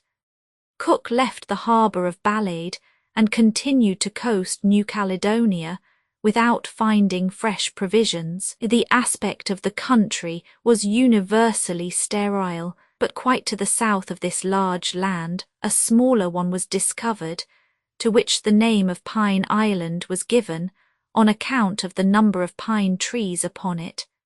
They were a species of Prussian pine, very appropriate for the spars needed for the Resolution. Cook accordingly sent a sloop and some men to choose and cut the trees he needed. Some of them were 20 inches in diameter and 70 feet high, so that a mast could have been formed of one had it been needed. The discovery of this island had a certain value, as with the exception of New Zealand, it was the only one in the entire Pacific Ocean which produced wood fit for masts and poles. In steering southwards towards New Zealand, Cook sighted a small uninhabited island on the 10th of October, upon which the botanists reaped a plentiful harvest of unknown vegetables. It was Norfolk Island, so named in honour of the Howard family. It was afterwards colonised by a part of the mutineers of the Bounty. The Resolution anchored again in Queen Charlotte Sound. The gardens so anxiously planted by the English had been entirely neglected by the New Zealanders, but in spite of this several plants had grown marvellously. The natives were very shy of appearing at first, and seemed to care little for any intercourse with the strangers, but when they recognized their old friends, they testified their delight most extravagantly. When asked why they had been so reserved at first, they evaded a reply, and there was no doubt that they were thinking of murder and combats. This aroused Cook's apprehensions for the fate of the Adventure, of which he had heard nothing since his last stay in this port, but he could obtain no reply to the questions he put. He was only to learn what had occurred in his absence when he reached the Cape of Good Hope and found letters from Captain Furneaux. After once more landing some pigs with which he wished to endow New Zealand, the captain set sail for Cape Horn on the 10th of November. After a vain cruise, he at last sighted the eastern shore of Tierra del Fuego, near the entrance to the Straits of Magellan. The portion of America which now met our view, says Cook, was dreary enough. It seemed to be cut up into small islands, which though by no means high were very black and almost entirely barren. In the background we saw high ground covered with snow, almost to the water's edge. It is the wildest shore I have ever seen, and appears entirely composed of mountains and rocks without a vestige of vegetation. The mountains overhang horrible precipices, the sharp peaks of which arise to great height. Probably there is nothing in nature which presents so wild an appearance. The interior mountains are covered with snow, but those bordering the sea are not. We imagine the former to belong to Tierra del Fuego, and the latter to be ranged over the small islands in such a way as to present the appearance of an uninterrupted coast. The captain still thought it better to remain some time in this desolate region, to procure fresh victuals for his crew. He found safe anchorage in Christmas Sound, where as usual he made a careful hydrographical view of Christmas Sound. Several birds were shot, and Mr. Pickersgill brought 300 seagulls' eggs and 14 geese on board. I was thus enabled, says Cook, to distribute them to the entire crew, a fact which gave the greater satisfaction as it was near Christmas. Without this timely supply, they must have contented themselves with beef and salt pork. Some of the natives, belonging to the nation called Petcherais by Bougainville, came on board without any pressing. Cook's description of these savages recalls that of the French explorer. They preferred the oily portions of the flesh of the seals upon which they lived, a taste which Cook attributed to the fact that the oil warmed their blood and enabled them to resist the intense cold. If, he adds, the superiority of a civilized to a savage life could ever be called in question, a single glance at one of these Indians would be sufficient to settle the question. Until it is proved that a man perpetually tortured by the rigour of a climate is happy, I shall never give in to the eloquent declamations of those philosophers who have never had the opportunity of observing human nature in all its phases, or who have not felt what they have seen. The Resolution at once set sail and doubled Cape Horn. The Strait of Le Maire was then crossed and Staten Island reconnoitred. Here a good anchorage was found. Quantities of whales abound in these latitudes. It was now their pairing season, and seals and sea lions, penguins and gannets appeared in shoals. Dr. Sparman and myself, says Forster, narrowly escaped being attacked by one of these sea monsters upon a rock where several of them were assembled, appearing to wait the upshot of the struggle. The doctor had fired at a bird and stooped to pick it up when the sea lion growled and, showing his tusks, seemed disposed to attack my companion. From where I was posted I shot the animal stark dead, and at the report of my gun the herd, seeing their companion fall, fled along the coast. Several of them threw themselves into the sea with such haste that they jumped 10 or 15 roods straight upon the pointed rocks. But I do not think they hurt themselves much, for their skin is very hard, and their fat is so elastic that it is easily compressed. After leaving Staten Island, Cook set sail on the 3rd of January for the southeast, to explore the only part of the ocean which had hitherto escaped him. He soon reached southern Georgia, seen in 1675 by Laroche, and again by M. Guyot Duclos in 1756, when in command of the Spanish vessel the Leon. This discovery was made on the 14th of January, 1775. The captain landed in 3 places and took possession in the name of King George III, of England, bestowing his name upon the newly found country. Possession Bay is bordered by pointed rocks of ice exactly similar to those which had been met with in the high southern latitudes. The interior of the country, says the narrative, is no less savage and frightful. The summits of the rocks are lost in the clouds, and the valleys are covered with perpetual snow. Not a tree or even the smallest shrub is to be seen. After leaving Georgia, Cook penetrated further to the southeast, amidst floating ice. The continual dangers of the voyage overcame the crew. Southern Thule, Saunders Island and Chandeleur Islands, and finally Sandwich Land were discovered. These sterile and deserted archipelagos have no value for the merchant or geographer. Once certain of their existence, it was unnecessary to remain, for to do so was to risk in exploring them the valuable records the Resolution was taking to England. Cook was convinced by the discovery of these isolated islands that near the pole there is a stretch of land, where the greater part of the floating ice spread over this vast southern ocean is formed. This ingenious theory has been confirmed in every particular by the explorers of the 19th century. After another fruitless search for Cape Circumcision, mentioned by Bouvet, Cook decided to regain the Cape of Good Hope, and he arrived there on the 22nd of March, 1775. The Adventure had put into this port, where Captain Furneaux had left a letter relating all that had happened in New Zealand. Captain Furneaux arrived in Queen Charlotte Sound on the 13th of November, 1773, and took in wood and water. He then sent one of his boats under Lieutenant Rowe to gather edible plants. As the lieutenant did not return on board either in the evening or the next morning, Captain Furneaux, feeling sure that an accident had happened, sent in search of him.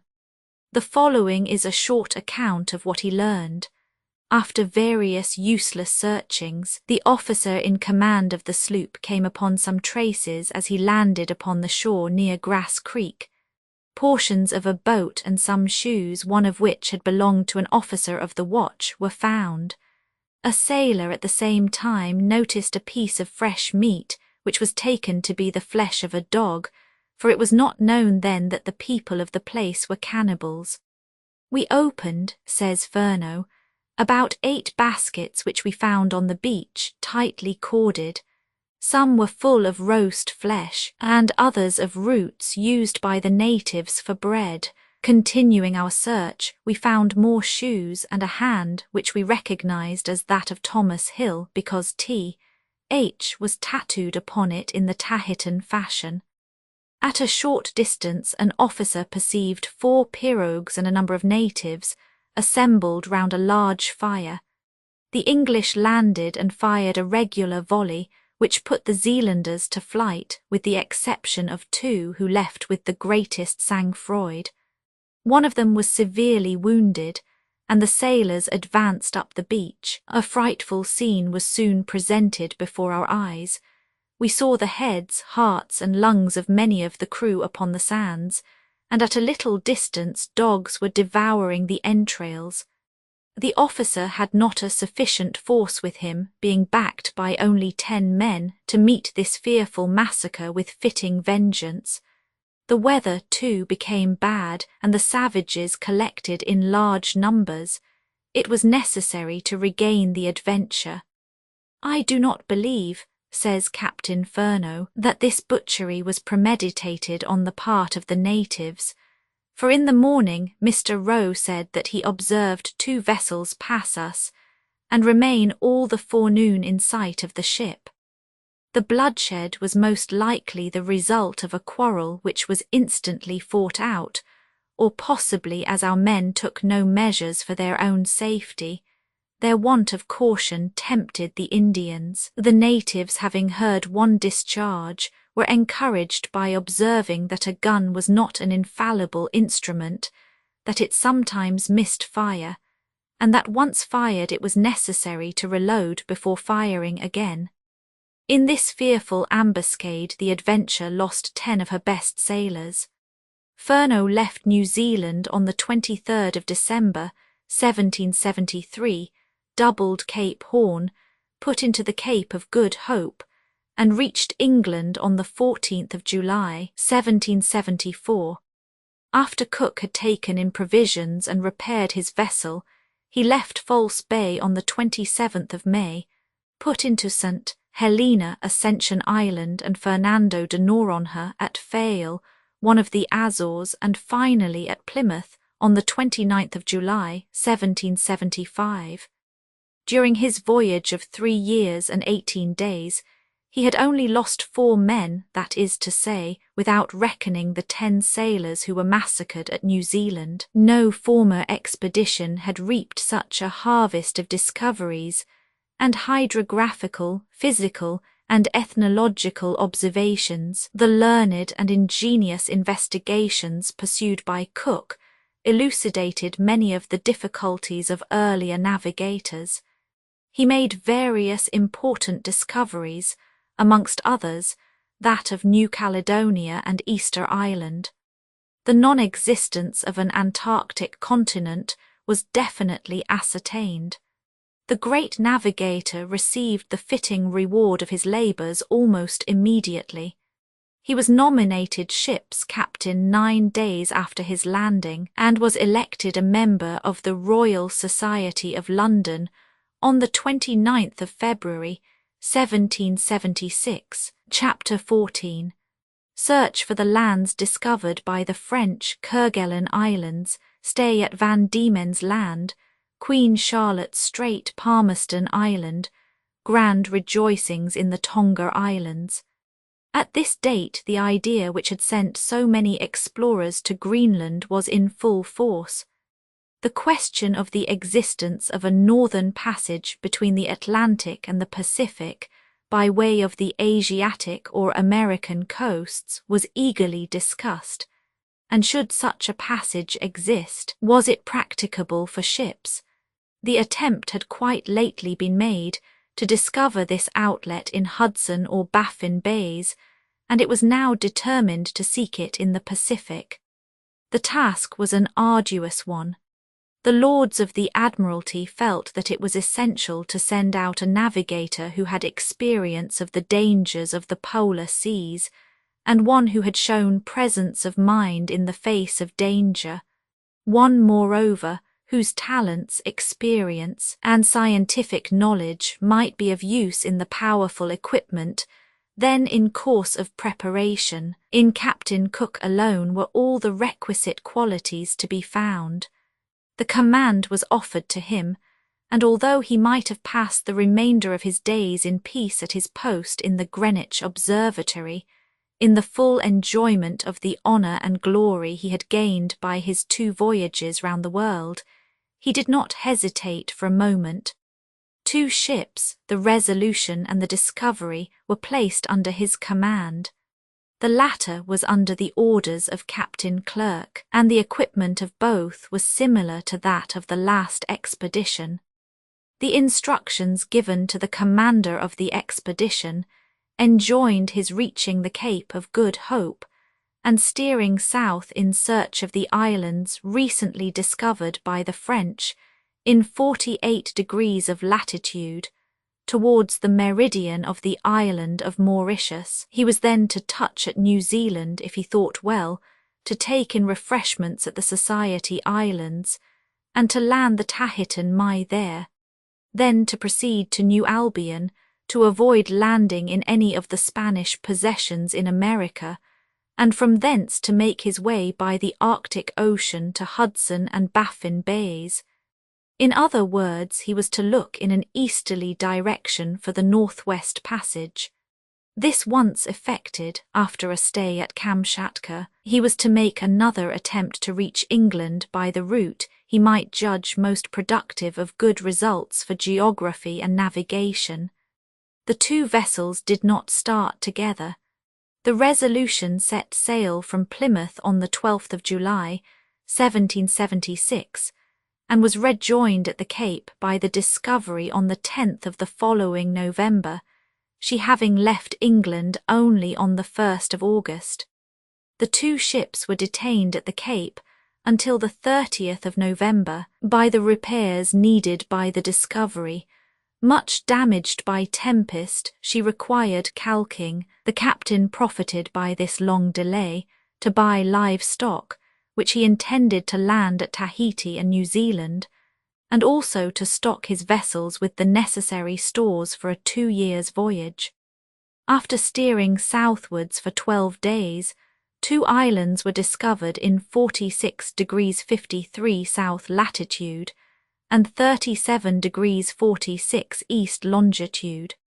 The strait which separates them was crossed, and it was found that their steep, sterile coasts were uninhabited. They had been discovered with 4 others from 9 to 12 degrees further east by the French captains Marion Duff-Resney and Crozet in 1772.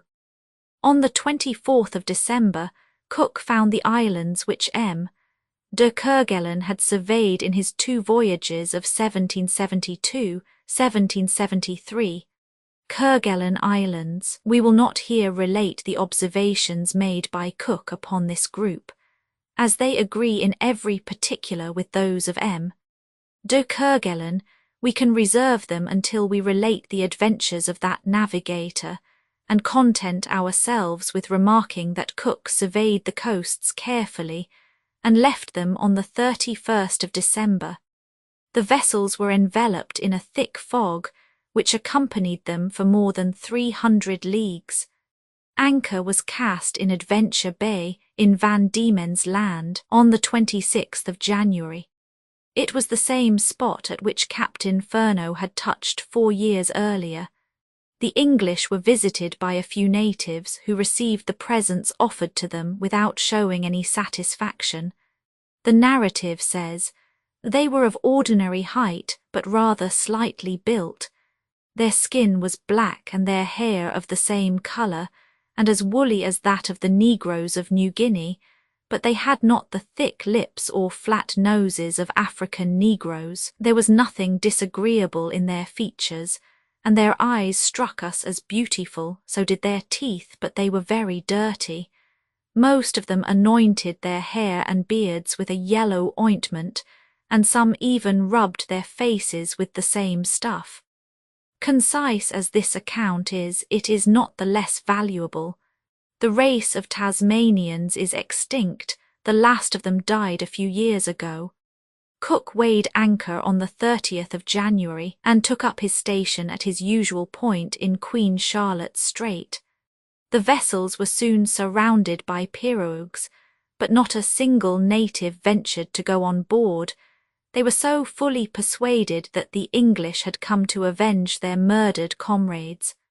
Once convinced that the English had no such intention, they banished their mistrust and reserve. The captain soon found out by Mai's interpretation, he understanding the Zealand tongue, the right cause of this terrible catastrophe. It appeared that the English had been seated on the grass, taking their evening meal when the natives committed several thefts. One of them was caught and struck by a sailor. At his cry, his companions rushed upon the sailors of the Adventure, who killed 2 of them, but unfortunately succumbed to numbers. Several of the Zealanders pointed out to Cook the chief who had directed the carnage, and urged Cook to kill him. But to the great surprise of the natives and the stupefaction of Mai, the captain refused. Mai remarked, "In England they kill a man who assassinates another. This fellow killed 10 and you take no revenge." Before he left, Cook landed pigs and goats, hoping that these animals might at length become acclimatized to New Zealand. Mai had a wish to take a New Zealander to Tahiti. 2 offered to go, and Cook agreed to receive them, warning them at the same time that they would never see their native land again. But no sooner had the vessels lost sight of the shores of New Zealand than they began to weep. Seasickness added to their distress, but as they recovered from it their sadness disappeared, and they soon attached themselves to their new friends. An island named Mangia was discovered on the 29th of March. At Mai's representations, the inhabitants decided to come on board. Small but vigorous and well-proportioned, they wore their hair knotted upon the top of the head. They wore long beards, and were tattooed in all parts of their bodies. Cook could not carry out his earnest wish to land, as the people were too hostile. A new island similar to the last was discovered 4 leagues further on. The natives appeared more friendly than those of Mangia, and Cook profited by this fact, and landed a detachment under Lieutenant Gore with Mai as interpreter. Anderson, the naturalist, an officer named Barnes, and Mai landed alone and unarmed, running the risk of being maltreated. They were received with solemnity, and conducted through a crowd of men with clubs on their shoulders to the presence of 3 chiefs, whose ears were adorned with red feathers. They soon perceived a score of women who danced in a grave and serious fashion, paying no attention to their arrival. The officers were separated from each other, and observing that the natives hastened to empty their pockets, they began to entertain fears for their safety. When Mai reappeared, they were detained all day, and forced several times to take their clothes off, and allow the natives to examine the colour of their skin. But night arrived at last, without the occurrence of any disagreeable incident. The visitors regained their sloop, and cocoa-nuts, bananas, and other provisions were brought to them. The English may have owed their safety to the description Mai had given of the power of their weapons, and the experiment he made before them of setting fire to a cartridge. Mai had recognized 3 of his fellow countrymen in the crowd on the beach. These Tahitans had started in a pirogue to reach Ulaitia Island, and had been driven out of their course by contrary winds. As they expected a short voyage, they had not provided themselves with food. Famine and fatigue had reduced their number to 4 men, all of them half dead, when the pirogue capsized. The unfortunate wretches managed to seize the side of their boat and support themselves in the water until they were picked up by the inhabitants of this island, Wateroo. It was now 12 years since fate threw them upon this shore, more than 200 leagues from their native island. They had contracted family ties and friendly alliances with these people, whose manners and language were not unlike their own. They refused to return to Tahiti. Cook says, "We may find in this incident a better explanation of the way in which detached portions of the globe, and particularly the islands of the Pacific, have been peopled than in any theories, especially in regard to those which are far from any other continent and at a great distance from each other. Wateroo Island is situated in 20 degrees 1 south latitude and 201 degrees 45 east longitude. The 2 vessels afterwards reached a neighbouring island called Wenua, upon which Gore landed to get fodder. Although the ruins of houses and tents were seen, it was uninhabited. On the 5th of April, Cook arrived in sight of Harvey Island, which he had discovered during his second voyage in 1773. At that time it appeared to him deserted. He was, therefore, astonished to see several pirogues leave the shore and approach the ships. But the natives could not find courage to go on board. Their fierce appearance and noisy offers did not promise well for their friendly intentions. Their language was still more like that of Tahiti than that of the last islands they had visited. Lieutenant King was sent in search of good anchorage, but could not succeed in finding a suitable harbour. The natives, armed with spears and clubs, appeared disposed to resent any attempt at landing. Cook, in his great need of wood and water, determined to reach the friendly islands. He was sure of finding refreshments for his men and forage for his beasts there. The season was too far advanced, and the distance between these latitudes and the pole too great to allow of anything being attempted in the southern hemisphere. The wind obliged him to relinquish his idea of reaching Middleburg or Ear, as he had at first intended. He therefore directed his course towards Palmerston Island, where he arrived on the 14th of April, and where he found birds in abundance, scurvy grass and cocoa-nuts. This island was merely a collection of 9 or 10 islets, very slightly raised, appearing almost like the points of reefs, belonging to one coral bank. The English reached Camango Island on the 28th of April, and the natives brought them quantities of cocoa-nuts, bananas, and other stores. They then proceeded to Anamuka, which is also part of the Tonga or Friendly Archipelago. On the 6th of May, a chief of Tonga Tabu named Whaineo visited Cook. He called himself king of all the Friendly Islands. "I received," says Cook, "a present from this great personage of 2 fish which were brought to me by one of his servants. I paid him a visit after dinner. He came to meet me as soon as he saw me land. He appeared some 30 years of age, tall and of slender form, and I have met no countenance in these islands so European in type. When all the provisions of this island were exhausted, Cook visited a group of islets called Happy, where his reception was friendly, owing to the orders given by Whaineo, and where he procured pigs, water, fruits, and roots. Some of the native warriors exhibited their skill in various singular combats with clubs and boxing. What most surprised us, says the narrative, was to see two great women enter the lists and attack each other with their fists without the least ceremony, and with as much skill as the men. Their fight lasted about half a minute, when one of them declared herself beaten. The victorious heroine received as much applause from the assembled multitude as is usually accorded to a man who has overcome his rival by his skill and address. There was no cessation of the fêtes and games.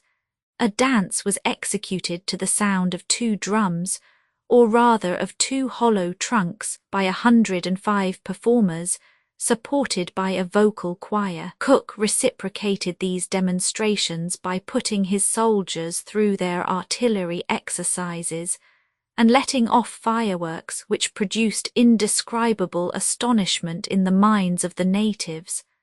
Not wishing to be outdone in the attempt at display, the natives gave a concert, and then a dance, executed by 20 women crowned with China roses.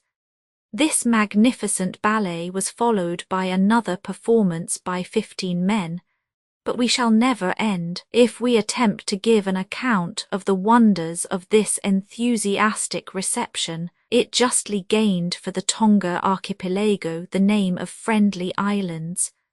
On the 23rd, Whaineo, who had represented himself as king of the entire archipelago, came to inform Cook of his departure for the neighbouring island of Vavaeoro.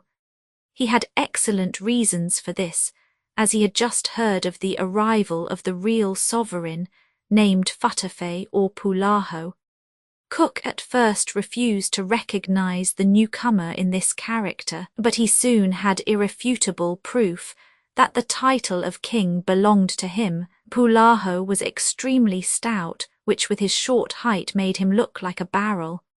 If rank is proportioned to size in these islands, he was without exception the greatest chief the English had met with.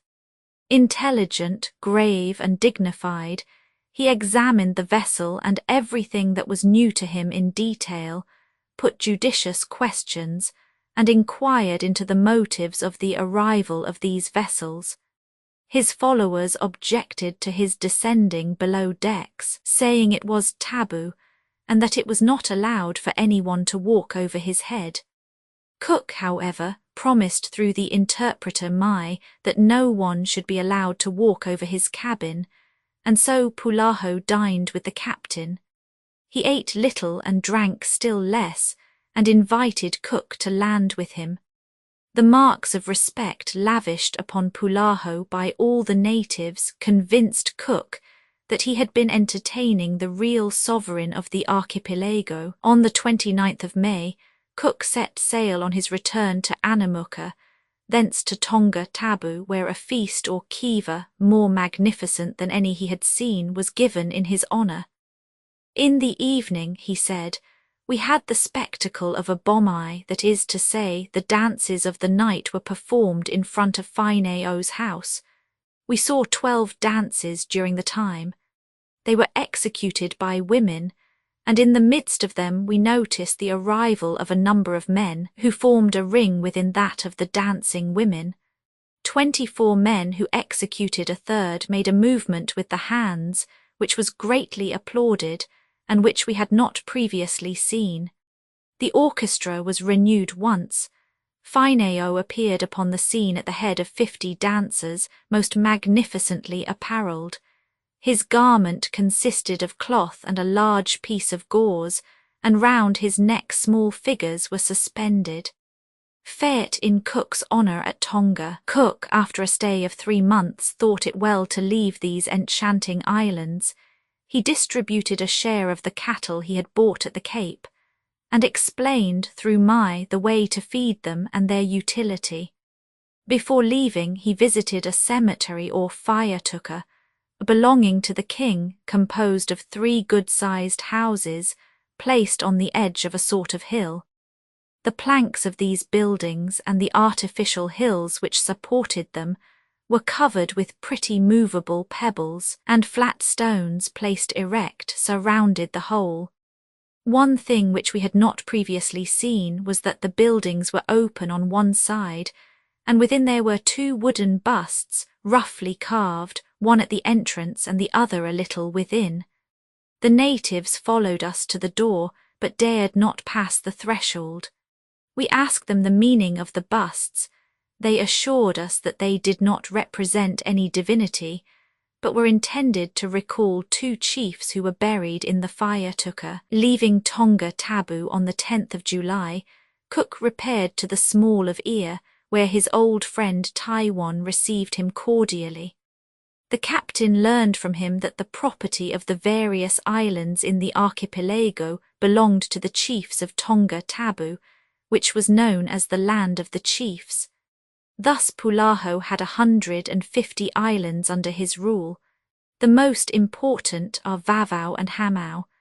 As for the Viti Islands, which are comprised in this number, they were inhabited by a warlike race, very superior in intelligence to those of the Friendly Islands. We can only refer to some of the many and interesting particulars collected by the captain and the naturalist Anderson, which relate to the gentleness and docility of the natives. Cook could do nothing but praise the welcome accorded to him each time he stayed in the archipelago. But then he did not guess the project entertained by Whaineo and the other chiefs of assassinating him during the nocturnal feast of Happy, and of seizing his vessels. The navigators who succeeded him were not lavish in their praises, and if we did not know his sincerity, we should be tempted to think that the illustrious mariner gave the name of Friendly Islands to this group satirically. The inhabitants of Tonga Island always mourned the death of a relation by hitting themselves on their cheeks and by tearing them with whales' teeth, a custom which explains the many tumours and cicatrices they have on the face. If their friends are dangerously ill, they sacrifice 1 or 2 joints of their little finger to propitiate the divinity, and Cook did not meet with 1 native in 10 who was not mutilated. The expression tabu, he says, which plays so great a part in the language of this people, has a very wide significance. When they are not allowed to touch anything, they say it is taboo. They also told us that if the king enters a house belonging to one of his subjects, the house becomes taboo and the owner of it may not live in it any longer. Cook fancied he had made out their religion. Their principal god was Kalifau Tonga, and in his anger he destroys plantations and scatters illness and death. The religious ideas of all the islands are not alike, but the immortality of the soul is unanimously admitted. Although they do not offer fruit or other productions of the earth to their divinity, they sacrifice human victims. Cook lost sight of the Tonga Islands on the 17th of July, and the expedition arrived in sight of an island called Tabwari by the inhabitants upon the 8th of August, after a series of tempestuous winds which caused serious damage to the Discovery. All the eloquence of the English failed to bring the natives on board. Nothing would induce them to leave their boats, and they contented themselves with inviting the strangers to visit them. But as time pressed, and Cook had no need of provisions, he passed the island without stopping, although it appeared to him fertile, and the natives assured him that it abounded in pigs and fowls. Strong, tall, and active, the natives had a hardy and savage appearance. They spoke the Tahitan language, which made intercourse with them easy. Some days later, the verdant summits of Tahiti appeared on the horizon, and the two vessels were not slow in stopping opposite the peninsula of Terraben, where the welcome Mai received from his compatriots was as indifferent as possible. His brother-in-law, Chief Autai, would scarcely consent to recognize him, but when Mai showed him the treasures he brought back, amongst them all the famous red feathers, which had been so successful in Cook's last voyage, Oti changed his demeanour, treated Mai affably, and proposed to change names with him. Mai was overcome by these demonstrations of tenderness, and but for Cook's interference, would have been robbed of all his treasures. The ships were well supplied with red feathers. Therefore fruits, pigs, and fowls appeared in great abundance during the stay in port. Cook, however, soon proceeded to Matavai Bay, where King Otto left his residence at Panay to pay his old friend a visit. Mai was disdainfully received by his friends there also, and although he threw himself at the king's feet when he presented him with a tuft of red feathers and 3 pieces of gold cloth, he was scarcely noticed. But as at Takabu, the treatment changed suddenly upon the discovery of Mai's fortune, but he being only happy in the company of vagabonds, who laughed at him good-naturedly, even while they robbed him, was unable to acquire the influence over Otto and the principal chiefs which was necessary to the development of civilization. Cook had long heard that human sacrifices were common in Tahiti, but he had always refused to believe it. A solemn ceremonial which he saw at Ateawa no longer allowed him to doubt the existence of the practice. In order to gain the favourable assistance of the Atwa or Godon in an expedition against the island of Aimio, a man of the lowest social rank was killed by blows with clubs in the king's presence. As an offering, the hair and one eye of the victim was placed before the king, last signs of the cannibalism which formerly existed in this archipelago. At the end of this barbarous ceremony, which was a blot in the memoirs of so peaceable a people, a kingfisher alighted in the foliage. "It is," Atwa cried Otto, delighted at the happy augury, "human sacrifice at Tahiti, facsimile of early engraving." Next day the ceremony was to be continued by a holocaust of pigs.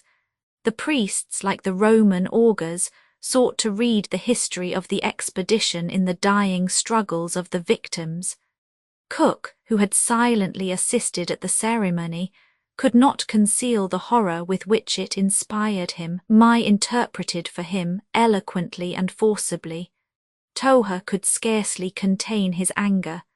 "If the king had killed a man in England," said Mai, "as he has done the unhappy and innocent victim he has offered to his gods, it would have been impossible to save him from hanging, a punishment reserved for murderers and assassins." Mai's severe reflection was a little out of place. Cook should have remembered that manners vary with countries. It is absurd to attempt to apply to Tahiti, as punishment for that which is their custom, a punishment reserved in London for what is considered a crime. "Every man's house is his castle," says a popular proverb which European nations have too often forgotten. Under the pretext of civilization, they have often shed more blood than would have flowed if they had not interfered. Before he left Tahiti, Cook bestowed all the animals he had had so much difficulty in bringing from Europe upon Otto. They were geese, ducks, turkeys, goats, sheep, horses, and cattle.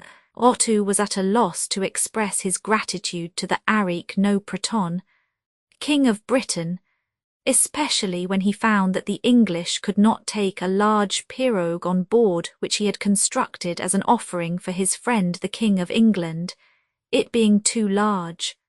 The Resolution and the Discovery left Tahiti on the 30th of September and anchored at Aimio. In this place their stay was marked by a painful incident. Frequent thefts had occurred for several days when a goat was stolen. To make an example, Cook burnt 5 or 6 cabins and set fire to a large number of pirogues, threatening the king with his anger if the animal were not immediately produced. As soon as he had obtained satisfaction, the captain started for Huahine with Mai, who was to settle on that island. A sufficiently large space of land was ceded by the chiefs of the Wara settlement in return for such presents. Upon this Cook had a house built, and planted a garden where he planted European cabbages. Mai was left with 2 houses, 2 goats and fowls. At the same time he was presented with a present of a coat of mail, of a complete set of armour, powder, balls and guns, a portable organ, an electrical machine, fireworks and domestic and agricultural implements, completed the collection of useful and ornamental presents intended to give the Tahitans an idea of European civilization. Mai had a sister married at Huahine, but her husband occupied too humble a position for him to attempt to despoil him. Cook then solemnly declared that the native was his friend, and that in a short time he should return to ascertain how he had been treated, and that he should severely punish those who had acted badly to him. His threats were likely to be effective, as a few days earlier, some robbers caught in the act by the English had had their heads shaved and their ears cut. A little later at Raiatea, in order to force the natives to send back some deserters, Cook had carried off the entire family of the chief Oreo on one rope. The moderation exhibited by the captain in his first voyage constantly diminished. Every day he became more severe and exacting. This change in his conduct was fatal to him. The 2 Zealanders who had asked to accompany Mai were landed with him. The elder readily consented to live at Huahine, but the younger conceived such an affection for the English that it was necessary to use force, as it were, to land him, amid the most touching demonstrations of affection. At the last moment, as anchor was weighed, Cook bid farewell to Mai, whose expression and tears testified to his comprehension of all he was to lose. Although Cook left satisfied with having loaded the young Tahitan who had trusted himself to him with benefits, he was also full of anxious fears as to his future. He knew his light and inconstant character, and he left him weapons with some regret, fearing that he might make a bad use of them. The king of Huahine gave Mai his daughter in marriage and changed his name to Peori, by which he was afterwards known. Mai profited by his high station to show his cruelty and inhumanity. Always armed, he began to try his skill with pistol and gun upon his fellow countrymen. His memory, therefore, is hated in Huahine, and the memory of his crimes was for a long time associated with that of the English. Cook visited Raiatea before leaving the island. He found his friend Aurier deprived of supreme authority.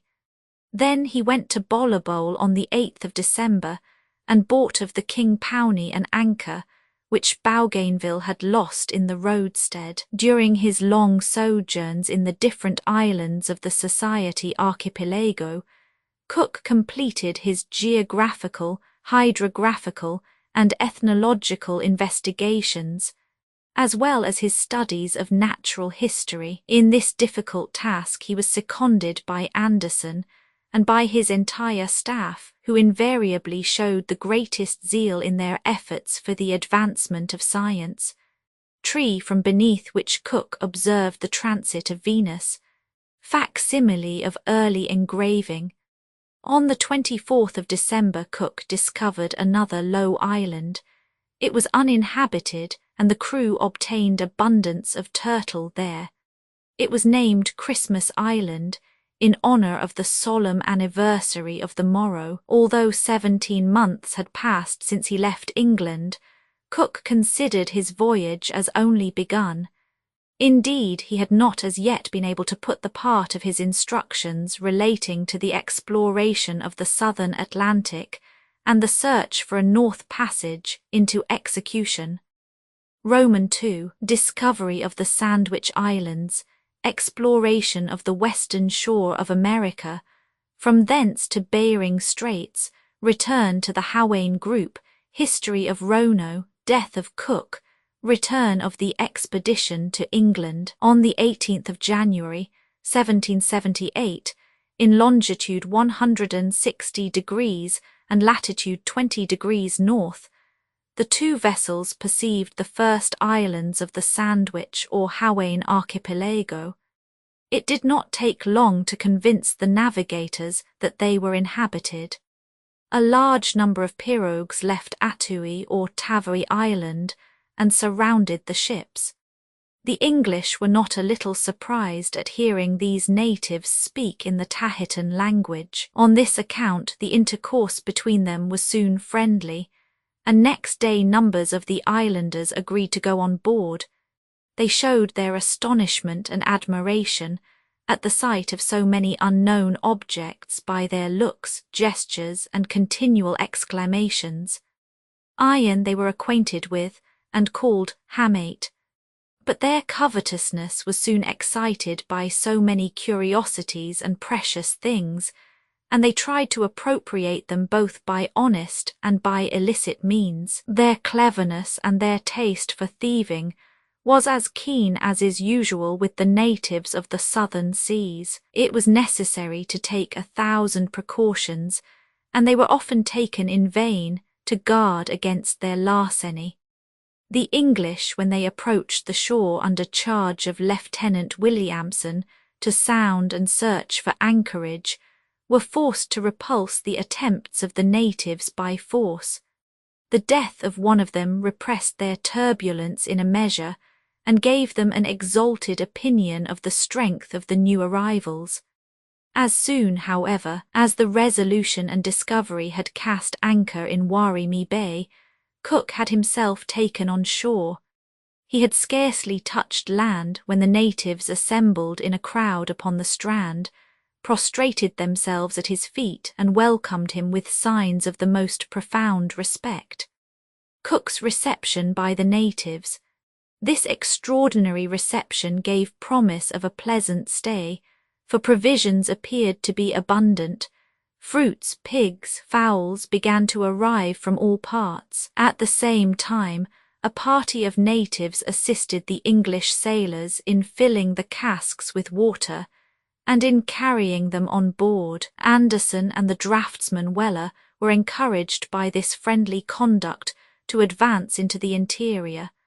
They were not long in coming upon a Moroe, similar in every respect to the Tahitian Moroes. This discovery confirmed the English in the ideas induced by the similarity of the language with that of Tahiti. An engraving in Cook's narrative represents the interior of this Morai. In it 2 figures may be seen, standing, the top of the heads disappearing in high cylindrical hats, similar to those on the statues in Easter Island. In any case, the singular resemblance gives rise to reflection. Cook remained 2 days more in this anchorage, and could only extol the traffic with the natives. He then explored the neighbouring island of Wanihio. In spite of his great wish to explore this interesting archipelago, he set sail, and from a distance perceived Wahoo Island and the reef of Tahora, which he designated by the general appellation of Sandwich Archipelago. This name has been superseded by the native appellation of Hawaii. Strong and vigorous, although of medium height, the Hawaiians are represented by Anderson as being of frank and loyal character. Not so serious as the natives of the Friendly Isles, they are less frivolous than the Tahitans. Clever, industrious, and intelligent, their plantations showed a knowledge of rural economy and an extensive taste for agriculture. They not only abstained from showing the childish and common curiosity which the English had so often noticed, but they inquired into their customs and evinced a certain regret for their own inferiority. The population appeared considerable and was estimated at 30,000 in Tavai Island alone. In their style of dress, their choice of food, their manner of preparing it, and their general habits, they conform to the customs of Tahiti. This identity of two populations separated by a large stretch of sea gave the English much food for reflection. During his first stay, Cook did not become acquainted with any chief, but Captain Clerke of the Discovery at last received a visit from one. He was a young and well-made man, wrapped up from head to foot. The natives testified their respect by kneeling before him. Clerke made him several presents, and in return received a vase decorated with two small figures, fairly well sculptured, which served for the kava, a favourite drink of the Hawaiians as well as the natives of Tonga. Their weapons comprise bows, clubs, and lances, the latter made of a strong and durable wood, and a sort of poignard called pafoa, terminating in a point at both ends. The custom of tabu was just as universally practised as in the Friendly Islands, and the natives were always careful to ask if things were taboo before they touched them. On the 27th of February, Cook continued his course to the north and soon fell in with the sea wrack of the rocks mentioned by the narrator of Lord Anson's voyage. On the 1st of March he steered for the east in order to approach the American coast, and 5 days later he recognized New Albion, so named by Francis Drake. The expedition, coasting at a distance, surveyed Cape Blanc, already seen by Martin d'Aguilar on the 19th of January, 1603, and near which the geographers placed a large opening to the strait, the discovery of which they attributed to him. Shortly afterwards the latitude of Juan de Fuca was reached, but nothing resembling it was discovered, although this strait really exists, and divides the continent from Vancouver's Island. Cook soon reconnoitred a bay in latitude 49 degrees 15, to which he gave the name of Hope Bay. He anchored there to obtain water and give a little rest to his worn-out crews. This coast was inhabited, and 3 boats approached the vessels. One of the savages, he says, rose up and with many gesticulations made a long speech, which we understood as an invitation to land. In addition, he threw feathers towards us, and many of his companions threw us handfuls of dust or red powder. The native who usurped the post of orator was clothed in a skin, and in each hand he held something which he shook, and which emitted a sound like that of a child's rattle. When he was tired of haranguing and exhorting, of which we did not understand a word, he rested, but 2 other men took up the speech in succession. Their speeches were not so long, and they did not declaim so vehemently. Many of the natives had their faces painted in an extraordinary way, and feathers fixed in their heads. Although they appeared friendly, it was impossible to persuade any of them to come on board. However, as the vessels had cast anchor, the captain had the sails furled, took in the topmasts, and unrigged the mizzen mast of the Resolution in order to allow of repairs. Barter with the Indians soon commenced, and the most rigorous honesty prevailed. The objects offered were bear and wolf skins, and those of foxes, deers and polecats, weasels, and especially otters, which are found in the islands east of Kamchatka. Also clothes made of a kind of hemp, bows, lances, fishhooks, monstrous figures, and a kind of stuff of hair or wool, bags filled with red ochre, bits of sculptured wood, trinkets of copper and iron shaped like horseshoes, which they wore hung from the nose. Human ears and hands, not yet free from flesh, struck us most among the things they offered us. They made us clearly understand that they had eaten the portions that were missing, and we indeed perceived that these hands and ears had been on the fire. The English were not long in ascertaining that these natives were as habitual robbers as any they had hitherto met with. They were even more dangerous, as, possessing iron implements, they could easily cut the cords. They combined their thefts with intelligence, and one of them amused the sentinel at one end of the boat, whilst another snatched the iron from the other end. They sold a quantity of very good oil and a great deal of fish, especially sardines. When the numerous repairs needed by the ships were made, and the grass required for the few goats and sheep remaining on board had been shipped, Cook set sail on the 26th of April, 1778. He gave the name of King George's Sound to the spot where he had stayed, although it was called Nootka by the natives.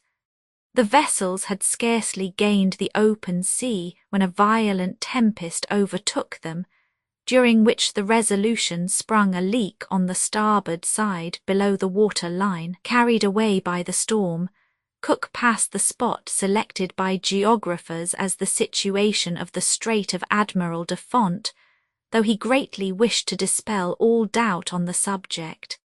The captain therefore continued along the American coast, surveying and naming the principal points. During this cruise he had constant intercourse with the Indians, and was not slow in noticing that their canoes had been replaced by boats, of which only the framework was wood, and over which were spread sealskins. Prince William's Sound. After a stay at Prince William's Sound, where the leak of the Resolution was repaired, Cook resumed his voyage, reconnoitred and named Elizabeth and St. Hermogene Capes, Banks Point, Capes Douglas and Bede, St. Augustine's Mount, the River Cook, Kodiak Island, Trinity Island, and the islands called Shumagin by Bering. Afterwards he passed Bristol Bay, Round Island, Calm Point, Newenham Cape, where Lieutenant Williamson landed, and Anderson Island, so called in honour of the naturalist, who died there of disease of the chest. Later, King Island and Prince of Wales's Cape, the most western extremity of America. Cook then passed the Asiatic coast and entered into communication with the Tchouktchis, entered Bering Strait on the 11th of April, and next week came in contact with ice. He tried in vain to survey in various directions. The iceberg presented an insuperable barrier. On the 17th of April, 1778, the expedition was in latitude 70 degrees 41. During an entire month he coasted the iceberg, in the hope of finding an opening which might enable him to proceed to the north, but in vain. It was remarked that the ice was clear and transparent except in the upper part, which was slightly porous. I supposed, says Cook, that it was frozen snow, and it appeared to me that it must have been formed in the open sea, both because it is improbable, or rather impossible, that such enormous masses could float down rivers which contain too little water for a boat, and also because we perceived no produce of the earth, which we must have done if it was so formed. Up to this date, the passage through Bering Strait had been the least used to reach the northern latitudes. Cook's observation is valuable, as it proves that beyond this aperture a vast extent of sea without land must exist. It may possibly be this was the view held by the lamented Gustave Lambert, that this sea is open. No greater distance north has ever been attained since Cook's time, except on the Siberian coast, where Plover and Long Islands were discovered, and where at this moment, as we write, Professor Nordenskjöld is exploring. 1 on the 5th September, 1879, a telegram from Stockholm announced that the Swedish Arctic expedition under Professor Nordenskjöld had made the northeast passage from Europe to Japan, and that the Swedish exploring vessel, the Vega, had arrived at Yokohama by way of Bering Straits. Translator. After most careful exploration and repeated efforts to reach higher latitudes, Cook, seeing that the season was advanced and encountering more icebergs daily, had no choice but to seek winter quarters in a more clement country before continuing his expedition the following summer. He therefore retraced his route as far as Aunalasker Island, and on the 26th of October steered towards the Sandwich Islands, hoping to complete his survey of them during his wintering there. An island was discovered on the 26th of November. The natives sold a quantity of fruits, roots, breadfruits, potatoes, taro and eddy roots, which they exchanged for nails and iron implements. It was Maui Island, which forms part of the Sandwich Archipelago. Shortly afterwards Ohihi or Hawaii was sighted, the summits of which were covered with snow. The captain says, "We never met savages so liberal as these in their views. They usually sent the different articles they wished to sell to the ships. They then came on board themselves and finished their trade on the quarter-deck. The Tahitans, in spite of our constant stays there, have not the same confidence in us. I conclude from this that the inhabitants of Ohihi are more accurate and true in their reciprocal trade than those of Tahiti, for the latter have no honour among themselves, and are thus not inclined to believe in the honour of others." On the 17th of January, Cook and Clerke cast anchor in a bay called by the natives Karakakua. The sails were unbent from the yards and the topmast struck. The vessels were crowded with visitors and surrounded by pirogues, and the shore was covered by a curious multitude.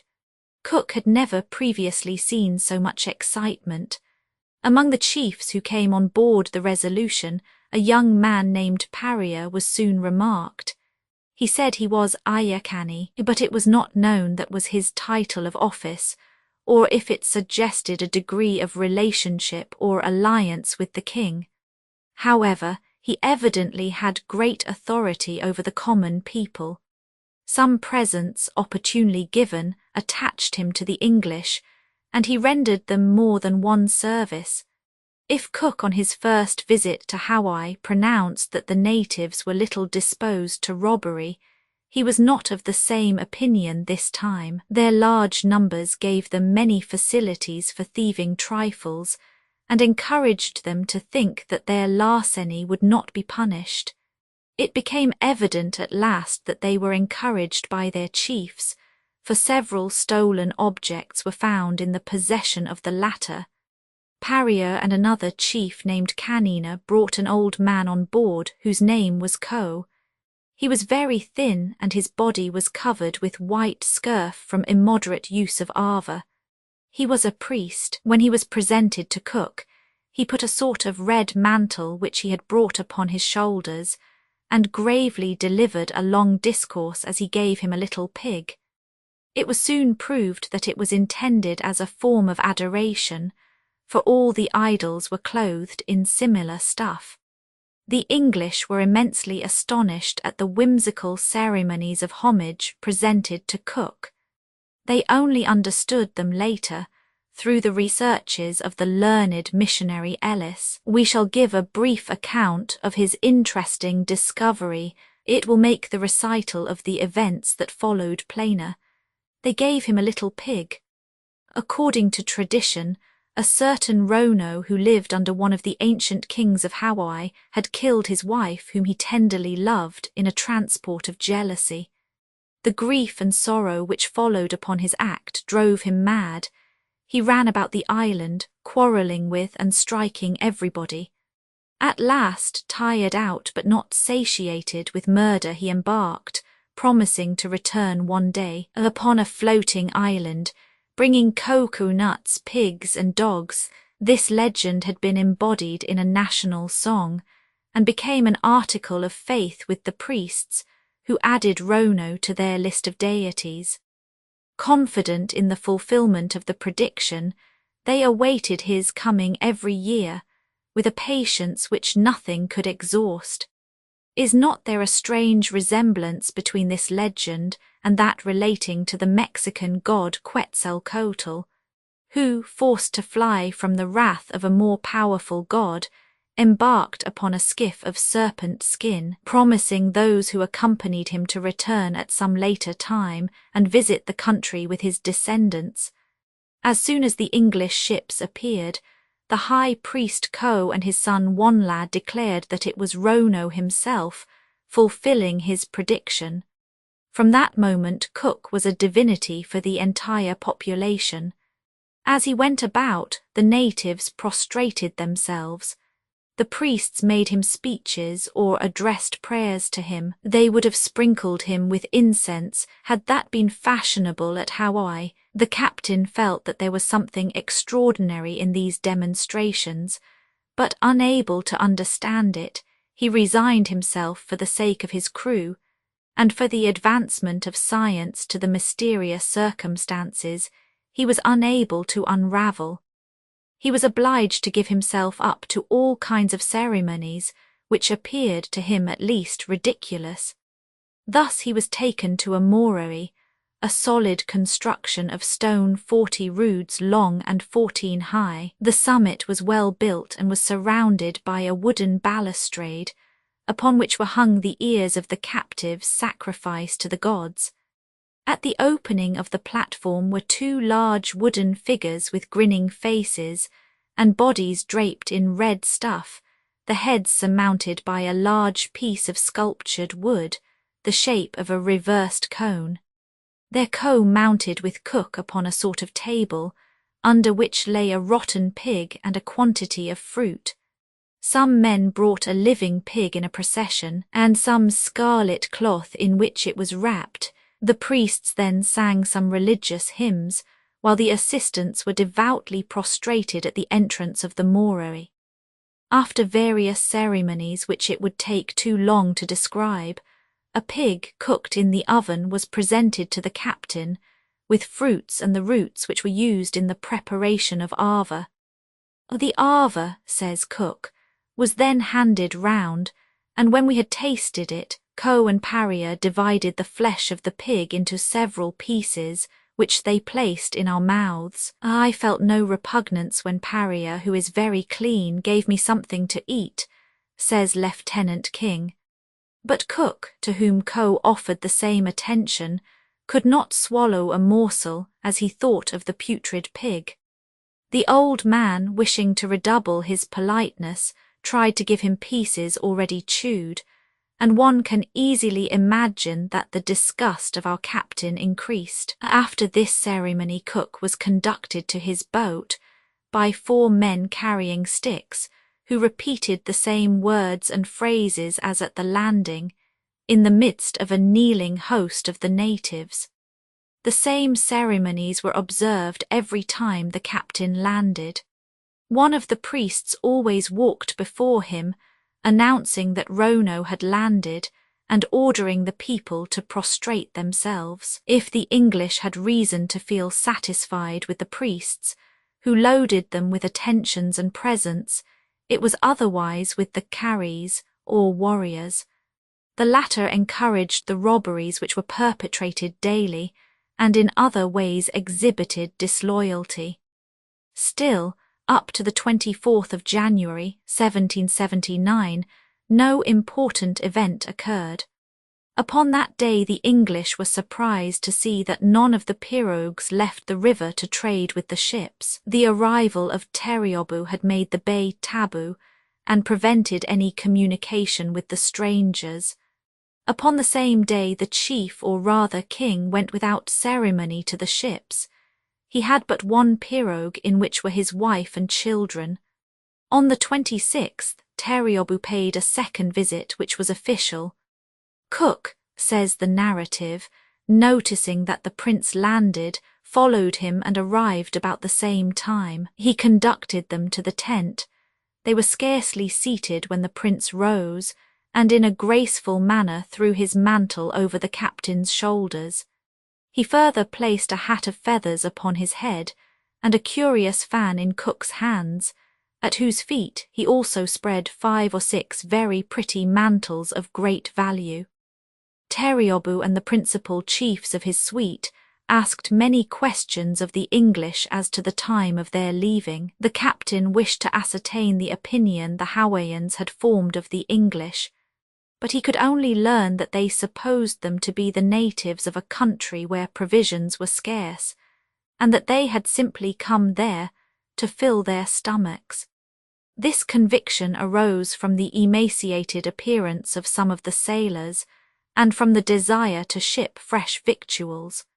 There was no fear, however, of exhausting their provisions, in spite of the immense quantity which had been consumed since the English arrived. It is very likely that the king wished for time to prepare the present he intended to offer the strangers upon their leaving, and accordingly the day before the one fixed upon, the king begged Captain's cook and clerk to accompany him to his residence. Enormous heaps of every kind of vegetable, parcels of stuffs, yellow and red feathers, and a herd of pigs were collected together. All this was a gratuitous gift to the king from his subjects. Terreeoboo chose about a third of these articles and gave the rest to the two captains, a more valuable present than they had ever received either at Tonga or Tahiti. On the 4th of February the vessels left the bay, but the damage received by the Resolution forced her to put in again in a few days. The vessels had scarcely cast anchor before the English noticed a change in the conduct of the natives. Still all went on peaceably until the afternoon of the 13th. Upon that day several chiefs wished to prevent the natives from assisting the English in filling their casks. A tumult ensued. The natives armed themselves with stones and became threatening. The officer in command of the detachment was ordered by Cook to draw upon the natives if they persisted in throwing stones or became insolent. Under these circumstances, a pirogue was fired into, and it was soon apparent that a robbery had been committed by its crew. At the same time, a still more serious dispute arose. A sloop belonging to Paria was seized by an officer who took it to the Discovery. The chief hastened to claim his belongings and to protest his innocence. The discussion grew animated, and Paria was overthrown by a blow from an oar. The natives, who had hitherto been peaceable observers, armed themselves with stones, forced the sailors to retire precipitately, and took possession of the pinnace which had brought them. Paria, forgetful of his resentment at this moment, interposed and restored the pinnace to the English, together with several things which had been stolen.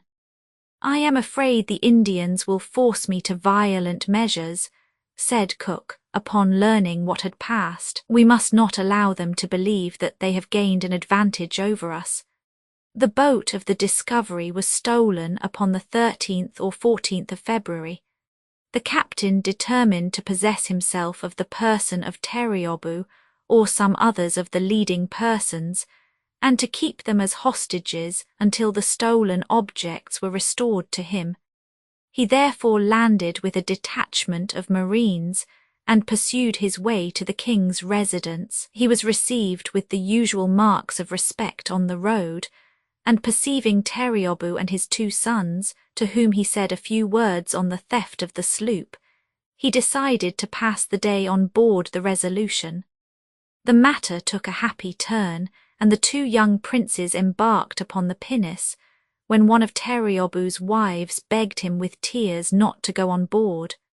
Two other chiefs joined her, and the natives, frightened by the hostile preparations they saw, began to crowd round the king and captain. The latter hurried to embark, and the prince appeared willing to follow him, but the chiefs interposed and used force to prevent his doing so. Cook, seeing that his project had failed, and that he could only put it into execution by bloodshed, gave it up and walked quietly along the shore to regain his boat, when a rumour spread that one of the principal chiefs had been killed. The women and children were therefore sent away, and all directed their attention to the English. A native armed with a pahua defied the captain, and as he would not cease his threats, Cook discharged his pistol. The native, protected by a thick mat, did not feel himself wounded and so became more audacious. Several others advanced, and the captain discharged his gun at the nearest and killed him. This was the signal for a general attack. The last that was seen of Cook was his signing to the boats to cease firing, and to approach that his small troop might embark. In vain, the captain was struck and fell to the earth. The natives, says the narrative, uttered cries of joy when they saw him fall. They at once dragged his body along the shore, and taking the poniard one after the other, they all attacked him with ferocious blows until he ceased to breathe.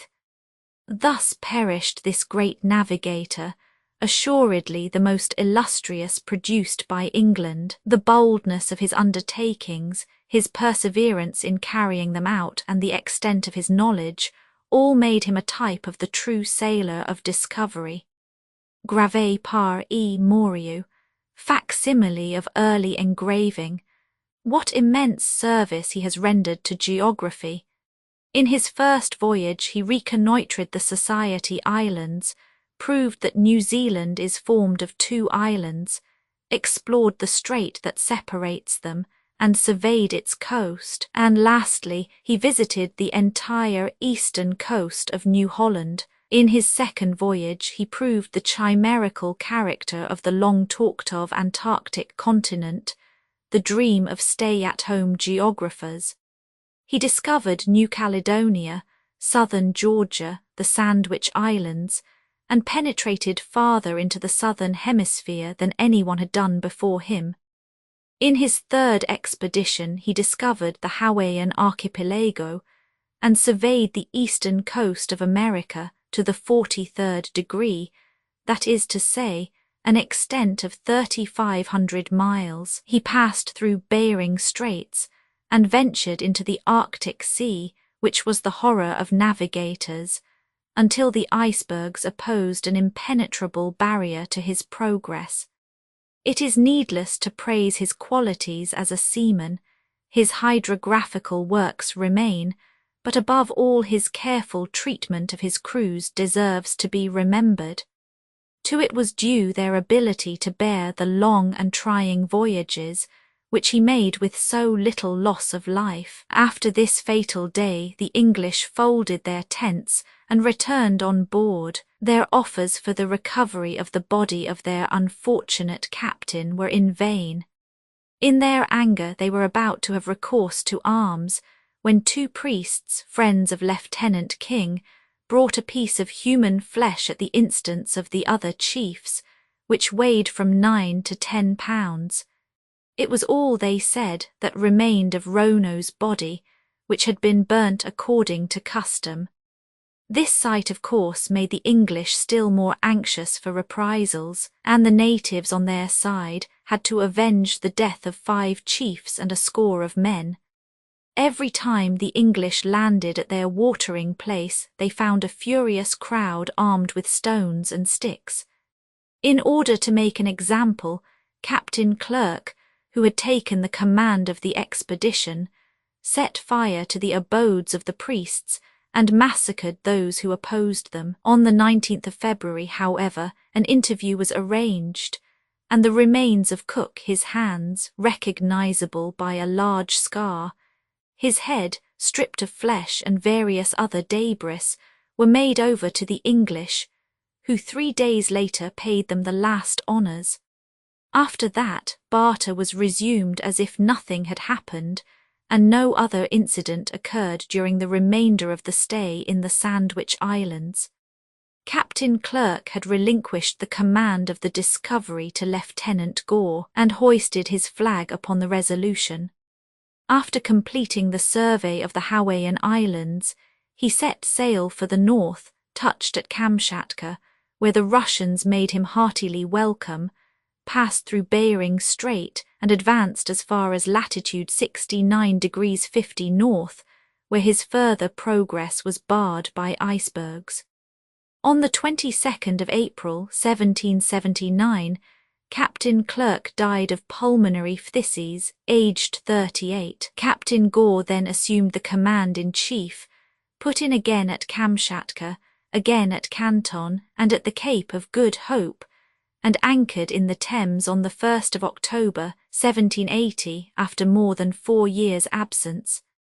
The death of Captain Cook caused a general mourning throughout England.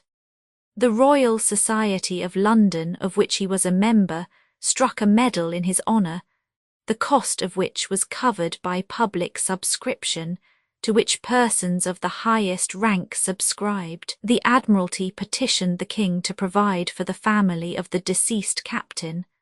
The King granted a pension of 200 L to his widow and 25 L to each of his 3 sons.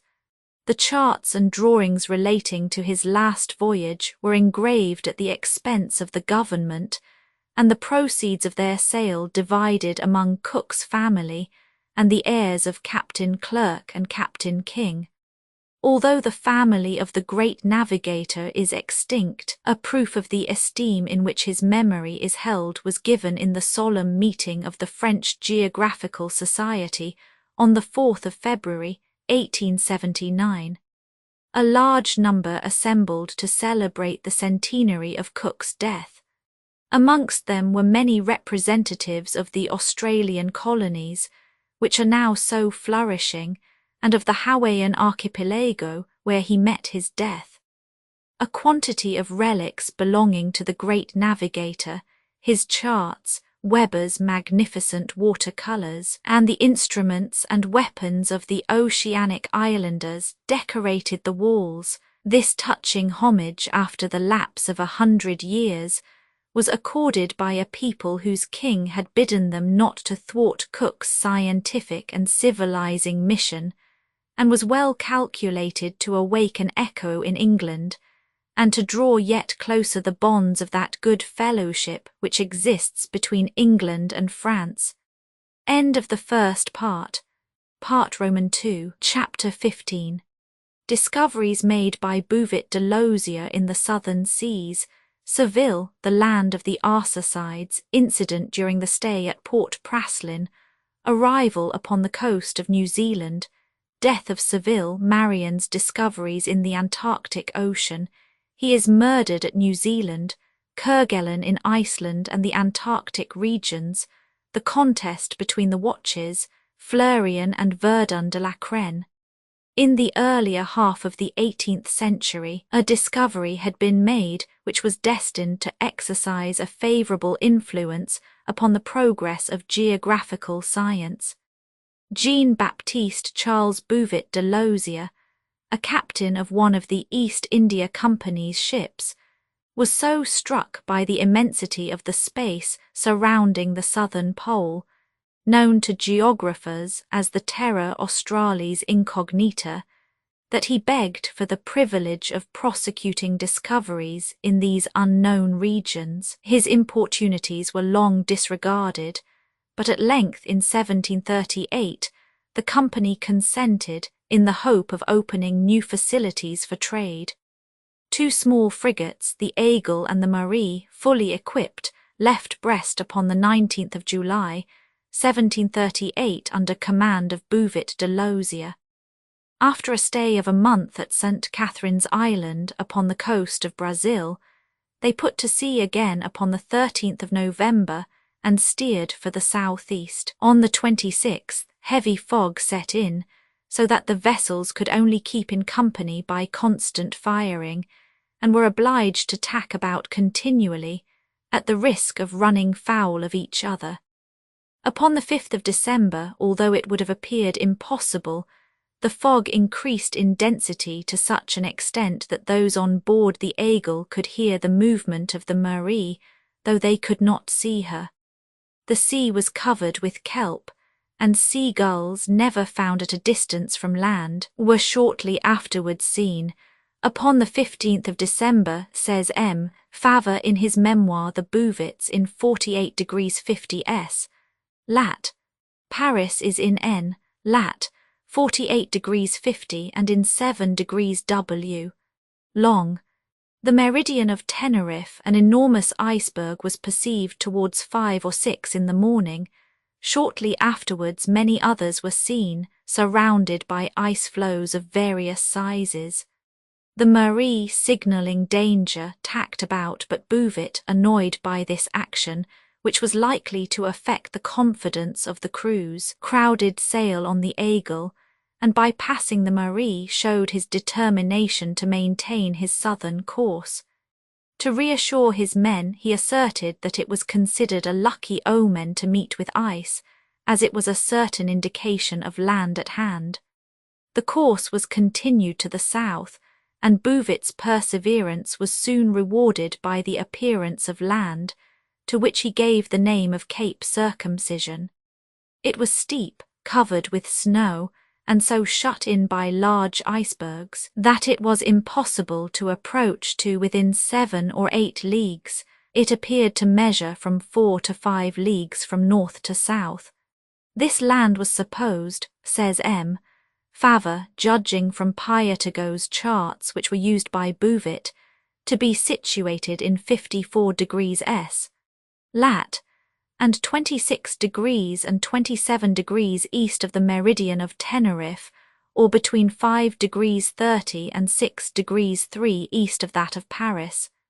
Bouvet would much have liked to make closer acquaintance with this region, but the fogs and contrary winds prevented his reaching it, and he was obliged to satisfy himself with observing it from a distance. Upon the 3rd of January 1739, says Bouvet in his report to the company, we made up for what we had lost during the preceding days, and about 4 in the afternoon, the fog clearing somewhat, we distinctly saw land. The coast, broken throughout its entire length, formed several bays. The summits of the mountains were covered with snow, the sides appeared wooded. After several fruitless attempts to near the coast, Bouvet was forced to relinquish the idea. His sailors were worn out with fatigue, discouraged and enfeebled by scurvy. The Marie was sent to the Isle of France, and the Aigle directed her course to the Cape of Good Hope, which she reached upon the 28th of February. We had penetrated, says Bouvet in the report already cited, 12 or 1500 leagues into an unknown sea. For 70 days we had encountered almost continuous fog. We had been for 40 days in the midst of ice, and we had had snow and hail almost every day. Several times our decks and rigging were covered with them. Our shrouds and sails were frozen. On the 10th of January it was impossible to work our foretopsail. The cold was severe for men accustomed to a warm climate and who were lightly clad. Many had chilblains on the hands and feet. Still they were forced constantly to tack about, bring to, get under way and take soundings at least once a day. One of the sailors belonging to the Aigle, having been sent to loosen the foretopsail, became frozen in the foretop. He had to be lowered by a whip, and circulation was with difficulty restored. I have seen others with tears gushing from their eyes as they handled the sounding line. And all this was in the fine season, and I ameliorated their condition by every means in my power. We can readily understand that such small results did not tempt the East India Company to continue their efforts in these latitudes. If they were productive of no good, they cost heavily in the loss of men and ships they entailed. Still, Bouvet's discovery was a first blow to the existing belief in an Antarctic continent. He gave the start, and various navigators, amongst them 2 Frenchmen, followed it up. In our short record of this expedition, which is scarcely known, we have testified to an appreciation of our countryman, who was the pioneer of Antarctic navigation and who deserves the credit of furnishing an example to the great English explorer James Cook. Another of the East India Company's captains, who had distinguished himself in various battles against the English, Jean-François Marie de Seville, was destined to make important discoveries in Oceania some 30 years later, and to rediscover, almost simultaneously with Cook, the lands first seen by Tasman, and which he called Staten Island. The following is an account of the circumstances. Messrs. Law and Chevalier, governors in French India, determined to send a vessel at their own risk to trade in the southern seas. They admitted Seville to their schemes, and sent him to France to obtain the needful authority from the company, and to superintend the equipment of the vessel. The Saint Jean Baptiste was made ready for sea at Nantes, and provisioned for 3 years with every requisite for a distant expedition. Seville then reached India, where Law provided him with 24 native soldiers. Leaving Angli Bay on the 3rd of March 1769, the Saint Jean Baptiste put in successively at Masulipatam, Yanaon and Pondicherry, where her equipment was completed. Seville left the last-named port on the 2nd of June and steered his course for the Philippines. On the 20th of August, he cast anchor off the Bashies, or Bashi Islands. Dampier had so named them after an intoxicating drink, which the natives compounded from the juice of the sugar cane, into which they infused a certain black seed. Several of Dampier's crew had formerly deserted in these islands. They had received from the natives a field, agricultural instruments and wives. The recollection of this fact incited 3 of the sailors belonging to the Saint Jean Baptiste to follow their example, but Seville was not the man to allow his crew to melt away in such a manner.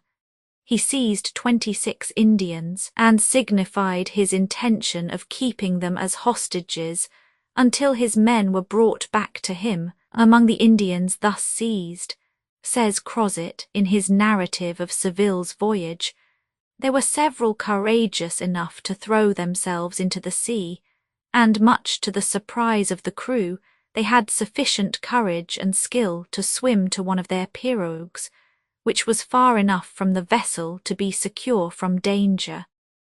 Pains were taken to make the savages understand that they had been treated in this way in order to make their comrades bring back the 3 deserters. They made signs that they understood, and were then released with the exception of 6 who had been taken on shore. The haste with which they left the ship and flung themselves into their pirogues augured badly for their return. Much surprise was therefore felt when in a short time they were seen returning with joyful acclamations. Doubt was no longer possible. They could only be bringing the deserters back to the commander. They came on board and proceeded to deposit on deck, what? 3 magnificent pigs tied and bound. Seville did not appreciate, and he objurgated the natives so fiercely that they jumped into their pirogues and disappeared. 24 hours later the Saint Jean Baptiste left the Bashies, taking 3 captive Indians to replace the deserters. Upon the 7th of October, after a lengthened route to the southeast, land, to which the name of Première View was given, was sighted in 6 degrees 56 S, lat, and 157 degrees 30 long, east of Paris. The explorers coasted along it until the 13th October, upon which day an excellent port was discovered, sheltered from every wind and formed by a number of small islands. M. de Seville cast anchor and named it Port Praslin. It is situated in 7 degrees 25 S, lat, and 151 degrees 55 E, long, reckoning from the Paris meridian. Upon entering this port, the French saw several Indians armed with spears and carrying a sort of shield. The Saint Jean Baptiste was very soon surrounded by pirogues, manned by a crowd of Indians who were profuse in menacing gestures. However, they were pacified at last. About 30 of the boldest clambered on to the deck and examined everything they saw with close attention. It soon became needful to check their advances, as there were many sick among the crew, and it was unwise to allow too many natives on board. Pirogues of the Admiralty Islands, facsimile of early engraving. In spite of the welcome they received, the natives were still doubtful, and their looks expressed distrust. The slightest movement on board the vessel was sufficient to make them jump into their pirogues or the sea. One only showed a little more confidence, and Seville gave him several presents. The Indian acknowledged the attention by saying he could point out a spot where good water was to be had. The captain gave orders to arm the boats, and entrusted the command to his lieutenant l'Abbé. The savages appeared impatient for the departure of the boats from the ship, says Florian in his Découvertes des Franchises, and they were no sooner lowered than they were followed by all the pirogues. One of these appeared to lead the others. In it was the Indian who had offered his services to Seville. At the back of the pirogue, a man stood erect, holding in his hands a bunch of herbs, raising them above his head with a rhythmical movement. In the centre of the same pirogue stood a young man, resting upon a spear, who gravely watched all that went on. Red flowers were in his ears and passed through the cartilage of his nose, and his hair was powdered with white lime. Certain trifling symptoms aroused the suspicions of the French, who soon found themselves in a cul-de-sac, where the natives persisted in declaring that fresh water was to be found. L'Abbé, in spite of all the persuasions of the natives, did not wish to imperil his boats in 2 or 3 feet of water with a muddy bottom, and therefore allowed only a corporal and 4 soldiers to disembark. They soon returned, asserting that they had seen on all sides nothing but marsh, in which the men would sink to the waist. It was evident that the natives had meditated treason.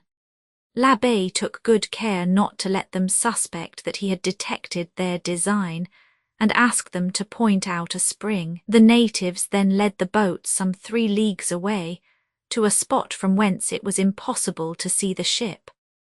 The corporal was again sent forward with some men, but he found only a very poor spring, barely affording sufficient water to slake the thirst of his party.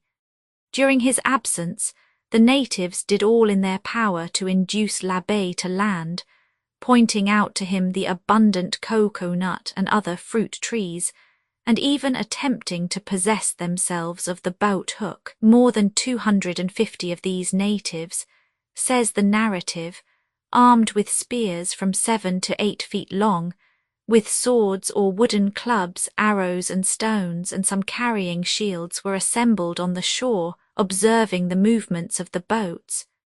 When the detachment, consisting of 5 men, proceeded to re-embark, the natives fell upon them, wounding 1 soldier with a blow from a club, the corporal with a spear, and many others in different ways. L'Abbé himself was hit by 2 arrows in the thigh, and on the leg by a stone. The traitors were fired upon. The first volley so astonished them that they remained motionless. It was the more fatal, as being fired only 3 or 5 fathoms from the boats, every shot took effect. The amazement of the natives gave the opportunity for a second discharge, which completely routed them, the death of their chief greatly hastening their flight. L'Abbé, who had recognized him, apart from the others, with his hands raised to heaven, striking his breast and encouraging the assailants by his voice, aimed at him and shot him dead. The natives carried off their wounded, leaving 30 or 40 dead upon the field of battle. It was then possible to land, and picking up such of the enemy's weapons as were scattered about, the victors contented themselves with towing away one of their pirogues and destroying the others. Picking up the enemy's weapons, Seville was extremely anxious to capture an Indian who might serve him as a guide, and who, convinced of the superiority of European weapons, might warn his countrymen against opposing the French. With this view, he hit upon a singular expedient. He ordered 2 Negro sailors to be placed on board the pirogue he had seized, had their heads powdered, and disguised them so cleverly that the natives were likely to be deceived. In fact, a pirogue soon after approaching the Saint Jean Baptiste, the men who were in it, seeing what they took to be 2 of their own people trafficking with the strangers, drew nearer. So soon as the French imagined they were at a fair distance, they launched 2 boats in pursuit. The natives gained ground. It was then decided to fire in order to stop them. One of the natives was killed at once, and his boat capsizing, he fell into the sea, and the other, who was only 14 or 15 years of age, endeavoured to reach the shore by swimming. He defended himself most courageously, says the narrative, sometimes making believe to bite himself but really biting those who held him. His hands and feet were tied, and he was taken on board. He counterfeited death for an hour, but when he was made to sit up and he fell back on deck, he took good care to fall on his shoulders instead of his head. When he was tired of playing this game, he opened his eyes, and seeing that the crew were eating, he asked for a biscuit, ate it with a good appetite, and made many expressive signs. He was bound securely so that he might not throw himself overboard. During the night it was necessary to resort to firing to disperse the pirogues, which approached with a view to surprising the ship. Next day the native was taken in a boat to a small islet, since called Aiguade Island, and scarcely had he landed when it was perceived that he had almost cut through the ropes with a sharp shell. The young savage was taken by a different route to the shore. When he perceived that he was to re-embark, he rolled upon the ground, shrieking and biting the sand in his fury. The sailors succeeded at last in finding an abundant spring and plenty of wood. One of the trees they cut appeared to have dyeing properties, for it tinged the sea with red. Some of the bark was boiled, and pieces of cotton steeped in the decoction turned deep red. Welcome refreshment was afforded to the crew by the palm cabbages, good oysters, and various shellfish which abounded. There were indeed many sufferers from scurvy on board the Saint Jean Baptiste.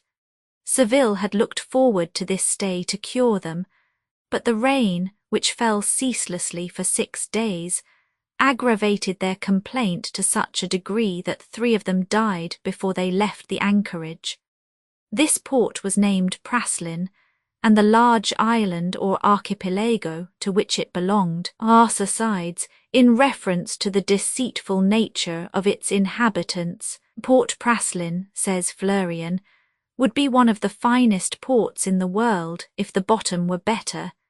It is of circular shape, reckoning all the islands discovered from the spot where the Saint Jean Baptiste cast anchor. The ferocity of the people inhabiting the islands of Port Praslin was such that it was impossible to penetrate into the interior, and it was only possible to examine the sea-coast. We perceived no cultivated ground, either in the trip we made to the further end of the port, nor upon Aiguade Island, which was explored throughout. Such are the superficial particulars which Seville and his crew were able to collect.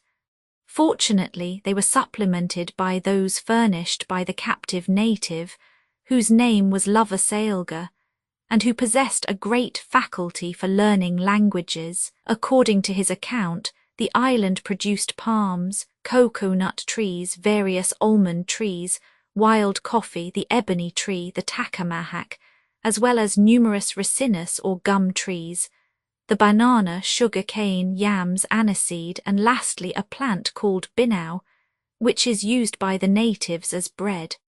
Cockatoos, wood pigeons, lories, and blackbirds, somewhat larger than those of Europe, abounded in the woods.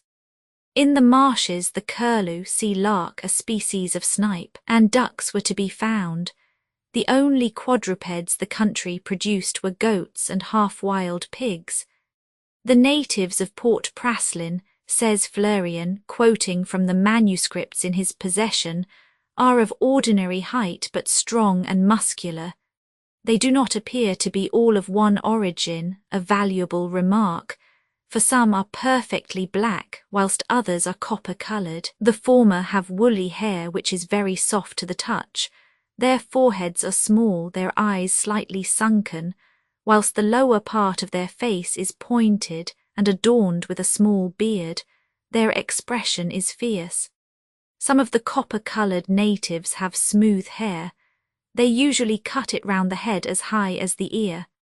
A few only retain a little, shaped like a cap, on the top of the head, shaving off the remainder with a sharp stone, and leaving only a circular fringe about an inch deep at the bottom. Their hair and eyebrows are powdered with lime, which gives them a yellowish hue. Both men and women are stark naked, but it must be allowed that their nudity is not so startling as would be that of an European without clothes, for the faces, arms, and generally every part of their bodies are tattooed. Sometimes the taste of these designs is really wonderful. They pierce their ears and the cartilage of their nose, and the nostrils often hang down from the weight of the ornaments to the upper lip. The commonest ornament worn by the natives of Port Praslin is a necklace made of men's teeth. It was at once concluded that they were cannibals, although the same customs had been met with among people who were not. Lovers confused replies, and the half-broiled head of a man, found by Bougainville in a pirogue in Choiseul Island, placed the existence of this barbarous practice beyond the possibility of doubt. On the 21st of October, after 9 days' rest, the Saint Jean-Baptiste left Port Praslin. On the next and ensuing days, lofty and mountainous land was constantly in sight. Upon the 2nd of November, Seville descried an island which received the name of Contrarietes, from the contrary winds which for 3 days checked the progress of the ship. This island presented a delightful appearance. It was well cultivated, and judging from the number of pirogues which constantly surrounded the Saint Jean-Baptiste, it must have been well populated. The natives could scarcely be persuaded to go on board. At last a chief sprang on deck. His first act was to possess himself of a sailor's clothes. He next visited the poop and took the white flag which he wished to appropriate. It was only after some difficulty that he was dissuaded from the attempt. Lastly, he climbed up the mizzen mast, and from that elevated position observed all parts of the vessel. Then, coming down, he began to jump about, and addressing himself to those he had left in the canoes, he invited them by words and gestures to join him on deck. About a dozen ventured. They resembled the natives of Port Praslin, but they spoke a different language and could not make themselves understood by Loversailga. Their stay on board did not last long, for one of them having possessed himself of a bottle and thrown it into the sea, the captain showed some annoyance, which induced them to return to their pirogues. The land appeared so inviting, and the sufferers from scurvy were in such pressing need of green provisions, that Seville determined to send a boat to test the disposition of the natives. It had no sooner left the vessel than it was surrounded by pirogues, manned by a number of warriors. Hostilities were imminent, but a few shots dispersed the assailants. During the night a flotilla advanced towards the Saint Jean-Baptiste, and Seville, from motives of humanity, did not wait until the natives were close, but at once fired several pieces charged with grape shot, which put them to flight. It was useless to think of landing, and Seville regained the open sea. He discovered successively the Three Sisters Island, and Gulf and Deliverance Islands, the last of the group. The archipelago just explored by Seville was no other than that of the Solomon Islands, which, as we have mentioned, was discovered in the first instance by Mendana. That skillful navigator had traced and surveyed 140 leagues, besides drawing a series of 14 very curious views of this sea coast. If Seville's crew were not to be decimated by death, it was necessary at all risks to reach land, where he might disembark the sick and procure fresh provisions for them. He resolved to steer for New Zealand, which had not been visited since the time of Tasman. On the 12th of December, 1769, Seville descried land in 35 degrees 37 S.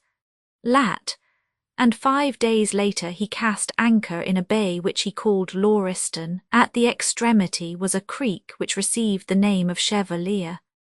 Cook had been in search of this land since the beginning of October, and was fated to pass by Lauriston Bay a few days later without observing the French vessel.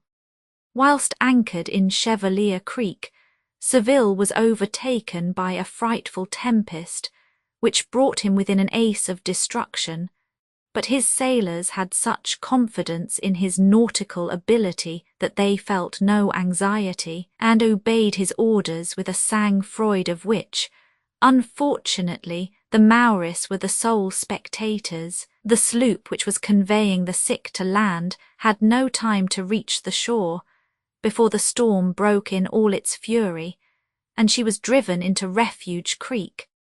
The sailors and invalids were cordially welcomed by a chief called Najanui, who received them into his cabin, and bestowed upon them all the green provisions which he could procure during their stay.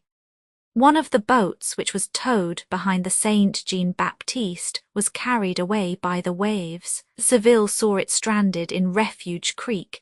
He sent in search of it, but only the rudder was found. The natives had carried it off. The river was searched in vain. There was no trace of the boat. Seville would not allow this theft to go unpunished. He made signs to some Indians who were near their pirogues to approach him. One of them ran to him at once and was immediately seized and carried on board. The others fled. He seized one pirogue, says Crozet, and burnt the other, set fire to the huts and returned to the ship. The Indian who was taken was recognized by the surgeon as the chief who had so generously assisted them during the storm. It was the unfortunate Najanui, who, after the services he had rendered the whites, could hardly have anticipated such treatment at their hands when he obeyed Seville's signal. He died on the 24th of March, 1770, near the island of Juan Fernandez. We will pass over the observations made by the French navigator upon the natives and the productions of New Zealand, as they are merely a repetition of those of Captain Cook. Seville, convinced that he could not obtain the provisions he needed, put to sea a few days later and steered between the parallels of 27 degrees and 28 degrees S. lat, but the ravages of the scurvy, which increased daily, decided him on steering for the coast of Peru without delay. He sighted it on the 5th of April, 1770, and 3 days later cast anchor off the Chilica bar at the entrance of Callao. In his haste to reach the land and seek help for his sick, Seville was unwilling to allow anyone else to visit the governor. Unfortunately, his boat was capsized by the waves that break over the bar, and only one of the crew was saved. Seville and all the rest were drowned. Thus miserably perished this great navigator, too early for the services he might have rendered to his country and to science. As for the Saint Jean Baptiste, she was detained for 3 years before Lima by the interminable delays of the Spanish customs. L'Abbé assumed the command and took her back to Lorient on the 23rd of August, 1773. As we have already related, M. de Bougainville had taken a Tahitan named Ayautuaru to Europe. When this native expressed a desire to return to his native land, the French administration had sent him to Mauritius, with orders to the governor of that colony to facilitate his return to Tahiti. A naval officer, Marion Dufresne, availed himself of this opportunity and offered Poivre, the governor of Mauritius and Bourbon, to send the young Ayutuaru to Tahiti at his own expense and in a vessel belonging to him. He only required that a vessel belonging to the state might be assigned to him, and a small sum of money advanced to assist him in the preparations for the expedition. Nicholas Thomas Marion Dufresne was born at St. Malo on the 22nd of December, 1729, and had entered the naval service very young. On the 16th of October, 1746, he was made lieutenant of a frigate, and at the time of his offer was still only captain of a fire ship. Still he had served everywhere with distinction, and nowhere more successfully than in the Indian seas.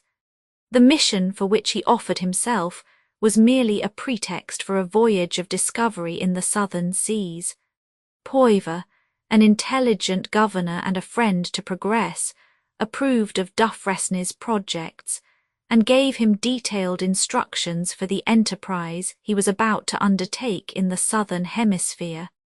At this time, Cook had not yet proved the non-existence of an Antarctic continent. Poivre would dearly have liked to have discovered the northern portion of the lands he imagined to lie near the French colonies, and where he hoped to meet with a more temperate climate. He calculated upon finding timber for masts, and many other necessaries there, such as provisions, which he was now obliged to obtain at heavy cost from the metropolis. Moreover, there might be a safe port, where vessels could find shelter from the storms which almost periodically ravaged the islands of Mauritius and Bourbon. The government had just sent a ship's lieutenant, M. Kerguelen, to make discoveries in these unknown seas. Marion's expedition, which was to try a different route, could not fail to aid in the solution of the problem. On the 18th of October, 1771, the Mascarin, commanded by Marion, and the Marquis de Castries, under the Chevalier du Clesmeur, midshipmen, set sail. They put in first at Bourbon Island. There they took Ayutuaru on board. He was unfortunately infected with smallpox, which he had caught in the Mauritius, and the illness soon declared itself, so that it was necessary to leave Bourbon lest he should communicate it to the inhabitants. The two vessels then made for Port Dauphin, on the coast of Madagascar, in order to allow the malady to run its course before proceeding to the Cape, where they were to complete provisioning. Young Ayutuaru soon died of the disease. Under these circumstances, was it necessary to return to Mauritius, disarm the ships, and give up the expedition? Marion thought not. With greater freedom of action, he determined to make himself famous by a new voyage, and he inspired his companions with enthusiasm like his own. He soon reached the Cape of Good Hope, where he completed in a few days the provisioning necessary for an 18-months voyage. A southerly route was chosen towards the land discovered in 1739 by Bouvet de Lozier, and which was to be looked for east of the meridian of Madagascar. Nothing remarkable occurred from the 28th of December, 1771, the day upon which the vessels had left the Cape, until the 11th of January. It was then discovered, by taking the longitude 20 degrees 43 east of the Paris meridian, that they were in the parallel, 40 degrees to 41 degrees south, of the islands named in Van Culen's chart as Dina and Marvezen, and not marked at all upon French maps. Although the presence of land birds induced Marion to suppose that he was not far from the islands, he left these latitudes on the 9th of January, convinced that his search for the southern continent ought to occupy his entire attention. The 11th of January found him in 45 degrees 43 S. lat, and although it was summer in these regions, the cold was severe, and snow fell without ceasing. 2 days later, in a dense fog, which was succeeded by rain, Marion discerned land, which extended a distance of 5 leagues from the WSW to the ENE. The soundings gave a depth of 80 fathoms with a bottom of coarse sand mixed with coral. This land stretched away till it could be seen behind the vessels, that is to say, over a distance of 6 to 7 leagues. It appeared to be very lofty and mountainous. It received the name of Hope, marking Marion's great desire to reach the southern continent. 4 years later Cook called it Prince Edward's Island. To the north lay another territory. Crozet, editor of Marion's Voyage, says, "I noticed in coasting along this island that to the N.E. there existed a creek, opposite to what appeared to be a large cavern. All around this cavern he remarked a number of large white spots, which looked like a flock of sheep. Had time allowed, he might have found anchorage opposite the creek. I fancied I saw a cascade issuing from the mountains. In rounding the island we discovered 3 islets detached from it, 2 of them situated in the large bay formed by the coast, and the third on its northern extremity. The island itself was about 7 or 8 leagues in circumference, without verdure and apparently barren. The coast was healthy and safe. Marion named it Cavern Island. These 2 southern territories are situated in 45 degrees 45 S. lat. By 34 degrees 31 east of the Paris meridian, half a degree east of the route pursued by Bouvet. Next day about 6 leagues of the coast of the Land of Hope was made out. It looked fertile. The mountains were lofty and covered with snow. The navigators were about to look for anchorage when, during the sounding operations, the 2 ships ran foul of each other and were both damaged. 3 days were occupied in repairs. The weather, which had hitherto been fine, broke up, and the wind becoming violent, it was necessary to continue the course following the 46th parallel. New lands were discovered on the 24th of January. At first, says Crozet, they appeared formed of 2 islands. I took a sketch at a distance of 8 leagues, and shortly afterwards we took them for 2 capes, imagining we could see in the far distance a stretch of land between them. They are situated in 40 degrees 5 S. lat. And about 42 degrees E. long, reckoning from the meridian of Paris.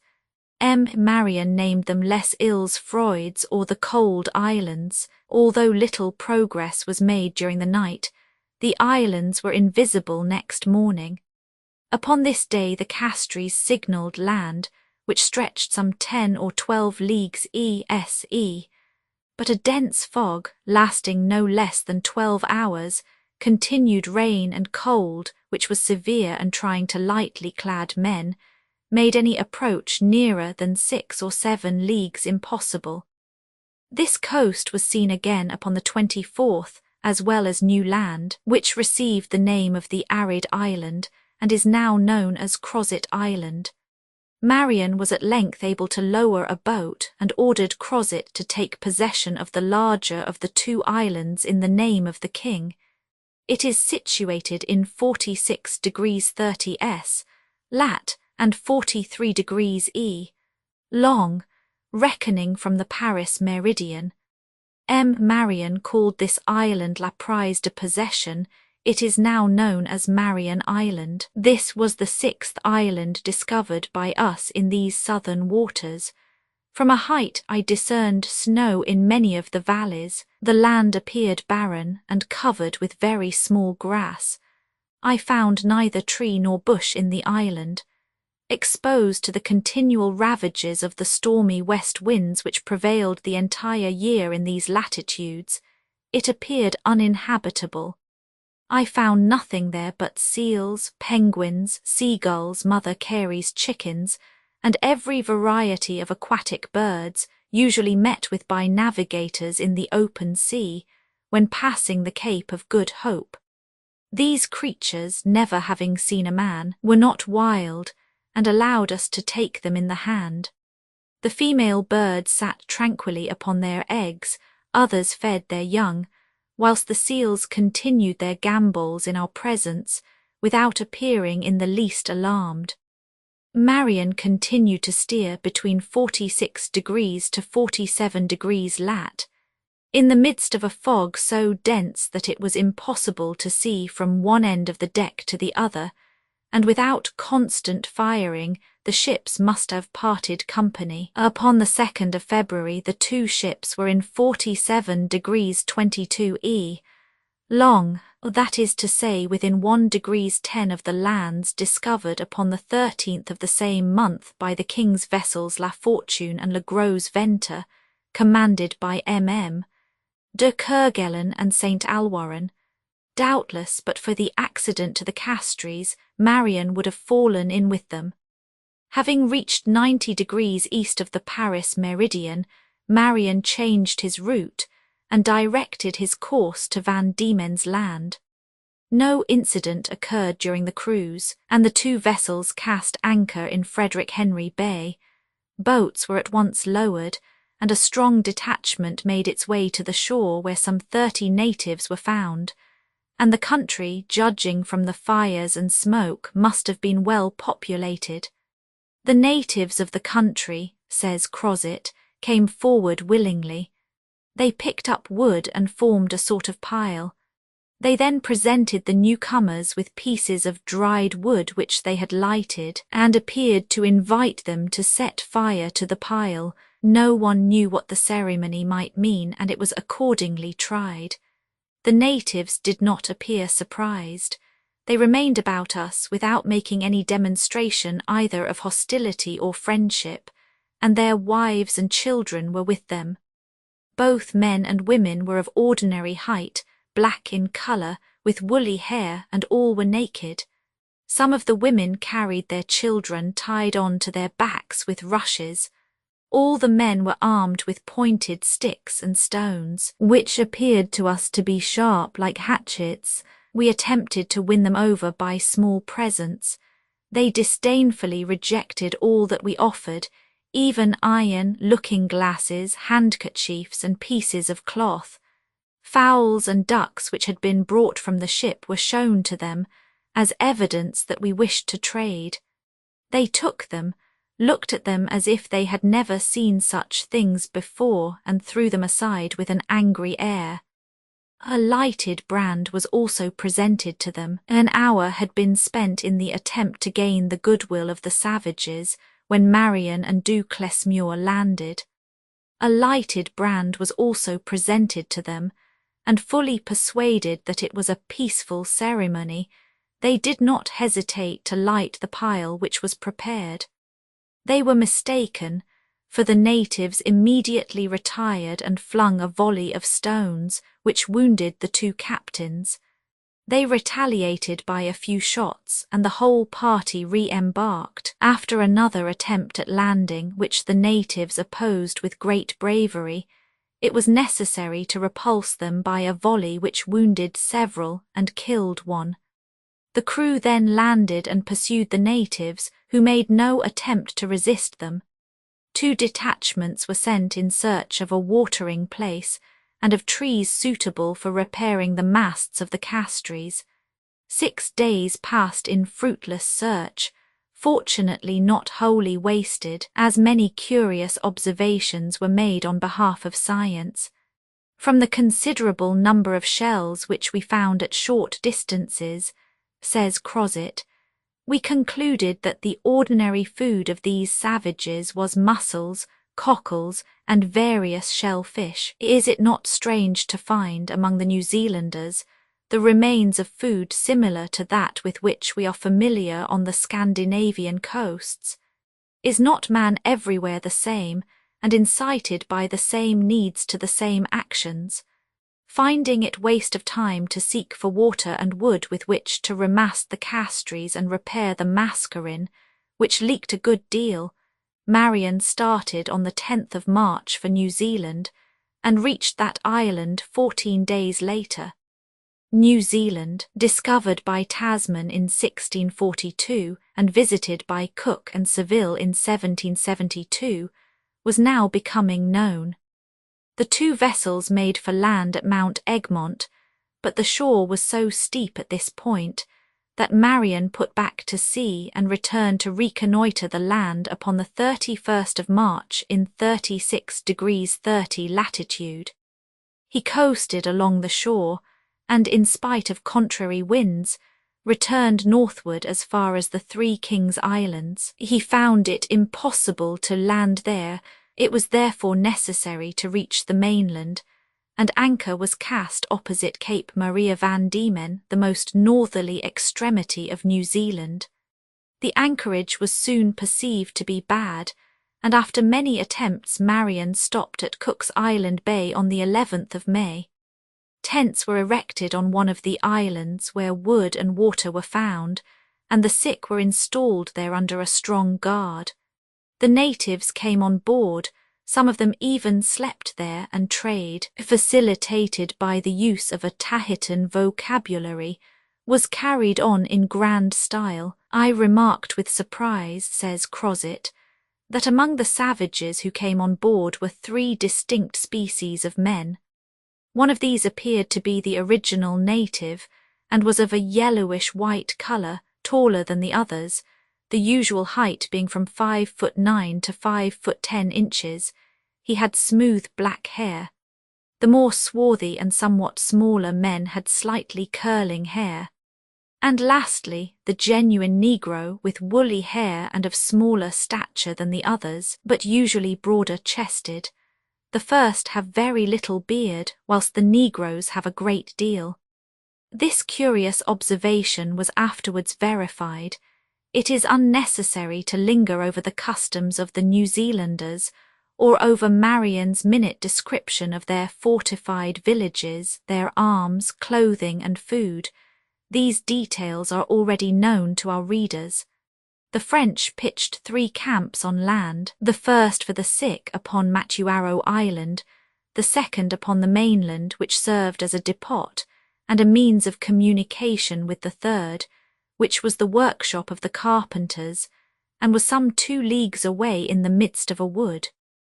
The crew, persuaded by the friendliness of the natives, made long excursions into the interior, and received a hearty welcome everywhere. Confidence was at length so fully established that, in spite of Crozet's representations, Marion ordered the sloop's boats to be disarmed. This was unpardonable imprudence in a country where Tasman had given the name of Assassin Bay to the first point on which he landed, where Cook had met with cannibals and had been nearly massacred. On the 8th of June Marion landed, and was received with even greater demonstrations of friendship than usual. He was proclaimed head chief of the country, and the natives placed 4 white feathers in his hair as insignia of royalty. 4 days later he again landed with 2 young officers, MM. de Vaudricourt and Lahou, a volunteer and captain of arms, and a few sailors, 17 persons in all. Evening approached, but no one came back to the ship. At first no anxiety was felt, for the hospitable customs of the natives were well known. It was supposed that Marion had slept on shore to be ready to visit the workshops in the morning. On the 13th of June the Castries sent her boat for the daily supply of wood and water. At 9 o'clock a man was seen swimming towards the ships. A boat was lowered to help him on board. It was one of the rowers, the only one who had escaped from the massacre of his comrades. He had received 2 lance thrusts in the side and been much ill-treated. The only one who had escaped. From his account it appeared that the natives had at first shown their usual friendliness. They had even carried the sailors, who feared getting wet, ashore upon their shoulders. But when the crew dispersed to pick up their cargo of wood, the natives reappeared, armed with spears, tomahawks, and clubs, and threw themselves in parties of 6 and 7 upon each of the sailors. The survivor had been attacked by 2 men only, who had wounded him with 2 lance thrusts, and as, fortunately, he was not far from the sea, he had succeeded in reaching the shore, where he hid himself in some brushwood. From thence he had witnessed the massacre of all his companions. The savages had the bodies stripped and commenced cutting them up, when he stole noiselessly from his concealment and threw himself into the sea, hoping to reach the ship by swimming. Had all the 16 men who accompanied Marion, and of whom no news was received, met a like fate? It seemed probable. In any case, it was needful to take immediate precautions for the safety of the 3 camps. Chevalier Duclesmeur at once took the command, and thanks to his energy, the disaster did not assume worse proportions. The sloop of the Mascarin was armed and sent in search of Marion's boat and sloop, with orders to warn all the camps and carry help to the most distant, where masts and spars were being made. On the road upon the shore, the 2 boats were discovered near the village of Takeri. They were surrounded by natives, who had pillaged them after massacring the sailors. Without waiting to regain possession of the boats, the officer put on all speed in the hope of reaching the workshop in time. Fortunately, it had not yet been attacked by the natives. All work was immediately stopped. The utensils and weapons were collected, the guns were loaded, and such objects as could not be removed were buried beneath the ruins of the shed, which was set on fire. The retreat was accomplished amongst crowds of natives, crying in sinister tones, "Takeri mate Marion, Takeri has killed Marion." 2 leagues were traversed in this manner, during which no aggression was attempted against the 60 men who composed the detachment. Upon their arrival at the sloop, the natives approached them. Crozet first sent all the sailors who carried loads on board, then, tracing a line on the ground, he made it understood that the first native who passed it would immediately be fired upon. An order was then given to the natives to seat themselves, and it must have been an imposing spectacle to see thousands obeying unresistingly, in spite of their desire to seize the prey which was escaping before their eyes. Crozet embarked last, and no sooner had he set foot in the sloop than the war-cry was uttered, whilst javelins and stones were thrown from every direction. Hostilities had succeeded threats, and the savages rushed into the water the better to aim at their foes. Crozet found himself obliged to prove to these wretches the superiority of his weapons, and gave orders to fire. The New Zealanders, seeing their comrades fall wounded or dead without their appearing to have been touched, were quite amazed. They would all have been killed had not Crozet stopped the firing. The sick were taken on board without accident, and the encampment, reinforced and put on guard, was not molested. Next day the natives, who had an important village upon Matuaro Island, endeavoured to prevent the sailors from fetching the water and wood they needed. The latter then marched against them, bayonet in hand, and followed them up to their village, where they shut themselves in. The voice of the chief inciting them to battle was heard. Firing was commenced as soon as the village was within range, and this was so well directed that the chiefs were the first victims. As soon as they fell, the natives fled. Some 50 were killed, the rest were driven into the sea, and the village was burned. It was useless to dream of bringing to the shore the 5 masts, made with great difficulty from the cedars which had been cut down, and the carpenters were obliged to repair the mast with pieces of wood collected on the ships. The provisioning of the ships with the 700 barrels of water and 70 loads of wood necessary for the voyage would infallibly occupy at least a month, for there remained only 1 sloop. The fate of Marion and the men who had accompanied him was still unknown. A well-armed detachment therefore started for the village of Takeri. It was abandoned. Only men too old to follow the flight of their companions remained and were seated in the doors of their huts. An effort was made to take them. One of them, without any apparent effort, at once struck a soldier with a javelin he held in his hand.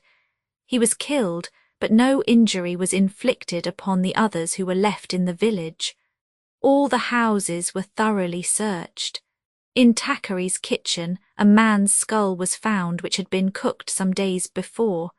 Some fleshy parts still remained which bore the impress of the cannibal's teeth. On a wooden spit, a piece of a human thigh, 3 parts eaten, was found. In another house, a shirt was recognized as having belonged to the unfortunate Marion. The collar was soaked in blood, and 2 or 3 holes were found in the side, also blood-stained. In various other houses, portions of the clothes and the pistols belonging to young Vaudricourt, who had accompanied the captain, were brought to light. The boat's arms and quantities of scraps of the unfortunate sailors' clothing were also discovered. A man's skull was found. Doubt was unfortunately no longer possible. An account of the death of the victims was drawn up, and Chevalier du Clesmeur searched Marion's papers to discover his projects and the plans for the prosecution of the voyage. He found only the instructions given by the governor of Mauritius. A council was held with the ship's officers, and bearing in mind the lamentable condition of the vessels, it was decided to abandon the search for new lands, and to make for Amsterdam or Rotterdam Island, then for the Mariana and Philippines, where there was a chance of disposing of the cargo before returning to Mauritius. On the 14th of July, du Clesmeur left Treason Port, as he named the bay of these islands, and the vessels steered towards Amsterdam and Rotterdam Islands, to the north of which they passed on the 6th of August. Navigation was aided by splendid weather, a fortunate circumstance, as scurvy had made such ravages among the sailors that very few of them were in a condition to work. At length, on the 20th of September, Guaham Island, the largest of the Mariana group, was discovered. It was impossible to cast anchor until 7 days later. The account published by Crozet contains very precise and circumstantial details regarding this island, with its productions and inhabitants.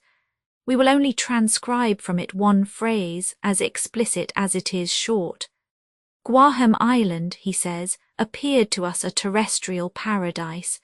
The air was excellent, the water good, the vegetables and fruits were perfect, the herds of cattle, goats and pigs, innumerable, every species of fowl abounded. Amongst the vegetable productions, Crozet mentions rima, the fruit of which is good to eat when it has attained its full growth and is still green. In this condition, he says, the natives gather it for food. They remove the rough skin and cut it in slices like bread. When they wish to preserve it, they cut it in round pieces and dry it in the sun or in an oven in the form of very small cakes.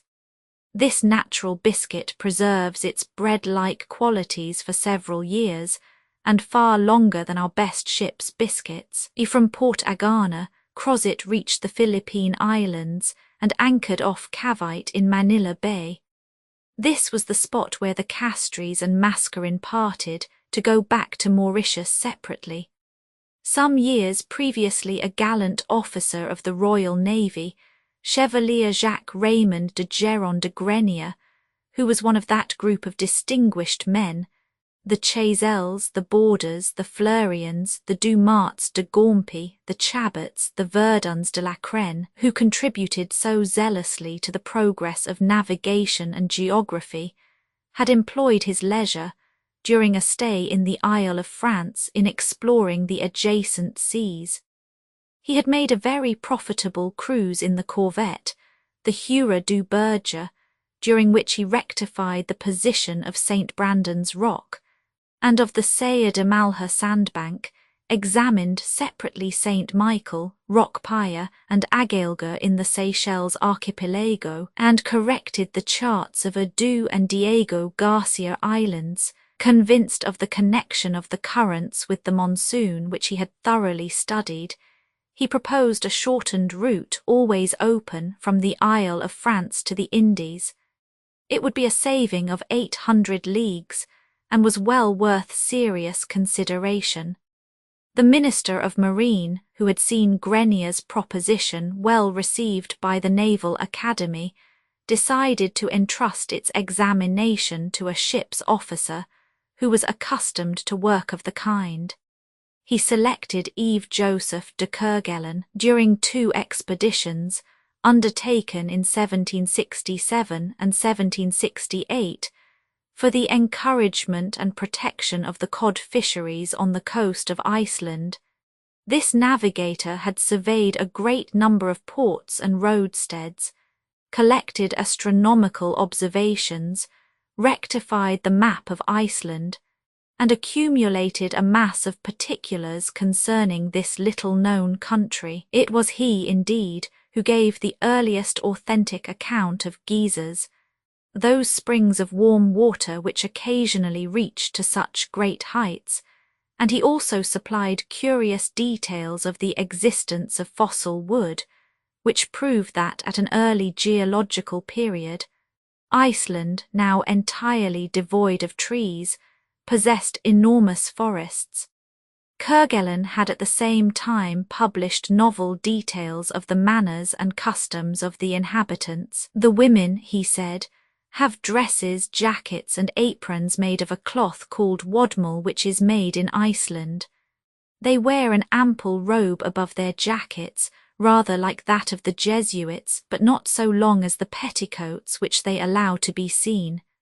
These robes are of different colours, but generally black. They are called hemp. They are trimmed with velvet or some other ornament.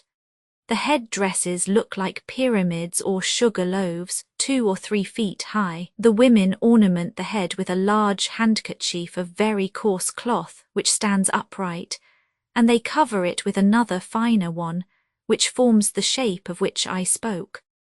Lastly, Kerguelen had collected very interesting documents relating to Denmark, the Laplanders, the Samoyeds, the Faroe Islands, the Orkney and Shetland Islands, which he had thoroughly explored. Kerguelen, entrusted with the examination of the route proposed by Grenier, asked permission of the minister to employ his ship to explore all the southern lands discovered in 1739 by Bouvet de Lozier. The Abbé Terray, who had just succeeded the Duke of Praslin, gave him command of the ship Liberia, which brought 300 able-bodied seamen and provisions for 14 months from Lorient, together with some ammunition for Mauritius. The Abbé Rochon was associated with Kerguelen for making astronomical observations. Upon reaching Mauritius on the 20th of August 1771, Kerguelen exchanged the Beria for the La Fortune, to which a small vessel, the Gros Ventre, with 16 guns and a crew of 100 men, was attached under command of M. de St. Alwarin.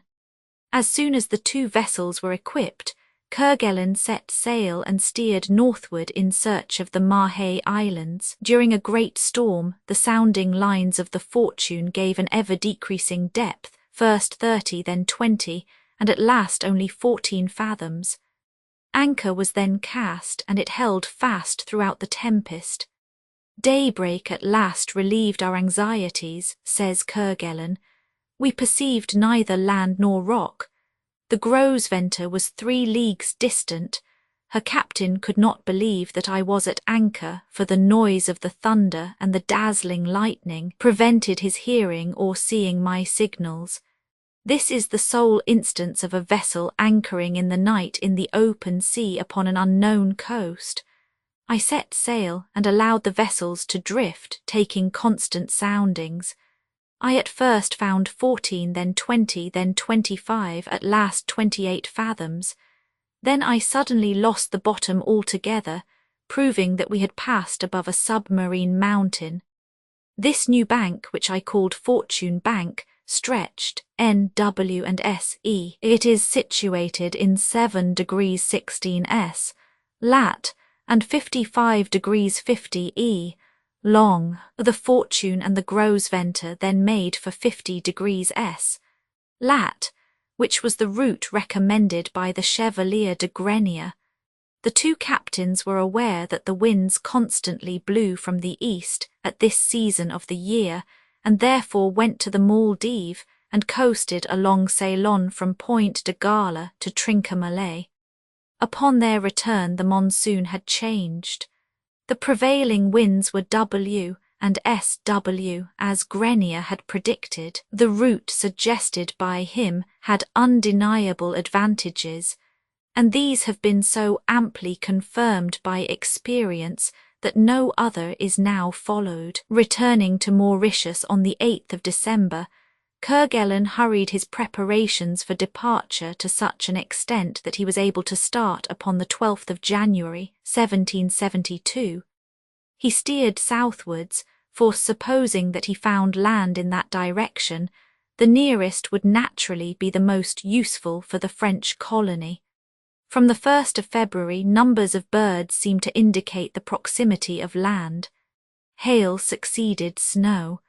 The vessels experienced foul weather, boisterous winds and a heavy sea. The first land was sighted upon the 12th.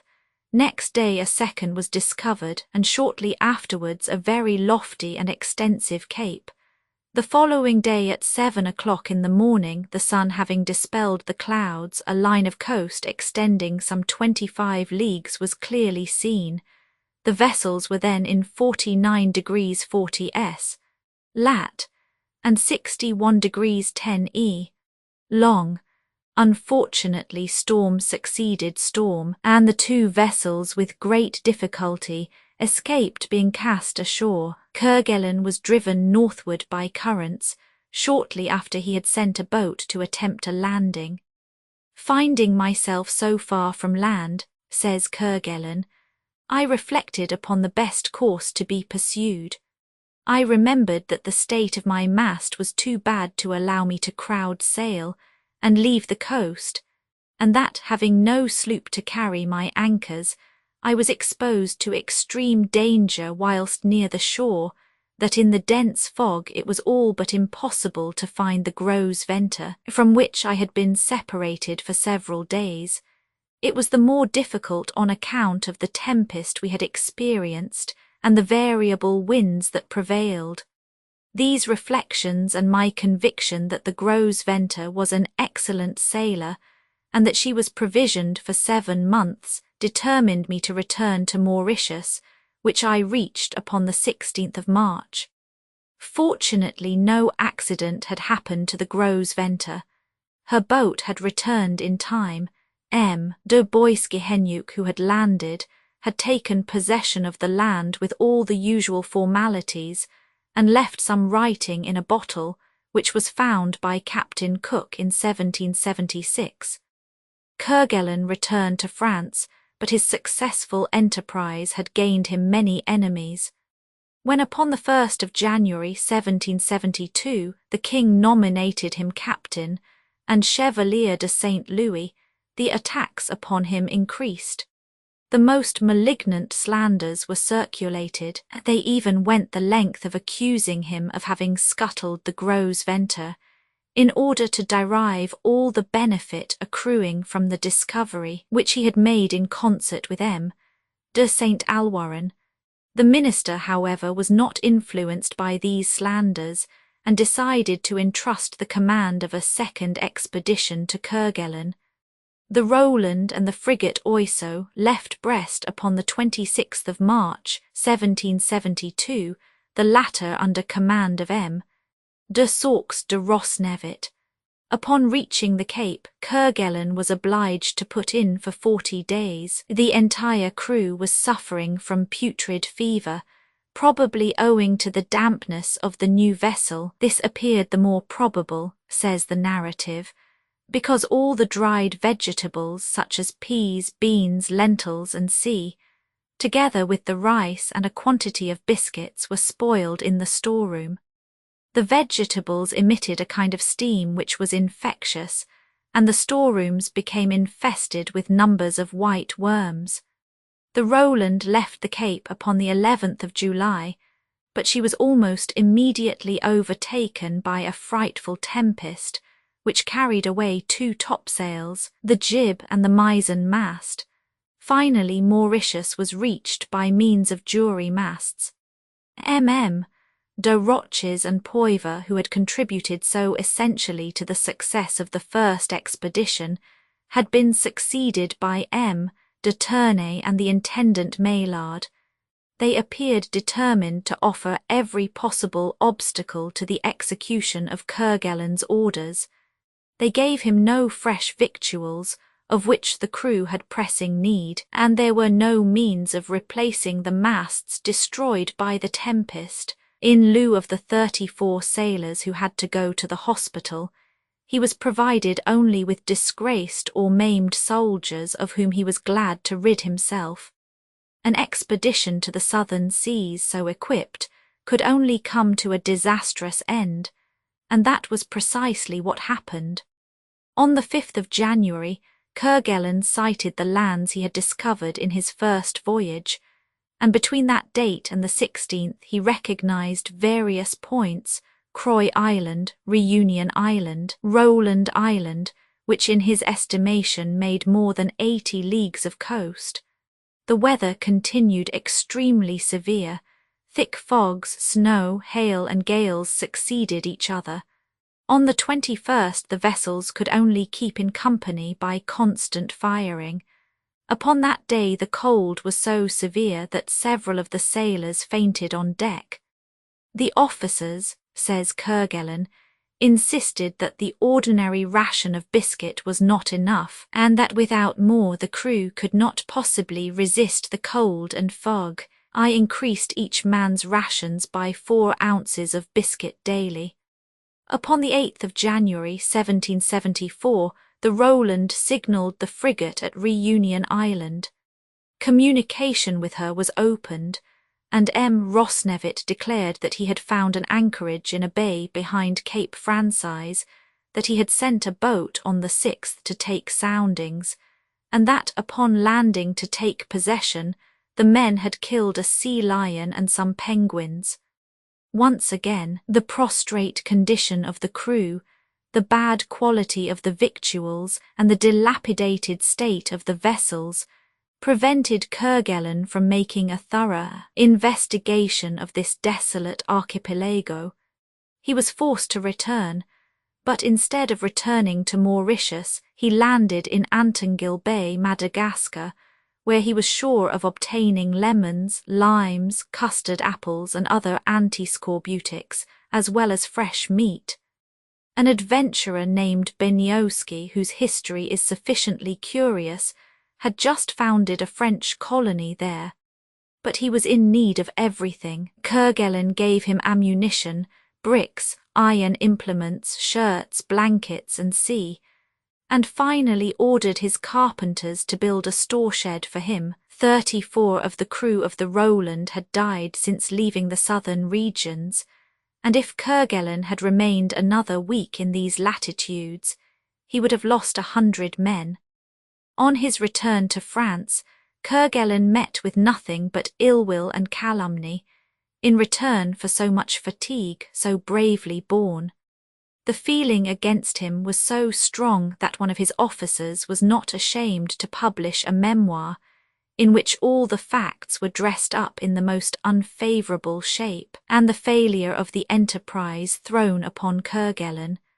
We do not assert that he was entirely free from blame, but we consider the verdict of the Council of War which deprived him of his rank, and condemned him to detention in the Chateau of Sorma, most unjust. No doubt the judgment was found to be excessive, and the government discerned more malice than justice in it. For a few months later Kerguelen was restored to liberty. The gravest charge against him was that of having abandoned his sloop and a portion of his crew in the southern seas, who, but for the opportune arrival of the fortune, must have perished. Probably, however, even this was much exaggerated, for a letter exists from the abandoned officer, M. de Rosilly, afterwards Vice-Admiral, in which he begs to serve again under Kerguelen. The account of these expeditions is an extract from the Apology published by Kerguelen during his imprisonment, a work which was confiscated by government, and on that account is extremely rare. We must now turn our attention to the account of expeditions which, although they did not result in discoveries, had an importance of their own. They contributed to the rectification of charts, to the progress of navigation and geography, but above all they solved a long-standing problem, the determination of longitude at sea. To decide upon the position of a locality, it is first necessary to obtain its latitude, that is to say, its distance n, or s, from the equator, and its longitude, or in other words its distance e, or w, from some known meridian. At this period, no instrument for determining the position of a ship existed but the rope known as a log, which, thrown into the sea, measured the distance which the ship made every half-minute. The proportionate speed of the vessel per hour was deduced from it. But the log is far from immovable, and the speed of a vessel is not always the same. Hence arose two important sources of error. The direction of the route was determined by the mariner's needle or compass, but everyone knows that the compass is subject to variations, and that the vessel does not invariably follow the course it indicates, and it is no easy matter to determine the exact difference. These inconveniences once admitted, the question was to find a method exempt from them. With Hadley's quadrant, latitude could be determined within a minute, that is to say, to the third of a league. But such an approximate exactitude was not possible in deciding longitudes. When once the different phenomena of the variations of the magnetic needle, either of declination or inclination, should be fully understood, it would be easy. But how to obtain this knowledge? It was well known that in the Indian Sea, between Bourbon, Madagascar, and Rodriguez, a variation of 4 degrees in the declination of the needle was equivalent to a variation of 5 degrees in the longitude. But it was equally admitted that the declination of the magnetic needle was subject to variations in the same localities for which no cause could be assigned. Verdun de la Crenne, writing in 1778, says a declination of 12 degrees from N to W, 20 years ago, indicated a longitude of 61 degrees W. Of Paris, in any given latitude, it is very probable that within the last 20 years the declination has varied 2 degrees, which makes the longitude deduced from it wrong by 2.5 degrees, or nearly 50 nautical miles. If the right time is known on board, that is to say, the correct time by which the meridian could be computed at the moment of any given observation, and if at the same time the exact time at the port from which the ship had started, or that if any known meridian could be ascertained, the difference of time would evidently give that of the meridians at the rate of 15 degrees per hour, or 1 degree per 4 minutes. The problem of the longitude could thus be reduced to a determination, at a given moment of the time at any given meridian.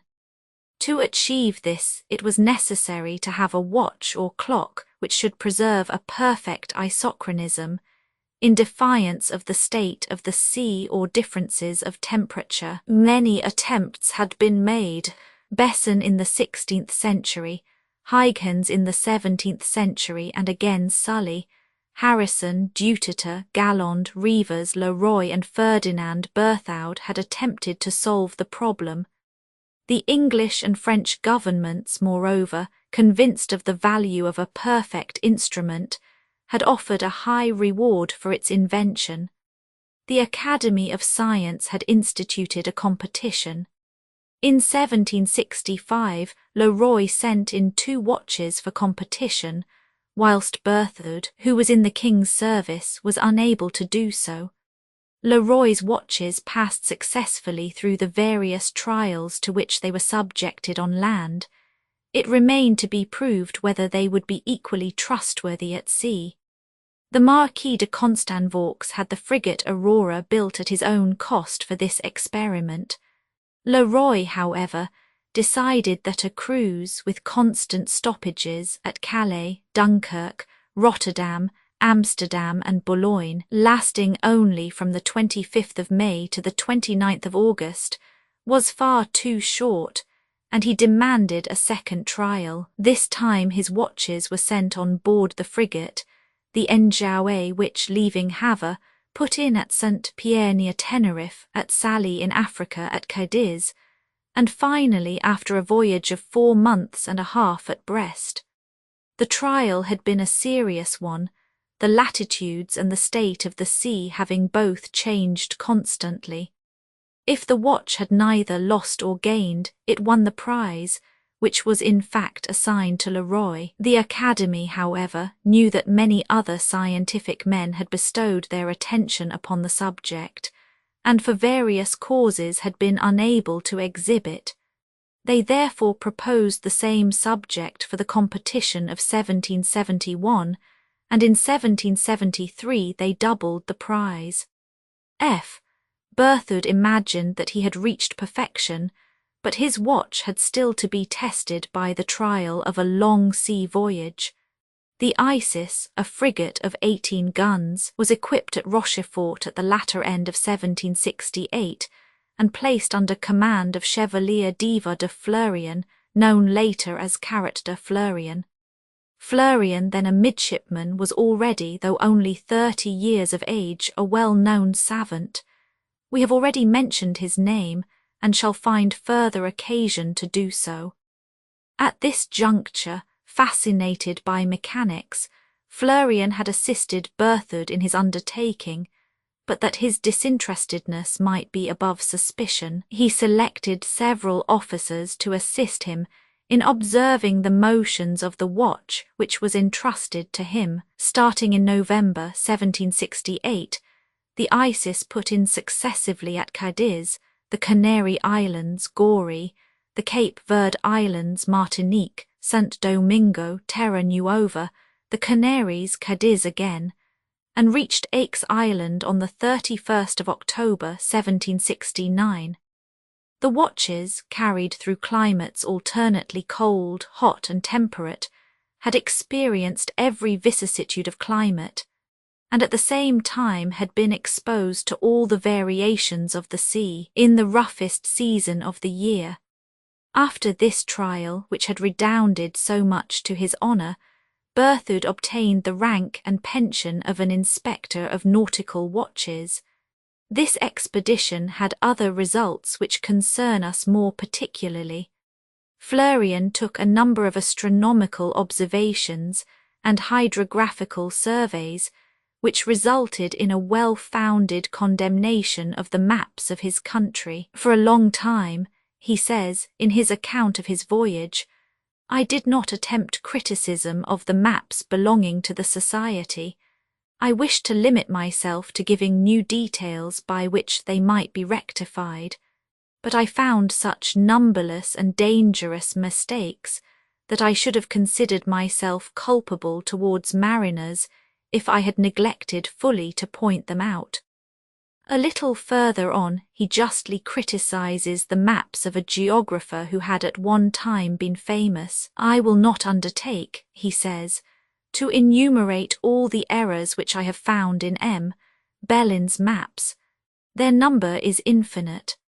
I shall content myself simply with proving the necessity for the work I did, by indicating the more glaring faults, either by comparing the positions of various places upon his maps with the positions they should have occupied if Bellin had been willing to use the astronomical observations which have been published at various times, or by comparing other positions with those which we have determined by our own observations.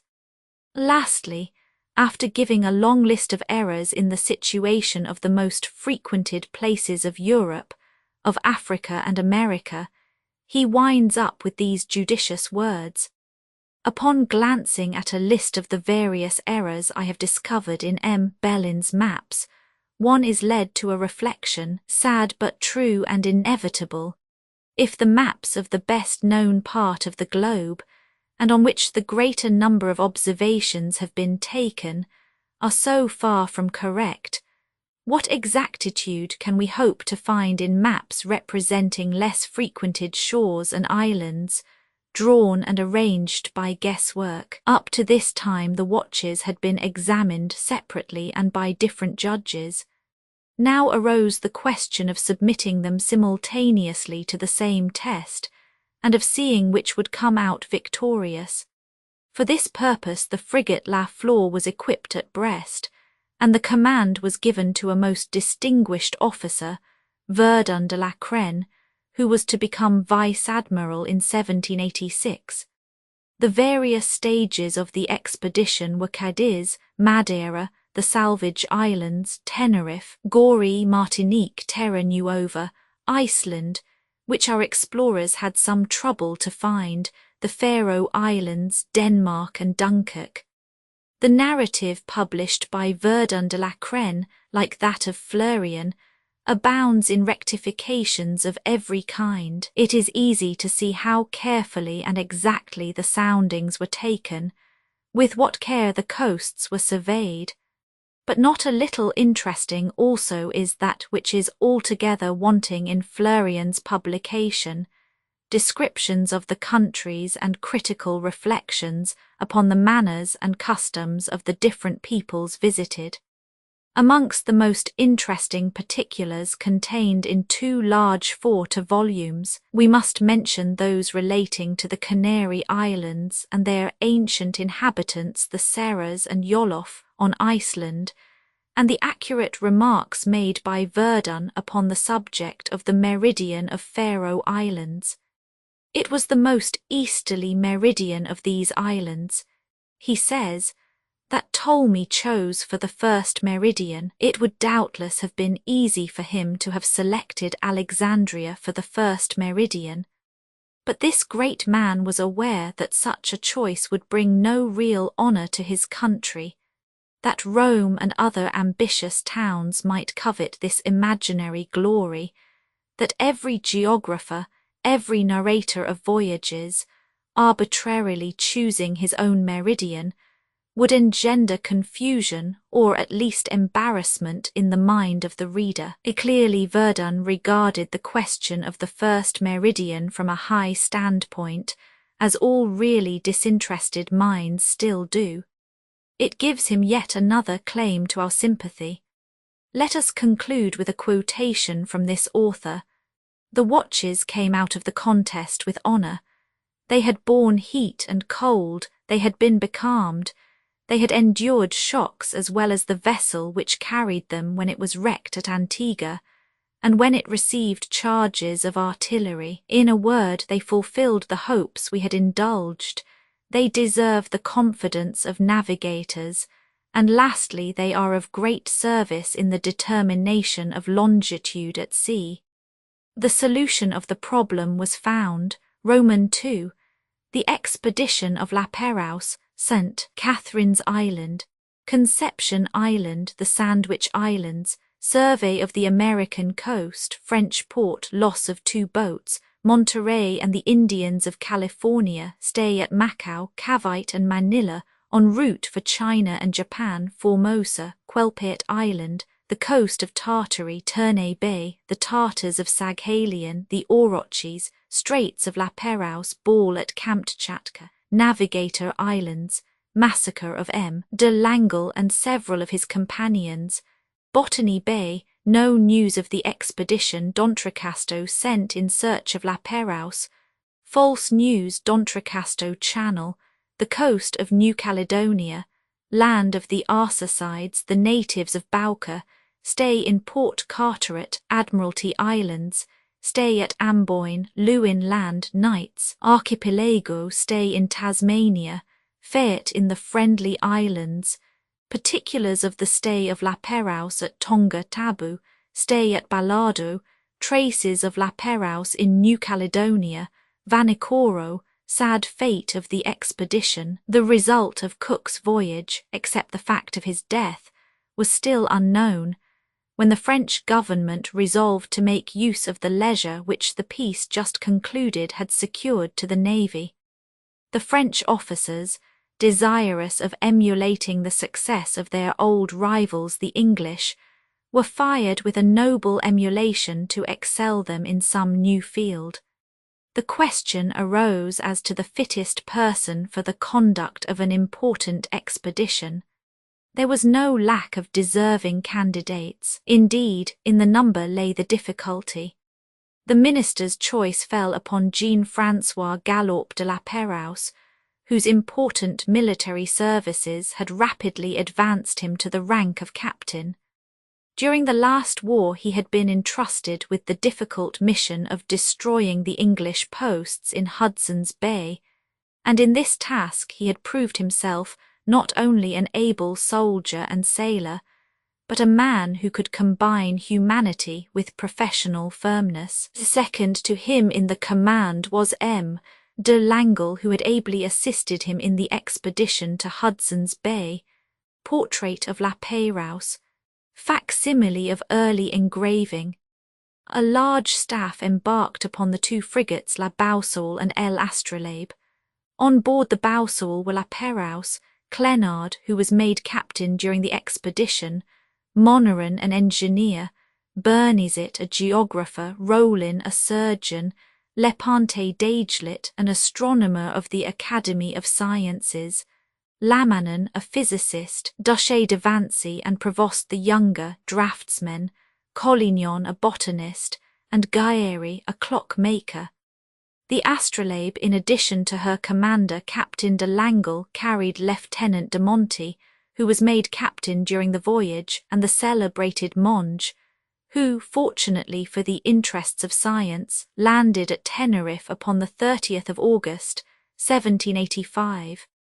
The Academy of Sciences and the Society of Medicine had drawn up reports for the Minister of Marine, in which they called the attention of the navigators to certain points. Lastly, Fleurien, the superintendent of ports and naval arsenals, had himself drawn up the maps for the service of the expedition, and added to it an entire volume of learned notes and discussions upon the results of all known voyages since the time of Christopher Columbus. The two ships carried an enormous amount of merchandise for trade, as well as a vast quantity of provisions and stores, a 20-ton boat, 2 sloops, masts, and reserve sets of sails and rigging. The two frigates sailed upon the 1st of August, 1785, and anchored off Madeira 13 days later. The French were at once charmed and surprised at the kind and cordial welcome accorded them by the English residents. Upon the 19th, La Perouse put into Tenerife. The various observations, he says, made by MM. de Fleurien, Verdun and Border upon Madeira, the Salvage Islands and Tenerife leave nothing to be wished for. Our attention was therefore confined to testing our instruments. This remark proves that La Perouse was capable of doing justice to his predecessors, and we shall have other opportunities of observing that quality in him, while the astronomers devoted themselves to estimating the regularity of the astronomical watches. The naturalists, with several officers, ascended the peak, and collected some curious plants. Monneron succeeded in measuring this mountain with much greater accuracy than his predecessors, Herberdine, Feuillet, Bauger, Verdun and Border, who calculated its height respectively at 2409, 2213, 2100, and 1904 fathoms. Unfortunately, his work, which would have settled the discussion, never reached France. Upon the 16th of October, the isles, or rather rocks, of Martin Vas were seen.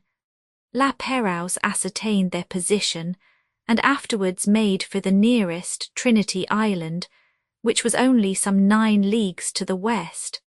The commander of the expedition sent a sloop on shore in charge of an officer, in the hope of finding water, wood, and provisions. The officer had an interview with the Portuguese governor, whose garrison consisted of about 200 men, 15 of whom wore uniforms and the rest merely shirts. The poverty of the land was obvious, and the French re-embarked without having obtained anything.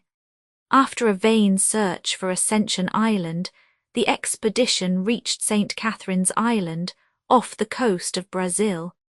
After 96 days' navigation, we read in the narrative of the voyage published by General Millet Muro, we had not one case of illness on board.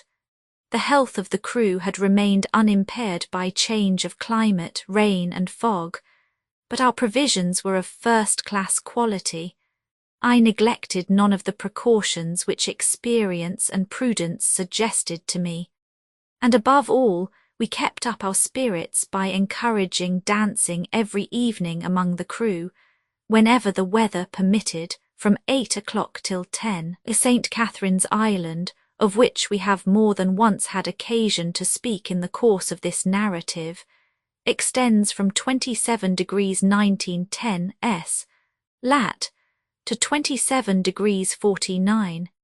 It is only 2 leagues wide, and is divided in its narrowest part from the mainland by a channel of 200 fathoms.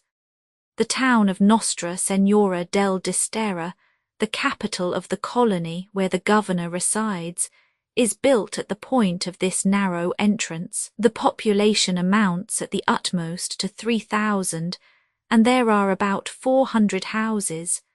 The appearance of the town is very pleasant.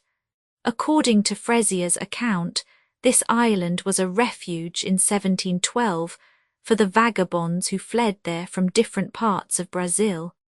They were Portuguese subjects in name only, and recognized no other authority.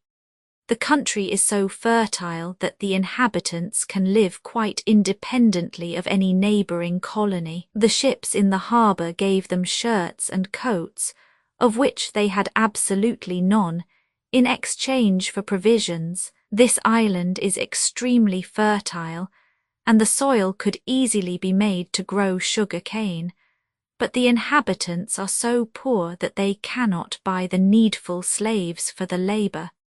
The French vessels found all that they needed in this spot, and their officers were cordially received by the Portuguese authorities. The following fact will give an idea of the hospitality of these people. My boat, says La Perouse, having been upset in a creek where I was having wood cut, the inhabitants, after assisting in saving it, insisted on our shipwrecked sailors using their beds, and themselves slept on mats upon the floor of the room where they received them so hospitably.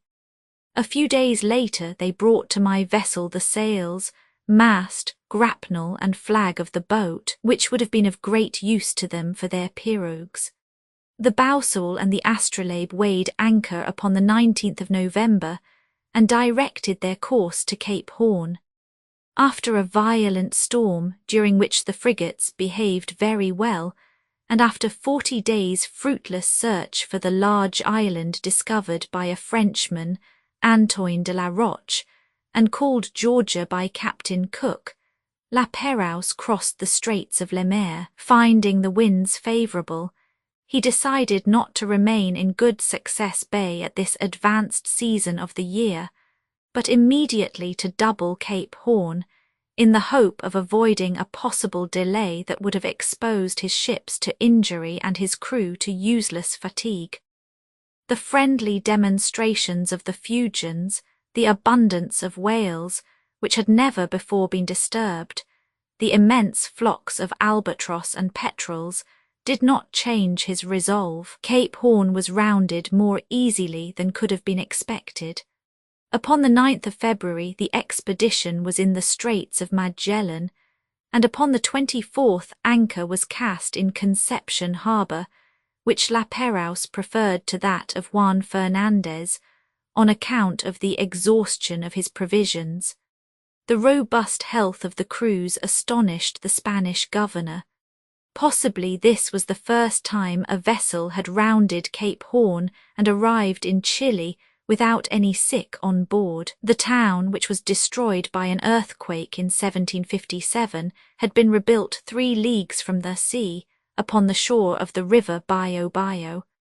The houses are of 1 story, and the town of La Conception contains 10,000 inhabitants.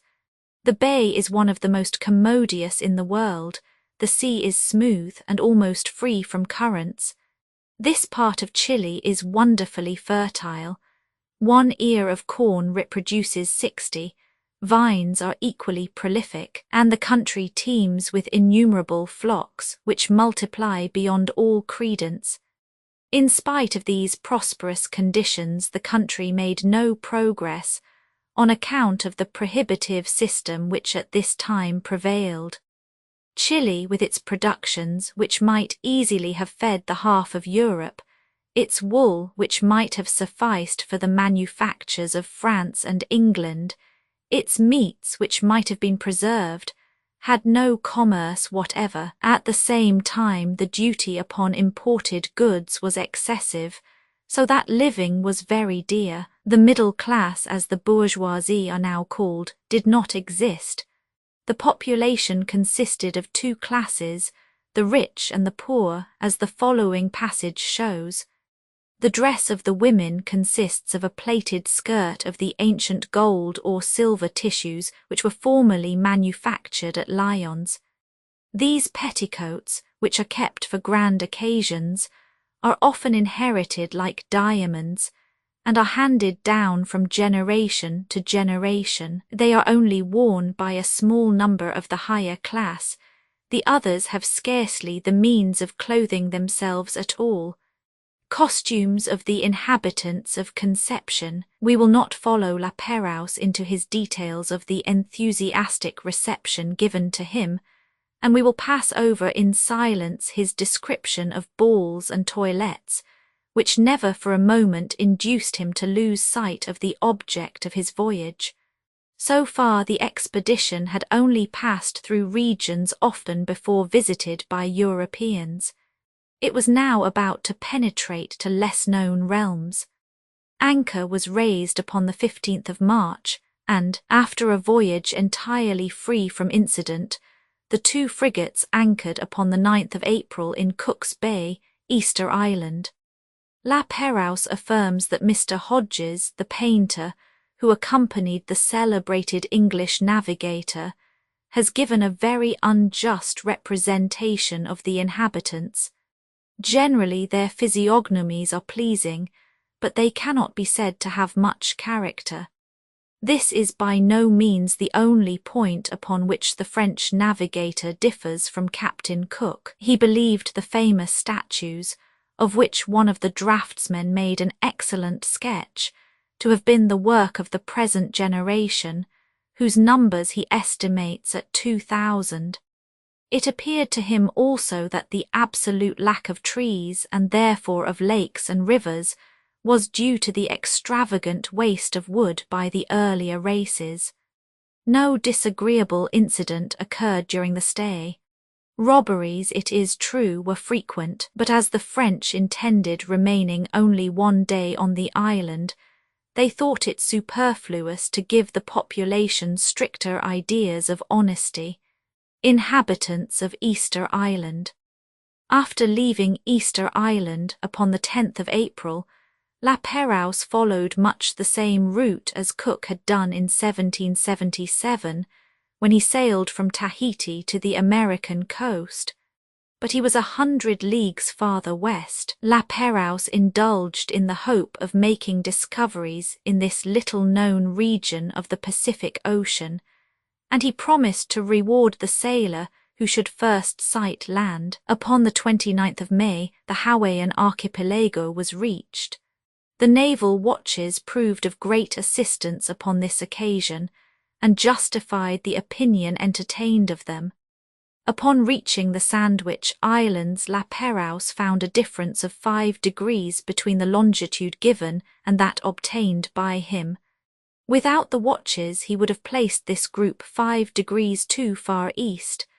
This explains why the islands discovered by the Spanish, Mendana, Quiros, and C, are much too near the American coast, and also the non-existence of the group called by the Spaniards La Mesa, Los Marjos, and La Disgraciada, which there is every reason to suppose was none other than the Sandwich Archipelago, as mesa in Spanish means table, and Captain King compares the mountain called Mauna Loa to a plateau or table land.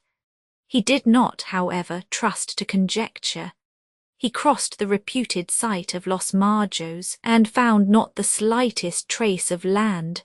The aspect of Moni, says La Pérouse, is delightful. We saw water tumbling in cascades from the summit of the mountains, and reaching the sea after watering the Indian plantations, of which there are so many that each village extends over 3 or 4 leagues. All the huts are, however, on the seashore, and the mountains are so close that the habitable portion of the land appeared to me to be less than half a league in depth.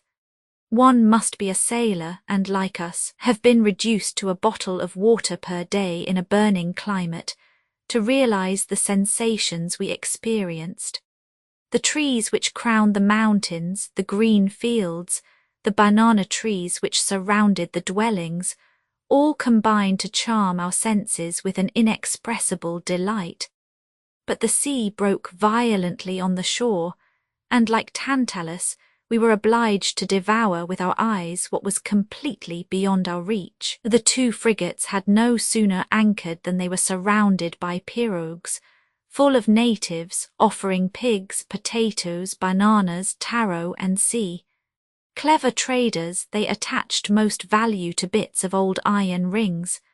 Their acquaintance with iron and its use, for which they were not indebted to Cook, is another proof that this people had known the Spaniards, to whom the discovery of the group is probably due. The welcome accorded to La Pérouse was most cordial, in spite of the military force by which he had thought proper to protect himself. Although the French were the first to land on Moni Island, La Pérouse did not think it his duty to take possession. The usual European custom in such matters, he says, is perfectly ridiculous. Philosophers may well sigh when they see men, simply because they have guns and bayonets, thinking nothing of 60,000 of their fellow-men, and without the least respect for the most sacred rights, looking upon a land whose inhabitants have cultivated it in the sweat of the brow, and whose ancestors lie buried there, as an object fit for conquest. La Pérouse does not pause to give any details about the inhabitants of the Sandwich Islands. He only passed a few hours there, whilst the English remained for 4 months. He therefore rightly refers to Captain Cook's narrative. During their short stay, the French bought more than 100 pigs, mats, fruits, a pirogue, ornaments made of feathers and shells, and handsome helmets decorated with feathers. The instructions furnished La Pérouse before his departure enjoined him to survey the American coast, of which a portion, extending to Mount Elias, had, with the exception of Nootka Port, been merely sighted by Captain Cook. On the 23rd of June he reached 60 degrees N. lat, and in the midst of a long chain of snow-covered mountains recognized the Mount Elias of Behring. After skirting along the coast for some time, La Pérouse sent 3 boats, under command of one of his officers, M. de Monti, who discovered a large bay, to which he gave his name. Following the coast at a short distance, surveys were taken which were uninterrupted as far as an important river, which received the name of Behring. Apparently it was that to which Cook had given this name. Upon the 2nd of July, in 58 degrees 36 lat, and 140 degrees 3 long, What appeared to be a fine bay was discovered. Boats under command of de Pierrevert, de Flasson and Boutevilliers were sent to examine it. Their report being favourable, the 2 frigates arrived at the entrance of the bay, but the Astrolabe was driven back to the open sea by a strong current, and the bowsail was forced to join her. At 6 o'clock in the morning, after a night passed under sail, the vessels again approached the bay. But, says the narrative, at 7 in the morning, when we were close to it, the wind veered so suddenly to WNW and NNW that we were forced to give way, and even to bring our ships to the wind. Fortunately, the tide carried our frigates into the bay, and we escaped the rocks on the east by half a pistol's range. I anchored in 3½ fathoms with a rocky bottom, half a cable's length from shore. The Astrolabe had anchored in the same depth and upon a similar bottom. In all the 30 years I have spent at sea, I have never seen 2 vessels in greater danger. Our situation would have been safe had we not anchored upon a rocky bottom, which extended several cables' length around us, and which was different from what de Flasson and Boutevilliers had reported. We had no time to make reflections. It was above everything necessary to get out of our dangerous anchorage, to which the rapidity of the current was a great obstacle. However, by dint of much skilful tacking, La Pérouse succeeded. Ever since their entry into the bay, the vessels had been surrounded by pirogues swarming with savages. The natives showed a decided preference for iron, in exchange for fish and the skins of otters and other animals. After a few days' stay, their number increased rapidly, and they became, if not dangerous, at least a nuisance. La Pérouse established an observatory upon one of the islands in the bay, and set up tents for the sail-makers and smiths. Although these posts were most carefully watched, the natives, gliding along the ground like snakes, scarcely stirring a leaf, managed in spite of our sentinels to commit various thefts, and one night they were clever enough to enter the tent where de Launceston and D'Arbord, who were in charge of the observatory, slept. They carried off a silver-mounted gun, as well as the clothes belonging to the 2 officers, who had placed them for safety under their pillows. They escaped the notice of a guard of 12 men, and the 2 officers were not even awakened. Typical natives of the Port des Françaises. But now the stay of the expedition in this port drew to a close. The soundings, surveys, plans, and astronomical observations were completed, but before finally leaving the island, La Pérouse wished thoroughly to explore the depths of the bay. He imagined that some large river must empty itself into it, which would enable him to penetrate into the interior. But in all the openings he entered he found only vast glaciers, which extended to the very summit of Fairweather Mount. No accident or sickness marred the success which had so far attended the expedition. We thought ourselves, says La Pérouse, the most fortunate of navigators, for having reached so great a distance from Europe, without having had one invalid or a single sufferer from scurvy. But the greatest misfortune, and one it was impossible to foresee, now awaited us. Upon the chart of the Port des Françaises drawn up by Moneran and Bernizet, the soundings alone remained to be indicated. The naval officers were bound to accomplish the task, and 3 boats under the orders of Descuers, de Marchainville and Boutin were selected for the undertaking. La Pérouse, acquainted with the somewhat rash zeal of Descuers, advised him on the eve of departure to act with most careful prudence, and only to attempt the soundings in the channel if the sea were smooth. The boats left at 6 o'clock in the morning. It was as much a party of pleasure as of duty, as the crews were to hunt and breakfast under the trees. At 10 in the morning, says La Pérouse, I saw our little boat return. Somewhat surprised, for I had not expected it so soon, I asked Boughton before he came on deck whether he had any news. At first I feared an attack from the natives, and Boughton's expression was not calculated to reassure me, for it was profoundly sad. He soon related to me the terrible disaster he had just witnessed, and from which he had escaped by the presence of mind which enabled him to see the best course to pursue in the dreadful peril. Carried, whilst following his commander, into the midst of breakers caused by the tide rushing with a speed of 3 or 4 leagues per hour out of the channel, he thought he could place his boat stern on the breakers. The boat, yielding to their force, and being impelled by the tide, would not fill, but would be carried safely outside. Soon, however, he saw breakers ahead of his boat and found himself in the open sea. More concerned for the safety of his companions than for his own, he again approached the breakers, and in the hope of saving some life he again braved them, but was repulsed by the tide.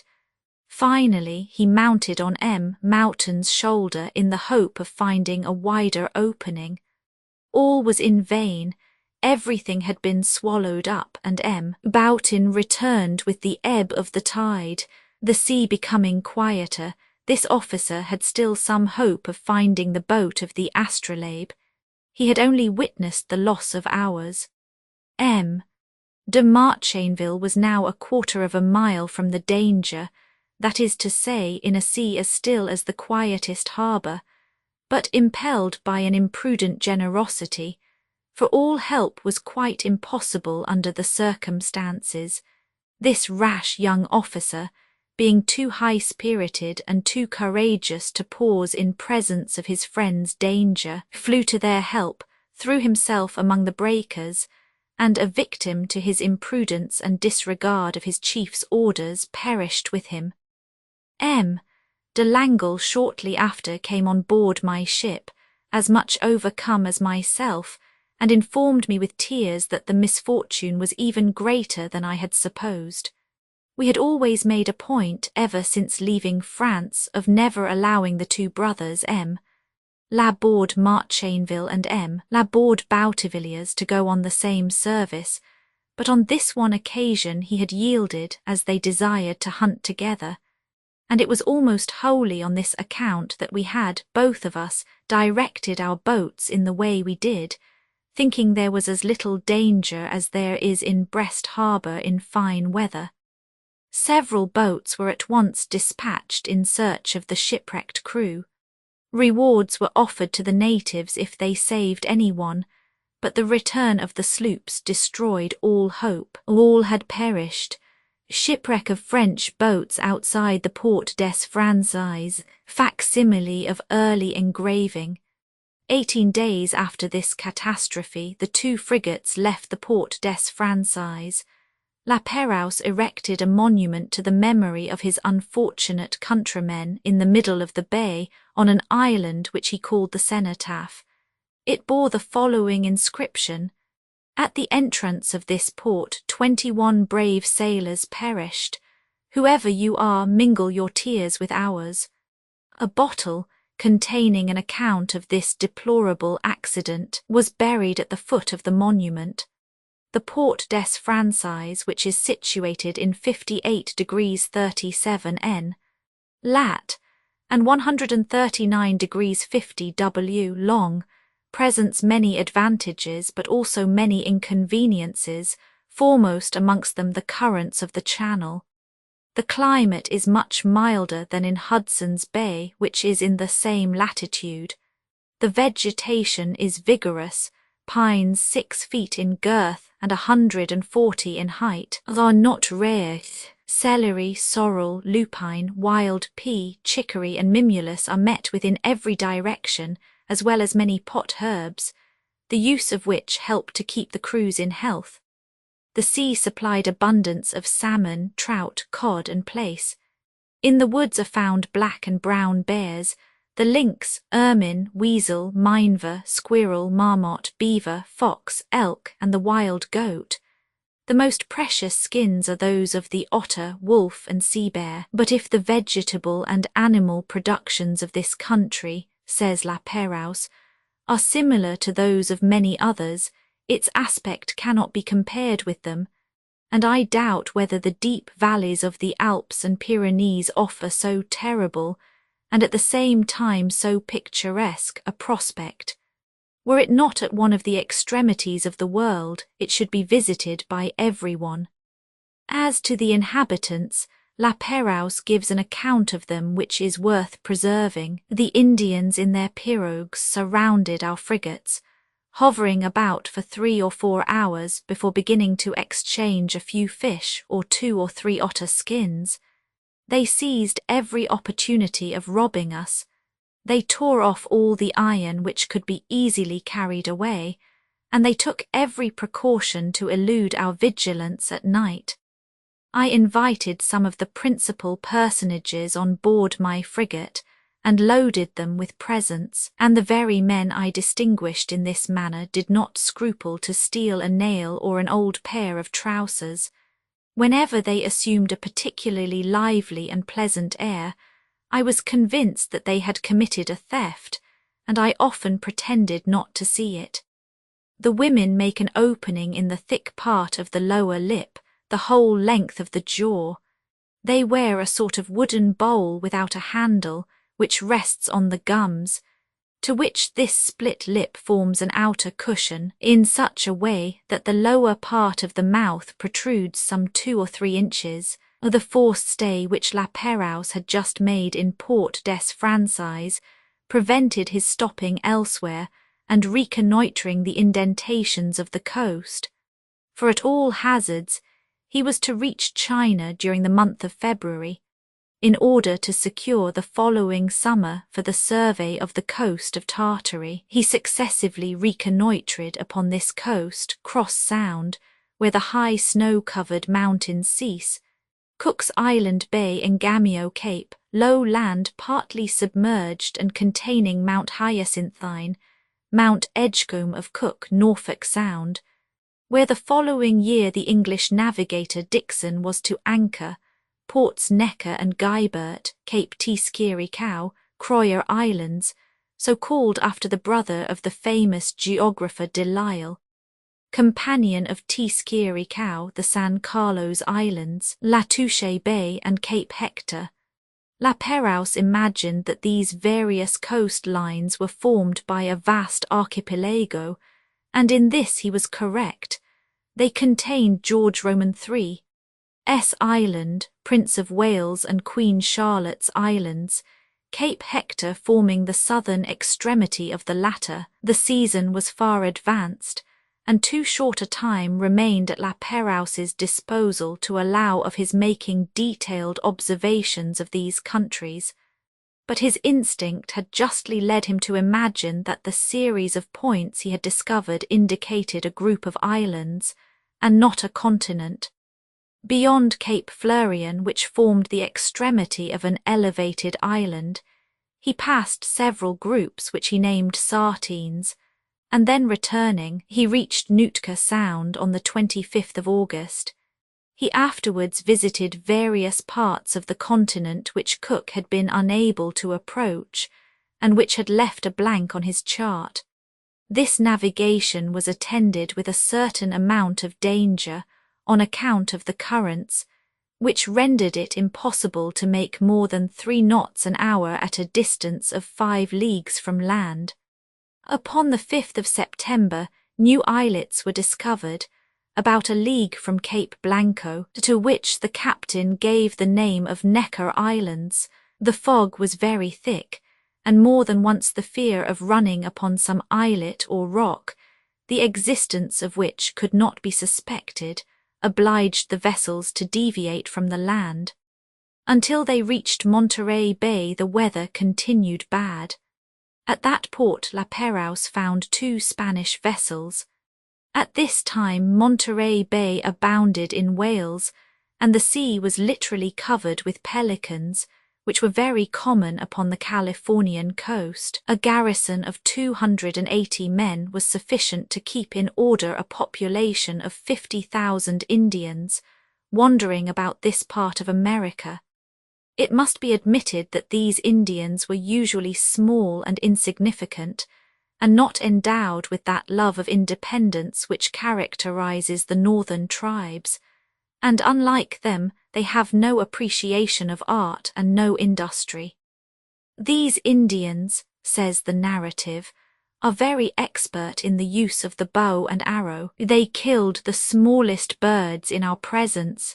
It is true that they approach them with wonderful patience, hiding themselves, gliding somehow close to their prey, and aiming at them only when within 15 paces. Their skill in the capture of larger animals is even more wonderful. We saw an Indian with a stag's head over his own, walking on all fours, appearing to graze, and carrying out the pantomime with such truth to life that our hunters would have fired at him at 30 paces had they not been prevented. By this means the natives approach quite close to a herd of deer, and then kill them with arrows. An Indian with a stag's head over his own. La Perouse gave many details of the presidency of Loreto and of the Californian missions, but these are rather of historical interest, and are out of place in a work of this kind. His remarks upon the fertility of the country are more within our programme. The harvest of maize, barley, corn, and peas, he says, is comparable only to that of Chile. Our European husbandmen could not conceive of such abundance. The most moderate yield of corn is at the rate of from 70 and 80 to 1, and the largest from 60 to 100. Upon the 22nd of September, the 2 frigates returned to sea, after a cordial welcome from the Spanish governor and the missionaries. They carried with them a quantity of provisions of all sorts, which would be of the greatest value to them during the long trip to be taken before reaching Macao. The portion of the ocean now to be crossed by the French was almost unknown. The Spaniards had navigated it previously, but their political jealousy prevented their publishing the discoveries and observations they had made. La Perouse wished to steer SW as far as 28 degrees lat, where some geographers had placed the island of Nuestra Senora de la Gorta, but he looked for it in vain during a long and difficult cruise, with contrary winds, which sorely tried the patience of the navigators. We were daily reminded, he says, by the condition of our sails and rigging that we had been 16 months at sea. Our ropes gave way, and the sail-makers could not repair the sails, which were fairly worn out. Upon the 6th of November, a small island, or rather rock, some 500 fathoms long, upon which not a single tree grew, and which was thickly covered with guano, was discovered.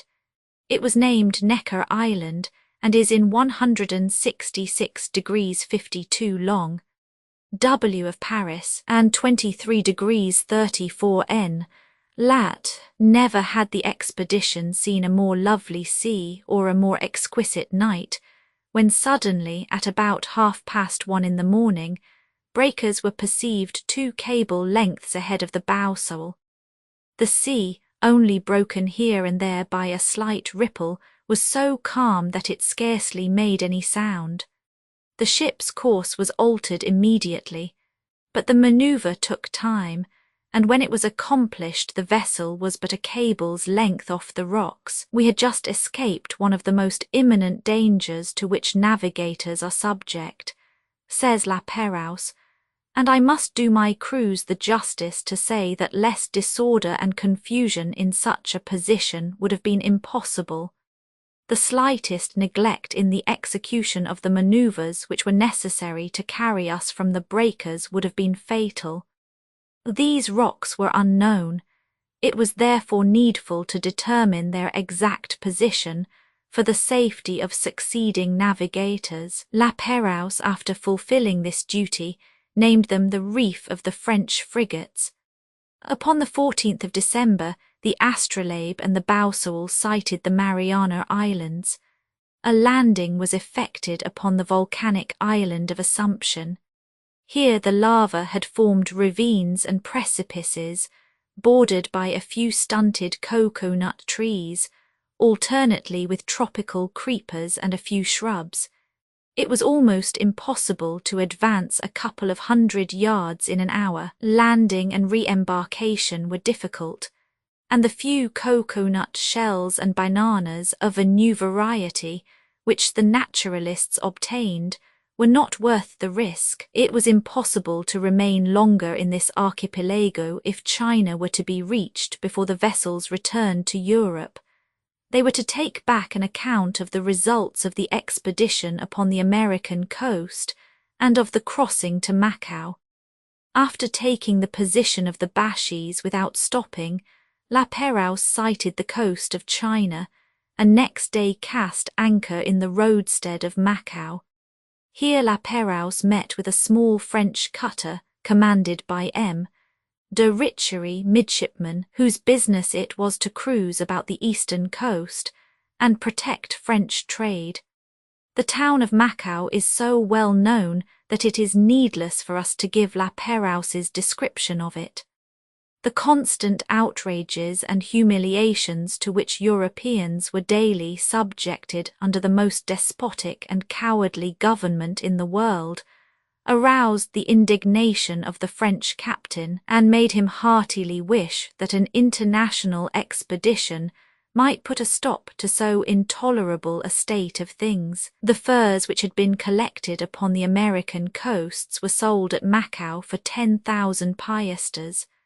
The sum produced should have been divided among the crews, and the head of the Swedish company undertook to ship it at Mauritius, but the unfortunate sailors themselves were never to receive the money.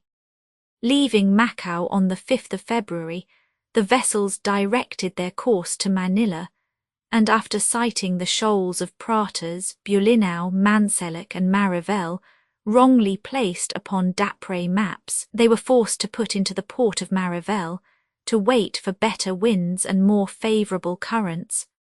Although Marivel is only 1 league to windward of Cavito, 3 days were consumed in reaching the latter port.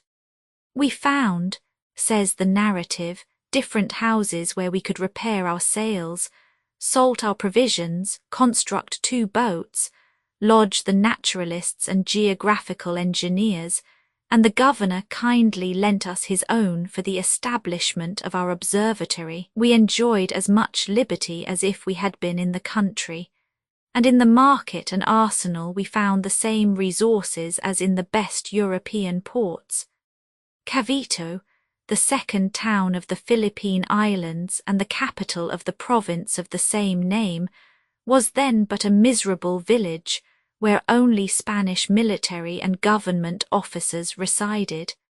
But although the town was nothing but a mass of ruins, it was none the less a port, and afforded the French every possible resource. Upon the morrow of his arrival, La Pérouse, accompanied by de Langle and his principal officers, paid a visit to the governor, reaching Manila by boat.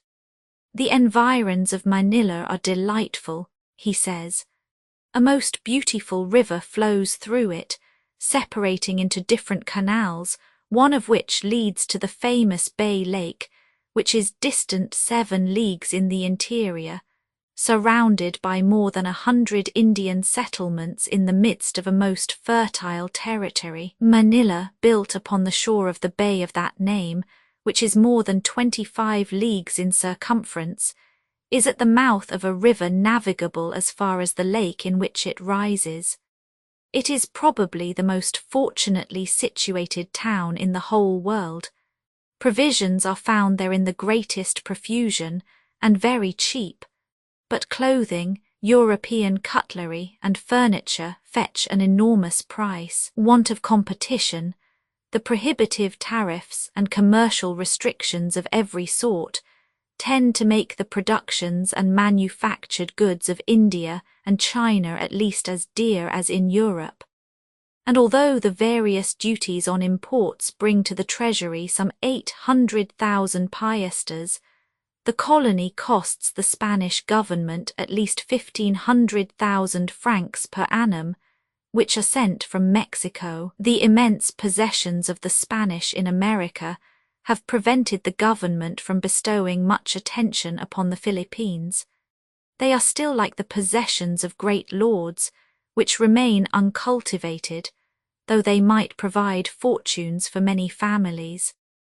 I do not hesitate to state that a great nation with no colony but the Philippine Islands, supposing that colony to be as well governed as possible, need not envy all the European colonies in Africa and America. Is upon the 9th of April, after having heard of the arrival at Macao of M. D'Entrecasteaux, who had come from Mauritius with the contrary monsoon, and received dispatches from Europe by the frigate La Subtile, M.M. Guyot, midshipman and Lagobian naval officer, and a reinforcement of 8 sailors, the 2 vessels set out for the coast of China. Upon the 21st La Pérouse sighted Formosa, and at once entered the channel which separates that island from China. He discovered a very dangerous bank unknown to navigators, and carefully examined the soundings and approaches. Shortly afterwards he passed in front of the bay of the ancient Dutch fort of Zeeland, where the capital of the island, Taiwan, is situated. The monsoon was unfavourable for ascending the channel, and La Pérouse therefore resolved to pass to the east of the island. He rectified the position of the Pescadores Islands, a mass of rocks which assume various shapes, reconnoitred the small island of Botol Tabaco Zima, where no navigator had landed, coasted Kinin Island, which forms part of the kingdom of Lichen, whose inhabitants are neither Chinese nor Japanese, but appear to be of both races, and sighted Hoa Pinsu and Tiaroisu Islands. The latter form part of the Lichen archipelago, known only through the letters of Father Gaubil, a Jesuit. The frigates then entered the Eastern Sea, and directed their course to the channel which divides China and Japan.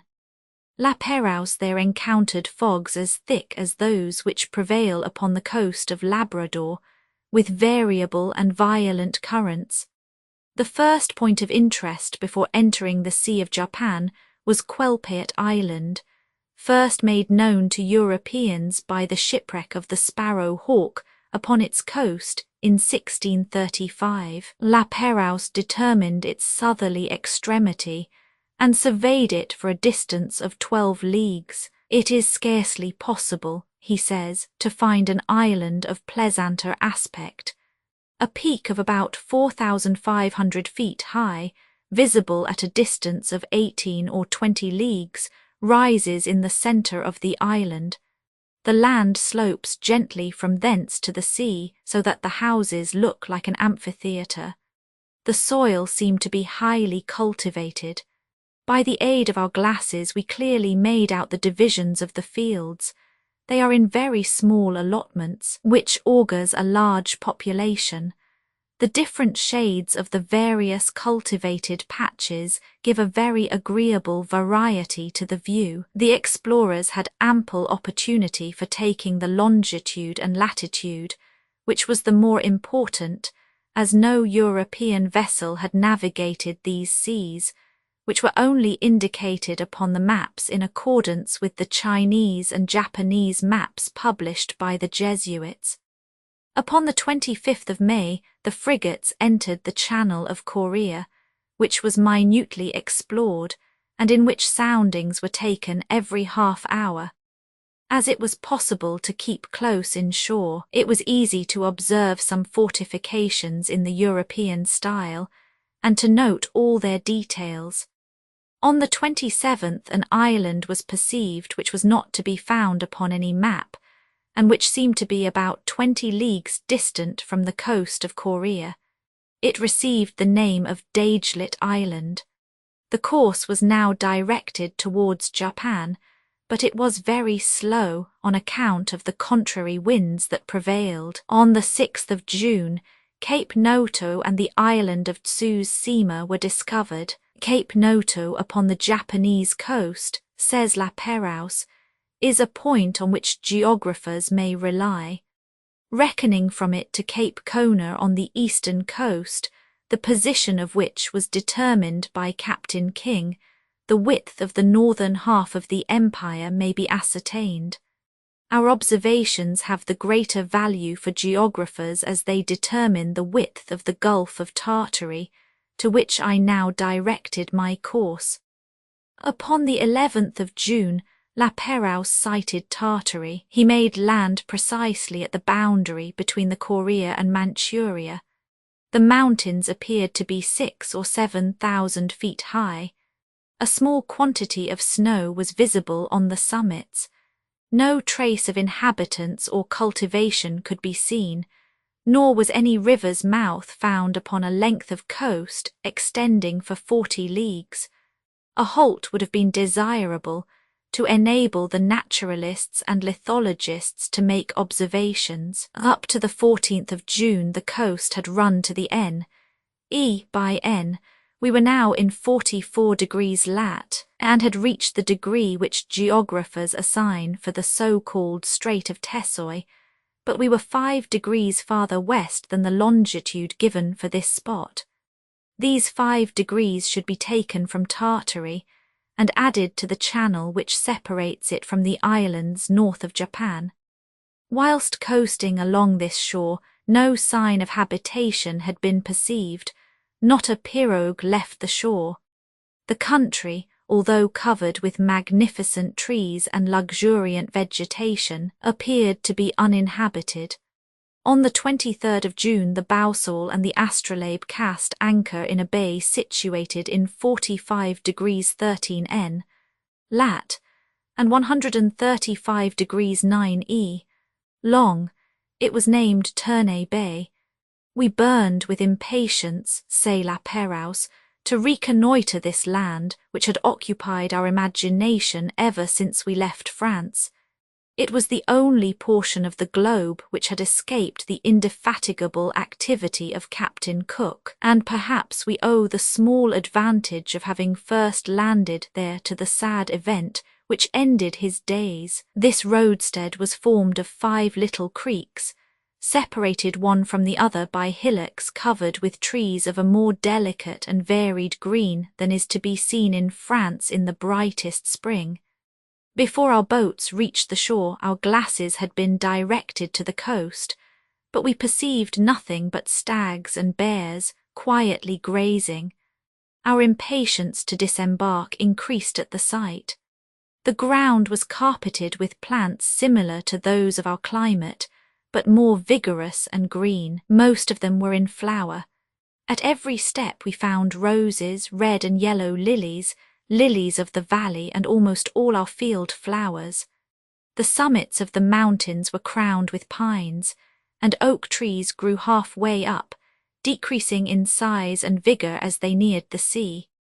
The rivers and streams were planted with willows, birches and maples, and skirting the larger woods we saw apple trees and azaroles in full bloom, as well as clumps of nut trees, the fruit of which was beginning to form. Upon returning from a fishing excursion, the French met with a Tartar tomb.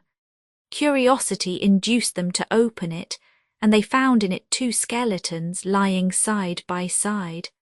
The heads were covered with stuff caps, the bodies were wrapped in bearskins, and from the waists hung several little Chinese coins and copper ornaments. They also found 50 score of silver bracelets, an iron hatchet, a knife, and other things, amongst which was a small bag of blue nankeen filled with rice. Upon the morning of the 27th, La Perouse left this solitary bay, after depositing there several medals with an inscription giving the date of his arrival.